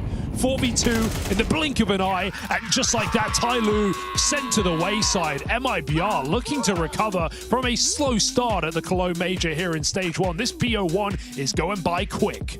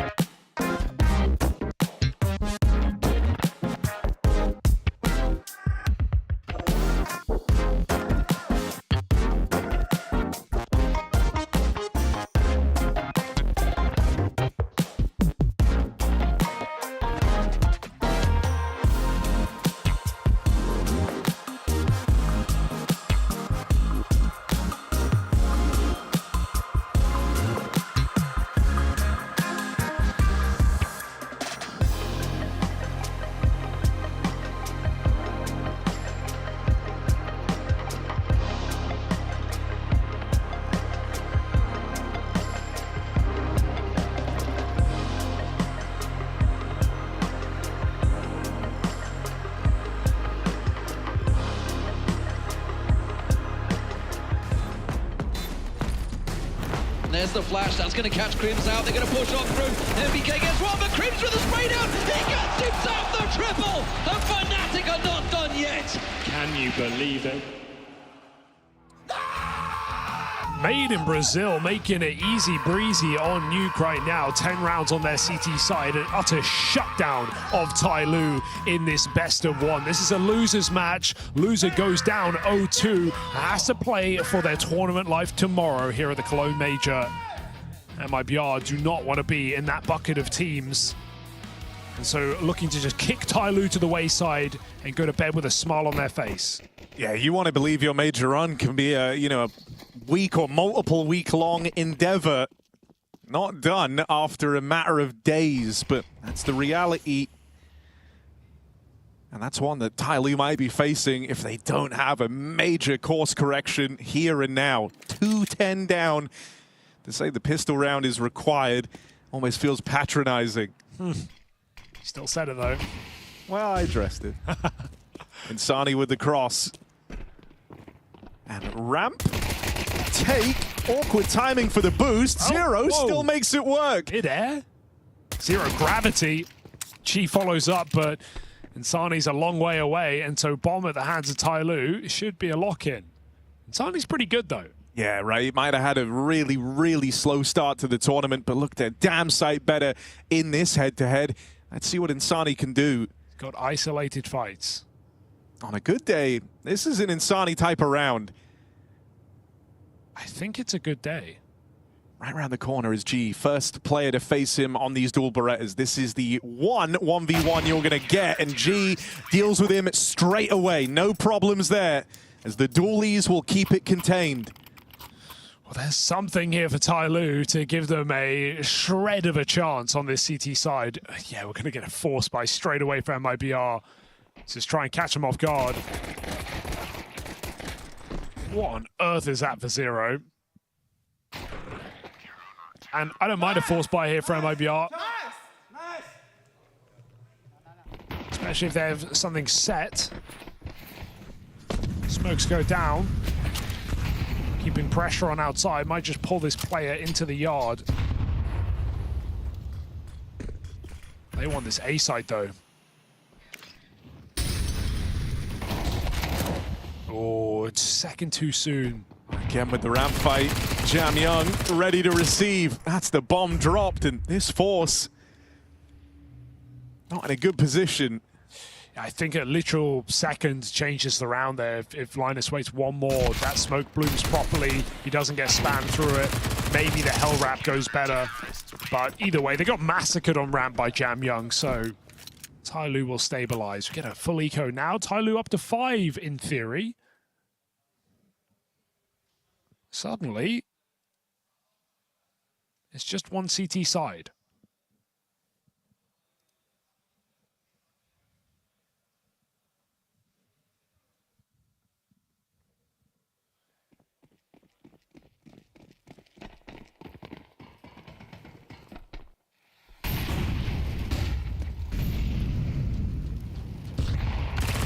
Oh, that nade wrecked VenomZera. He was dead no matter what. I don't even think Mercury had to get involved. Might have been a full damage. Oh, chill. Renault double kill on the Tech 9 out of nowhere.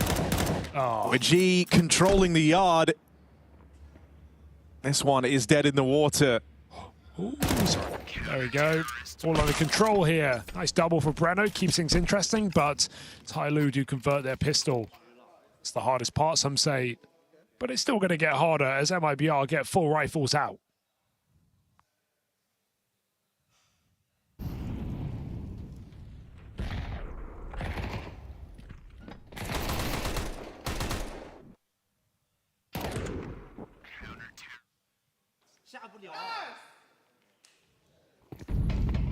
I mean, it's here, T-side. MIBR really going to hope Insani can start to hit hard straight away. Going to be left to roam in the yard in this round. Has VenomZera with him, but it's the G AWP that they're up against. Love this angle as well. Not really the one you're expecting. By the time you get here, you cleared Heaven, is probably looking at lockers. If there aren't smokes in the way, G gets a shooting gallery, and so Block comes in. As he looks to break them, he has multiple HEs at his feet. They come in so quick, and MIBR might just edge through this smoke into main. Footsteps heard, doesn't make it any easier for Mosier. Two players up here in heaven can start to feel very claustrophobic, but with Zero lending a helping hand, lets the AWP play out, and G just takes that man advantage, steals it away for TYLOO, and now plays for a little bit later, left to Linus in the clutch. Never saw him make it into the door. But as time passes, maybe starts to lose the element of surprise here. Mercury up close, playing around this bomb, has him dead to rights. That missed timing works both ways and actually comes back to punish Linus. Yeah, Mercury pushed through the lobby and just set up in the A site. So last position you'd expect, had that bomb on lock. Nice round out of TYLOO. That looked very, very scary with the entry coming in from Insani here. This is a perfect tee up for the round win from MIBR. They had TYLOO completely trapped out. But Zero delivering a double. A lot done from the young man. And MIBR back to pistols. TYLOO step in the right direction. They keep walking down that road. 4 rounds straight. I think the only thing helping you breathe a little easier is you at least kept that last round fairly competitive, so it's not like you've got an unbreakable economy to get through. Still pretty damn good though for TYLOO at this point in the game. Well, they're coming through. Flashes are good. Still haven't dealt with Zero. They'll have another chance to get involved. And so even though it might have been nice flashes to bring you in, awkward on the clears, no entries found, looking at a flawless round here for TYLOO. Yeah, that felt more on the fly, because even though the setup is nice to get him through the door, first player doesn't even look at CT vent coming out of hut, and then I think it was clear through late flashes through rafters, they full blinded his teammates. So sure, it never felt like a winning round with no entry, but it didn't give them any way to get out with a kill either. Klim 1v5. TYLOO just standing their spots waiting. These are some clean rounds now building for TYLOO. All the makings of a comeback.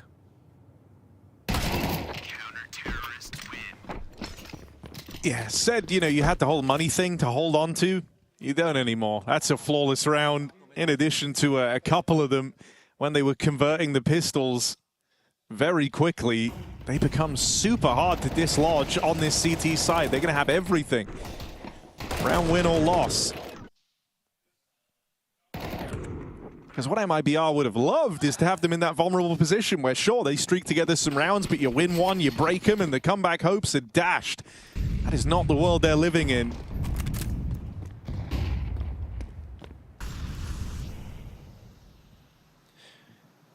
And I mean, MIBR are getting the room to make their plays here. That much is clear. They've run a couple of executes, a couple of set calls. They've gotten on main splits. Haven't gone for any secret control yet, but the difference is, MIBR are extremely aggressive CT side. They didn't let TYLOO play their game. TYLOO are allowing that. So MIBR, have they got something to show us on this T side? Because every step has gone wrong. These smokes will fade when you're in the open. Careful. Insani. Looking for a main split. Jamyoung has that cover. Easy kill. There's more where that came from. And support's not far away. It was a heavy yard setup here for TYLOO, willing to just win or lose the round on these yard fights. But even that just feels like a little out of pocket. Like Insani's in the open when the smokes fade. He looks surprised. Like that much was obvious. I feel like it's getting a little lost in the sauce here for MIBR. They've had ample opportunity. They've had entries on their site hits. All of this has kind of come undone, and it doesn't feel like the dominant first half we saw just minutes ago.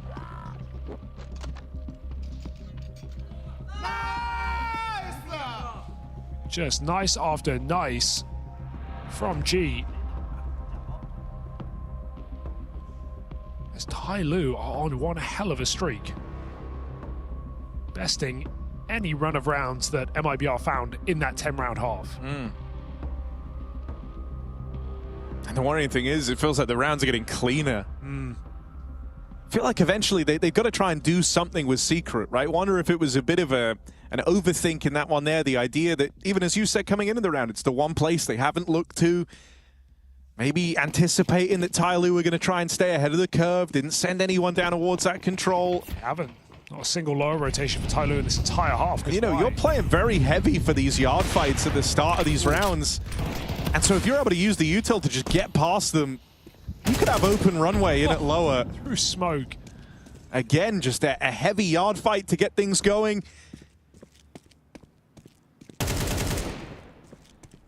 Yeah, they run boosted Insani outside quickly, but G legged him and Mercury heard him. Got put down by G again, and yeah, it's only a low econ round where you're hoping a hero can emerge. But right now, they are getting purged. 1 on 5 again, and another flawless round for TYLOO. It's getting out of control, Harry. They've had 1 kill in the last 3 rounds, MIBR.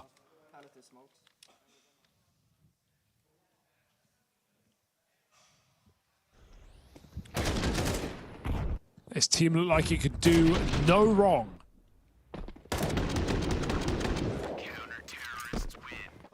And I think the most impressive part of it all for TYLOO is they haven't been disruptive. They haven't been trying to force the issue. They have been sat back in their spots, holding very strong. Every player delivering multi-kills when required.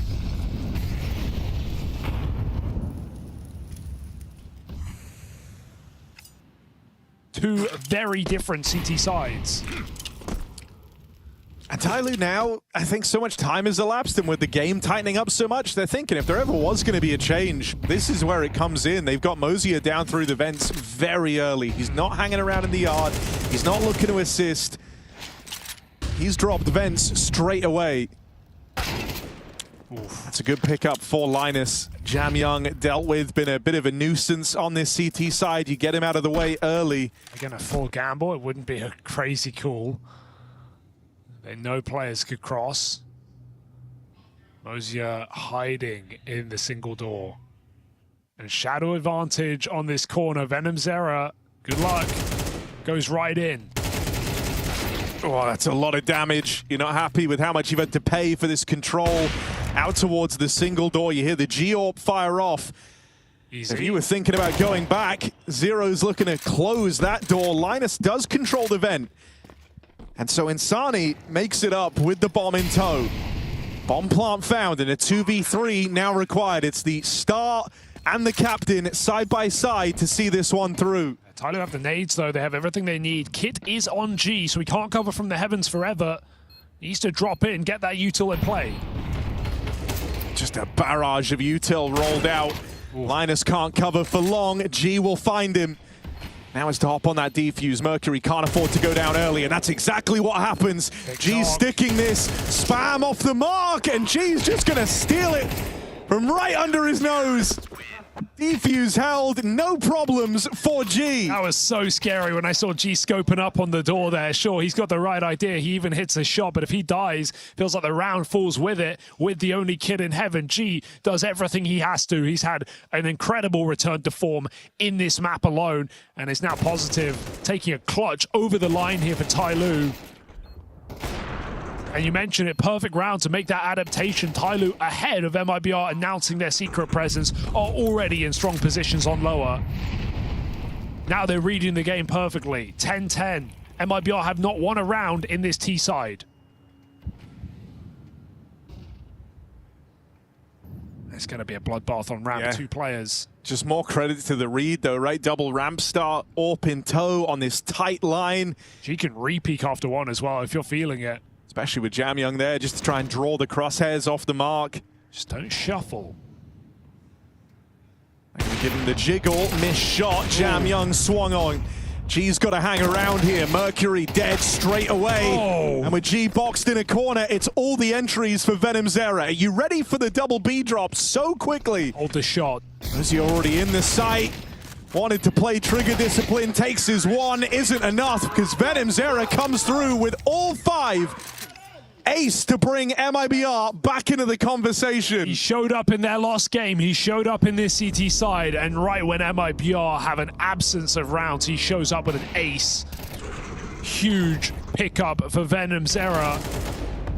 A requirement to keep them in this best of one. Bit of a panic there, I would say, from Messiah. Down in that B bomb site, he had to hold that shot. In a 2v4, he had to kill someone other than the planter. But TYLOO feeling the pressure now. They pull this all the way back, only for MIBR to find 11 first. And that was rough on ramp. They had the setup perfect. Neither player get out with their first kill. It takes a repeat from G.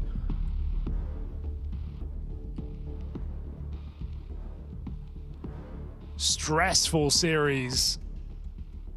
And impossible to call at this point. Because how can you rely on just that ace from Venom's Era? Is there more in the tank from MIBR?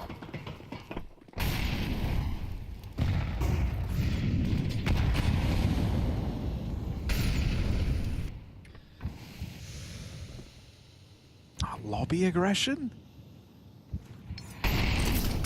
Utel to try and make it happen. Mosier and Zero getting stuck in. Mosier firing off there, trying to lend a helping hand. Has given them a route to try and equalize. Still a 4-on-3, but damage done on Zero. Oh. Mercury misses this timing. Oh, will catch it the second time around. All the nades committed in this quarter on Zero. Clem's coming for the clear. Oh, that's wild. Massive. Zero is shot away from death. And they know the gap is open. They're not falling for this. LNT has walked into the site, but how can he isolate? TYLOO have sat back on their CT side all game long, pulling an aggressive lobby crunch, and they absolutely knock MIBR out. I mean, you could argue for a save right now. You're not getting rifles on many players next round as TYLOO peek from the heavens, finish what they started, and respond to MIBR's single round victory in this T-half. What a play being made. Deep ramp molly with a flash, and it pushes them perfectly into Zero's crosshair.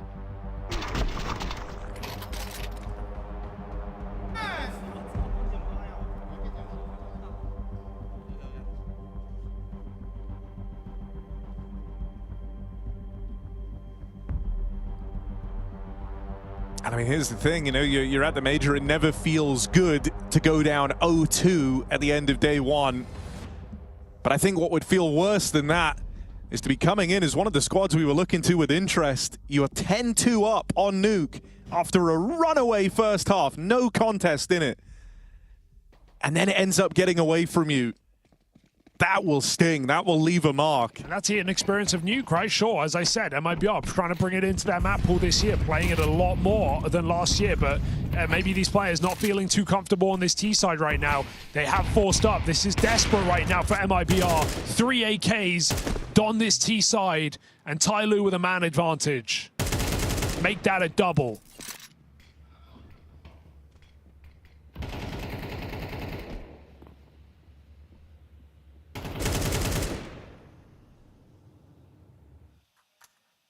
I wonder if you're thinking about saving. It feels kind of brutal. No one wants to make that decision, but the only way you're going to have these AKs to play with in the next, well, you either need a bomb plant or you just save. Never get a chance to use them at that point. Linus just going to try and take matters into his own hands, but back garage sits Jam Young. Simple shot for him. 5 versus 2. Lower control for TYLOO as well. There is just no safety in this top site. Klim 1v5. He's found a double. Does this really have any type of legs on it, though? Because as he edges his way in, player out by the heart, has missed the opportunity. Klim, chance to close in and deal with him. He's expecting a heaven reswing, but that's not being offered up, and that's because G is down at lower with that orb. Reload those 6 bullets. Gonna be stressed the entire time that heaven swing's coming in. Here's the ladder rotate. Oh my God. 3 bullets left in the AK for Klim, and G does it jumping. Had to. My God, what a nice try from Klim. It took a Venom Zero ace to find MIBR their only T-side round. Klim had to pull out the same in a 1 versus 5, and you can see him piecing it together. A phenomenal prospect, one that is showing up individually, but in this T-side, failure to launch from anyone on MIBR.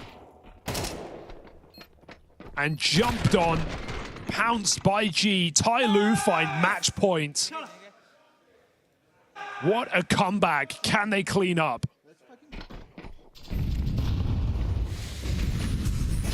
Oh, gonna try a fast round. It's risky. Desperate times calling for desperate measures. They'll go quickly into this A hit. Linus and Breno both coming through with openers. Low HP on these two backside players. You're vulnerable to nades. If G gets this nade in underhand, they'll just survive it, barely. Oh, free smoke's a problem. That's the last bit of util. No bomb yet. Guys, you got to put it down. Venom Zero finally planting. Surely no flank for G. He reclears outside, but if he's going all the way, you cannot walk this. You really cannot walk this, G. There is not time for this play. TYLOO are going for the last second round.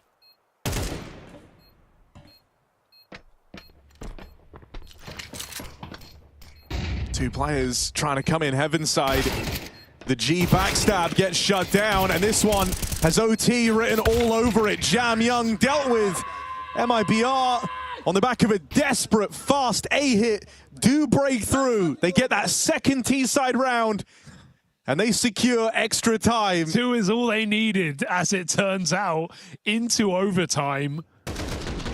That should not have taken that long, but MIBR at least keep this game alive, give themselves a chance, a redemption after just a failure in that second half. And who would have thought it's just a fast A hit to get it done. Now they've got the money. The Klim Orb once again becomes a possibility. Maybe a new chance to right their wrongs in overtime.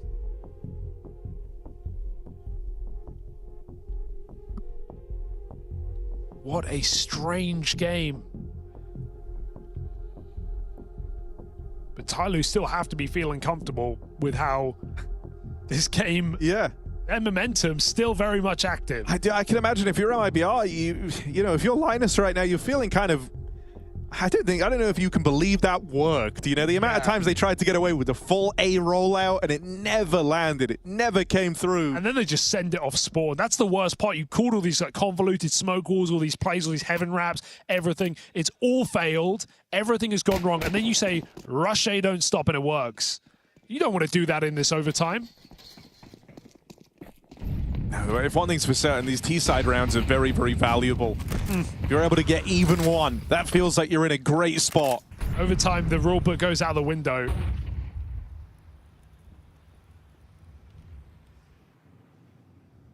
So let's see what MIBR want to try and pull off now. Smoke's down outside, cross with 3. Venom Zero has the cover. Jam Young has commonly been in back garage. It's Mercury this time. G's Orb. Waits on the stairs.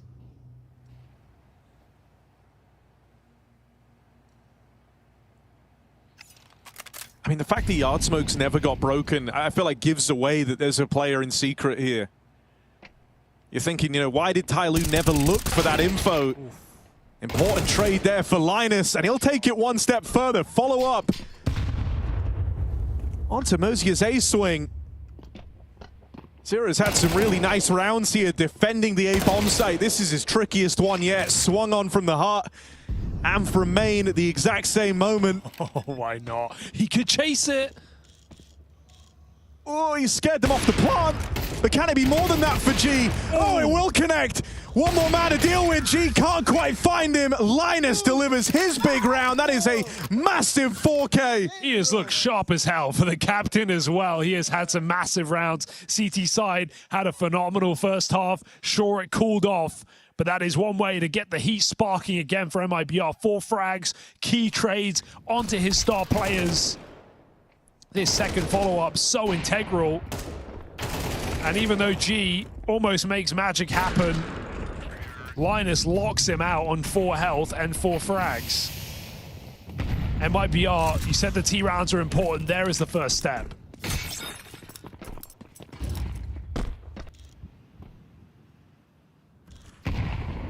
Oh,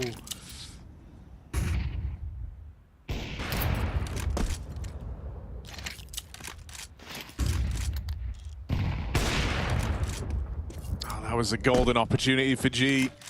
Frankly, I think he's still lucky to be alive there after that drop down. Klim not able to punish.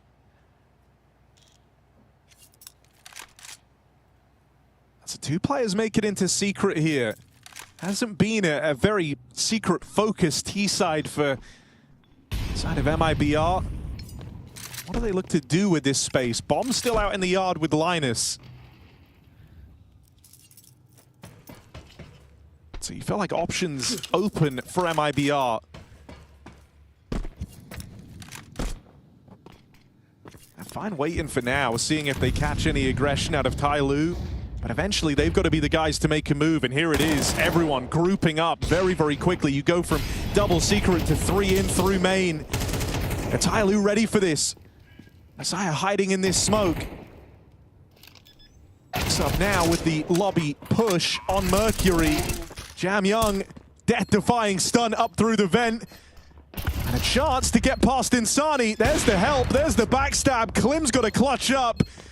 Chasing that defuse, but the missed shot costs him. Jam Young pulling through for TYLOO right when they needed it. yeah, massive clutch. Enjoying how close these rounds are getting up. And I think one thing that MIBR can remind themselves is, hey, remember, on our T side, we got into good positions. We got into winnable rounds. This being another example, it just took TYLOO finding massive multi-kills in their positions.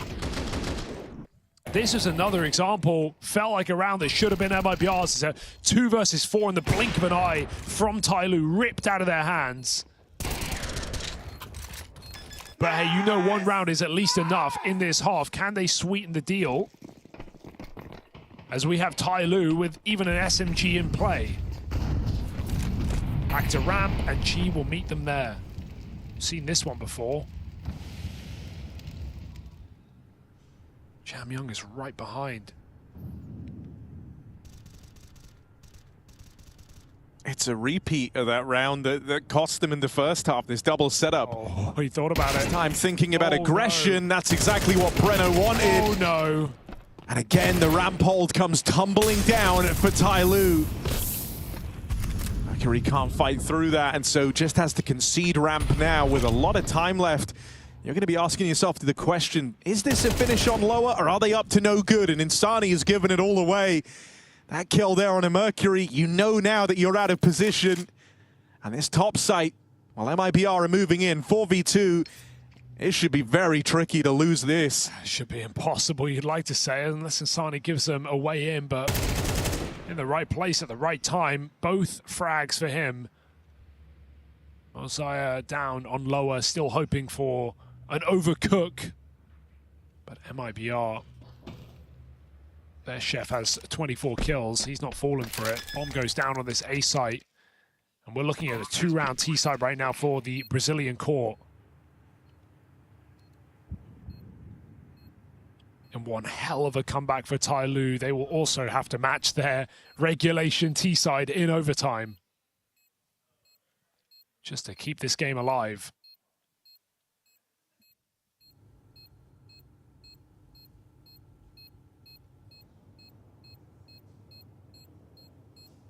Dare I say, he's not winning this.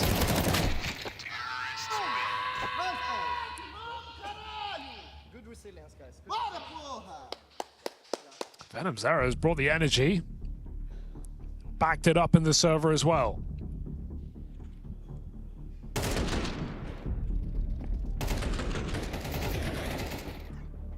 And you heard Linus, you know, crediting the resilience of his team. And I think that's justified. I think it would have been easy to almost roll over and die. You're hemorrhaging all these rounds in regulation. Hell, you get to overtime on a desperate, you know, Hail Mary upper hit. One that had been repelled many times over by TYLOO when you had a far better buy. You had all the util. And so they're taking full advantage of this chance in OT. 2 rounds now on the T side. That's where both these squads have struggled. MIBR holding the advantage for the first time since round 12, it feels like. And the end of that CT side.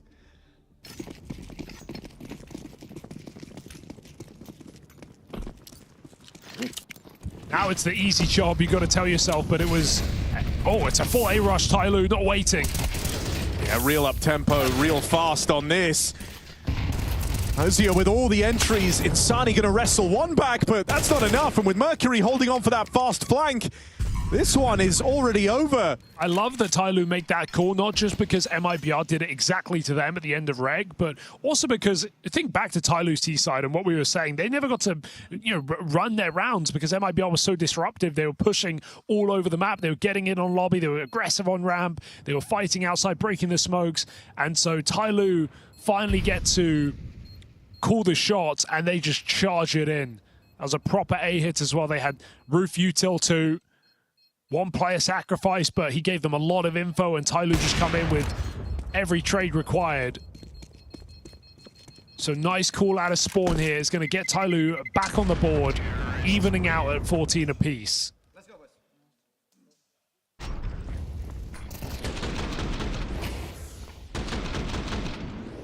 Very nice to see TYLOO have that saved for the right opportunity. It's going to keep MIBR honest, knowing they have to be careful.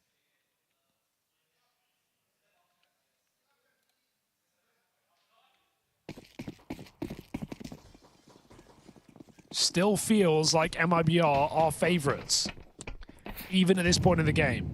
Where that can get tricky is, you know, if TYLOO lose this round, but then they make it close, it comes down to a clutch, you can still kind of disrupt this CT money right now. Leave them really strapped for cash in final round of overtime. But they're playing way quicker. As you can see, they are making moves out of Spawn, getting quickly into Garage and into Secret. That's a lot of control right now for TYLOO.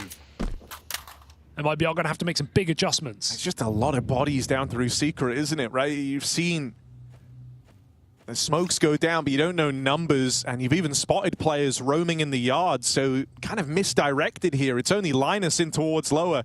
He will at least get a safe spot. How many does he see on the jump? Oh, there's two. And a good nade. Wonder if he calls anyone else down to join him. Now still trying to do this all alone. Flash goes in, Linus turns from it. And so Jam Young offered up as sacrifice. Rotates Begin down towards lower. That's the bomb spotted here. Chance to drop this. G and Zero side by side get knocked down. Linus doing it on his own. Another big multi-kill round from MIBR's captain. You're climbing heaven, but the bomb is B right now. There's 20 seconds. You're not going to find kills. Venom Zero has disappeared. How do you save this? Sure, fragging on the way out, but you got to go down that vent if you want a chance. It's not being covered right now, but that molly on the bomb might just seal their fate. 10 seconds to find 3 kills. That plant feeling impossible. Breno tucks in. That is the round, and they just get the kills off the back of it. 15 found for MIBR. Back to match point. Thank you, bro. Keep going, keep going. It's just been huge contributions from Linus in the tail end of this game. Might have struggled to wrap his head around the calling to really get this T-side going. But he's not wasting the chance he's been given at an OT. So crazy to call for a brawl there. Insani down vent because Linus is pushing up and they just, again, fight together. It's so crazy. And will you believe me, after a 10-round CT side, if I say this is MIBR's first match point? Here they are, looking to end it with an opportunity to do so right now.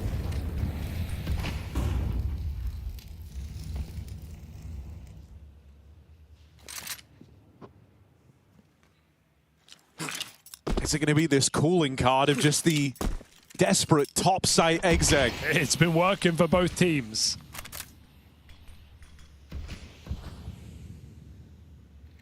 Venom Zero getting tucked in, and here they go.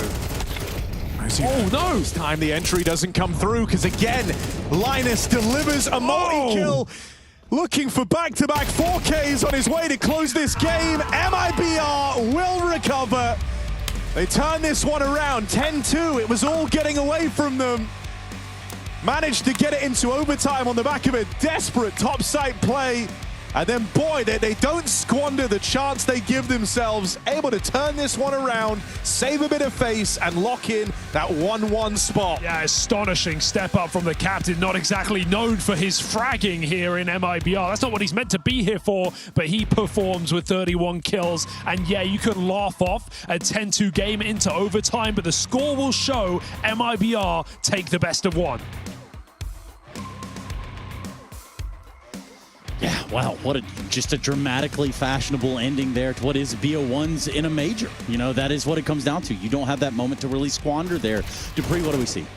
I think it was a clear picture of two teams really struggling to find T rounds, and it was not until the time of overtime that both teams started to figure out what they had to do. And at that point, you've gone through your playbook. It comes down more to the intuition and the individual prowess, and I think that is where MIBR pulled through. Specifically talking LNC, I think he really showed up in this overtime and got some very important multi-kills to also clinch and pull it over the finish line. Yeah, a nervous game for two teams who had a lot of stake right here. I think it was also, evident that this game felt a bit, nervous in the sense that both knew that if they went 0-2, it would be difficult, starting tomorrow as a team that could potentially be eliminated. So a lot of nerves in this game, a lot at stake for both MIBR and TYLOO, but at the end of the day, Insani and the boys ended up winning. Yeah, we hear you. Yeah, we definitely can hear you. That's Insani, in case you guys were curious where that fourth voice came from. Insani, quite the game right here. You get all the way OT. Let's talk about some of those emotions playing in this major so far. Yeah, of course we know major is the most important tournament of the season, so there's a lot of high stakes. There's no bad team here, so every game counts and every round counts. And we've been having tough games here, and I'm glad that we won the second one, so we're 1-1. We go for tomorrow 1-1.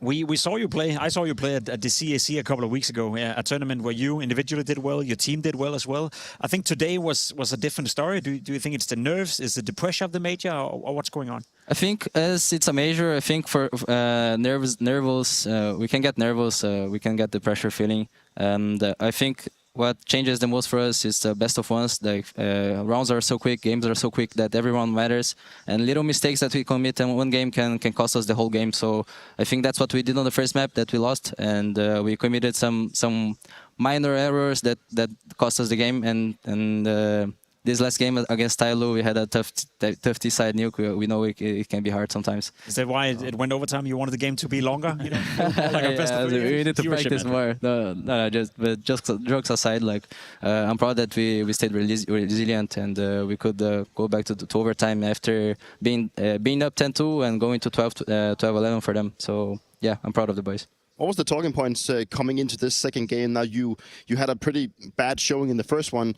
Was there anything specifically you had to address and talk about? Because LNC coming into this one talked about that the passion, or at least the emotions, were not maybe clicking as well. You're not feeling the game. What was the talking points you had to go into? I think what we were to improve the most from the first game to this game now, it's being proactive and having this initiative inside the game, because we all can know that when we are not in a good situation in some round, we can get lost and we don't say anything. If we don't say anything, then things are going to crumble and it's going to be a snowball. So I think this is what we lacked from the first game. We were missing this active voice and this initiative and the intuition to say and to make decisions inside the round that could make us play more better situations for us, and this is what we talked about to fix most. And would you say that is because of the pressure of the major that you ended up in that situation in the first game, or what was the reasoning behind it? Yeah, I think there can be a lot of reasons to it. For sure, the major being at the major and playing at the major can be one of them. But I think, as we talked about, BO1s are very fast, they happen so quick, so if you don't start on fire and if you don't get very active before the game, then you can have a slow start, and this slow start it can make you not play good, So it can be the major, of course, it can be the pressure or the nervous, emotions are coming in, but maybe if we are not ready enough, if it's another reason. Well, tell me a little bit about that being ready enough as a team, right? You guys have made this tremendous jump into being an international squad. Are you still having any of the hurdles that you had so long ago? Yeah, I think about being ready, you can fix it in some ways, right? Like you can either do some exercise before the game, so your brain gets active, you get your blood flowing. Either like you can listen to some music. But I think what we don't want is to start a game where we are not talking enough or we are not making decisions enough.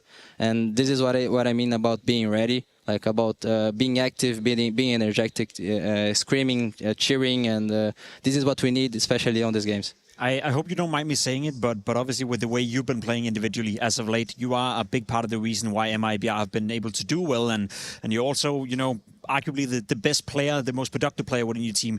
Do you feel an extra pressure as an individual to perform here at the major, because you know that you have to play well if you want to do well as a team as well? Yeah, I don't know. I don't think I feel an extra pressure about it. I know I can do great things, as well as I know my teammates can do awesome things as well. So I trust them. I trust each one of them, and I know that I can do whatever I want. If I don't have 4 teammates with me, I cannot do anything. So I think there's a balance to it. You know, like it's not that I have extra pressure or nothing. We just need everyone to be there. I kind of want to touch on LNC and also the fact you have Letney as a coach. Now that those 2 guys coming from Europe, coming to a South American team where you have a Brazilian core, can you feel that there's a difference between how he wants to lead the team and how you want to function as a team now that you brought in an European in-game leader? Is it very different from what you're used to? And has it been hard to, like, you know, transition into a new kind of play style? I don't think it's hard. I think it's very good, actually. I think the things that he came and that he showed us when he came to the team, is Nestor, Letney, and LNZ. They both came up with great things, and they're really good people, and like it's easy to work with them. So I didn't feel like it was difficult to adapt, and I feel like we're doing a great job at it. Like we can understand each other. We need to talk a lot, right? Especially when you have a new IGL, a new coach, you need to talk a lot. You need to discuss every situation for you to be on the same page, and this is what matters the most. Like being on the same page and thinking the same way when you're a team.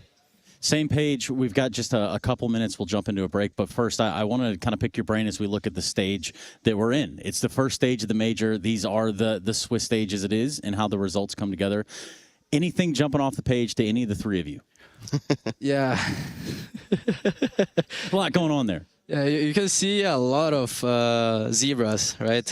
A lot of underdogs winning, I feel like. Yeah, there's that. NRG over Sinners. Yeah. Linvision over Heroic. Heroic probably not in the greatest of places. Yeah, I think the Heroic thing, the fact that they 0-2 now, I don't think a lot of people expected that one. I mean, they have been in a situation where it's been difficult to get the roles right and players jumping in and out of the team, but I mean, them going 0-2, probably also the fact that they lost to Linvision, I thought they would be able to beat those guys. So that one stands out a little bit to me. And Zani, I'm curious because obviously you guys have been practicing leading into this tournament. I assume against a lot of those teams as well. Is there a team out there you think we are underestimating, or a team we have to look out for? Someone who's maybe better than the repetition? I think we have a lot of good teams here. I think Bait is playing very good, Heroic is playing very good, and GamerLegion have a good chance as well. Maybe Brazilian teams, I hope they do well here. I see Sharks won their first match. Is the second match happening already for Sharks? It's going to happen, right? Yeah, they're about to play. Yeah, they're playing M80 currently. All right, yeah. So, yeah, look up to the Brazilian teams, guys. Okay. And one more question for you, Nizani. I feel like at every major, and Peter, you can probably relate to that, there's always a team being practice guards leading into a major. There's always that one team, you know, who are like, why they're so good in practice. Has there been a team like that you faced that you just can't deal with in practice? To be honest, I... Just say it. Throw it under the bus. No. Sling them out there. Put them out there. And I'll be honest with you guys, there's not like a tier 1, 2, or 3 team that is always like beating us on practice. I feel like it's only those unknown teams, you know, those 5 Russians. So you're the team. You're the practice. That's the one. Like 5 Russians team that just runs and shoots everybody, and it's like it's possible to shoot them. So like I think those teams are the hardest to play against, bro. Well, gentlemen, I hate to rain on story time. Thank you very much. And Sonny, obviously we need to go to a break because the major does have to continue. The show must go on here at the Intel Extreme Masters Cologne 2026. On the other side of this break, we're looking at GamerLegion, snacks in tow, with a little bit of FlyQuest on the side. So don't go anywhere. You're watching the Intel Extreme Masters.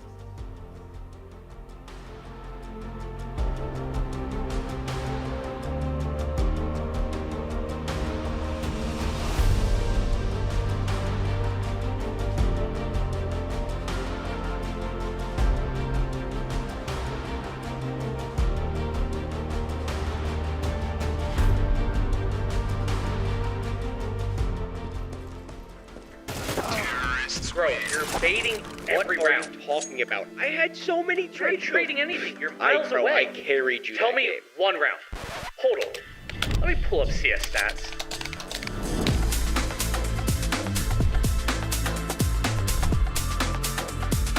Oh, wait. My bad. You suck. Settle your debates, search your profile on CS Stats, and turn on tracking to see all your games.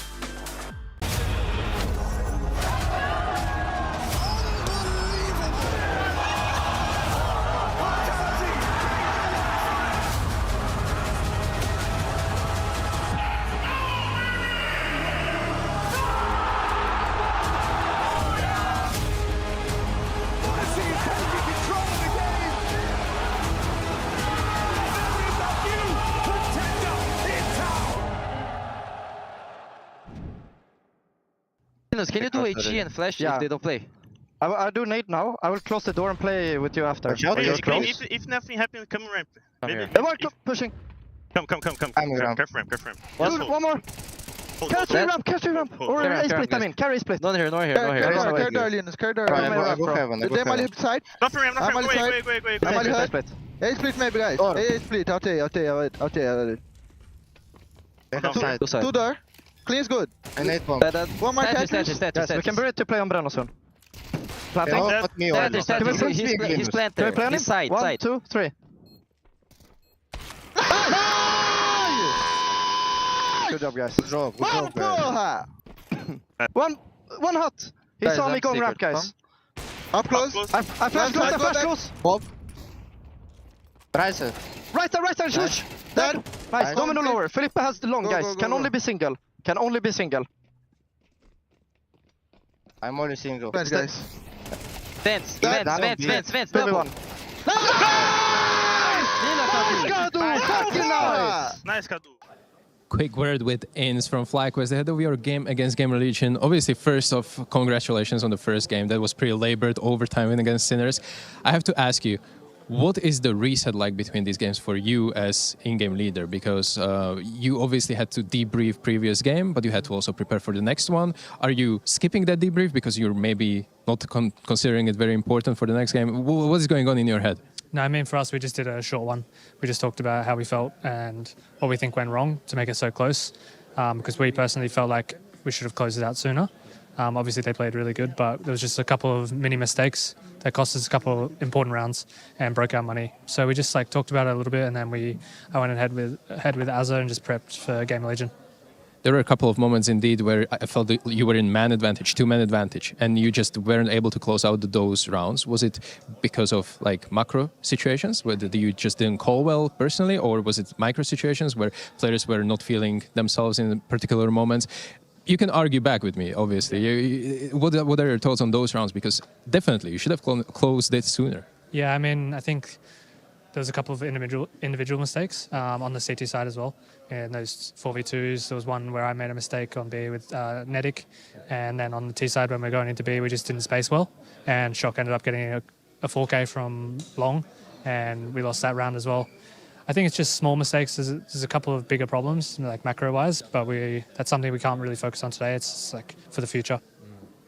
Obviously, those were Sinners, and they were able to exploit some of your bad rounds. Now it's GamerLegion, and no disrespect to Sinners, GamerLegion is a little bit above. So what are you going to do to iron things out in this matchup so it doesn't happen as much? Or are you just okay, at peace with that it will happen, but you have to just mitigate the kind of impact that it will have on your mental and on your economy and on your overall calling style?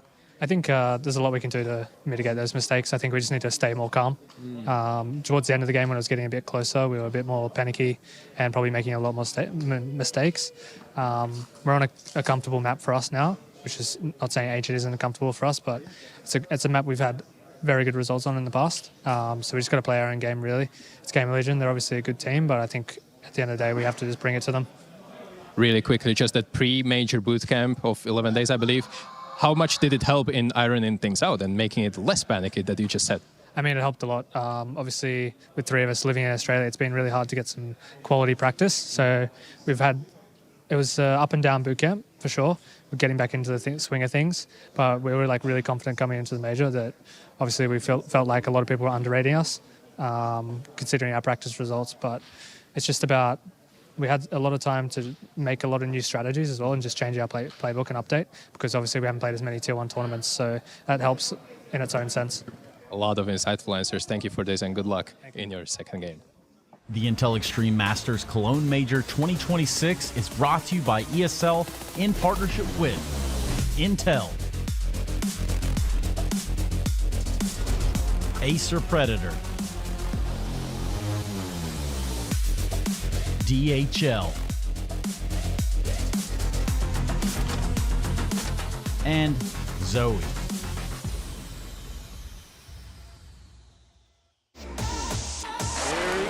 Once again, the first base is a Dren. He's going to hit the ground there. Oh, what a jumping double for Cole! What is going on right now? How does he do this? Cole is save Luminosity with the all-play.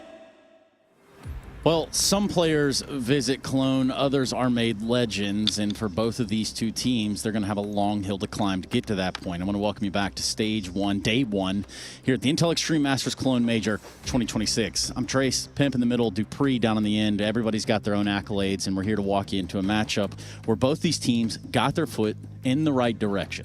I think we have a massive favorite in this game. We just saw a game between MIBR and TYLOO, which was on paper kind of 50-50. Peter, I'll be honest here, GamerLegion, with the way they conducted themselves as of late, the way they played, the way they did in Atlanta, them practicing, that's a good sign as well. Whereas for FlyQuest, it seems a little bit tough, you know, to get the practice in with where the players are living. I would be sincerely surprised, even though it's a best of one, if GamerLegion is not winning this one. Yeah, I think that if you look at FlyQuest, the whole idea of them not having practice, or at least have a very limited practice coming into a major, if I were a player in that team, I would be like extremely frustrated. I would be very demotivated. The fact that I cannot practice with my team coming into such an important tournament, and the fact that they go up against probably the best team this stage as of right now in terms of GamerLegion, it's not looking good for them. But I do want to say on the other side that we do know that FlyQuest at times can play Counter-Strike at a decent level. I don't think we saw that against Sinners, though. They did drop the ball a couple of times, and they did make a lot of mistakes. I think they were lucky that Sinners, in theory, were a bit nervous and made a lot of mistakes themselves. But, you know, you got to give it to GamerLegion. They have been looking way better the last couple of months. Going to the Grand Final Atlanta was a good stepping stone for them to also improve. But, you know, GamerLegion, a team that seems to be going in the right direction, and that's also getting a win here. Trending upward, I think, would be the terminology we could apply to GamerLegion. Obviously, the Atlanta, the conclusions we got there, some of the brilliance that we're getting out of players like Hypex going a long way there, Jacob. Yeah, he showed a lot in Atlanta. One thing is what he produces on the server, which has been getting gradually better and better. I think, statistically speaking, he's not necessarily getting too much better, but in terms of, you know, being up there and having big impact moments, he's definitely stepped it up. If anything, I noticed during Atlanta as well that the body language coming out from this guy, you know, the vibes, the yelling, the screaming, the hyping up teammates as well.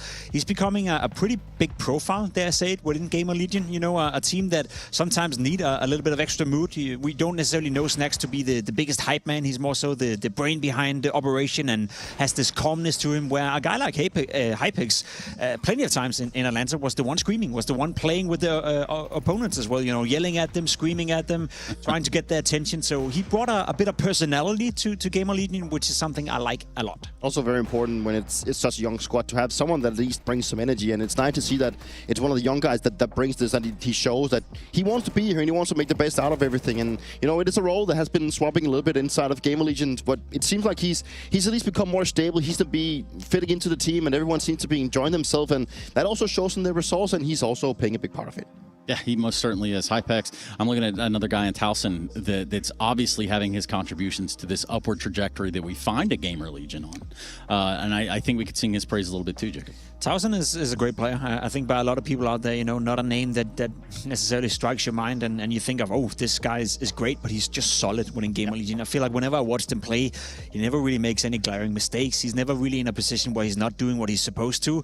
He also does not have the role within the team to be the difference maker, right? We are looking at the PR, we are looking at Res as well, for that matter as well, but I feel like he's a player you can count on. And honestly speaking, Peter, in today's day and age of Counter-Strike, there's very few players that you can count on. So having a guy like that on your team is so beneficial. Yeah, he gets a lot of the dirty job done, and I think he's one of the Danish players that's I wouldn't say gone overlooked, maybe a little bit like in terms of the Danish teams. You know, he's not really been in you know, the heroic one, the tricked one, or maybe even Astralis. He was not even considered for Why would he downgrade, you know? I know what you mean, right? But the fact that he moved into an international team so early in his career and now still stuck with GamerLegion and has developed in that team, a guy that you can rely on, a guy that doesn't seem to tilt too much, he seems to be bringing up the team, and even if he has a bad game, he still gets a job done to what's expected of him. And as you just mentioned, that is a rare trait to have in a player, where he's not going to be going out there thinking, I need to create, I need to be the hero, I need to be the one that the light is shining on. And when you look at this GamerLegion lineup, it is maybe hard to pinpoint specifically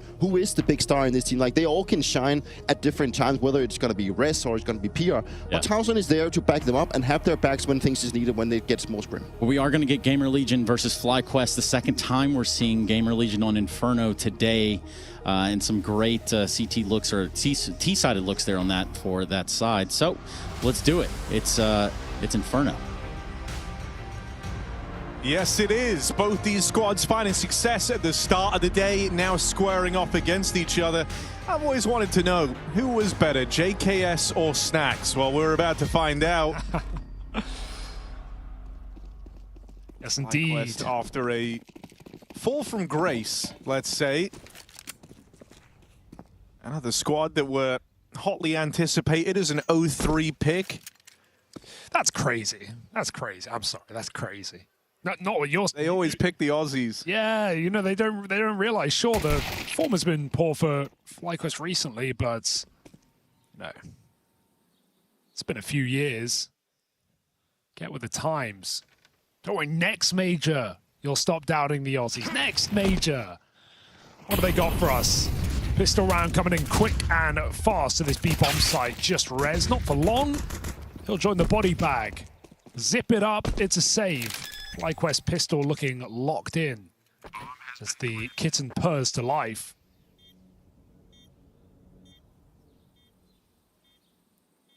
Nothing for GamerLegion to do here. Snacks has no Kevlar, so he may as well hang around.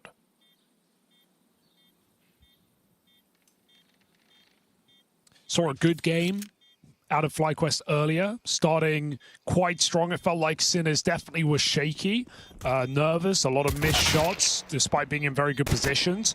Sinners did wake up, they pulled it all the way back. FlyQuest had to dig deep in an overtime on Ancient to find that victory. Some big moments from Vexite and Netic towards the end. And so it will be Netic to start off with this pistol double that put FlyQuest in the right place. Obviously, GamerLegion, safe to say, are favorites, coming off of a great run of matches back in Atlanta. All the way to the grand final, falling to Na'Vi, but making new leaps are this squad. And so for that very reason, a lot of expectation for them in stage one alone. But FlyQuest is hard to know, because we look back at, you know, Budapest, they went 3-0 in this stage, but then they went 0-3 in the next. So it was kind of all over the shop.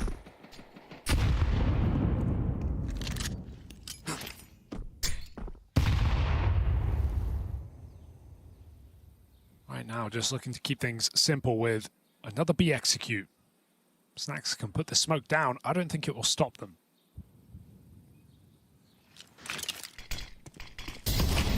Oh! Has at least got him across. Hiding in the smoke. And PR both trapped out towards quad, and Vexite's giving chase. Break on that smoke. And it's nice and easy for FlyQuest. Rez still looks interested in this. But with a re-smoke in at the coffins, I feel like that's the end of this. Force by 4 GamerLegion. They're going to try and get out with the Scout and Galil. Lets them be a little more threatening in that next round, right? Drop the 5-7s over.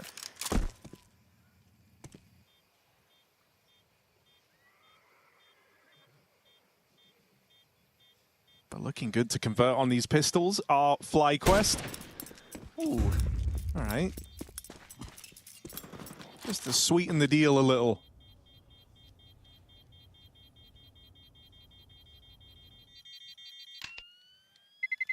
Frequent map for GamerLegion back in Atlanta, of course. Playing it 5 times rather. No, I was right the first time, 4 times, and winning it against everyone except Na'Vi.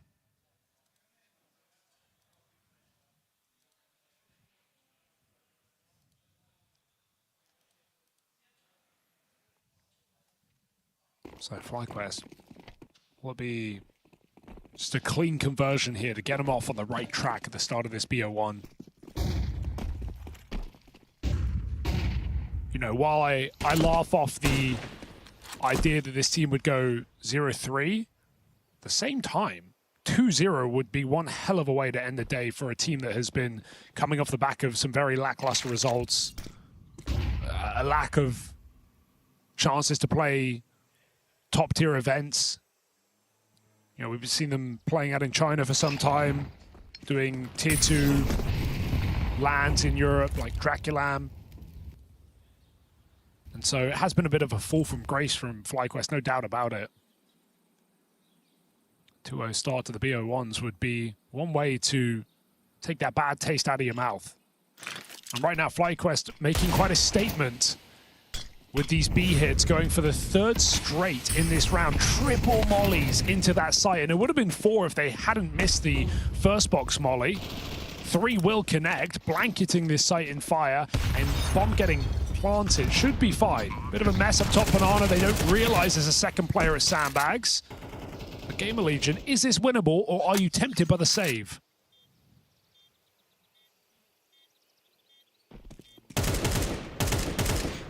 Just proves to be too tempting. Yeah, Resmoke as well. The benefit of just going for these instant B hits on these anti-ecos is look how much util they have in this post plant. They've just been double smoking Banana. They double smoked Coffin's previous round. They just don't let you in. So even if you get into a 3v3, a nice winnable position in theory, door is shut in your face. Hypex getting run out right now. Connecting, but not killing. Only takes 1 with him. The nades, or the bomb rather, will do the rest of the work. And so some damage here for GamerLegion, but it's all about capitalizing in this first buy round. That was the Ash cam, but he's no longer behind GamerLegion.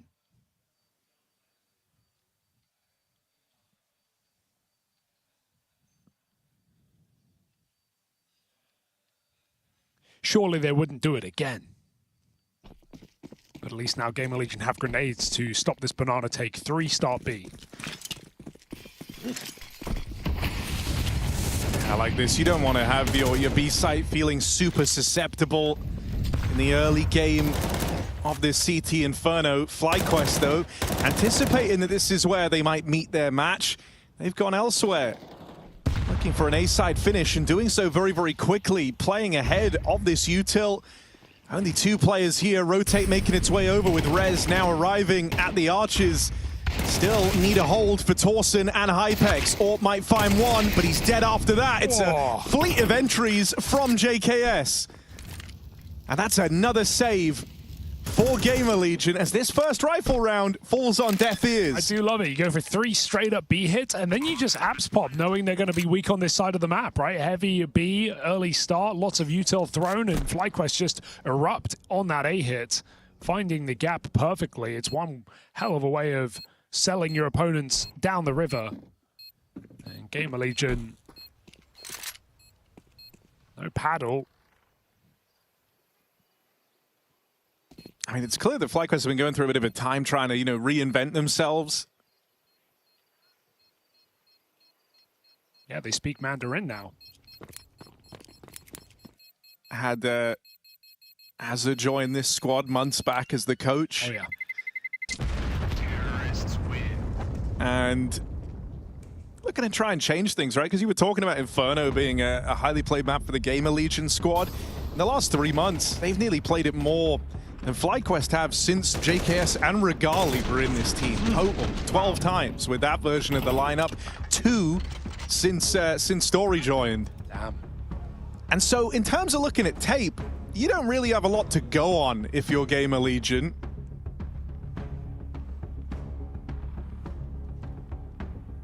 And I mean, you mentioned Regali because talk about changes, that was the big one. Even more recently than adding the coach, it was Story brought into this roster, another international AWP.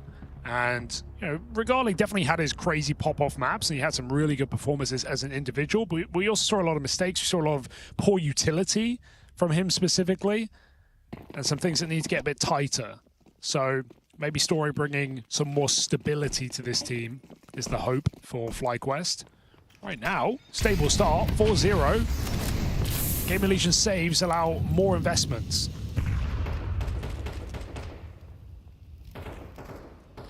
Very cheeky PR ahead of the wall, will fall back.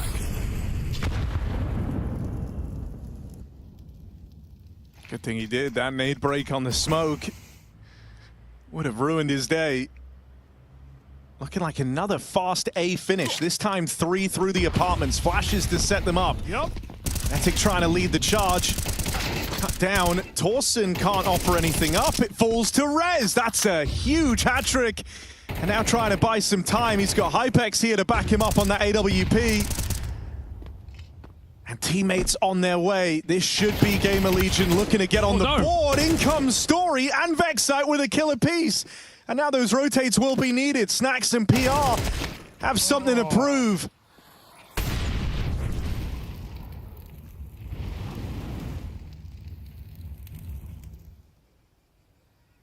Vexite holds for a reroute, but has missed these timings. It's a little bit awkward here. Crossing into the pit to go get the bomb, and now he's getting fast wrapped through the apartments. PR should be a very safe pair of hands here. Gonna have the drop on him through and through. Ooh, timing a little weird there. Vexite's crept out. And so it's got to be Snacks. Backstab from Long, and Vexite's got no idea. Snacks just closes in and collects his free clutch. That's GamerLegion on the board. What was PR shooting at? That was all over the place. Shame to see Story feel the rush there. They were breaking into a 2 versus 4. He puts the smoke down Long, and he still fights ahead of it. He could have let that bloom, bring the bomb in. That would have just been a perfect, almost unlosable position for FlyQuest, but he takes a fight ahead of the smoke bloom. That just gives GamerLegion the kill that changes the round. It felt like there was misinfo there, right? Vexite the whole time was paranoid about Shaw. And killing the Abs guy didn't give him any confirmation that that was, you know, the comm. In the 2v2, everyone looked confused except Snacks. I mean, that's a man who thrives in the chaos. We know that. Yeah. Prone to causing it, too. Late round master. I always say whenever we're watching him, you know, he gives and he takes. Some of the crazy plays Snacks looks to get up to. Some high-risk stuff in Banana as well. Luckily, PR is the front man, and Snacks is doing the util for him. We've seen a lot of major debutantes at this, you know, today in these BO1s, and while PR isn't one of them, he's also one of the youngest players here at his second major. Only 18 years of age, if you can believe it. Still got a very bright future. In this GamerLegion jersey has been returning to form. For a while, it was rumored that he even wanted to leave and was hoping for better offers, but GamerLegion have been leveling up. No time like it than at the major. FlyQuest going for this fast B hit. PR has no support. Dead with nothing done. Always makes this B site feel rough. Falls to Snacks, looking to make a hero play. Through that smoke. That comes from desperation. There's not some grand idea there for Snacks, just hoping he could catch a wayward player, someone looking the wrong way. And when that doesn't happen, it's back to the drawing board. It's another nice call from FlyQuest because they have no banana control, so PR's alone. Snacks gets to rotate. FlyQuest show bottom banana, but then as they catch PR moving back, they just send it. They commit the whole way. We're seeing very kind of simple calling in the sense of just all-inning together, but it's working really well. They catch an MTB bomb site with just PR there. Snacks is setting up flashbangs, but nothing connects to a kill, and FlyQuest just run through B with Netic's double entry to find a 5th round. Simple and perfect here for FlyQuest T-side. 5-1 lead. What more can you want?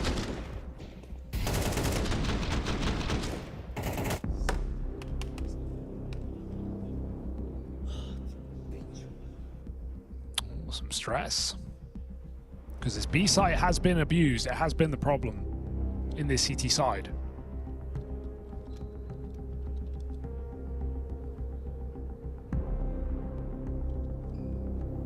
Talked about PR, right? And his youthfulness, but also, you know, you're thinking back to last year and his early look in the GamerLegion jersey and what he was capable of. I think it's very interesting because he's in kind of the pivotal moments, I would say, of his career. If he does want to go and become the big threat we've all been worried about. It's been kind of a tough year for him, honestly. In his debut year in the GamerLegion jersey, 13% of his games were, sorry, 13% of his events were under a 1.0 rating. That's 3 out of 23.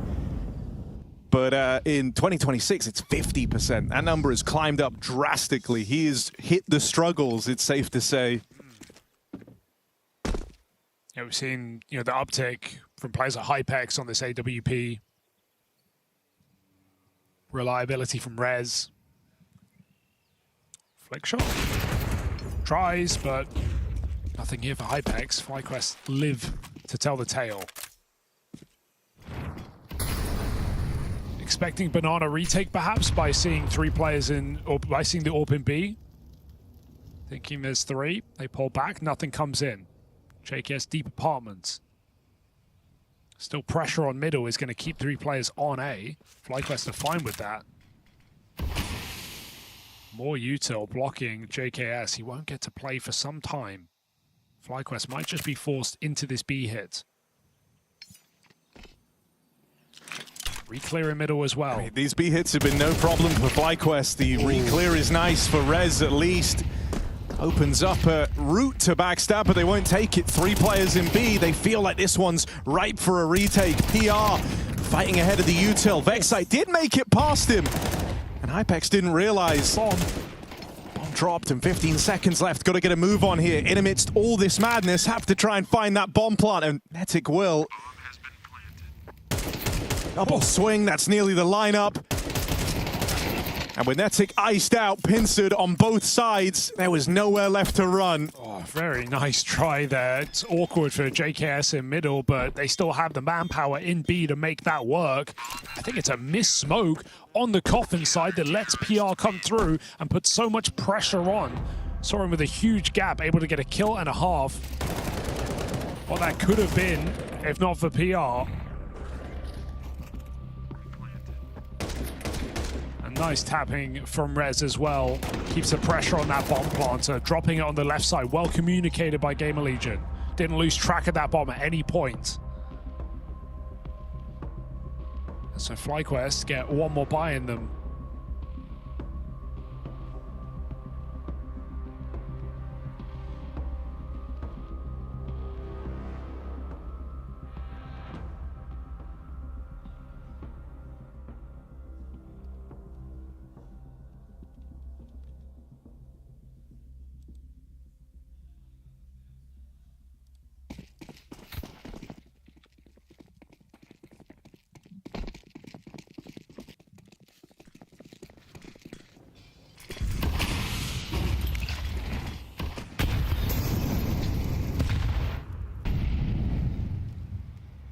Very early util, trying to get GamerLegion worried about Banana.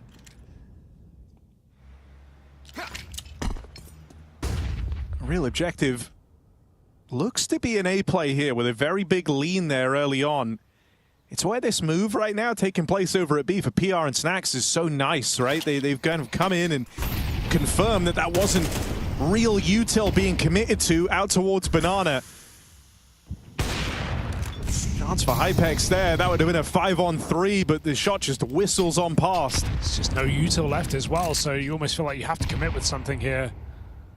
Can't really retake Banana this late in the round with nothing but 2 smokes. 3rd picked up.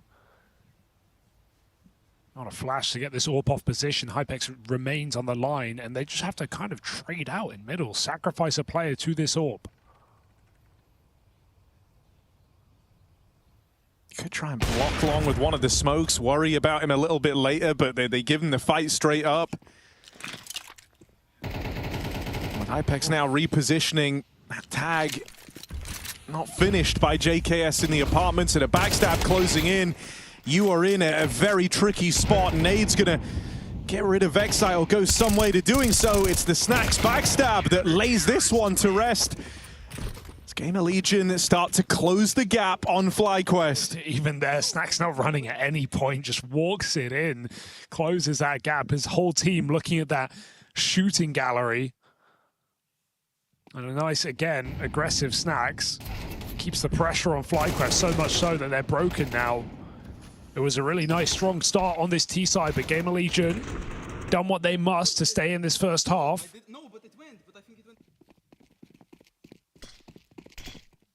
Now get to close the gap quickly. Just a deagle on Netic. That is all FlyQuest have.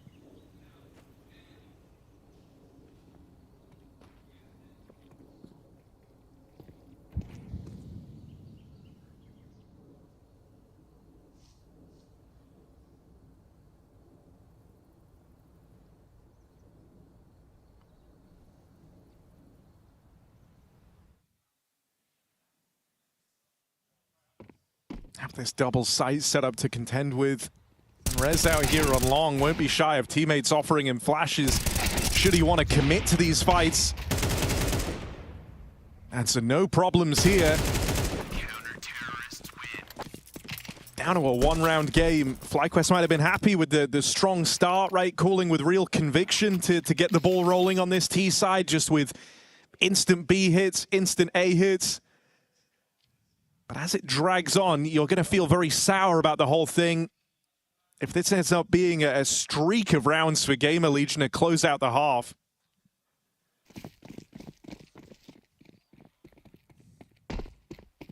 Fast rounds were what was working, but that gets a lot harder now with full util. No concessions made for GamerLegion.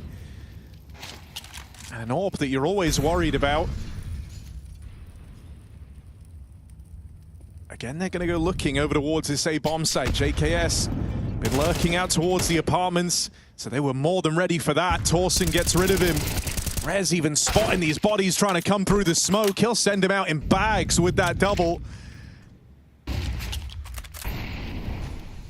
And so round feels like it just started. It's already over. It's a 2v5.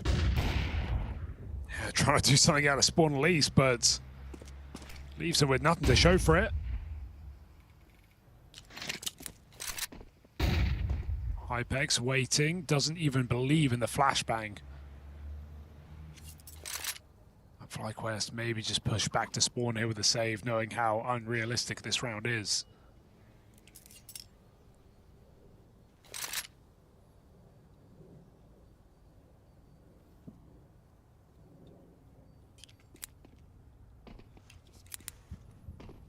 So just like that, that 5-1 lead evaporating before your very eyes, right? Majority of those rounds coming off, I think all of the rounds, in fact, coming off of the B bomb site and the post plants. Feels like an obvious gimme to go back to here at this point for FlyQuest, especially with how their money is. It's kind of one of the awkward things, right? With how this game's panned out, you're dead on. You found all your success over towards B. Being able to exploit the PR Snacks hold, only 5 kills between them. They frequently fumbled at stopping that push through Banana. But you're dead on. It's so late in the half. You've been trying to force through this respect over towards A. Just, I think, really to stop the triple Bs from coming through. And you've gained no respect. In fact, you've lost it over towards the A side of the map. Now GamerLegion are getting aggressive. And I'm inclined to agree with you. I think going B now, while it is arguably the solution, it's where they found all their success. It also feels very, very obvious at this point in the game. And so here it is, triple B start for GamerLegion. Orb still picks mid also. Okay. Careful, Snacks. Oh dear, of course he's found the little pocket behind the Molotov. It's already. Snacks gets tucked in. There's no way they're ready for this. They line up, and Inz even dinked his teammate, I think, as Snacks just gets 2 kills for free. He wants more. Snacks is still going back in Banana for a third. 4 for Snacks. Surely not the ace. Right through that smoke. As Snacks starving in Banana.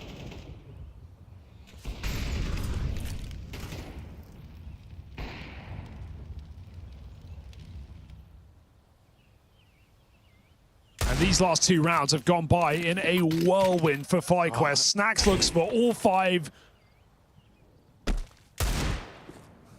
And they want him to have it.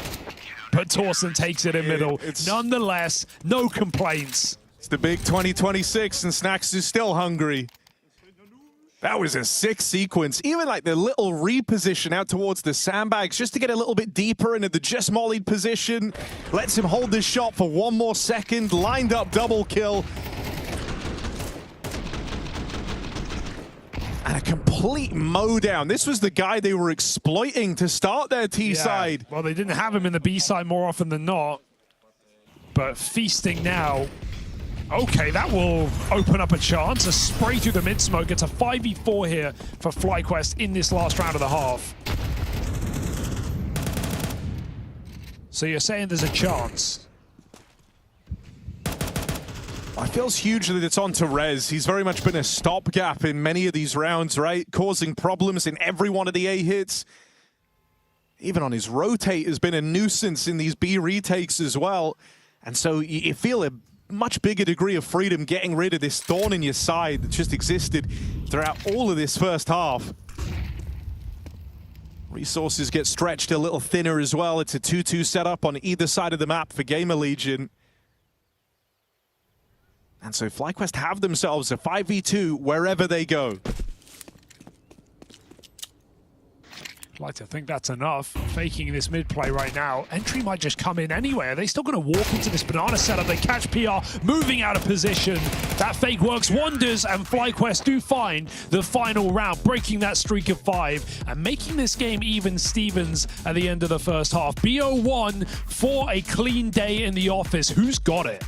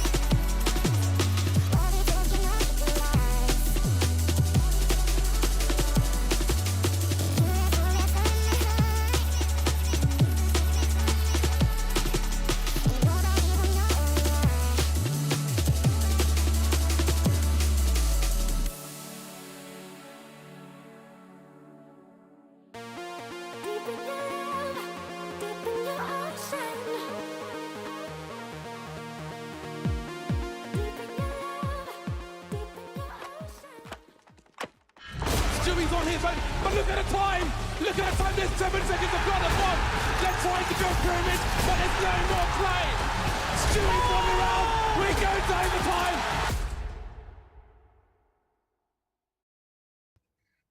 Go back B, guys. Yeah. You do the smoke? Yep. I'll give you molly, flash. Justin. Give you molly triple. Can I have your nade? Make sure you're ready to go up B, guys. Let's contact this issue. Go close, well. We have no flashes, guys. I'll flash one for you. Okay. You're dead. Flashing.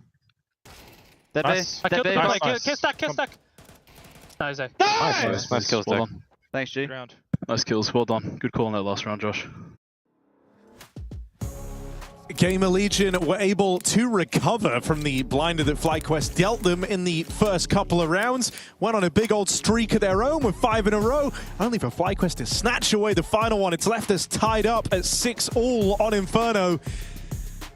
Pistol round will go a long way, give you a nice helpful nudge in the right direction here. See who gets to have that early lead to start this second half. FlyQuest swapping over to the CT side. And a tall order in front of them. As GamerLegion looking warmed up into this. Rez with a fantastic game has been a real nuisance. And he's at the tip of the spear with this P250. Yeah, this guy's sharp as well, so Story with everything on his back. Can't lose it all for free. Molly, smoke, kit thrown away on the long side. And now GamerLegion can erupt. Sure, 3 in the sight. It's quite a stack for FlyQuest, but they've got to do it with their guns and nothing else. Smoke's down, giving way as Rez holds the cover. It's JKS and Netic to seize a couple kills before bomb drop backside. JKS not stopping, needs one more to seal this round, and he can't find it. Jumping and dancing, leaves Snacks in a clutch, but this guy's cheeky. What's he up to? Yeah, go on. He loves the mind game. See ya. Snacks is out of there. And Backside's chasing ghosts. You don't want to run when you see it Snacks. You can't be sure, you can't be certain. Vexide not going long. That's the kit still there, so he's just got to win this fight. He's got to do it quick. His timing is not too bad, but if Snacks just hides out, Vexide can't clear everything. I mean, this is where the veteran captain at the helm of GamerLegion could do a lot to impress his squad. Sherman, to win it with your brain. Bomb to play around. And that lack of kit, well, it wouldn't have been a problem if he got the instant fight. Now it is. Tap on the bomb. No overreaction from Snacks. Oh, it's done. And he's just going to take it to time. Didn't even need to fire a bullet. Snacks has secured the pistol with that 1v2, and he does it with brain power. So Snacks, isn't it, in that clutch? I think he's having a bit of a renaissance, right? He's coming back in a big way in this GamerLegion jersey. I mean, this organization was where Snacks kind of got re-hyped after a few years of struggle. It led to him getting picked up by G2. It led to trophies. It came back all the way here to this GamerLegion squad with a new bunch of players, and he's still taking them to finals. Can you believe it? Nice clutch from Snacks. Let's go, boy! A round of applause from the young Pole on his team. GamerLegion got to deal with this. Fast up banana. FlyQuest lose their first man. Oh, and they're not stopping. Torsten up and over the top. Nades might be good, but they're not going to save you here.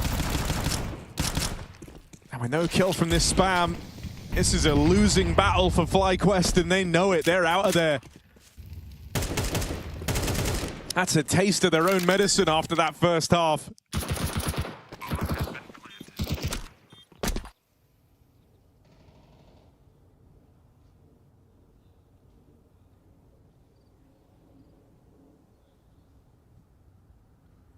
Yeah, even faster than FlyQuest ever mustered on that B hit. GamerLegion looking very comfortable now. And this has been a game of big streaks. FlyQuest found theirs early. GamerLegion responded and now look to start up a new one in this T side. Looking like a simple 3-0 start to the half. Terrorists win.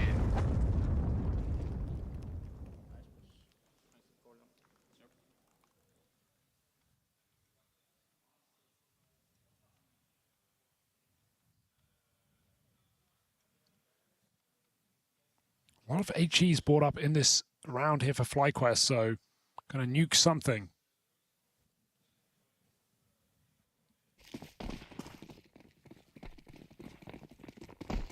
Oh, would be a bad time to rush Banana. Save both teams. Oh, you feel so good when you take your time, Banana side, you hear all those nades erupt, and you don't take a point of damage.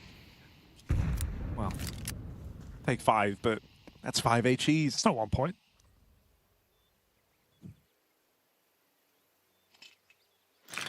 They could just go trying to suss out a stack right now, getting their smoke out.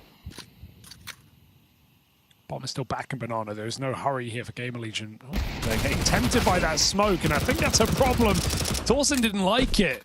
Took down Snacks. Dear oh dear. Snacks saw an opportunity, and instead has left them a man down. Oh, that is very scary. 5-7 up close. Rez looking to save the round here for his squad. This is only very low econ here for FlyQuest, so shouldn't be a problem past this point. Shouldn't. Oh, JKS has done a lot here. Painted them red with damage. Give it a go. Certainly done enough to keep you interested. Now it's on a Vexite and Netic. Yeah, that drop down. That Rez right there, out in the open. But that intrigue provided from the tags is swiftly forgotten about. Rez, no problems for him. That's a big 4K, just add it to the list. He's had tremendous impact across this entire game.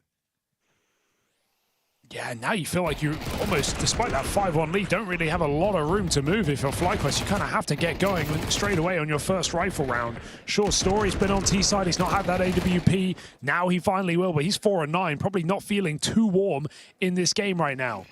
FlyQuest will need him on long side. It's looking like he wants to get involved.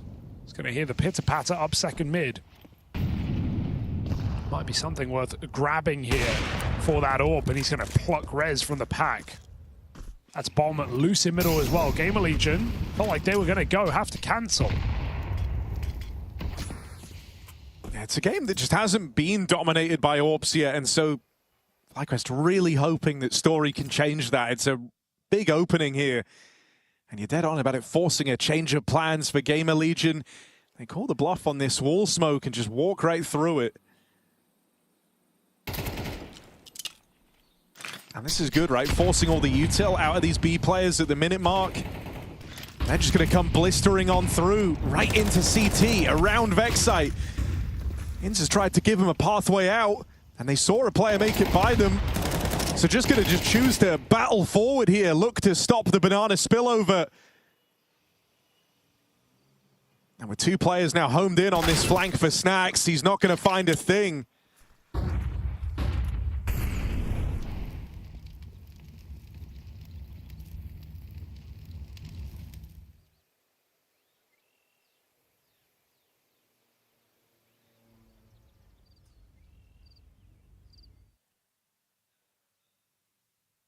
Nothing to find for Torsen either, so FlyQuest a reassuring 5 alive round.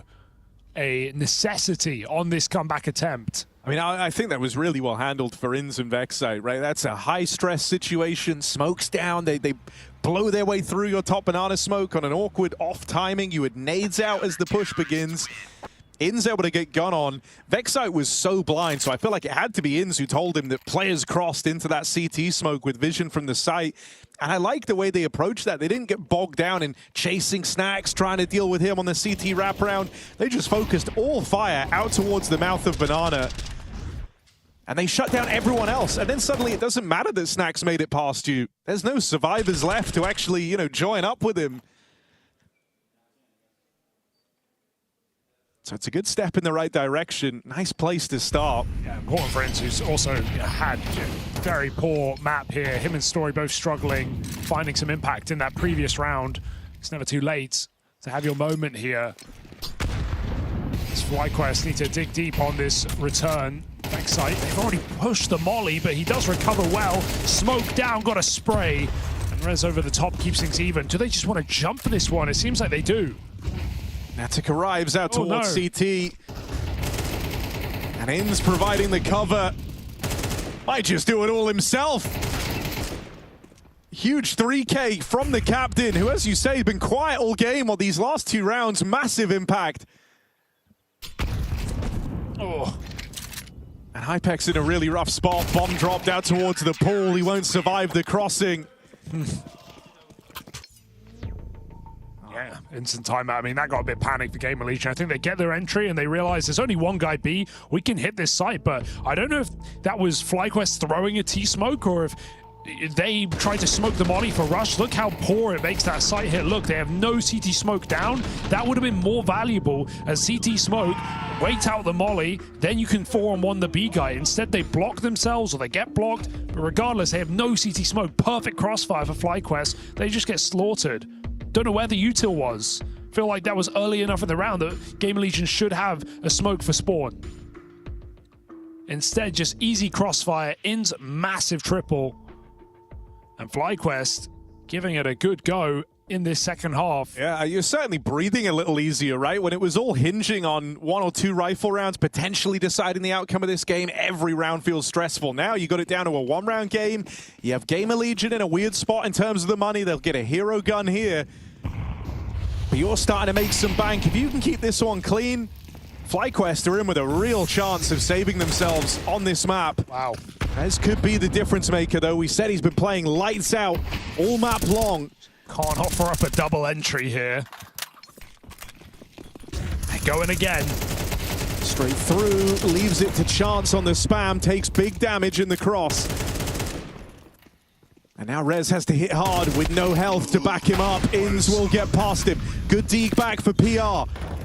Some space taken here, stressful situation, and that chance at a clean round, well, that could be forgotten about. FlyQuest have got to dig deep and do it on the retake. 3 guns in this post plant. Sure, no armor on 2, but that's not even going to hold you back. If you can hit these quick shots, good Molotov pushes, snacks into the open, but this position, unguarded, unchecked. Torsen drops off, and they're just playing the clock right now. Surely you realize he's backside. JKS 1v1 hits the headshot, and there is just enough time to save this one from embarrassment for FlyQuest, evening up the game and stopping that eco charge into the B bomb site. GamerLegion are certainly sending a message with these T-side rounds, but FlyQuest will screw the lid back on in that retake. The pace of some of these rounds, both teams just jumping off of the entry kills and sending it. Fine to do in the eco, but GamerLegion have a full buy to contend with now. They've got to be careful.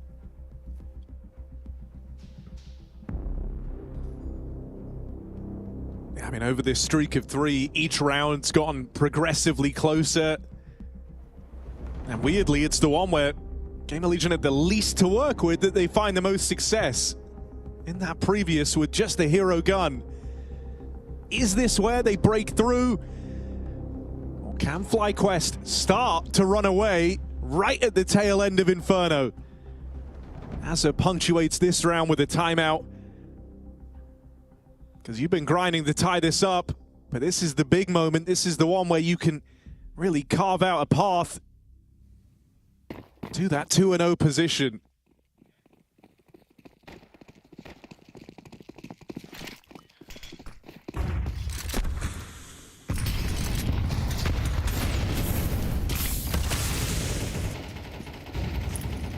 They've got Torsen trapped. Story was holding for that scale, but opener missed. Being pretty stubborn here. He's trying to go back for it. Really trying to force that opener on the AWP. It ends in a stalemate. With the orb spotted B, wonder if this leads GamerLegion to assume a triple B start. That's not the case. Story was put there instead of Inns, who's playing Joker over towards A.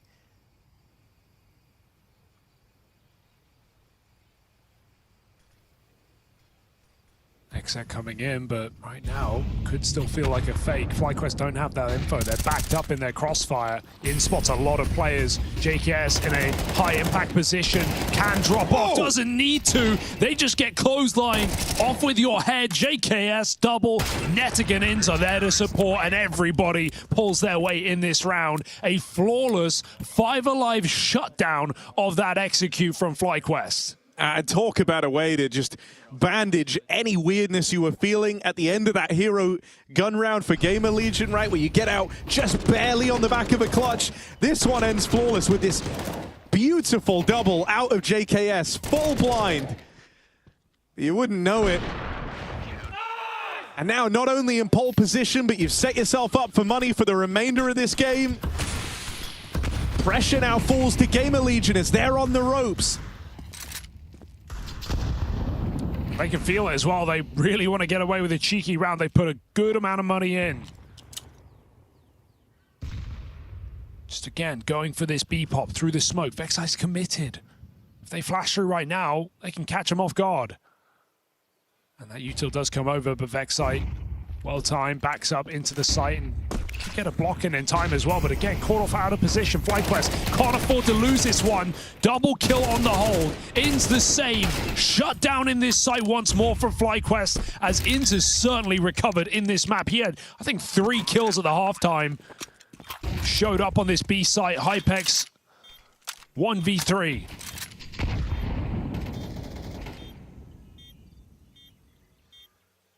Is he up to the task? util slowly clearing out positions here for FlyQuest, and as they come round, they're going to be gun on. That had to be the lineup.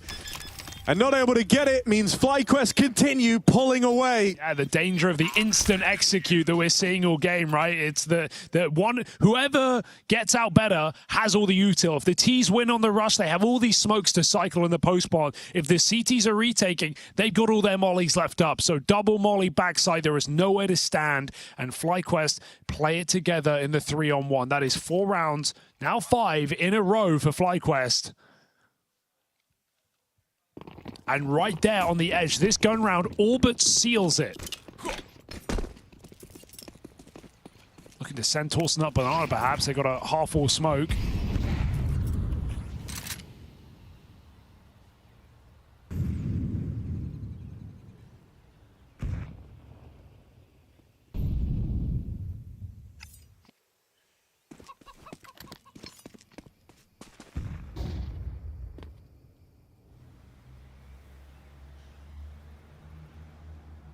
GamerLegion, they've done one too many rushes, perhaps, on this T side, looking to slow it down a little bit. Let the util bleed. But safe to say they want this execute. I mean, considering how pacey this entire game's been, FlyQuest have done well to kind of piece together that GamerLegion aren't going to risk it all on a rush in their last gun round. And so they've held on to a lot of this util. Re-smoking a banana, nades on good timing, just to soften up this B hit that is looming. It's coming. He touched upon it earlier, but Inns' recovery has been phenomenal. He's had a number of huge multi-kills in defense of B. They're asking him to do it again. Flash out towards the pool to try and set him up for this swing. They'll answer with one of their own. Now you're left looking at Vexai, and as they scale upon him, just got to minimize the damage this guy can do. Smoke spam. Left open in this 3-on-3. Story very, very far removed. Holding for a lurker, still sitting over at A. And so this retake, wonder if it feels some pressure to begin without him. He's got the flash to try and send in these rifles. But he's arriving very late in the day here. Break on the smoke, flash to follow, and that signals the start of the retake. Second flashbang dodged by Hypex, great awareness there. And so GamerLegion live to fight another day, holding on in that post plant. Oh dear, that is crazy. I can't believe Story is so slow on rotation, really scared of a lurker in apartments. Eventually just has to call it off and knife out. But I don't know how much difference it even makes, really. They just go through the smoke into a perfect double pull post plant. GamerLegion side by side, walk it over the line. Everybody was full blind. I think that actually was the team flash that caught Ins. They almost timed it perfectly, but he gets full white off of Vexite's cubby flash. And look at the difference, because GamerLegion are jumping hands in front of their faces. The weakest B hold yet, and at the worst possible time. That could have just been a game over off of that site. And now GamerLegion have money to play with, even in worst case scenario. Both teams can buy up to the end of regulation. That's something.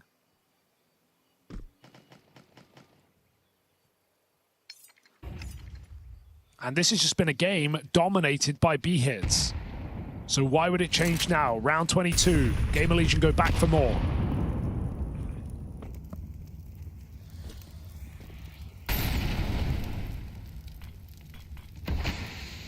Magnetic starting to think about that rotation as well. See him just teetering over towards the arch side. There's an opening, and as has often been the case, one opener is often all it takes for GamerLegion to want to hit the go button. In, stuck, out in the open, nowhere left to run. That's a save called, and so GamerLegion will tie this up. Oh, this is going to feel like a painful loss if FlyQuest lose it to these last couple of B hits, right? They, of course, have everything they need. Money-wise, they're going to get saves as well, but GamerLegion back-to-back, just brutal B hits, and this one not even close. FlyQuest's recovery inside of this half as well on an individual level, and all of this may be in vain. All of this while PR sits on 7 kills. Prospect we were hyping up coming in, not even needed to deliver these 11 rounds from GamerLegion. But he might put the knife in the back right at the end. Terrorists win. Snacks jumped out of apartments, if you can believe it, but no casualties after time.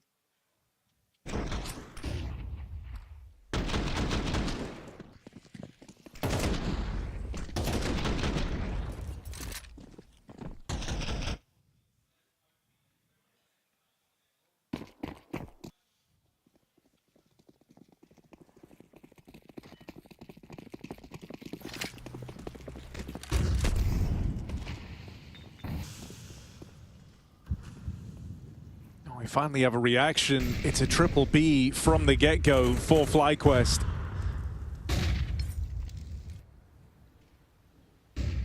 You were really hoping to get someone firing off from that flash, but it didn't happen. I don't believe there's a peek coming on the back of it. Boost up here for the AWP. Oh, and a chance of that opening that just sails on past. Story struggled to find involvement in this CT side. They're going to finally put him in the right place on this B side. Still needs to hit the shots, though. Walked into a Molotov to chase that kill. The stack's getting dodged, and so FlyQuest have to dismantle it. They've lost info on mid. They never really had it.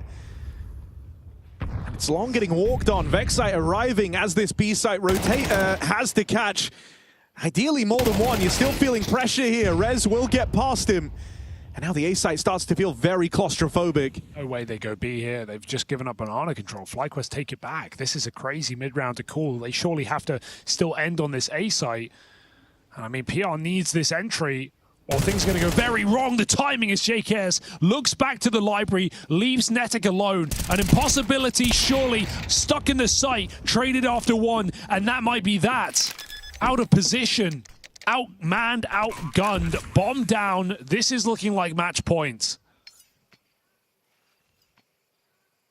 Disaster strikes, and of course Story, who has just tried to be in the right place, finally get to play the game, is locked out on this A-Rap. This GamerLegion almost suffering from success. Snacks didn't even consider that they could have rotated Arch in time. But it matters not. PR's one entry, and JKS caught off guard. A rarity. GamerLegion will take it. I mean, you can almost feel how FlyQuest have slipped behind, right? They're having to play reactive. Only now adjusting to these B hits and end up playing right in a GamerLegion's hands. We've been working hard to condition them to worry about B throughout this entire T side. And now you get to reap the reward of that. Final timeout called in the last round of regulation. It's as they're trying to hatch a plan to lock in overtime. Yeah, we've had a lot of overtimes here in this second half of the day. Can FlyQuest give us one more before all is said and done? Or a GamerLegion doing what many expected, looking to make a clean run in this first stage. A team coming off the back of a grand final in Atlanta. Looking to swoop through first stage of Cologne.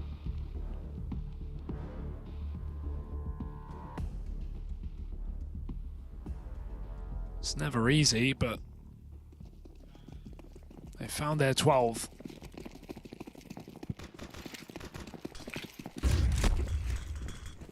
Another triple B start.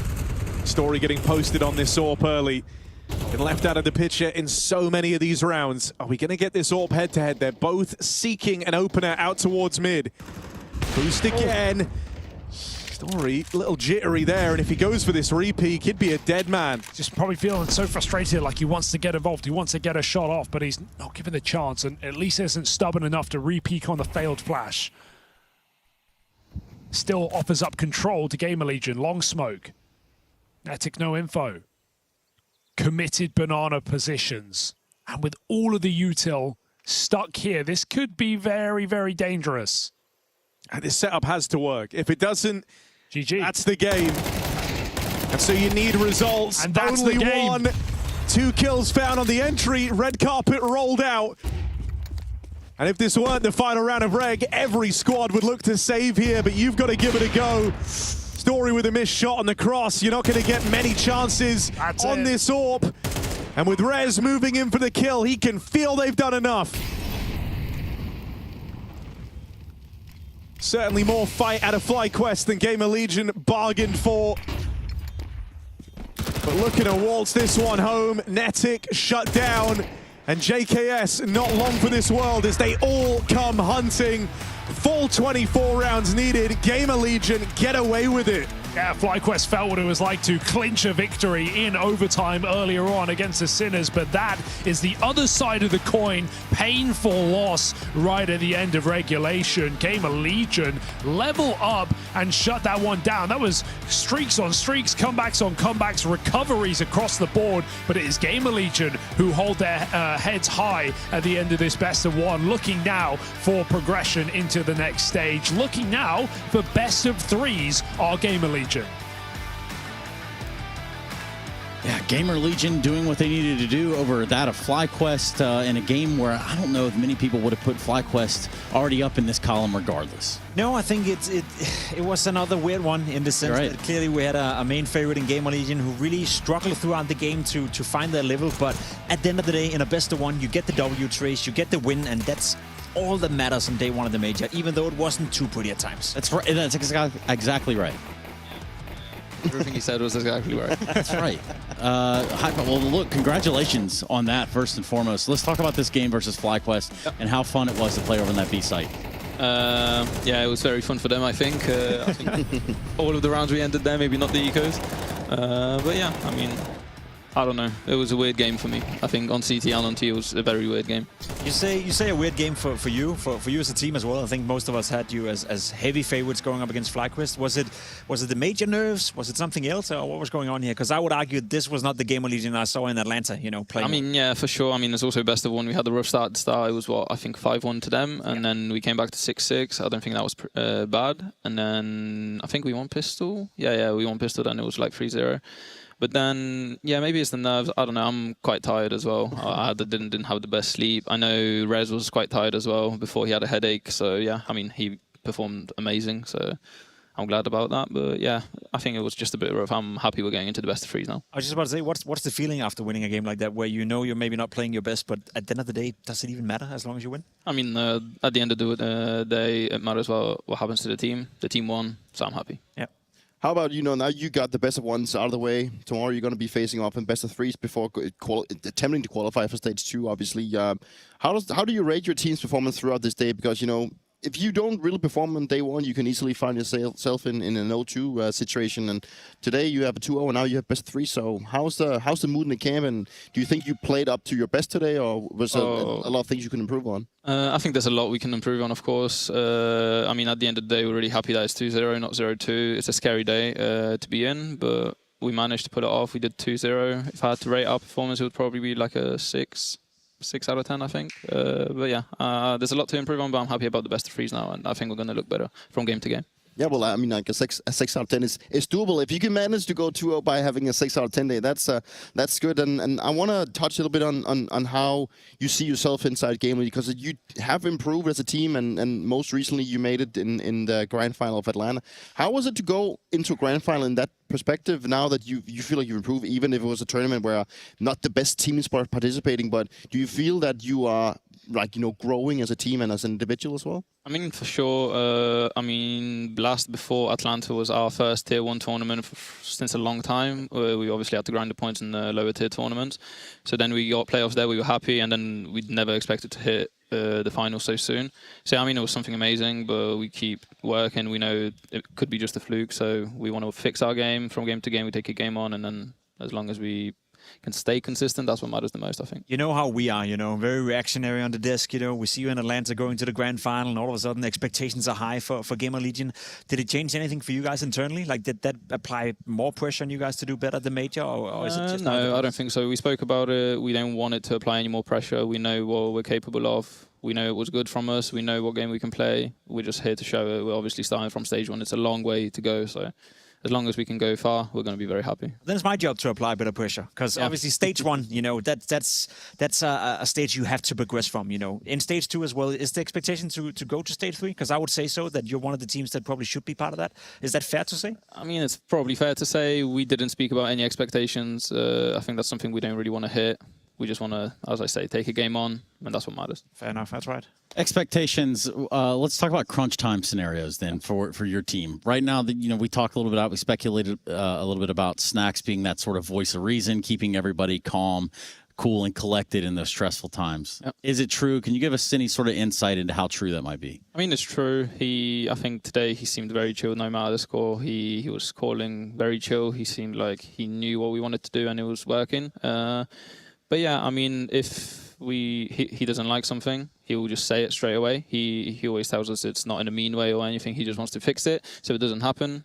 And then we just carry on the game. And I know he only wants good for us, so that's what matters. You also seem pretty chill, when we speak to you on the desk. But I also see your body language in the game. You like to taunt the opponent sometimes, and you like to bring a bit of that hype. What's I mean, high picks. Come on, man, that's easy. Yeah, I mean, outside of the game, I'll say I'm pretty chill most of the time. But then when the game hits, I don't know, something just opens up inside of me. Some emotions have to get out. I'm a very show person, so yeah, I mean, it just happens. Yeah. Do you think that it might be a strength for you guys, that the fact that you get to play stage 1 and hopefully clinch it out and qualify for stage 2, that you get a little bit of a break, but the fact that you get to play yourself into the tournament and then you hopefully progress and then play against better opposition as you go on? Yeah, I think it's always an advantage. You already feel the arena. I mean, the venue or whatever, wherever you play, you have these advantage games. It's like another day in the office for you, and for the teams that are coming here, it's a new day.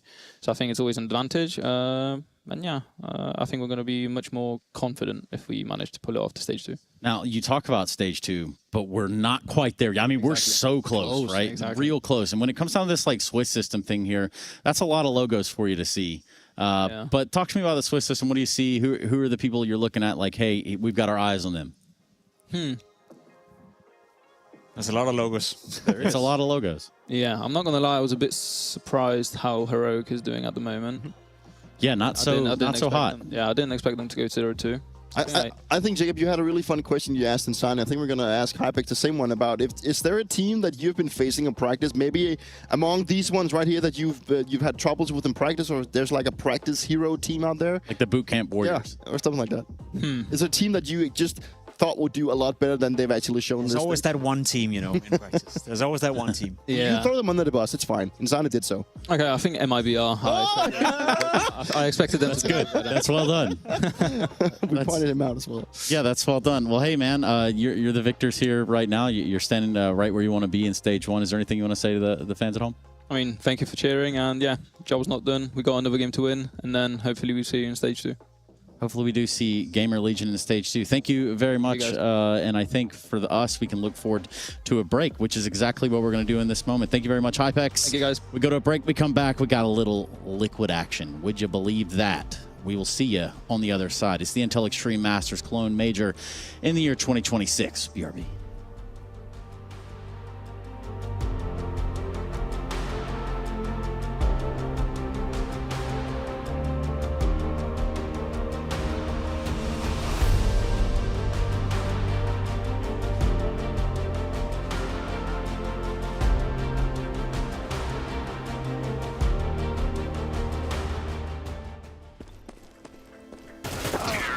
Bro, you're baiting every round. Talking about. I had so many trades. You're trading anything. You're miles away. I carried you. Tell me one round.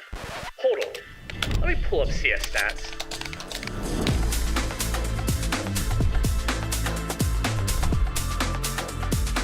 Oh, wait. My bad. You suck. Settle your debates. Search your profile on CS Stats and turn on tracking to see all your games.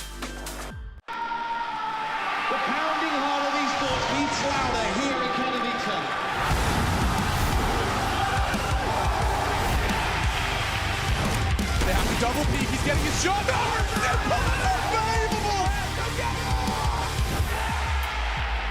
Something special to throw this decoy, and that's exactly what happens. Katowice! We are back!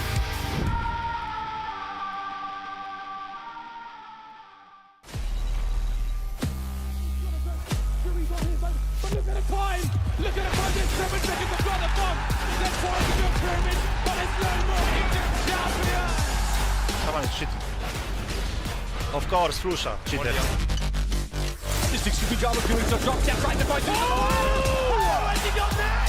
Hopefully Sonny's going to say maybe 1 or 2 words. Anything? I'm feeling thank you.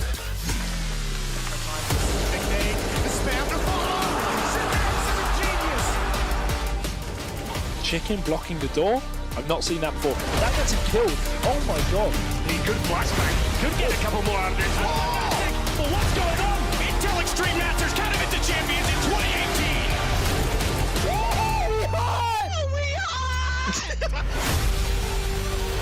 And now, AC doubles up, triples up, what is that? That's criminal! Let's go! Owen, don't go heaven! Where do you want me? Dude, I have the worst luck ever. No, yeah, but if you have smoke, doesn't matter. From Guppy, and now it's on to Electronics. Going to lane. Oh, if he reads it! He reads it! And an arc!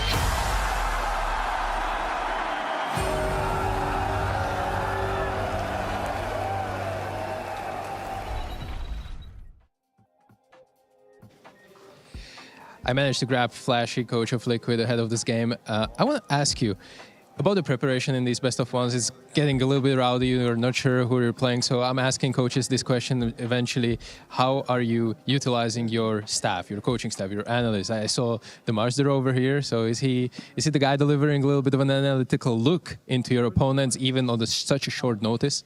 Yeah, I mean, all 3 of us, including the IGL, the coach and assistant coach, is trying their best to get some prep going, but we know that it's not going to be perfect because we don't have much time. Yeah.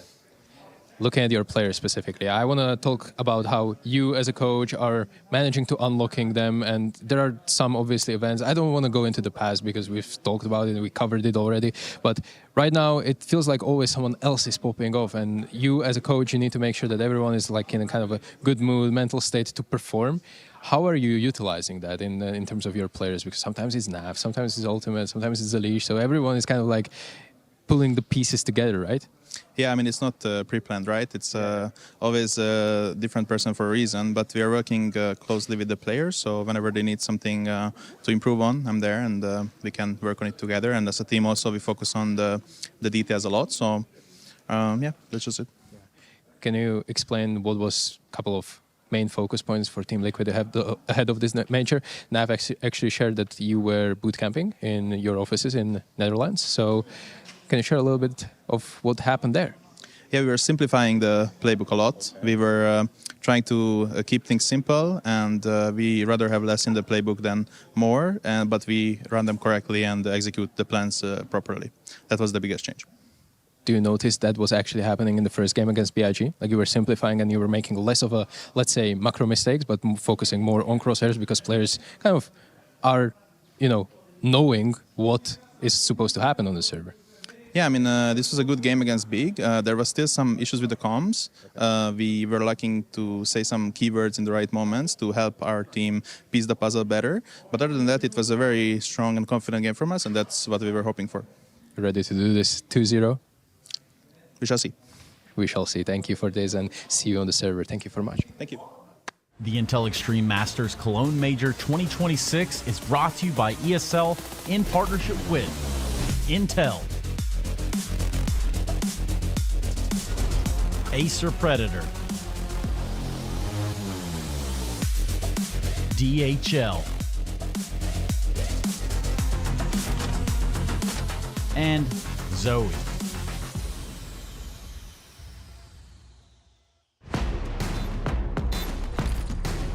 There's the flash, that's going to catch Crims out, they're going to push on through, MBK gets one, but Crims with a spray down, he gets himself the triple, and Fnatic are not done yet. Can you believe it?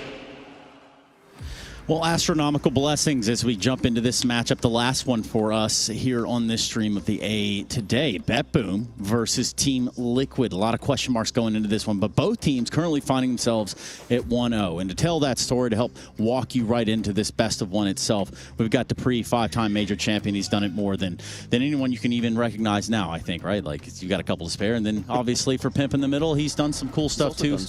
I would never discount him. Not going to start doing that now. What we can start doing is talking about what BetBoom team is doing right here.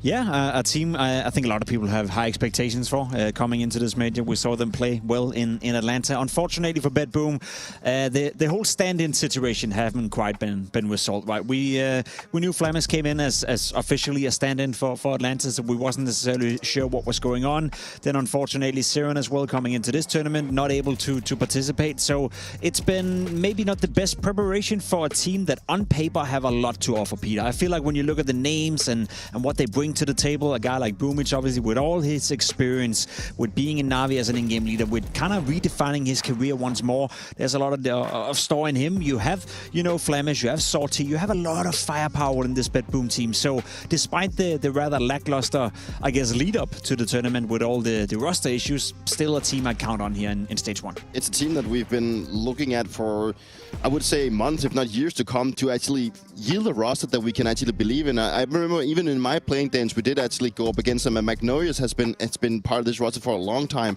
And he was phrased as being Donk's best friend, and if there's a guy that can play Counter-Strike that is Donk's best friend, that's gonna be him, right? I think if you also look at the it's a team with a ton of experience. Even if Simon would have been here, like, you know, he's a guy that's been inside of Spirit. We have Boomers who's been together with Na'Vi, also playing in that era. He's a guy that knows how to take space, and he seems to be a leader that gets the most out of his squad. And I think that he's also elevated this team to become better. We still want to see more, but it's also hard when we constantly find ourselves looking at BetBoom when they can't yield their full roster. But I mean, this specific game right here against Liquid, I think it's up for the grabs of BetBoom. I think they have shown, specifically when they beat Vitality latest in Atlanta, that was a big showcase of what they can bring, even when they play with the standard. But you know, Flowers has his own quest when it comes to playing at this tournament. He needs to prove that he's out there to be picked up by someone and that he can play at the highest level again. And Jacob, just for the new viewers at home, maybe you're watching the major from the game itself. Boomich, tenured player in this game. Where's he been? What's he seen?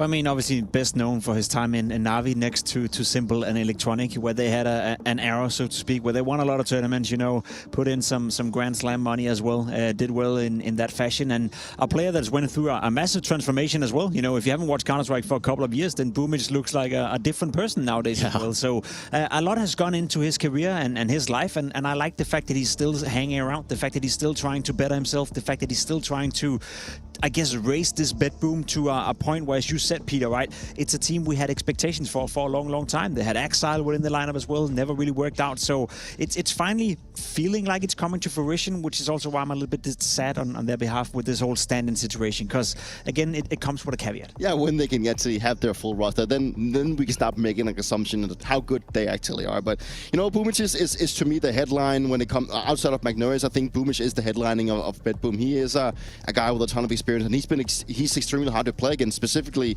when I went to go up against him when he was playing in Na'Vi. You know, a guy that really understands the word of taking space at the right time, but also understanding when to pull back, create space for his stars, and also making the right calls. And he's not afraid of going in front when he needs to do so and create the necessary space. And I think that he's very instrumental to the whole success that we have seen BetBoom coming to. But there's still a lot more they need to be working on. Never too late for Boomich. It's never too late for a Red Bull Trace. You nailed that, man. Yeah. Thanks. I was trying to be inconspicuous. I didn't think anyone would notice. We heard it. Oh, my bad, because I thought that perhaps you wanted to talk about legends and hallmark players, the players that are on the billboard that are the ones that you're looking at, like Boomich, flipping the coin over to the Liquid side.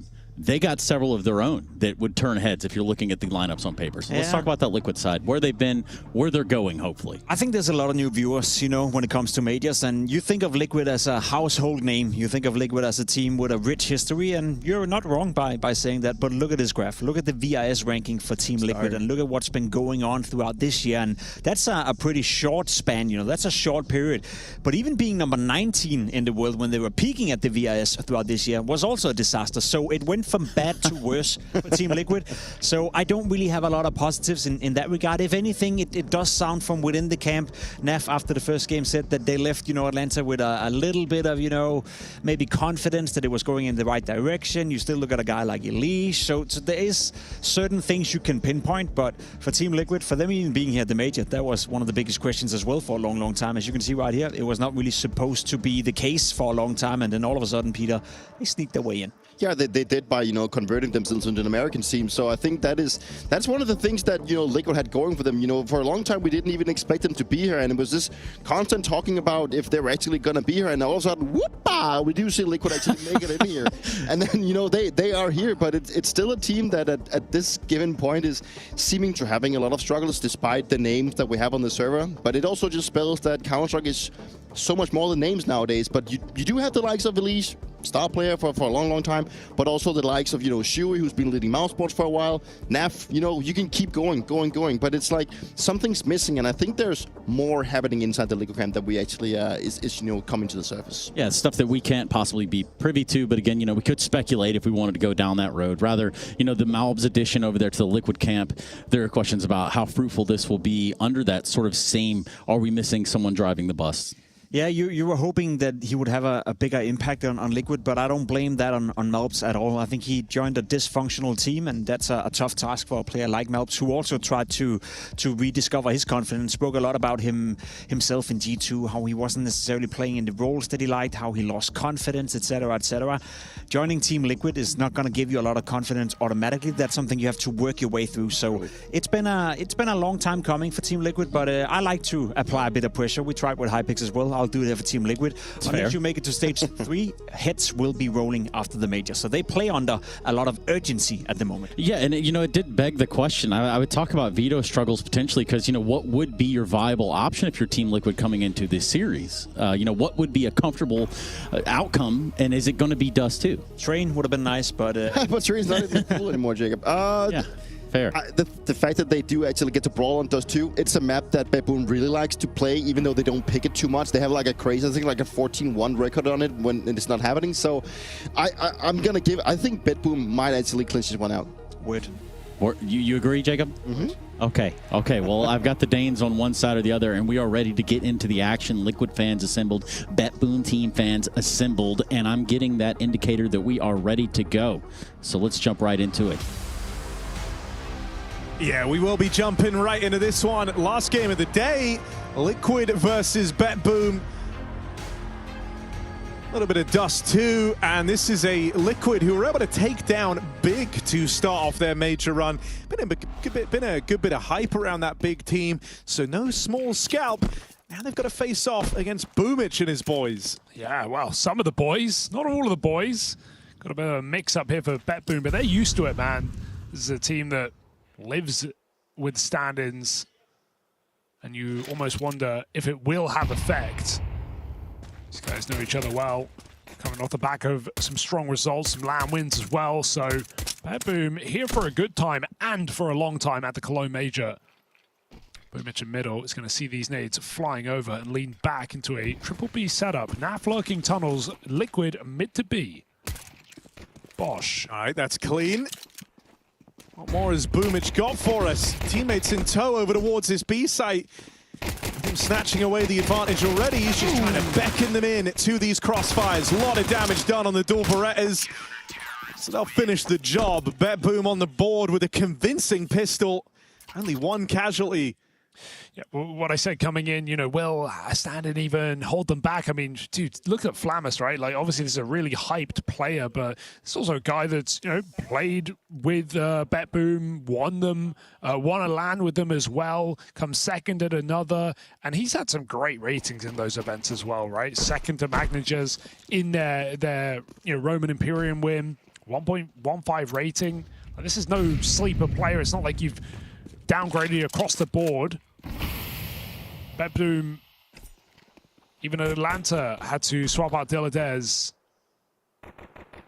and still had Flamus in his place. So even having recent experience, it's just the roles that are going to be a bit all over the place, right? I think that's something that could be exploited by, you know, top teams. But here in stage one, they do just still feel like a bit of a gimme to make it to that next stage, given their recent results and the grind that they've been on.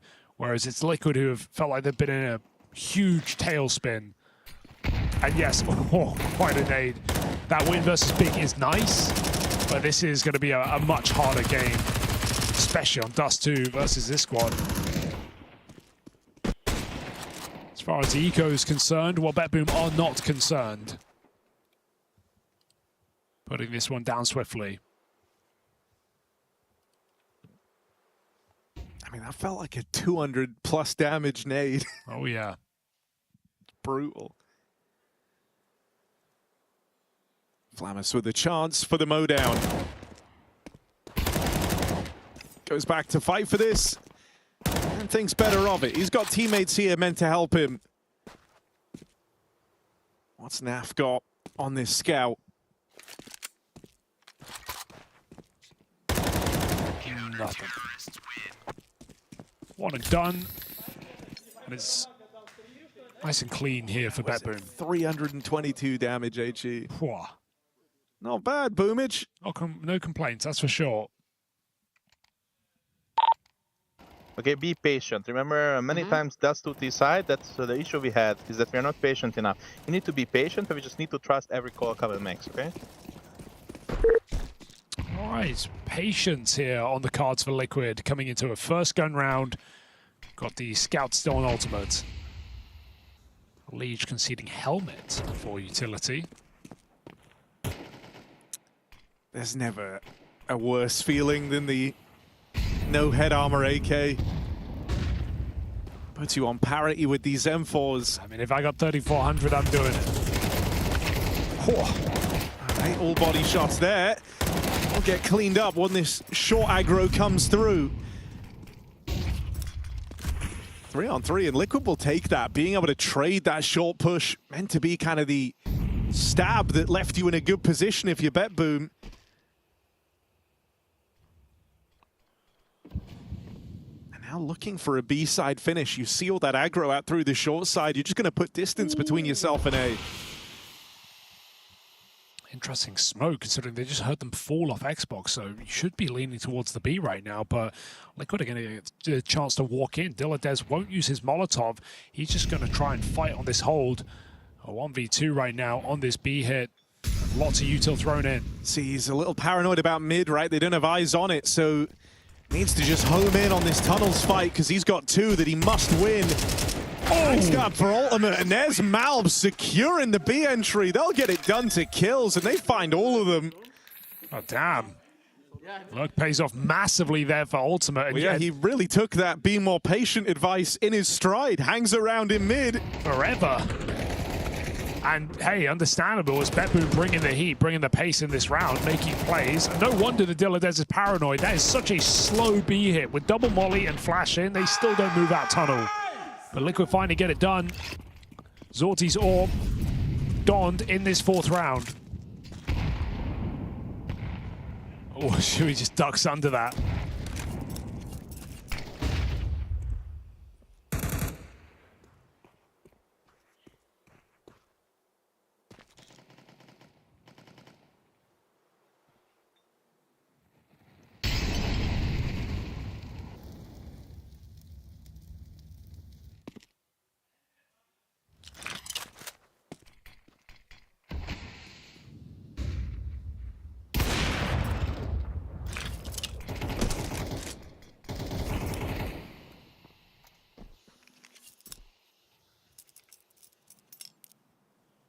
Zorti trying to swap out with Magnajez. Thankfully, there is this smoke down over towards Cat to give him a bit more room, so he will get into position on this AWP, but the hit is ready to come in from Liquid. Back to mid to B, dropping a player into spawn. Oh, Liege. Not the usual drop, doing it on kind of a second timing here. Zorti's going to find him. And now crunching upon this mid hit. When you lose your drop-down player with no CT smoke, mid is just a death sentence. And Flamus is even committed to the long wrap. You got nowhere left to go if you're Team Liquid.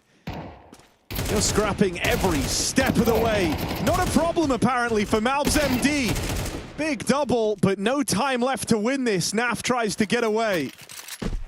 God, it's all over the place. Liquid still make it interesting with kills on the way out, but yeah, BetBoom more than ready for the pullback. It was not even a drop, actually. It's just Elise trying to full sell the fake by playing between the smokes there. Zorti holds strong for his, and the AWP is still saved for later. It's an interesting combination of players on this BetBoom roster, and I don't just mean the fact that they basically have like a 7-man lineup. It's, you know, obviously Boomage coming off the back of a major win himself. We have Zorti and Orpa, who, you know, always felt like he never got the team he deserved, but then disappeared off the map and came back in a kind of mix with, you know, more CIS talent. Magnajez, who was Donk's friend, how he was highlighted, but really strong pistol player and a great mind for the game as well. Just lots of pieces slotted together, and now to even have Flammer standing in, like this is a hugely hyped guy off the back of the Shanghai Major, who never really accomplished anything since that fact. It's a very strong team right now, and Liquid are running right into the guns of them. Magnajez shut down on this B bomb site, 4-1 lead with ease, as that one was not very patient.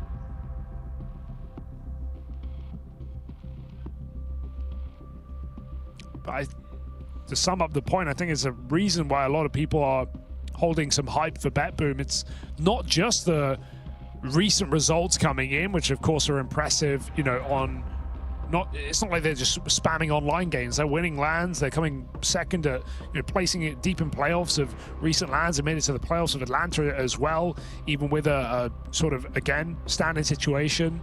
But it's the fact that even though these results are good, they're also coming off the back of really proven players, historic players. I mean, a major winner, there's not many of them. There is history behind these pieces of BetBoom. Players with history, players with experience, and also players with points to prove in spite of that. Yeah.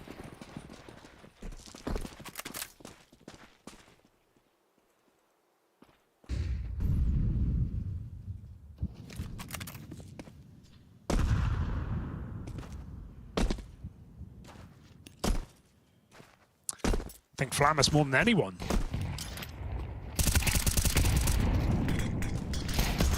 Oh.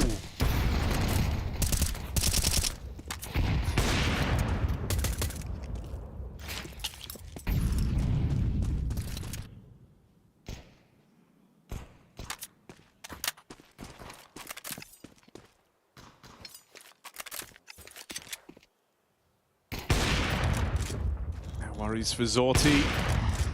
Long range on the AWP. He feels right at home. Oh. Only pistols, sure, but just relieving to see. Had a couple of games today where AWPers haven't really been a big talking point. Yeah, definitely. With kind of how Zorti looks to play, not the type of AWP that can afford to go quiet, and he's not. 9-3. He's got ultimate to go up against for the side of Liquid, who I think could best be described as streaky. And that is best. Definitely had his struggles in the Liquid jersey. Kind of shocked to see Dust2 in this veto as well in a BO1. You know, this is... Oh, hang on, Hugo. I'm going to ask you to hold that thought because this is a B hit. Patience was the aim of the game at the start of Dust2. That is out the window. Another B rush. And Naflek scrapping. Impossible round there as he's dinked on the push. It just feels so nice to get away with those. You know, you're ripping the round from their hands in seconds. You have 3B off of spawn, and that's a gun round as well. So that's a 2-for-1. It's going to hit hard on Dust2. No other map. It really feels like a 2-for-1 like Dust. So just shut down. And, you know, sure, the patience being a factor, we're joking around a bit, but also, you know, this is a map that maybe Liquid are feeling uncomfortable on. They're off the back of a 5-loss streak. Now, I will say there's not many maps that they have a win streak on, but a 5-loss streak, you know, their recent events, failing out hard at Atlanta, not doing much better at CAC. So this has been just a really poor map for Liquid. Surprised to see it, you know, come through in a BO1.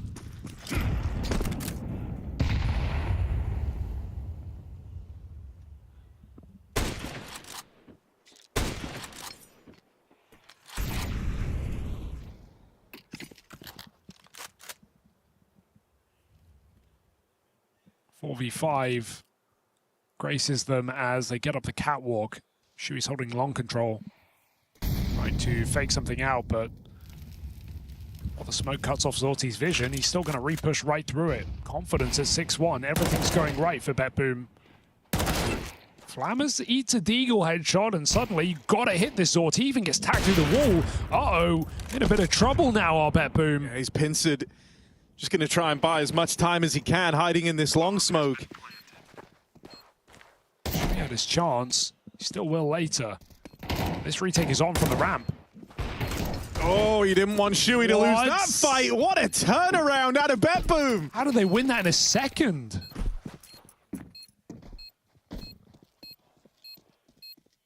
Shui tried to be smart with it out of the long doors, right? Delaying that peak for a little while, hoping that Zorti would just forget about that position. He never took his eyes off it. Let him slink into a more comfortable spot on that AWP. He hits his, and the rifles clean up in the bomb site. Also, there's only so passive you can be, right, when your team, they're on ramp. Your opponents are trapping your team on default. You still need to offer some assistance. Even Flamus is shocked because 3 kills come through in a second in that 3v3. Awkward round to lose, but only pistols. 4-buy again for Liquid. Got to get in the game now, though. If you look at the Liquid kill count, it is literally 1, 2, 3, 4, 5. Deladez goes through, and that's 2 players pushing. Hello. Oh, right into each other, right in to just a set of openers for BetBoom. They are demolishing Liquid. This is not even a contest. They're having fun, seeing some wry smiles, some giggles on this BetBoom team right now. Can hardly be blamed. Cannon fodder are Liquid.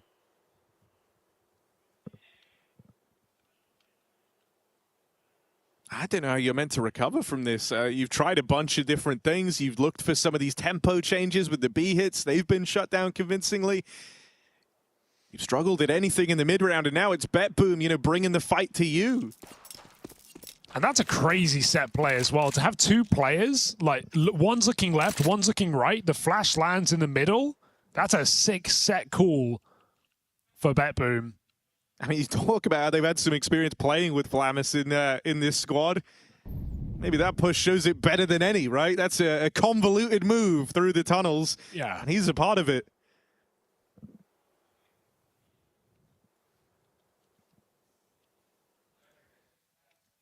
Unreal how clinical that round is, and Liquid don't get the chance to play. I think the whole vibe shifts when, you know, at least when you were kind of making plays and the rounds are getting away from you, you're still, you know, getting to play the start, you're getting to play a mid-round, you're getting to throw your nades and run your execs. You've kind of lost the respect of BetBoom at this point in the game. They're not even letting you do that now. This starts to feel like a whole different type of punishment.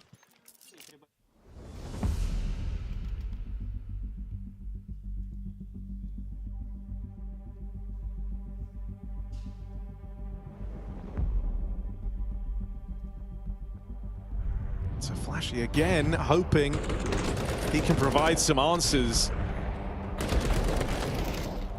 Saw him making some notes and reading into them as he tries to come up with a solution for Team Liquid. Will the outside pair of eyes be enough? Is he seeing something Shuey isn't? It's not an easy game to call your way out of either, right? You also need your players to perform. Liege 2-9. Ultimate hasn't really had any impact either. Orb gets a go, but Salty's just not biting on this mid fight. He wants nothing to do with it. Playing on that A site every time. We've got the long take here for Liquid. Boomage looking to get in there, right in the guts, through the smoke, just running and shooting. They are stuck in the choke point, and they are getting choked out. Liquid gasping for air.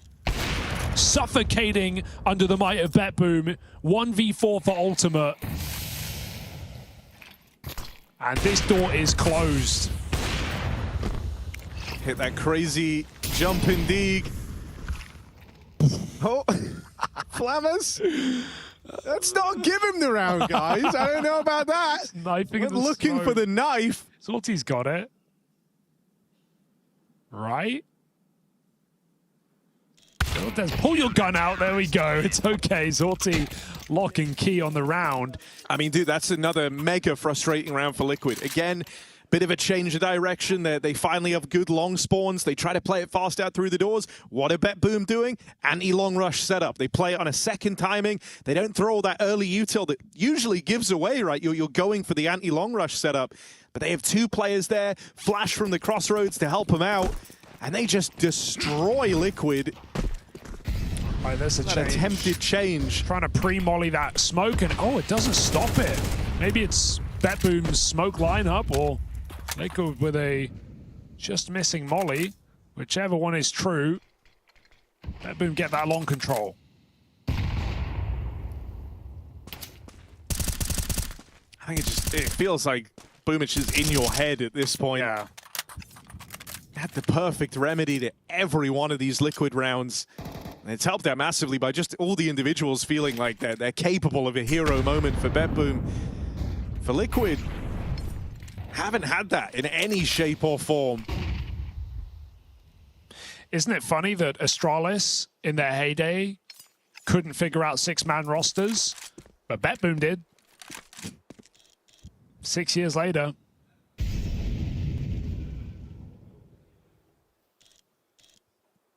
Siren might just show up.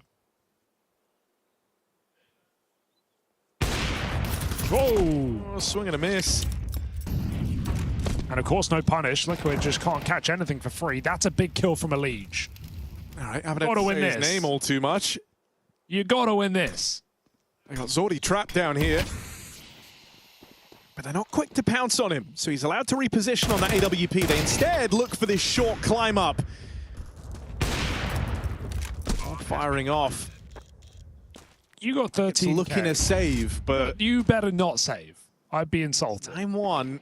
You got max money. No. I mean, he just wants to punish. He knows he can't win, so he's going to go for damage. Stop Liquid from saving guns here. It's still cheeky. Even one more kill makes things really uncomfortable for Liquid. It's going to force Galils in that last round. It's going to force imperfect utility. So one shot from Zorti will actually matter here. Missed. Got a repeat here. You got the money. Yeah, but you'd be giving an AWP over, and they can't get one. Sure. You're right. You know, his not peeking is the most forgivable. Okay, and Boomish still gets that frag, which will have impact on economy here. It's not optimal for Liquid. It never was in this T side. 2 rounds to their name. Yeah, I mean, they're just looking for scraps, right?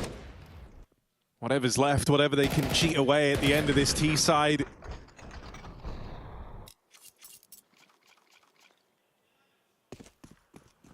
And while one team are struggling for money, even in this position, the other are flush with cash.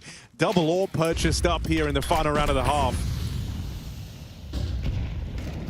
Oh, that nade. Even Alicia's armor's breaking. They jump up though, and Zorti didn't see. Head over the Xbox. Now for the 5 versus 4. The opening was enough for them last round. Let's see if they're able to repeat it. Magna just also has an AWP on the A side. And so it's not a certainty here for Liquid despite finding that 5v4 onto Zorti. You would typically expect the AWP at back plat on B.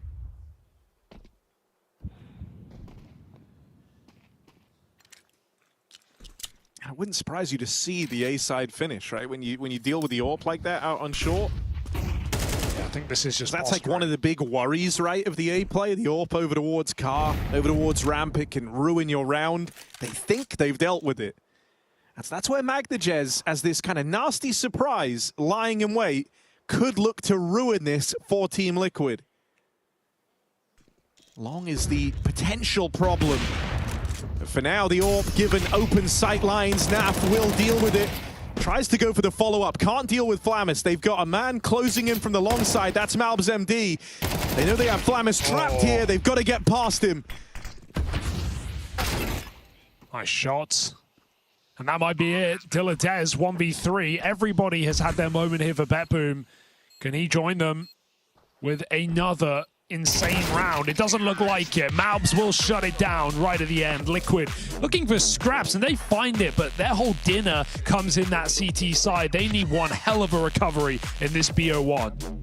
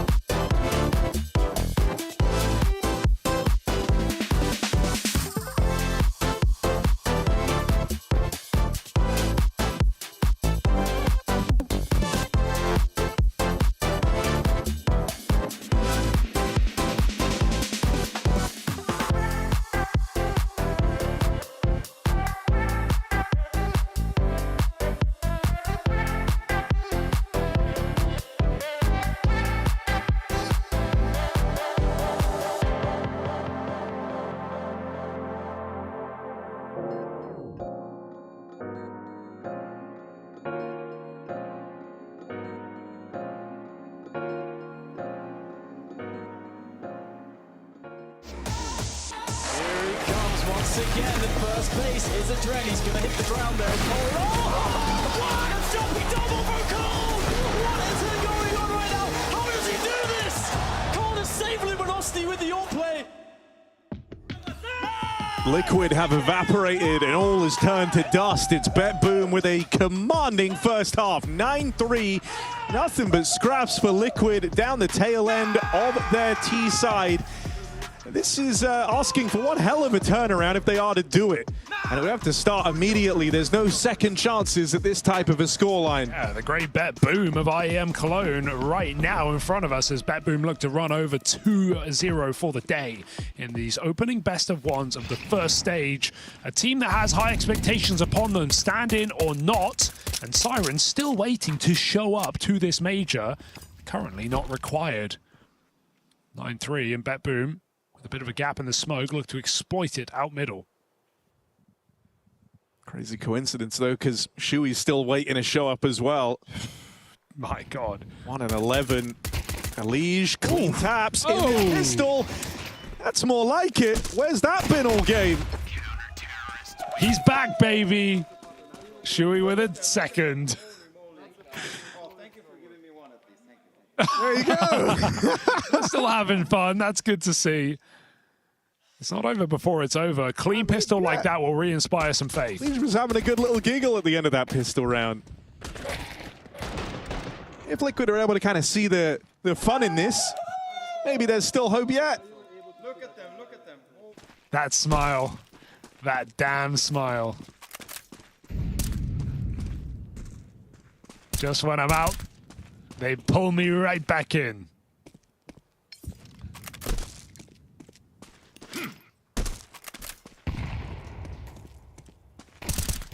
That's the bomb boomage. I know it's Glocks, but...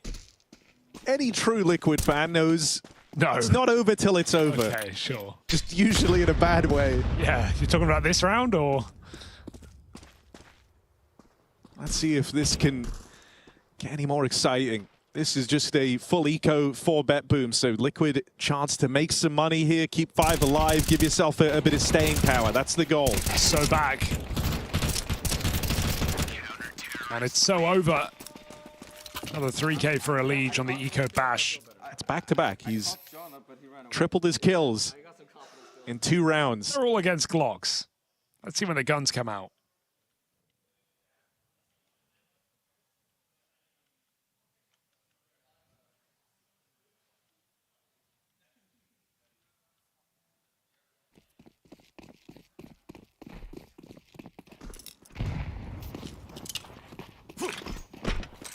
Shui had that jawline before looks maxing. Oh, he's going to have to ascend up the scoreboard. Smashing.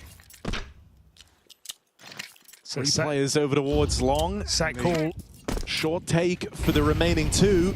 This is an A split looking to come through. A Liquid ready for it. Block on the long side, but that is bad. Or is it? Malbs.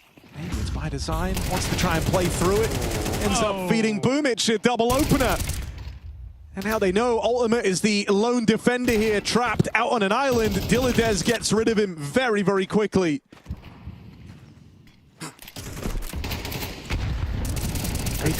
Smoke. Okay. And he's just clawed back 1. Naf goes, we really gotta go for this, man. And they don't. Too far away in a 2v3. Naf wants an upgrade. Is he going to try and blow the gun to himself? Oh, that's... Oh, I would have liked it. I guess he didn't know exactly where the gun was. He was thinking about it. You could have. That's pretty doable. Yeah, I just didn't see the exact position. The thought was there. Well, this is where you're very, very glad you were able to keep that anti-eco as a 5 alive round. Yeah. These 2 saved guns mean you can come through with a pretty decent buy in this next one.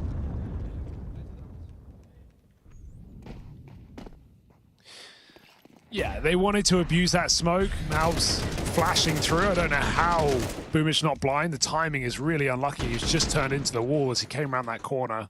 Just fell further than him.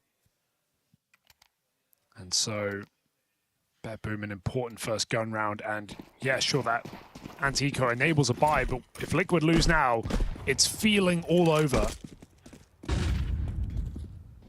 Late on the long side, smoke comes down, great grenade by Mavs, but Ultimate just flashed out, and Mavs in the open can do nothing about it.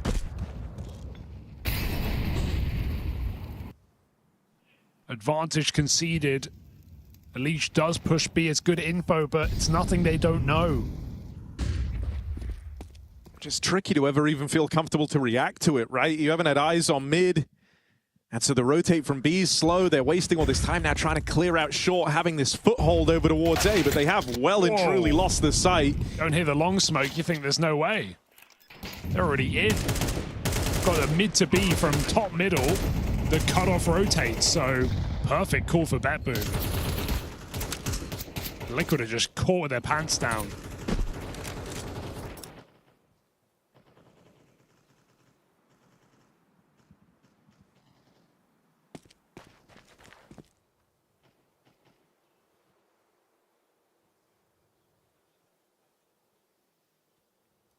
I mean, these are the only guns you're going to have. You really don't want to lose them. Thankfully, Naf was able to sniff out Magnajez. Whoa. Whoa. Elige with the tech. What? Whoa. We would do well to remember that. Oh, they patched that. That's crazy.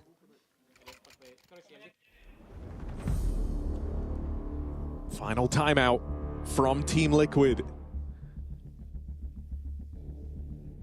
Final buy round. If they lose it, at least got the AWP again for Ultimate.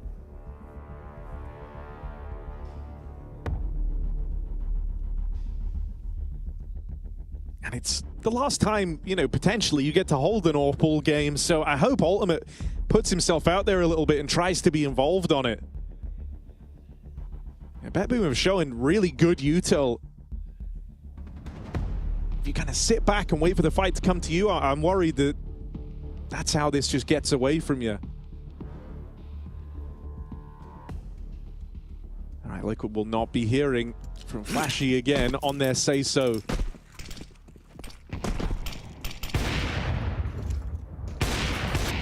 Aggressive move out of Elige. Often been left to the wayside, right, in this streak of rounds for BetBoom. He's not gotten a play, but you get that aggro start from Ultimate. Oh, no! Elige doesn't finish his meal. And so the opener reduced back to a 4v4. Oh, disaster. Got what you wanted from the Ultimate AWP, but Elige let down on the top mid push.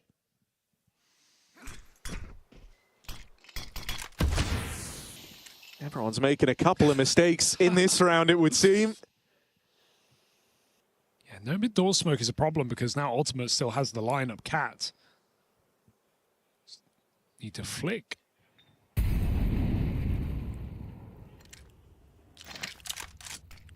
Might just send him up long. Ooh, flashed off that, and yeah, just the repeat is crazy. Sometimes cut your losses. And so now Zorti can just kick up Dust in middle, take a rifle, because he's just going to start running at them, regrouping back on long. They're sending it. Mouse is trying to be the hero. It's all he can do. Shui with a 1-for-1, and none of this enough as Liquid left with just Nav alone. Zorti cuts him down. A perfect triple kill from the AWP of BetBoom. And one, frankly, that was just handed to him by Ultimate in middle.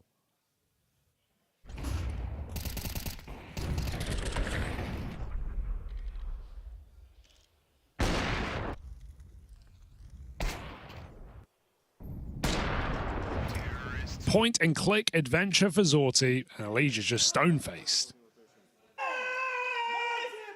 And this is it for BetBoom, 5v4 as well, just to kick him while they're down.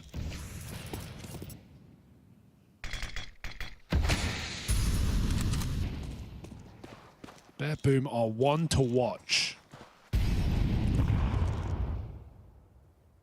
Certainly are. Very easily, swiftly dispatching of these teams on day one. 13-4 earlier. Looking to make this one just as dominant. Brutal. Double B push here, but they're out middle. Yeah, I mean, NAF and Elige have so frequently been left out of the action. It's been an A-focused game since the guns have come out. And so just deciding that they're kind of done sitting on the sidelines. They want to be involved. They've come through with this desperate push, and they will hit this timing. But a turnaround from TYLOO. Malbs mopping up a double, leaves it on this. Flamus versus Malbs for the game, and Malbs holds on. Liquid get to see one more round, courtesy of Malbs MD. Okay, I was ready to pack it up. I was ready to write it off. Massive round out of Malbs with the Flamus. It's Flamus who backs his aim, and not one to doubt it, but Malbs just perfect shot on the Flamus. Triple kill. Gives Liquid one more opportunity. A fighting chance. This one will even break the money. So there are ramifications, but Zorti again on that smoke as it blooms, picks ultimate. And so the AWP save in vain. Naf picks it up. Sets Elige up for a trade. It feels rough, man. Like the B-site interplay between Elige and Naf has been super solid. Uh-oh. They just get left out of the picture because it's been an A-focused game. It's been all about these A-hits. Malbs gives you something to look forward to with that double. Round still very much alive now. By TYLOO, and so it comes down to this. Elige and Nafly, they've got big damage dealt the way of BetBoom. And it's been these two desperately trying to hold on for Team Liquid. Spams missed the mark on Boomich. Spotted there out towards Gandalf, and Boomich at 1 HP.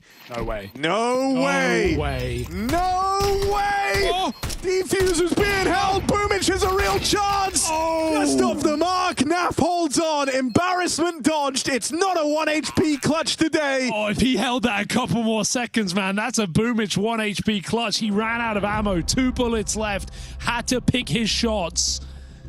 My goodness. Getting scary in the site there. Couple more seconds, all the difference. Liquid live to tell the tale. Not just a Malbs clutch, but now they stop Boomich in his tracks, and that breaks the money. Well, well, well, what have we got here? You are ready to close your tab. But there's another round of drinks coming.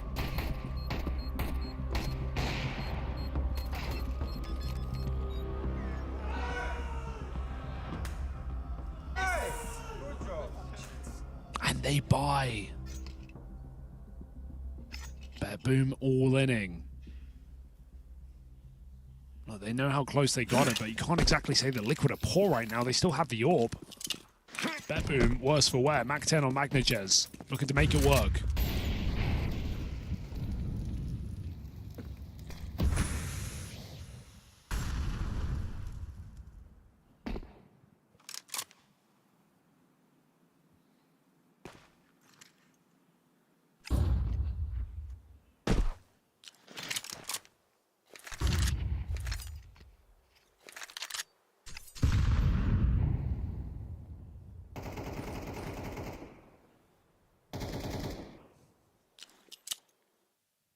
Flash play.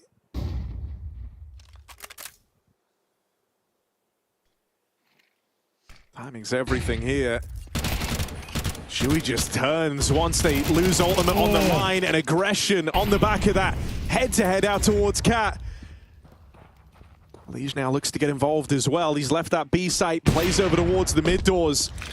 You're seeing a lot of pressure on the catwalk. You know this has been the site that BetBoom have been obsessed with, and Malbs finally arriving as this game's trucked on after that clutch. He's been the stopgap over here towards A. Absolutely. The game continues to close up. Money now fully broken for BetBoom. Yeah, it's a risky buy, but you can't say it's the buy that necessarily lets him down. It's the fact that Liquid have a strong setup. Reflash after that first easy kill that Magna just hands away. And just player after player putting on multi-kills here for Liquid now. The game that keeps on giving. Felt done rounds ago.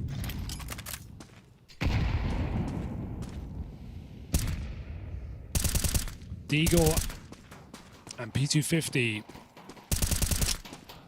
It's otherwise a Liquid 9th round.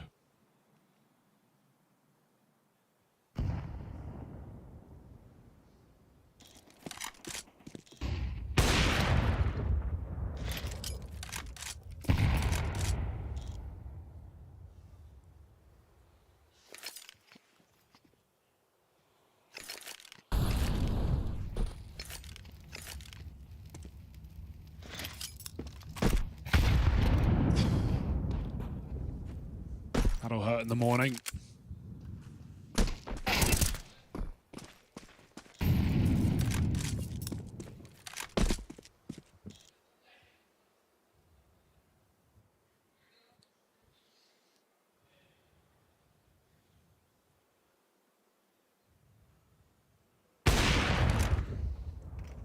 And the rest of this, just a formality for Liquid.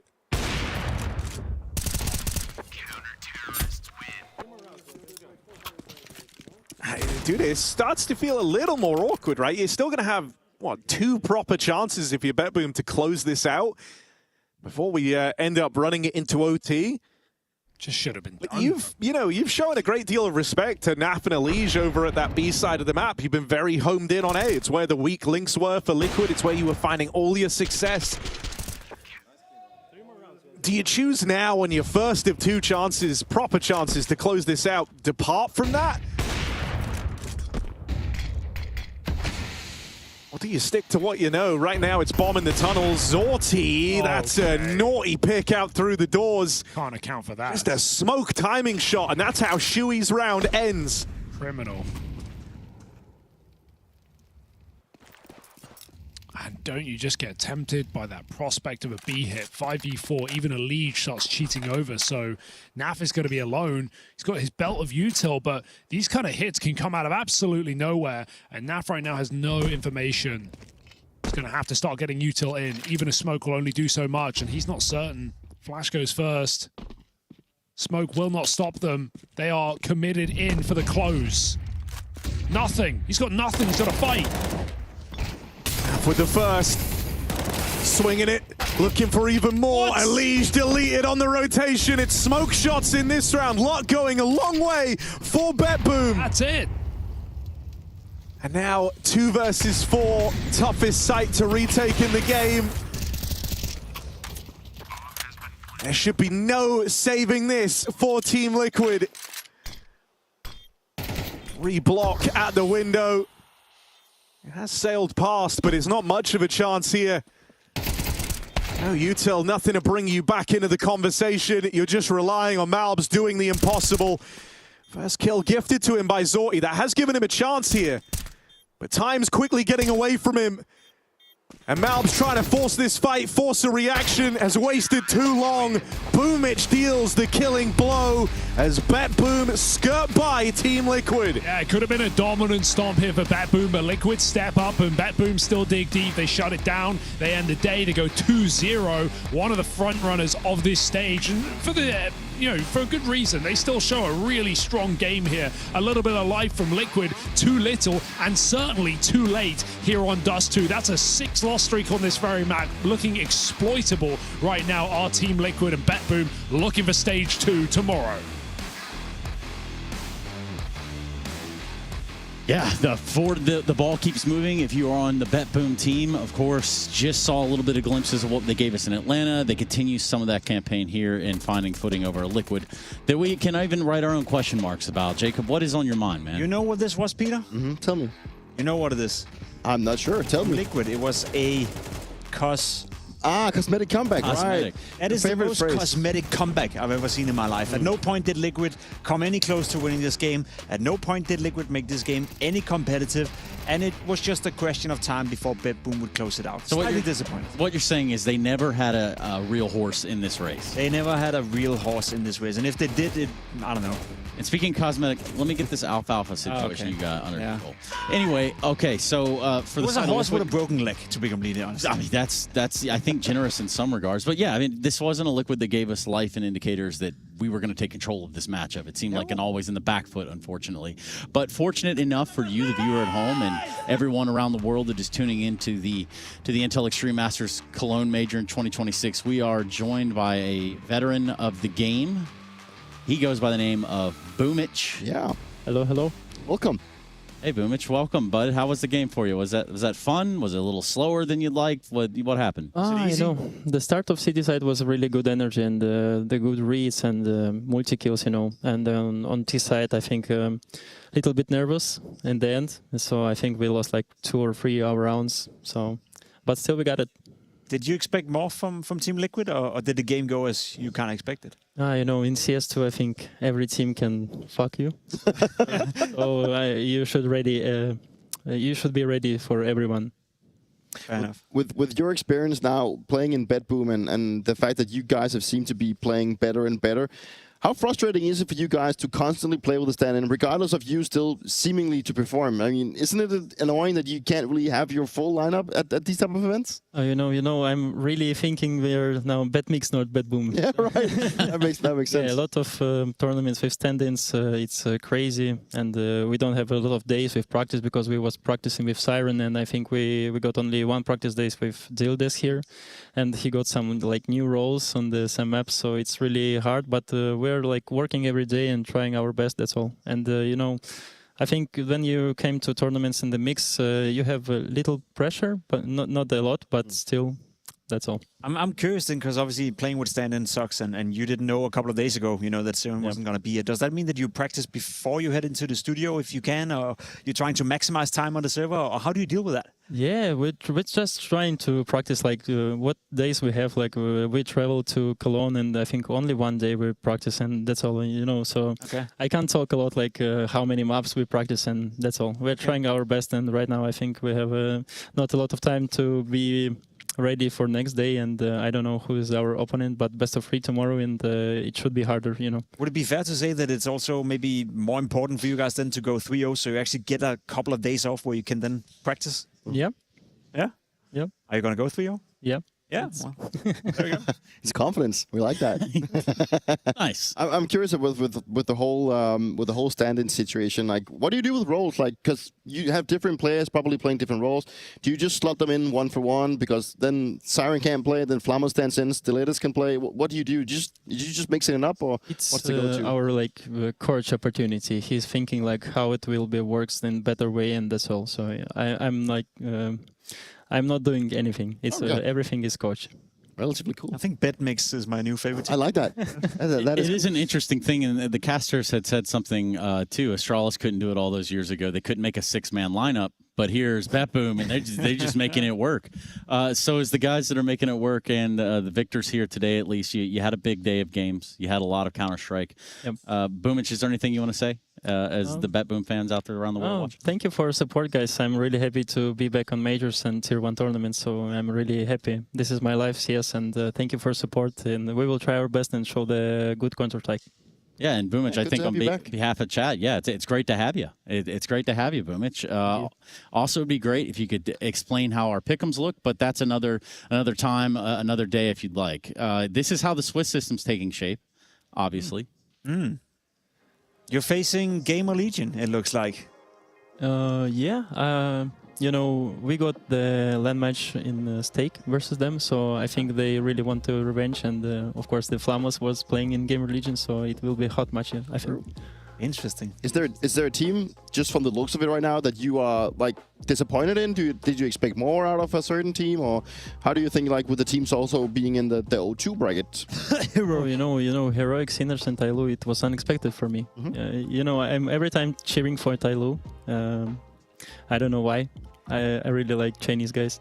I really want to pick your brain on, because you and I, we have a long history also in global offensives, and now we obviously play Counter-Strike 2, and you just mentioned before the F word, that everyone can F each other, playing this game. So what do you think personally is the biggest difference from these games? Why is the level so much closer in this game? For me, CSGO is like 50% brain and 50% individual skill and experience. But in CS2, it's like 75% of individual skill and 25% of brain, for me. This is the difference. And that's quick maths. And you can get that from Boomich. Again, Boomich, thank you so much for joining us. We're going to go over our pick'ems. We'll get you out of here. I know you've had a long day. You probably need some sleep. Time to find the Padushka. Yeah. Right? Yeah. Thank you very much. Yeah. And our talent pick'ems take a shape as well. Maybe not the results, the desired results perhaps, but for some of us. Yeah, I mean, imagine putting MIBR 3-0. It'd be a wild one to imagine do that. Imagine Skorowny. I like that. I think overall there's been a couple of surprises today. You know, a couple of teams who haven't really, I guess, played as well as we expected, and maybe had a couple of losses we didn't expect it as well. But Peter, would you agree, you know, that it hasn't been too bad? It hasn't been like this crazy day one of a major where the best of ones are upsetting everything. The main favorites are still getting it on GamerLegion. You know, a lot of people have Bait as well going 3-0. I feel like Gaming Gladiators as well, you know, down there in the 0-3 contention for that. So it all makes sense. Yeah, I believe that the biggest upset or the biggest crazy thing that happened today was that Thunder Down Under, they managed to claw their way out of the 0-3 bracket. I think the Australians in general proved a lot of people wrong today. I know it's just best of ones, but I think that's what's destroyed the majority of things. And I can also see there's a lot of heroics in the mix of all of our talents. I didn't personally pick them myself, so I'm feeling pretty good about that one. Sure, they haven't been eliminated yet, but you know what we've seen for them, despite it might just being an off day for them, has been pretty difficult. And I'm going to eat my words because Team Liquid have obviously not gone 0-3. But, you know, there's just something, I just had a feeling, and sometimes those last-minute pick'em changes aren't the answer. However, in fact, the answer will be tomorrow. We'll get a few more of those at least when it comes down to the scheduling and what to look forward to. NRG versus a FlyQuest, GamerLegion back on the server versus BetBoom, MIBR versus Team Liquid, and then M80 going to see if they can lock in that next stage with the game against B8. I was just about to say, M80, you know, a little bit of a sleeper pick for them to be 2-0. That's a massive day of Counter-Strike for M80. Yeah, totally. I mean, I have them going forward. I think that it's still a sort of interesting team, but it's going to be relatively cool. But I think the one tomorrow, like Heroic has to bounce back against Gaming Gladiators. I think that's the one thing for them, and I think it's also the fact now that Big actually gets a chance of playing Thunder Down Under in a best of one to make it even further. And TYLOO versus Sinners, you know, one of those two teams will have to go home as well. Trace, I'm not going anywhere. Are you? Yeah, I think we should. I mean, again, there's a full day of Counter-Strike tomorrow, so there is. That's and the day after that, and the day after that day as well. Do you know why, Jacob? No. Because this is the Cologne Major 2026. 2026. That's also could be dubbed as the Intel Extreme Masters. Either way, we are done for the day, and we've got some more Counter-Strike coming your way. Thank you for joining us. We'll see you tomorrow.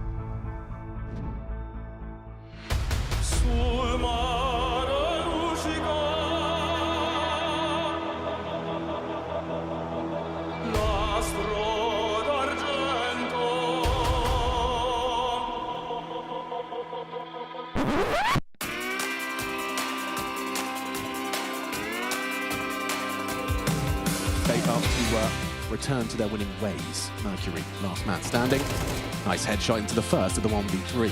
Doe as well. This is a fight he can win. This is a goal from Mercury! Sat down with the bourbon, hold the ice. Puts it all onto Story in the 1v2. You want to clutch as well on the shopping list. Hey! Look, Story! He delivers.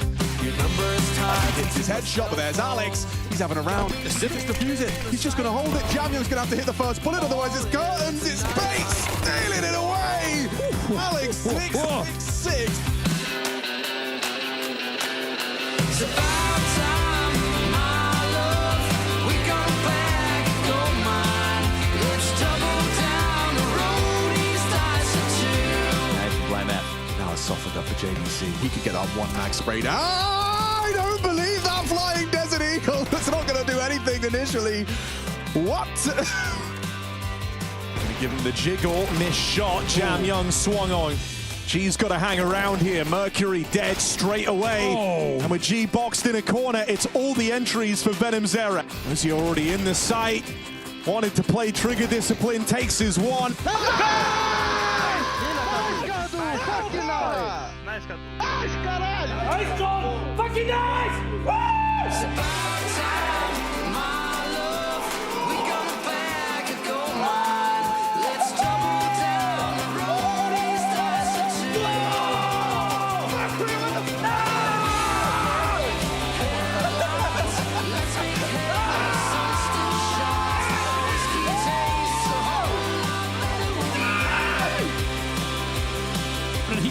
behind it, jumping and dancing, leaves Snacks in a clutch, but this guy's cheeky. What's he up to?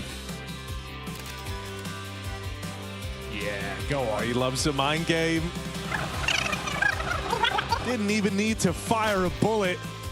Snacks has secured the pistol with that 1v2, and he does it with brain power. Nice, Janus. Let's go!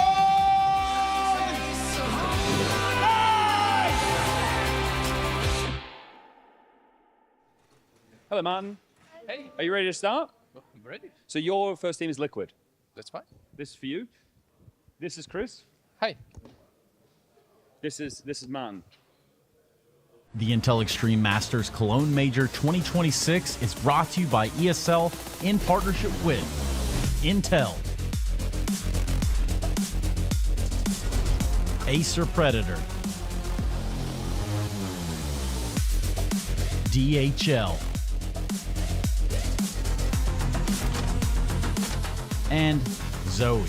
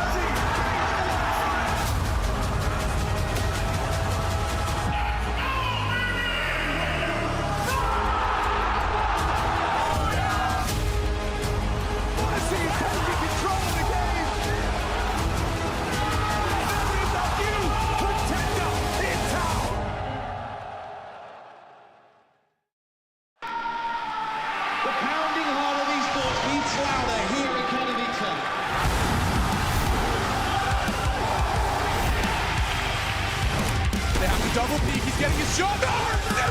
Unbelievable! Something special to throw up his decoy, and that's exactly what happens. Katowice! We are back!